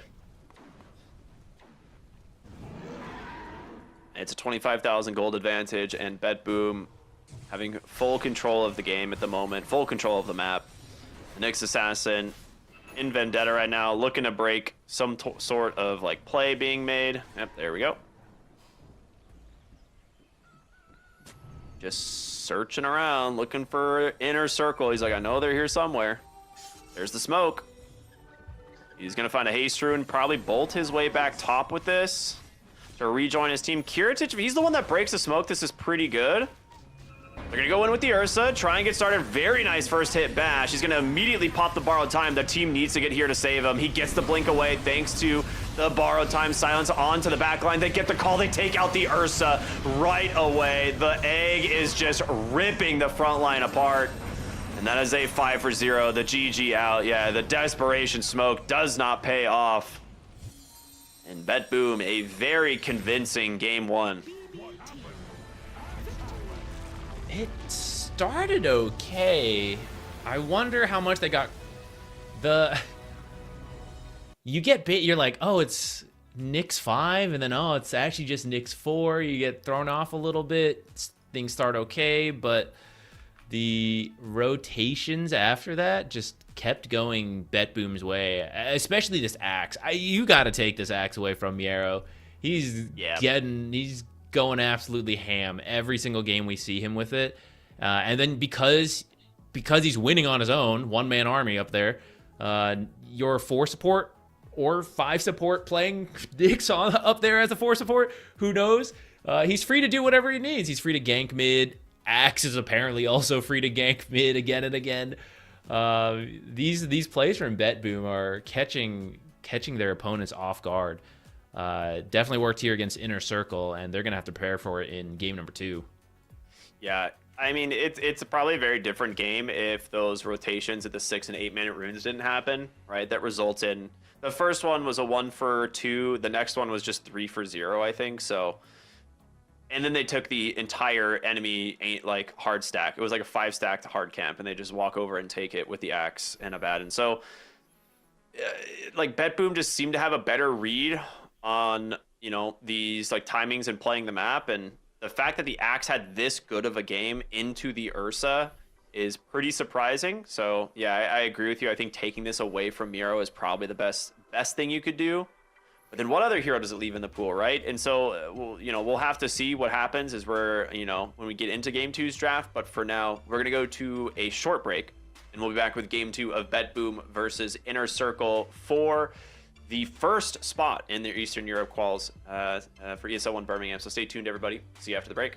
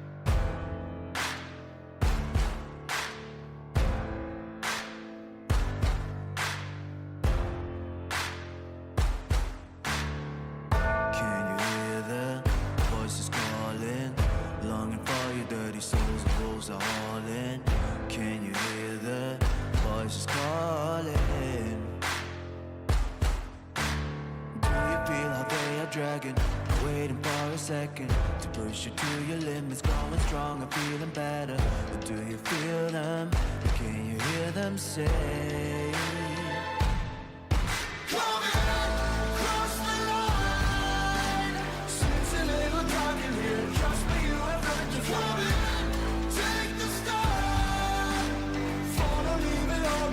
Welcome to the other side.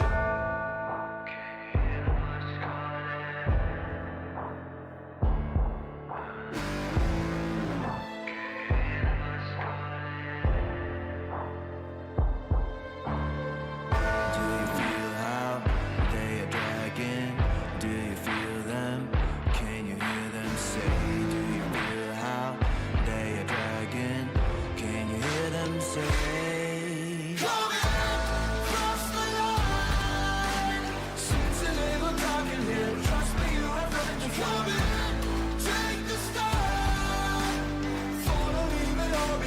Welcome to the other side. Cross the line. Seems to live on talking here. Trust me, you have nothing to prove. Take the start. Follow, leave it all behind. Welcome to the other side.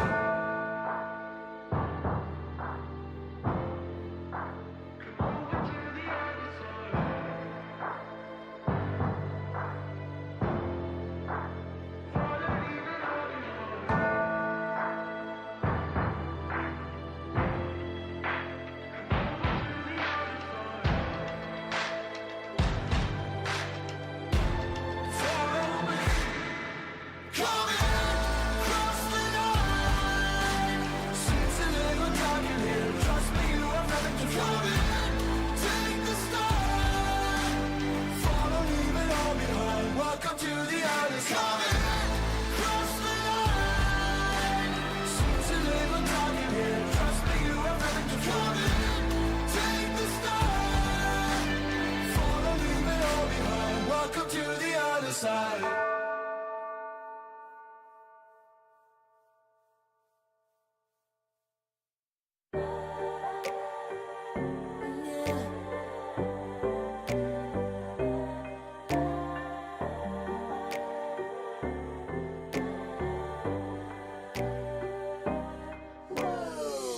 Talking my, I've been working all year getting by. Looking for the high, taking all my time. Breathing a new life, feeling fine. Like I don't gotta be something society wants me to strive to be. Got my own energy. So magnetic in the spotlight. Shaping my own world with my own mind. Don't talk about me unless you alright. You gon' see I'm finna real free, protecting my energy. Gotta protect my mind. I'm breathing in new life. It's time that I realize what feels good ain't always right. I'm making changes, I got me a new strut. No more settling, I'm running out of good luck. Never chasing, I attract, I'm busy going up. If you see me come correct, then keep it on the book. Get it, how I live it, that's the motto, how it goes. No more reaching, introducing, hit the lotto, I'm the one. Not denying myself anymore, I'm done with it. Sky is the limit, I'm living like we know. Energy, energy, energy. Feeling free. Energy. Gotta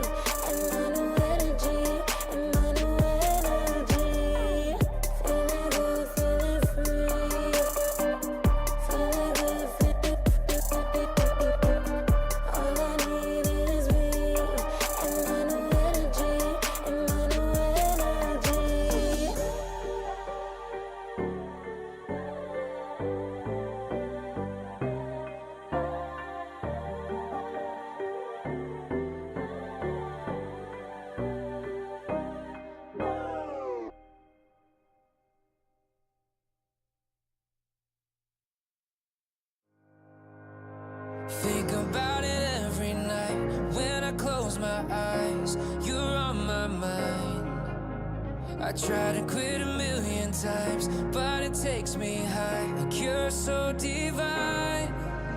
You give me everything. Don't know what's happening. I need you like medicine. You're my everything, everything. And when I think about us, sweet lullabies, I wanna keep this moment here forever. No goodbyes. And when I think about us, sweet lullabies, I wanna keep this moment here forever. No goodbyes.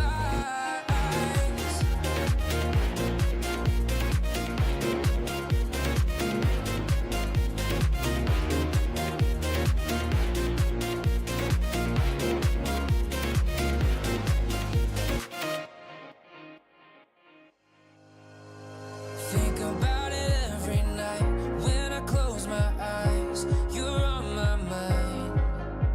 I try to quit a million times, but it takes me high. A cure so divine.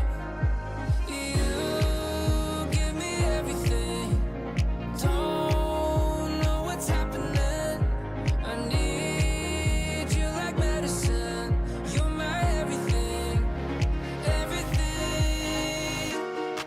And when I think about us, sweet lullabies, I wanna keep this moment here forever. No goodbyes. And when I think about us, sweet lullabies, I wanna keep this moment here forever. No goodbyes.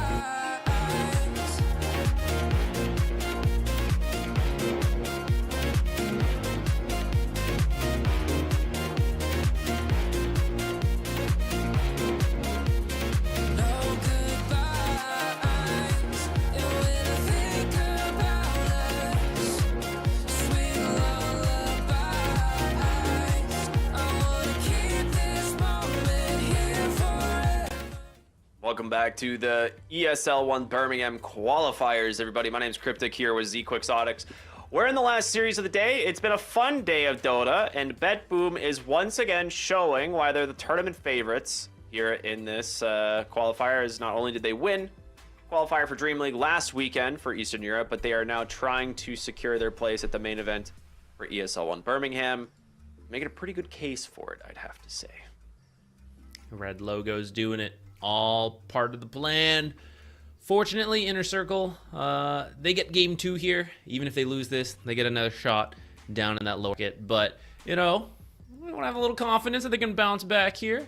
I think that first game just had a series of events that really got out of control for them, and we didn't really get to see them play Dota. I think their lanes were supposed to go a lot better. Picking Leshrac at the end, they didn't really have a playmaker, so it's something you have to be winning so you can just run at the enemy, and then it works. And as soon as you're behind and it's like, oh, we got to pick someone off with disruption, it's really awkward. It's really, really awkward. And you're waiting for the Underlord ult in to join and bring the numbers, but you can only ever use it defensively. So I expect either... I think the safest thing would just be to give yourself more backup plans, which is usually some kind of initiation. So you can use that when you're winning or behind. I feel like that's the safest route. But I never hate seeing a team double down on what they believe in. You know, it shows a certain level of confidence. This is how I want to perceive it, and not just didn't learn nothing, gonna keep going with it. I think it's usually the teams believe in what they're going for. Well, we'll see, because, like, I think there was ways to approach this draft. I don't think Inner Circle's draft was, like, bad. But I do agree. I think BetBoom just, like, correctly identified that if the Lesh is having a bad game, the rest of Inner Circle will have a bad game.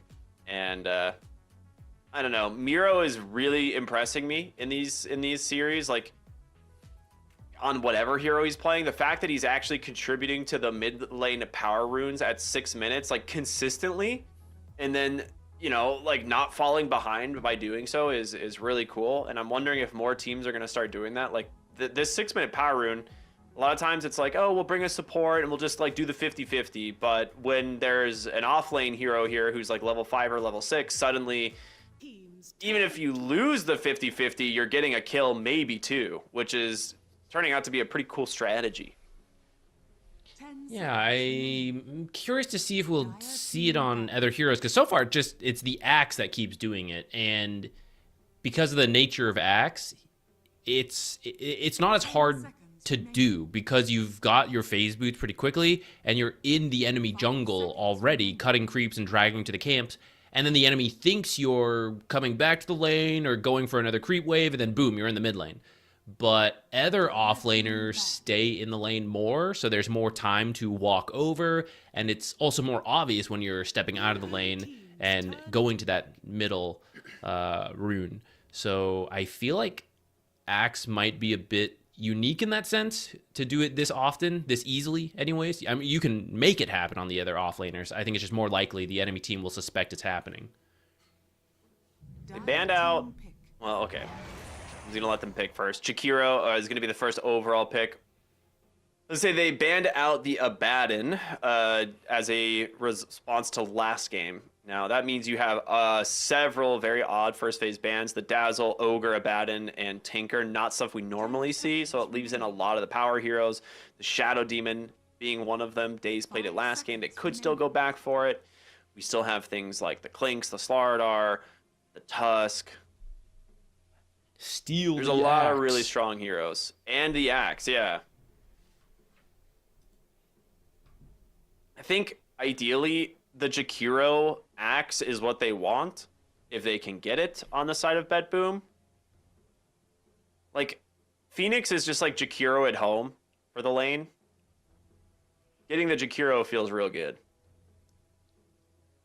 This seems like some kind of Phoenix slander, if you ask me. BB teams turn to battle. Beastmaster. An early Beastmaster pick. Okay. It's a little flexible, though, right? We've seen it go between the lanes. It is also something very safe in that off lane, where I think they did struggle a little bit, and Beastmaster is... got more options. The Axes and the Boars either help you play the lane without knowing the matchup, or you know you're just going to jungle pretty early. Like, you see the Jakiro, and you already know. It's like, oh, this one's a wash, boys. I'll see you in the jungle. I'll be out later. So they pick something like the Beastmaster, and I can recover with that. 10 seconds remaining. I think Axe would have been a similar idea. I wonder if they're just more comfortable with the Beastmaster. Do you remember the Beastmaster patch where he just farmed ancient camps instead of playing the lane? Oh, like only? Yeah, like he would be in the side, he'd be on the hard camp, or he'd be in the off lane, and he would just go first item Soul Ring, and he would just sit there and spam axes into the ancient camp that was like below the tower. No, I don't remember that one. God, dude, that was a time to be alive. It was so dumb. Where's that in the timeline of cliff jungling with Necro and Natures versus... Natures and even Anti-Mage even. Was that before or after that? Dude, I don't know. It's all a blur, man. I'm too old. It's like, that's what I think of when I think of Beastmaster, is like, even if he's having a bad lane, that's what he can go do. He's like, all right, see you later, guys. I'm just going to be over here.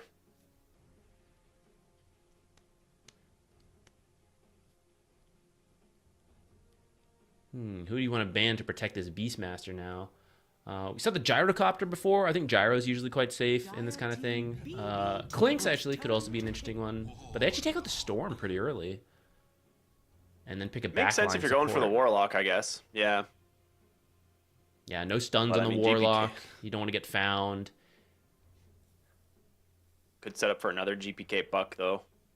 I mean, you have the Beastmaster Roar to try and find him, which is great. It's just not an instant stun. 5 So if seconds you remaining. if you don't get the jump on the puck, you don't get him with like some sort of disable, the Aurora is going to be hard to connect with. But I think for now, BetBoom, they have a lot of options here. Like we already mentioned a few of them. I think Miro is perfectly happy going for the Axe again. I think honestly, you run Axe Jakiro offlane into a Warlock, no matter what that hero is that they put there, I think it loses. The Abaddon's already banned, so you don't have like a carry that can dispel the dots. We'll go Tusk. Is it Tusk Clinks? Oh, Tusk Gyro. Okay, they're taking the Gyro away. All right, interesting. I was actually thinking, because you were mentioning the Axe plus strong hero, like who do you put there? Gyro is who's in my mind. Like with a Warlock, that's such a classic combo. You have a lot of power there. So now you have to pick something else on Inner Circle, and then maybe you still go for the Axe on the top side. Yeah, you have 18 pick. 5 seconds remaining. There's a lot of mid heroes still in the pool too. Dark Willow and Bristleback. Okay. Dude, pick the Axe, right? It's like you have to. So. You have to. B teams turn to battle. Whoa. That's a weird looking Axe. Someone actually say that's a cutlass.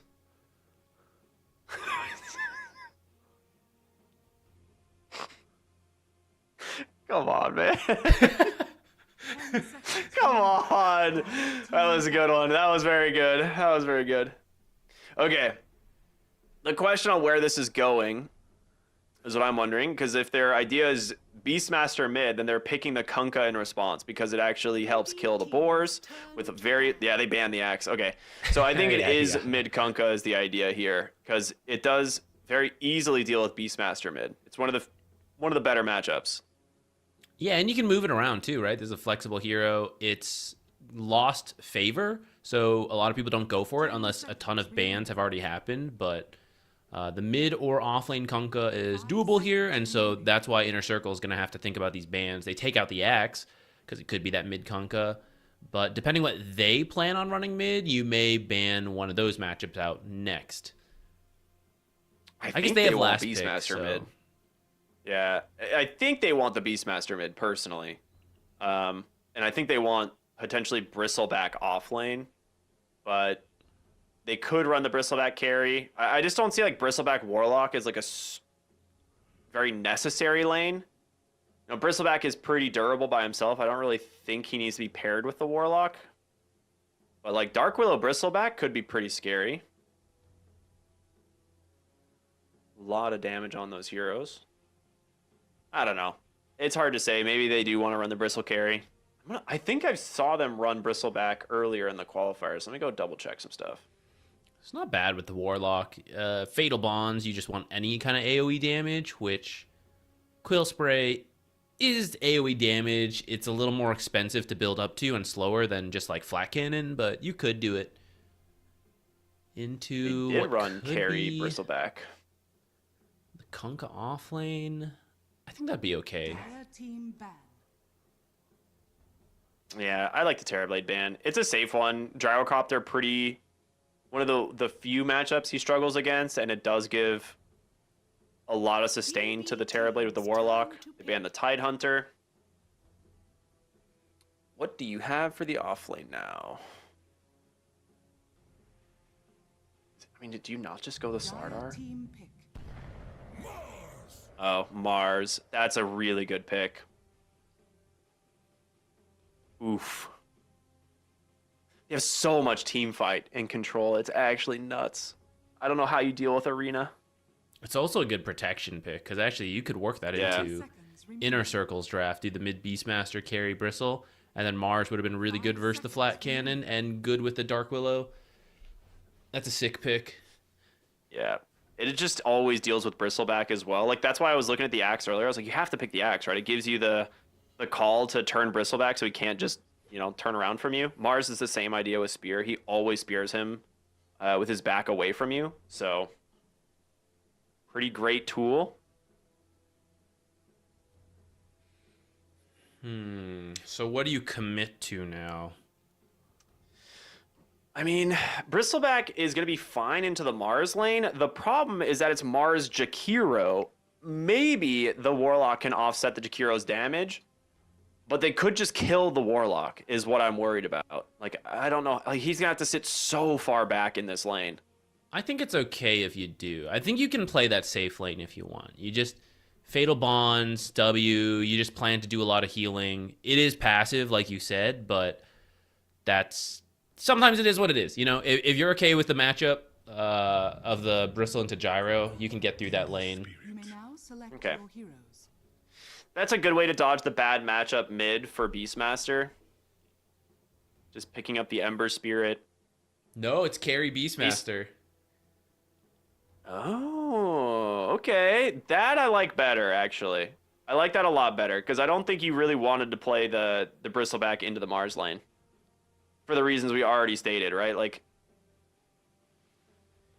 whereas Beastmaster kind of just sits back and hucks axes. So it's another way of just kind of being like, we're not going to interact with these other heroes too much. I think Gyrocopter just farms the boars Yeah. as well up there, whereas Bristleback, when you see the flat cannon coming in, you can just turn around, take less damage, don't give extra gold. In fact, you might actually do some damage in return with the Bristleback. So I like the Dark Willow can swap. dodge the flak too. It's a good, honestly, I like how their lanes have turned out. The Ember Spirit should win the mid lane. On paper, this is a favored matchup for the Ember, but GPK is on another level, man. This guy is very, very, very good. So I'm curious, like, if it's just going to be a skill difference here of him being able to clutch out a lane that maybe he struggles with. Maybe we'll see Miro rotate for the 6-minute rune and kill a hero again. Like, who knows? I think it'll be harder to do with the Mars this game, but I'd be interested to see if he keeps that trend going. Ember's a tough one to get though. Trying to spear that guy. If he has 6, I don't think you even waste your time. Yeah. If he's If not he doesn't have 6, 6, maybe. you maybe do it, but he could still dodge it with sleight of hand. So, or sleight of. It's more of a fist than a hand, I would say. I've been got. You got me on the freaking cutlass earlier. That was good. That was a good one. All right, game number 2, BetBoom versus Inner Circle. I think in general the lanes should go better for Inner Circle than they did last time. So this will end up deciding a lot. If they don't, I think they have more recovery options available to them at least, right? Ember only needs level 6, and he can show up to the lanes. Once you have Roar, you have that online as well. Dark Willow. Bramble Maze isn't like the easiest, especially as the game goes on. But in the early game, you throw enough Brambles, you'll hit someone, and you can go for a kill off of it.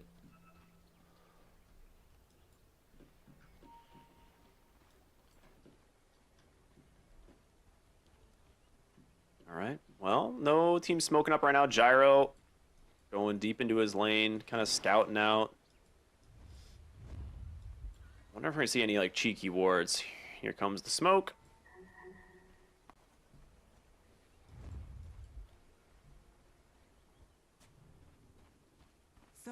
It's a nice path drawn by Inner Circle here. And they actually correctly reading this as Kiritich is here, and he is already just cutting down all the trees. We've talked about this with Gyrocopter. You want to make sure that your flak isn't like easily dodged by the support. Now, Dark Willow can just Shadow Realm it, but she will have to at least now commit the Shadow Realm to dodge out some of the damage. Level 1 fight. This could be a 4-on-2 if you're not careful. Miro's done a really nice wraparound to get the other rune. So it will be 3 for BetBoom. They did this last game too with the Knicks. Yeah, they did.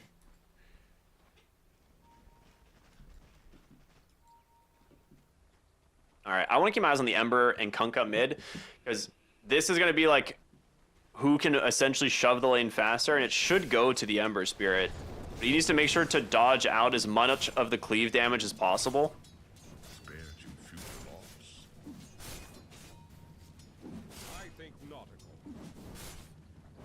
They're sweating over Up these two denies. Yeah, I mean, Kunkka has great damage, so for him, getting the denies should be relatively easy. But it's going to cost him health as this goes on. And Kunkka's not a hero that really builds, like, bottle a lot of times. He just goes, like, double bracer, right? He just wants to play off his natural regen and tankiness.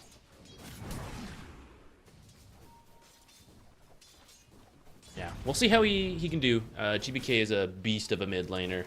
I would certainly, like, Master? ignoring the heroes, I would favor him.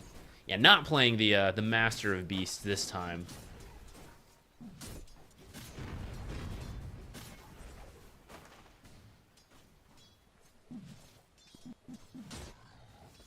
Top okay so far.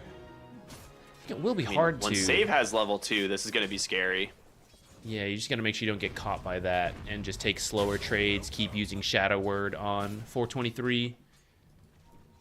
Yeah, when you send these Fatal Bonds out, like, it's also a lot of damage when the full creep wave is being killed.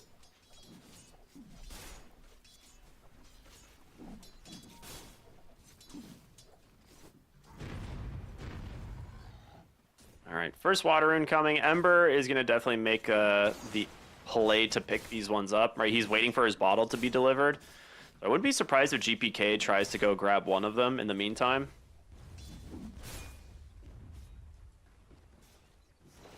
Yeah. Bottom lane. Oh, that's going to be first blood. Goes to Gyro Days. Does get the Shadow Realm, but I think Kiritich, he's trying so desperately to chase him down, but good movement with the Brambles there. Daze will be able to survive. That's a salve as well, so he's going to be back into it. He's just going to wait till Shadow Realm's back up to use it so he gets all the extra regen. I actually don't even know if he needs to. I think health pool on Dark Willow is not that large. That's true, I guess.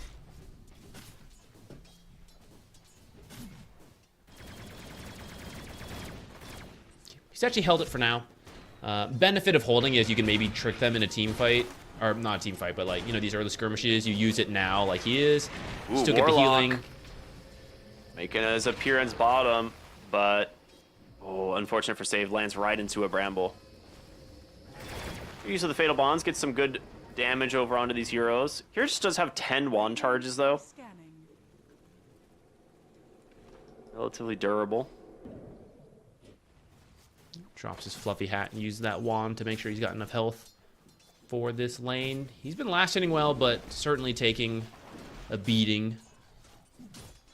He's gonna have to spend some of that extra money on a bit more regen.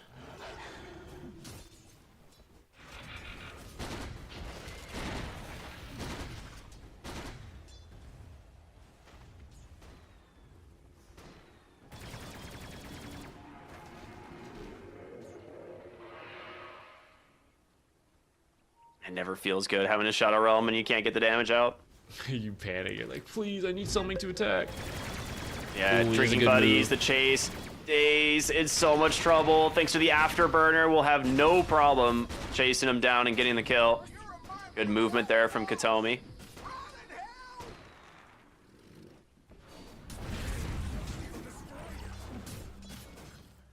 Beastmaster, pretty tanky hero, so even though you land the combo, still okay to keep playing the lane.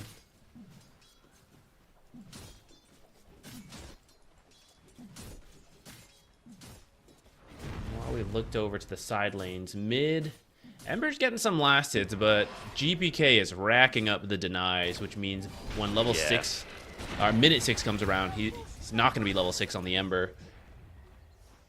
Sticking around a little bit too long on the gyro. Could be one of those, like, deaths where he's just like, all right, I'd rather get a free trip to Fountain instead of having to ferry more regen, but I mean, that in terms of Bristleback and the way this offlane is going, they're having a great time. He's not really struggling at all. Although the gyro also has a lot of last hits and some denies. Actually, a lot of them have denies.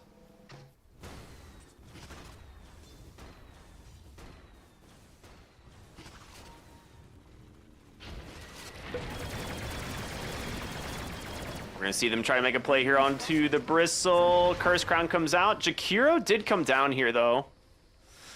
That is going to hurt because He needs to make his way mid lane for the 6-minute runes, and it looks like that's exactly what they're going to do. Both supports peeling off. It is time to make a play for that power rune. Ember still not level 6. He's got to Could hope the look rune for a spawns boat, top. but yeah. I mean, GPK just goes to the top rune, right? It will spawn bottom, and an illusion will be picked up by the Tusk. All right, not a very big rune for either of these teams, but Oh, there's so much fire on an ice hero. Dire's middle tower is under attack. really embracing the elements. He's gonna farm up that illusion. 8 gold, let's go. Money.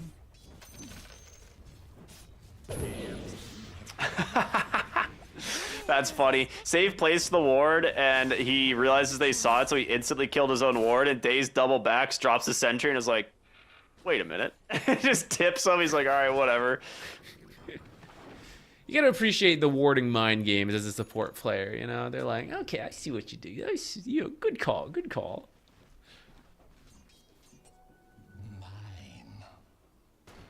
This time around, no Wisdom Shrine invades.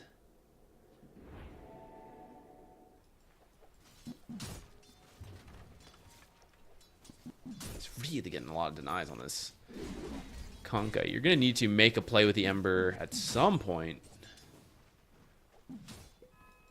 to get things going your way. There's no charges on the Grimoire besides the starting charge.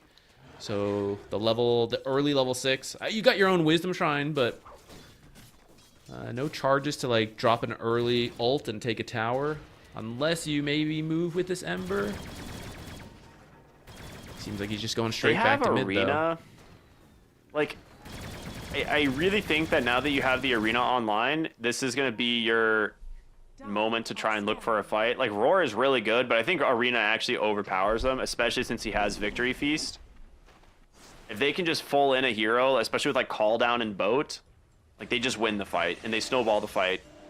Daze here in some trouble. Torrent will connect. Rune bottom again. It's going to be a haste for the Ember Spirit, but should be able to finish off the Dark Willow. X here onto the high ground will be used to look for the Warlock. Now the question is, are they splitting themselves too thin? Because right now, Daze is still alive. Will eventually run him down. The Warlock, it's going to be close. If he cleaves off the creep, yeah, that'll do it. Well played there from GPK. Ooh, Ember does find the gyro bottom. Very nice kill. Whoop. He finds the kill. There he goes. He finds the kill. Dire's middle tower is under attack. All right, that was pretty good move. You're losing your heroes top and mid. Right, you got to find something. You finally got a power rune on the Ember, struggling a little bit in lane. Might still lose your mid tower though. Level 5 Jakiro here spamming liquid fire on you. I was curious what the Kunkka build was going to be. It's just going to be the double bracer into Vessel. So pretty good against the Bristleback as well as the Beastmaster. Helps reduce the healing that's coming in from the Warlock, or even the healing from Pixie Dust innate on the Dark Willow. Like, there's a lot of value this game with the Vessel.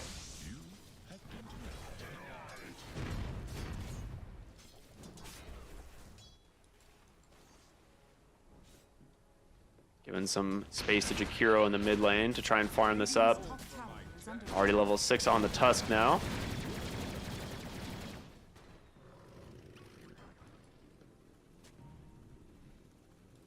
Well, the 10 So they could pop the Grimoire for level 6 if they wanted on the Warlock. Curious if we're going to see a fight break out. Oh, Chains once again stopping the Kunkka from contesting a rune. This one will go to the Ember as well, and an Invis rune. Wait, did he already use it? Dire's bottom tower is under attack. He used it and he's 4 3/4? Wait, he actually used the Grimoire? I don't think you can remove it out of your inventory. He has the Ash Legion. Ooh. That's not good. That's not Under-leveled ideal. Warlock. Well, he's getting some solo time top, so He'll catch up to his level 6, but shows you didn't really get what you wanted out of the lanes. Looking for a catch bottom, good ice path to block off Daze, and very easy kill for the safe lane duo to run down, looking for the tier 1 tower. And with the Jakiro here, they should have it. Still threatening the arena, right? We haven't really seen it used yet, but if anyone decides to try and fight them, look like that's a lot of ancient stacks that are going to go their way. Save macro pyre this, or are they just going to give it to the gyro? Miro remembers game 1. He's like, hey, I stole that last stack from you, but this time around, I'll let you have it, buddy. That's so much of Bristleback's money. That's so much of a comeback for him. They're trying to find something. Chains out. Big golem. Do they have the damage? Call down. Going to do some serious work, making a lot of space in this fight. The boat as well. They actually just cannot chase through this, as they will clean up the golem and full disengage. Well played there from BetBoom. They actually just end up gaining money from killing the golem.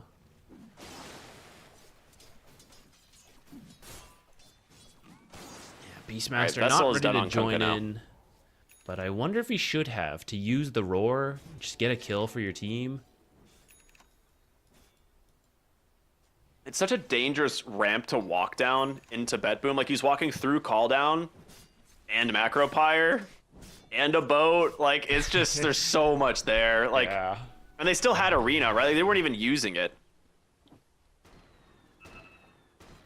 I think if you overextend on inner circle on any of these heroes without like a full commitment from the team, like if you're not the ones initiating, you're just gonna get isolated and die. Ember Spirit's the only one who might be able to get out because of remnants and stuff, but BetBoom playing a very patient game right now, just farming up 2,000 gold ahead. I think their idea is just, you know, we've got a gyro carry, a very conventional, strong carry hero, and we have really good team fight around them.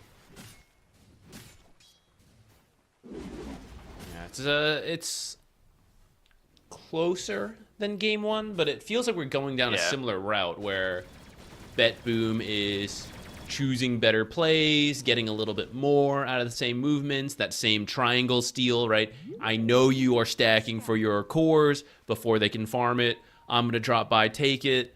They're really making smart some very rotation. smart moves. Dire are scanning. Now gonna end up with a warlock kill.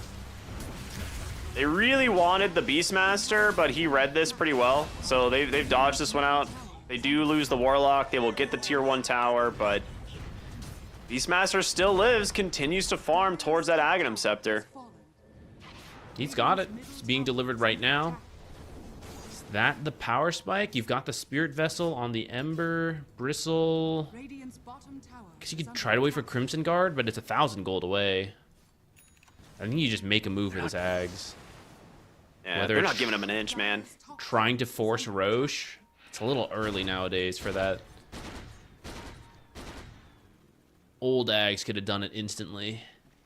Yeah, old Ags or old Helm of the Overlord, right? Was the play. You just get them and immediately walk into Roche and it dies.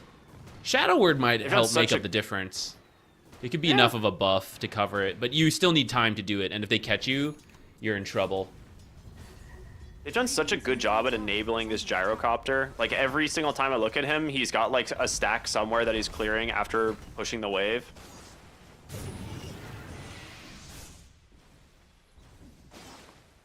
Ember Spirit, not going to be an easy hero to catch for a while. I wonder if he ends up going the Orchid build on Kunkka, because that was a very popular build for a while after Vessel, but the Aghanim Scepter is such a big part of this hero's kit as well, so it might just be the play instead. Smoke up from inner circle as Mars has his Euls completed.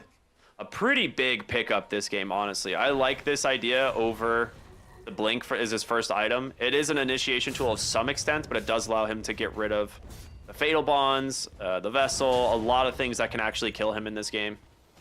Yeah, you need it versus these mobile mids as well. Because if you try to Actually gonna use blink it right now. There He's it got is. it. Euls, Ice Path, Arena, Macro Pyre, Spear, Boat, drop everything on this Ember Spirit. An immediate tip. I mean, that's really, why? That's a perfect example of what we're talking about. Like, they just know exactly when to make the plays. and how to capitalize on them. Bristleback. You tried to blink there. What is it? Well, I was gonna see the fight's going on. Looks like they're fine. I was gonna say, if you try to blink in Ember, he'll just remnant away. But if you Yules him, then you can spear as he drops, and it's a guaranteed stun. Of course, he might get away as you walk up to try to Yules, but there are chances it works, whereas the blink should pretty much never work. Until now. Now you have the Yules, now you get the blink, so you can blink Yules, and now you make it work every time.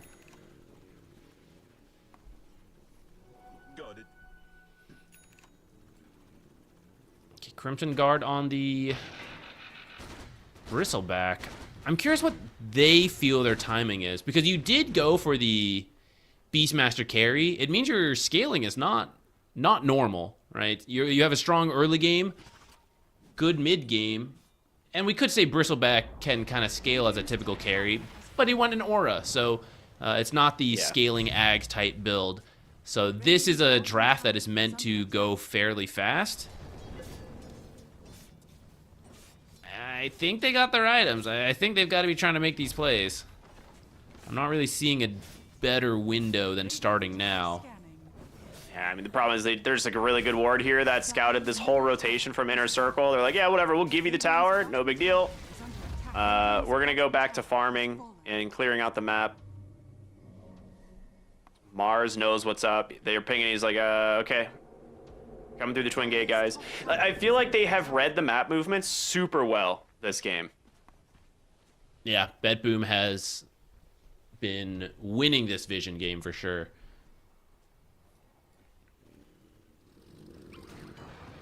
Gyrocopter continues to just farm up. You're not that far behind on the Beastmaster specifically, so as like the 1-to-1, like the carry matchups, like 500 gold at 18 minutes is pretty much even. But the main question is whether or not the rest of the team can keep up.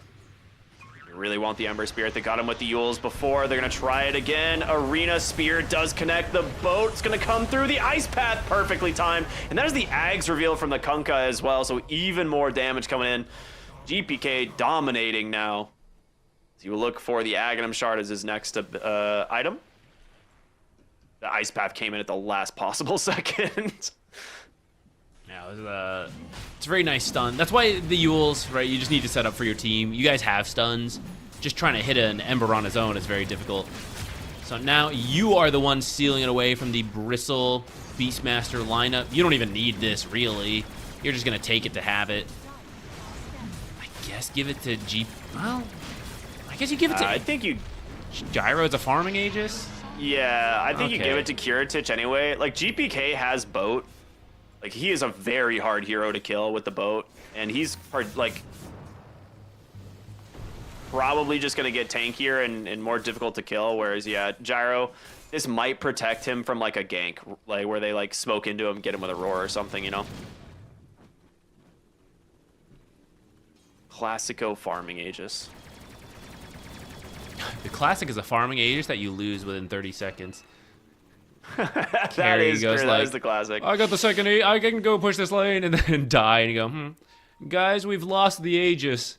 It's very, very strange. I don't know where it went. What do you mean? All right, Blink Dagger now secured for the Mars, allowing him to potentially dive further into the fights with the arena. Or set up some nice spear backs on some heroes. I think you give it a bit more time. I think you can finish this BKB on Gyro and the mech on Tusk. You gotta fight. It's the Tormentor is the thing, right? That's they true. Smoke right under a ward. They know exactly where they are. Slight Chains connects onto the Gyro. He's got backup. The Mars, however, is the one that you need to be careful of. The pullback X will be dodged thanks to the Remnant, but you're down a couple Remnants now. Vessel onto the Bristleback, and looking for an opening here. Ooh. If you end up in the middle of that, you're dead. Who did he find?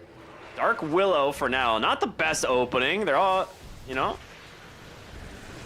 Pull back here with the Aghanim Shard. GPK really wants to try and bring this Bristleback down. He's putting himself on the front line for his team. 3 minutes left on this Aegis. As this fight certainly decides the Tormentor. Radiant are scanning. Smoke everyone behind the gyro. They're just baiting him. His BKB's even on the way. I don't think this is a fight you can really take anymore. You need the dream spell combo for this to work. I mean, And the positioning from BetBoom is really good. surely, yeah, I was gonna say, surely they just go in with the Mars, right? But they really want to bait the fight and pull Inner Circle to them, right? Where they have the Aegis, they now have the BKB, like you were saying. Like, GPK is out of Vessel charges, but they just turn and kill the Tormentor on the high ground. They're not afraid at all. That will be an Aghanim Shard for save. One of the best Aghanim Shards in all of Dota. Oh, who do you find? They get the Bristle back. Oh, the Spear actually misses, but the Arena, a lot more difficult to miss that one. Radiant's middle tower is under attack. Radiant structures are You need to get out of that area sooner. You already gave up the Tormentor. There's no longer anything to fight up there. Oh, the Spear! No way. They got him. Dude, Miro is playing so well. It is ridiculous. I mean, this guy is really good. If you hear him talk in interviews, he is so harsh on himself. He's constantly like concerned about like I don't think I'm playing that well. Like I think I'm dropping. But if you watch him play, especially on a good day, he's just nailing so much. He is so consistent. Qualifier is not the greatest place maybe to show that because there is like the top seed versus lower seed excuse. But when you see BetBoom doing well in a tournament, it's usually with Miero and GPK leading the way with really strong early game performances. Yeah, I mean, BetBoom in 2025 had like a pretty incredible year. They had like 3 first place finishes and 2 second place finishes. So, like you said, he's very harsh on himself, but he, always performs. Like he is an incredible offlaner. I think one of the few that a lot of people look to study from. I'm gonna study his axe later.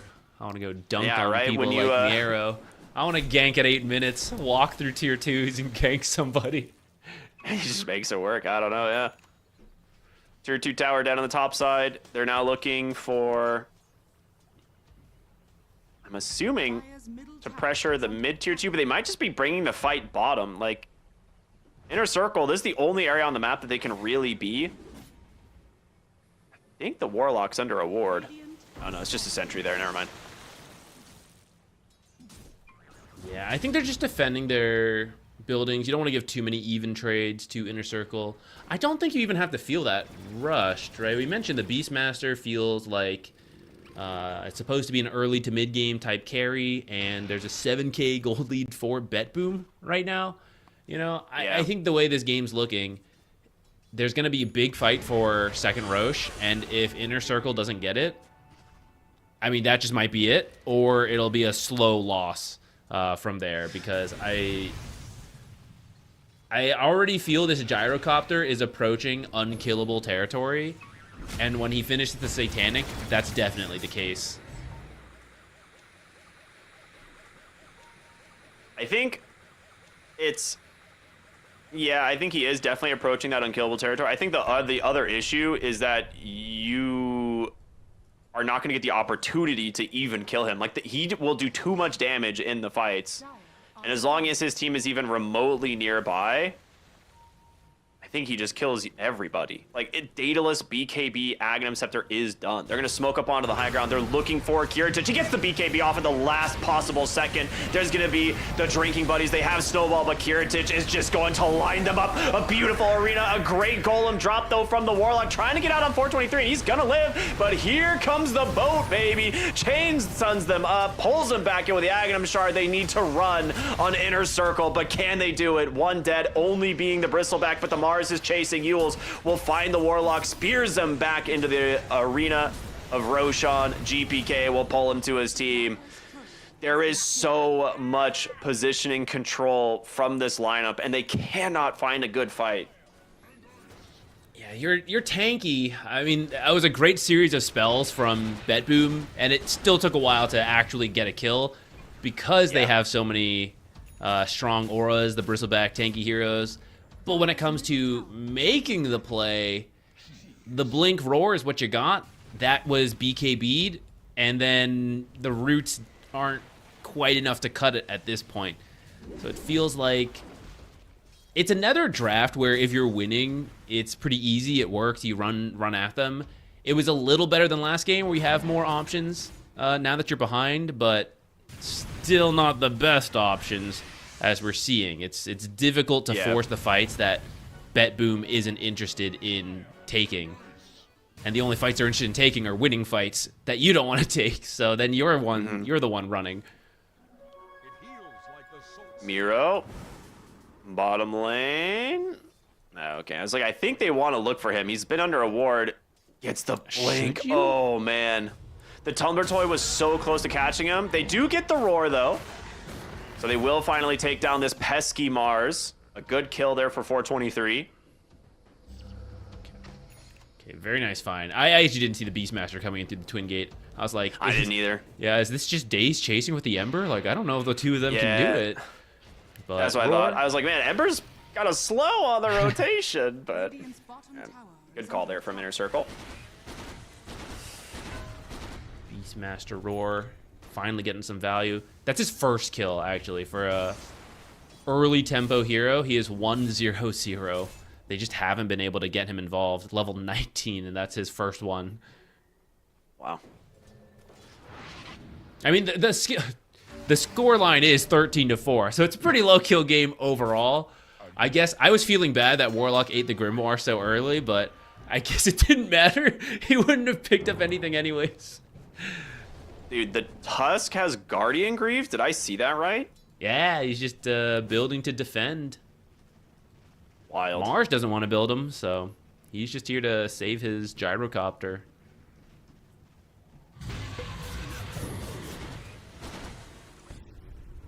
Aw, those wards are friends. Must be nice. What's that like? Which one do you want to be? I don't want to be the one in the snow. Yeah, I live in the desert. I don't think I'm allowed to be the one in the snow.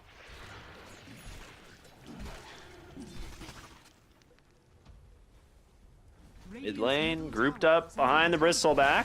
This is the second Roche fight coming up. Yeah, I mean, they're going to try and invade the high ground triangle here, maybe. BetBoom is so GPK's in ready. a really good spot to break this. I don't think you can try it. You have to do like some super deep wraparound, and you don't. If you had the tier 2 tower, you could do it, but they both scanned each other. The snowball immediately to cancel the roar, and they're just kind of holding on to the gyro BKB at the moment. But here comes the boat. The arena catches 3. They're gonna have to BKB on 423 as he chases for just the Tusk, and he can't find it. You lost the Bristleback in the arena. Katomi held in place by the chains. He needs to be able to get the snowball, but he can't. Both supports die. But here comes the gyro. He's just too damn strong. Kunkka will make his way back to the base as the rum expires. The TP out from the Ember will be successful. Honestly, again, like,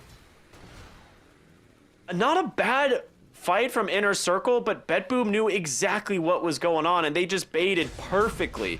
Both teams hit the scan at the exact same time. yeah, and the tools are better for BetBoom. This comes back to the drafting where you BKB Blink Roar the Ember. That's actually a great target, and then he's instantly pulled back with the Drinking Buddies and snowballed. Katomi doesn't even have a blink, right? He was just positioned that well to instantly save the Ember. So your number one initiation tool gets wasted, and from there... Wait, not the Ember. Who was it? What do you mean? You said Blink Roar. It wasn't Ember. The... Oh, sorry. Kunkka. Kunkka. I was thinking of the mid lanes. Okay. I was... Roar your own My teammate. bad. No, yeah. Blink Roar the Kunkka, who, honestly, without the snowball save, might have still lived through it because he's so tanky, but instead just takes no damage during that. And... Yeah. after that, you kill a couple supports, but you lose 2 of your own core heroes. The Aegis now picked up on the gyro, and I mentioned, right, he feels he's in this unkillable territory, especially once he gets Satanic. He agrees. He's queuing up a Divine Rapier. He's like, I'm not going to die again. Like, let's just end this with the Divine. And like Gyro is one of the heroes that feels fairly safe when it comes to buying Divine Rapiers. Like we saw, earlier this year, there was like a third item Divine like meta where people are just rushing it on this hero to an extent. Dude, save is such a baller. I think with Kunkka behind him, you have the Mars there, the snowball saves. Like there is so many different ways to keep these heroes alive. Yeah, but not save. He's not interested in that. He got 2 utility items, and he's like, that's enough. I'm going Witchblade now. Dude, Jakiro does so much damage, man. I'm like surprised we don't see more like actual core Jakiro where they go Witchblades. Because this is an insane item on this hero. Yeah, it's certainly a lot of damage. I don't think you actually need to this game, especially if your carry's going Divine Rapier. I think you just build a third utility item. But for how the game's going, I think they'll get away with it. You could just, like, if you wanted to, like, build a core item, you'd be like, Hurricane Pike, right? Like, that's definitely utility. Helping. I already have the 4-staff, guys. Oh, the my ice gosh, path what a catches read. him. Man, if he TP'd Did they have out... a gem? Is that what it was? Yeah, and I'm pretty sure someone okay. clicked it to see how recently it was placed, and they were like, I think he's here. Like, check for him. There's no way, right? They get this. Whoa. Torrent, he's X'd. He has no rem. Oh, yeah, he does. Never mind. I thought he didn't have a remnant for a second. Scary. He definitely did. All right. Arena down. But still, like, it just pushes the Ember off the map for a little while. Like, he has to go either back to base or go to the other area of the map to farm. And your, Gyro with Aegis is just going to continue to take objectives. How he closes in on his Divine Rapier. 5,000 gold. We're almost there. They're smoking mid. I mean, GPK is too tanky, man. You can't get this guy. Tusk nearby as Aegis well. Satanic Gyrocopter. It's not much better. Your options really are not not. great. Even the position 5 Tusk is 2,300 health with a Guardian Greaves. I think you actually do need to get Tusk, because if you roar anybody else, he'll just snowball save you, like we saw earlier. Yeah. You've got to pick your poison, man. You've got to make a play here on Inner Circle. They're going to be making a place to your high ground, and with the Divine Rapier now done, they have the Roshan banner that they can drop in a moment. There we go.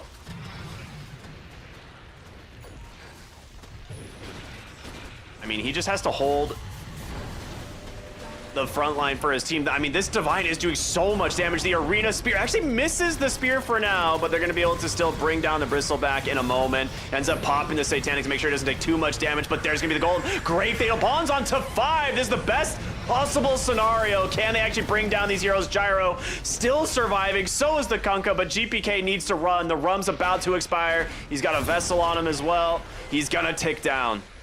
They get the kill with the Fatal Bonds. They actually take down the Gyro as well, and they actually need to get back in here. They're going to buy back on the Kunkka and try and just end this game. This is the Divine Rapier still. He's got the Satanic, got his BKB, never had to use it because of the first life Aegis. They need to XTP save out of here so that he can go heal up. He is way too low right now. But instead, looking for an aggressive play here next to the Gyrocopter, taking down one lane of Rack. Spear pulls them back. That allows him to reposition. Gyrocopter gets the kill, 90 seconds. It's a dieback now. Heritage pops the Satanic, looking for these heroes. It's just way too much. They cannot keep it alive. Daze will be next. 4 dead as they will tip Kiritich. I think that will likely be the end of this one, as Ember's going to come back into this game, try and take down the Jakiro. He'll get him, surely. 10 HP, he does, but not really worth it at the end of the day. I think even if you let him go, the result might be the same, so you might as well get the kill. Oh my god. Daze came in and almost instantly died to a side gunner hit. Oh man, yeah, that one hurts. That one really hurts. Roar is out, guys. Gyrocopter. One more for the road. Too strong.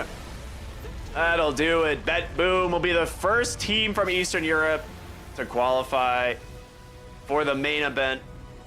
Well done. Yeah, I can't say too surprising because BetBoom was pretty much the top seed. I think everyone expected them to make it. And the nice thing is that there is a second spot for Inner Circle, right? They're not out. They can go fight for it with the other teams down in the lower bracket. But BetBoom will show why they are the strongest team in this qualifiers. I don't think they dropped the game. I think they just clean swept everything, didn't they? I'm double checking. Yeah, 2-0, 2-0, 2-0. BetBoom coming in with confidence and finishing with domination. Yeah, this was a very, very good series of series for them. I don't know how else to describe it, but probably better ways. Yeah, they look very dominant here, and I'm not super surprised. I think they're actually going to perform very well at ESL One Birmingham. Like, this is a team I think a lot of people respect, and if it wasn't for Eastern Europe just being incredibly powerful right now, like, they probably would have been a direct invite anyway. But now that we've gotten this, we'll see what happens, right? Like, they're gonna be joining what is it, Spirit, Yandex, and Paravision, right? Those are the other teams that are already there from their region. Yeah. It's a stacked region right now. It's insane. It's kind of amazing. Actually, I forgot how they did in Dream League 27. I guess they just had like a rough time because they didn't make it out of the group stage. So I don't know what happened to them there, but they seem to be coming back into form in time to qualify for these two. And I was taking a look at it. Dream League 28 qualifiers. They lost a single game to Aurora. So their record is like 15-1, something like that through these. So in 2 weeks. Yeah, certainly a very strong team. Everyone seems to be playing really well. That off lane, I know we were hyping it up a lot. Like Miero in that off lane, he had so many good games, but everybody was doing their part, doing some creative drafts too, right? I mean, we saw like the Nyx on Karomi, the position 5, but then he played in the off lane, and then Save does the position 5 Phoenix. So they mix things up, still show that they can make it work. Tried out some different strats for themselves, practicing up a little bit for the main event that they'll be headed to. Yeah. Well, it's been fun. This has been day 2 of the Eastern European qualifiers. Coming into an end here is tomorrow we will have the last couple of games. The lower bracket semifinals, as well as the lower bracket finals. So that will be Aurora versus 1W, our first series. And then the winner will move on to play against the Inner Circle, the team we just watched, for that last spot at ESL One Birmingham. So it'll be a fun day. I believe we're starting at the same time, early in the morning, right? Mm-hmm. Yeah, so same time, same start time as today. So we want to say thank you all so much for watching. Hope you all had a wonderful time, and we'll see you tomorrow. Bye-bye. Let's build a life on a lie.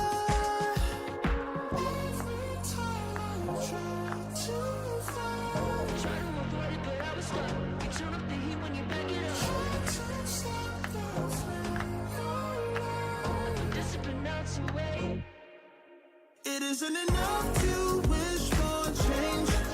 You either give in or pull away. We have the will to choose our fate. Whether it's wrong or right, I'm holding on for life. For the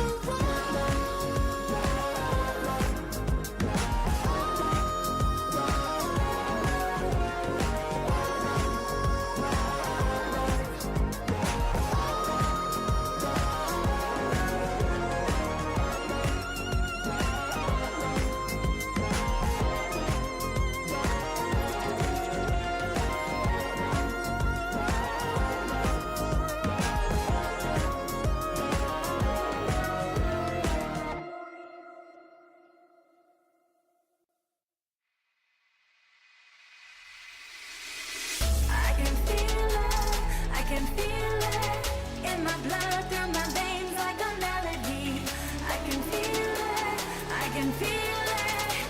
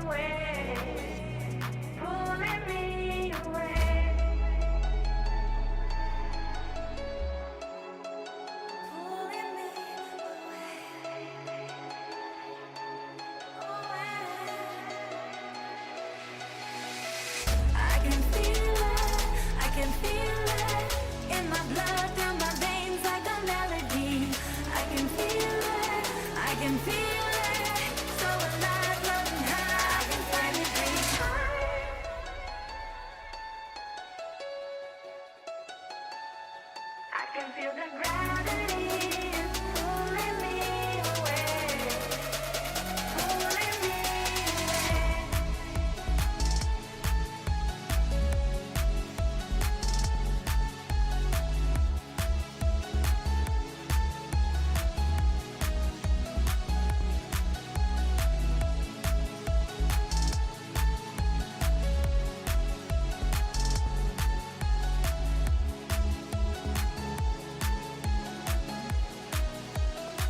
I've been getting so high, I can feel it. I can feel the gravity is pulling me away, pulling me away.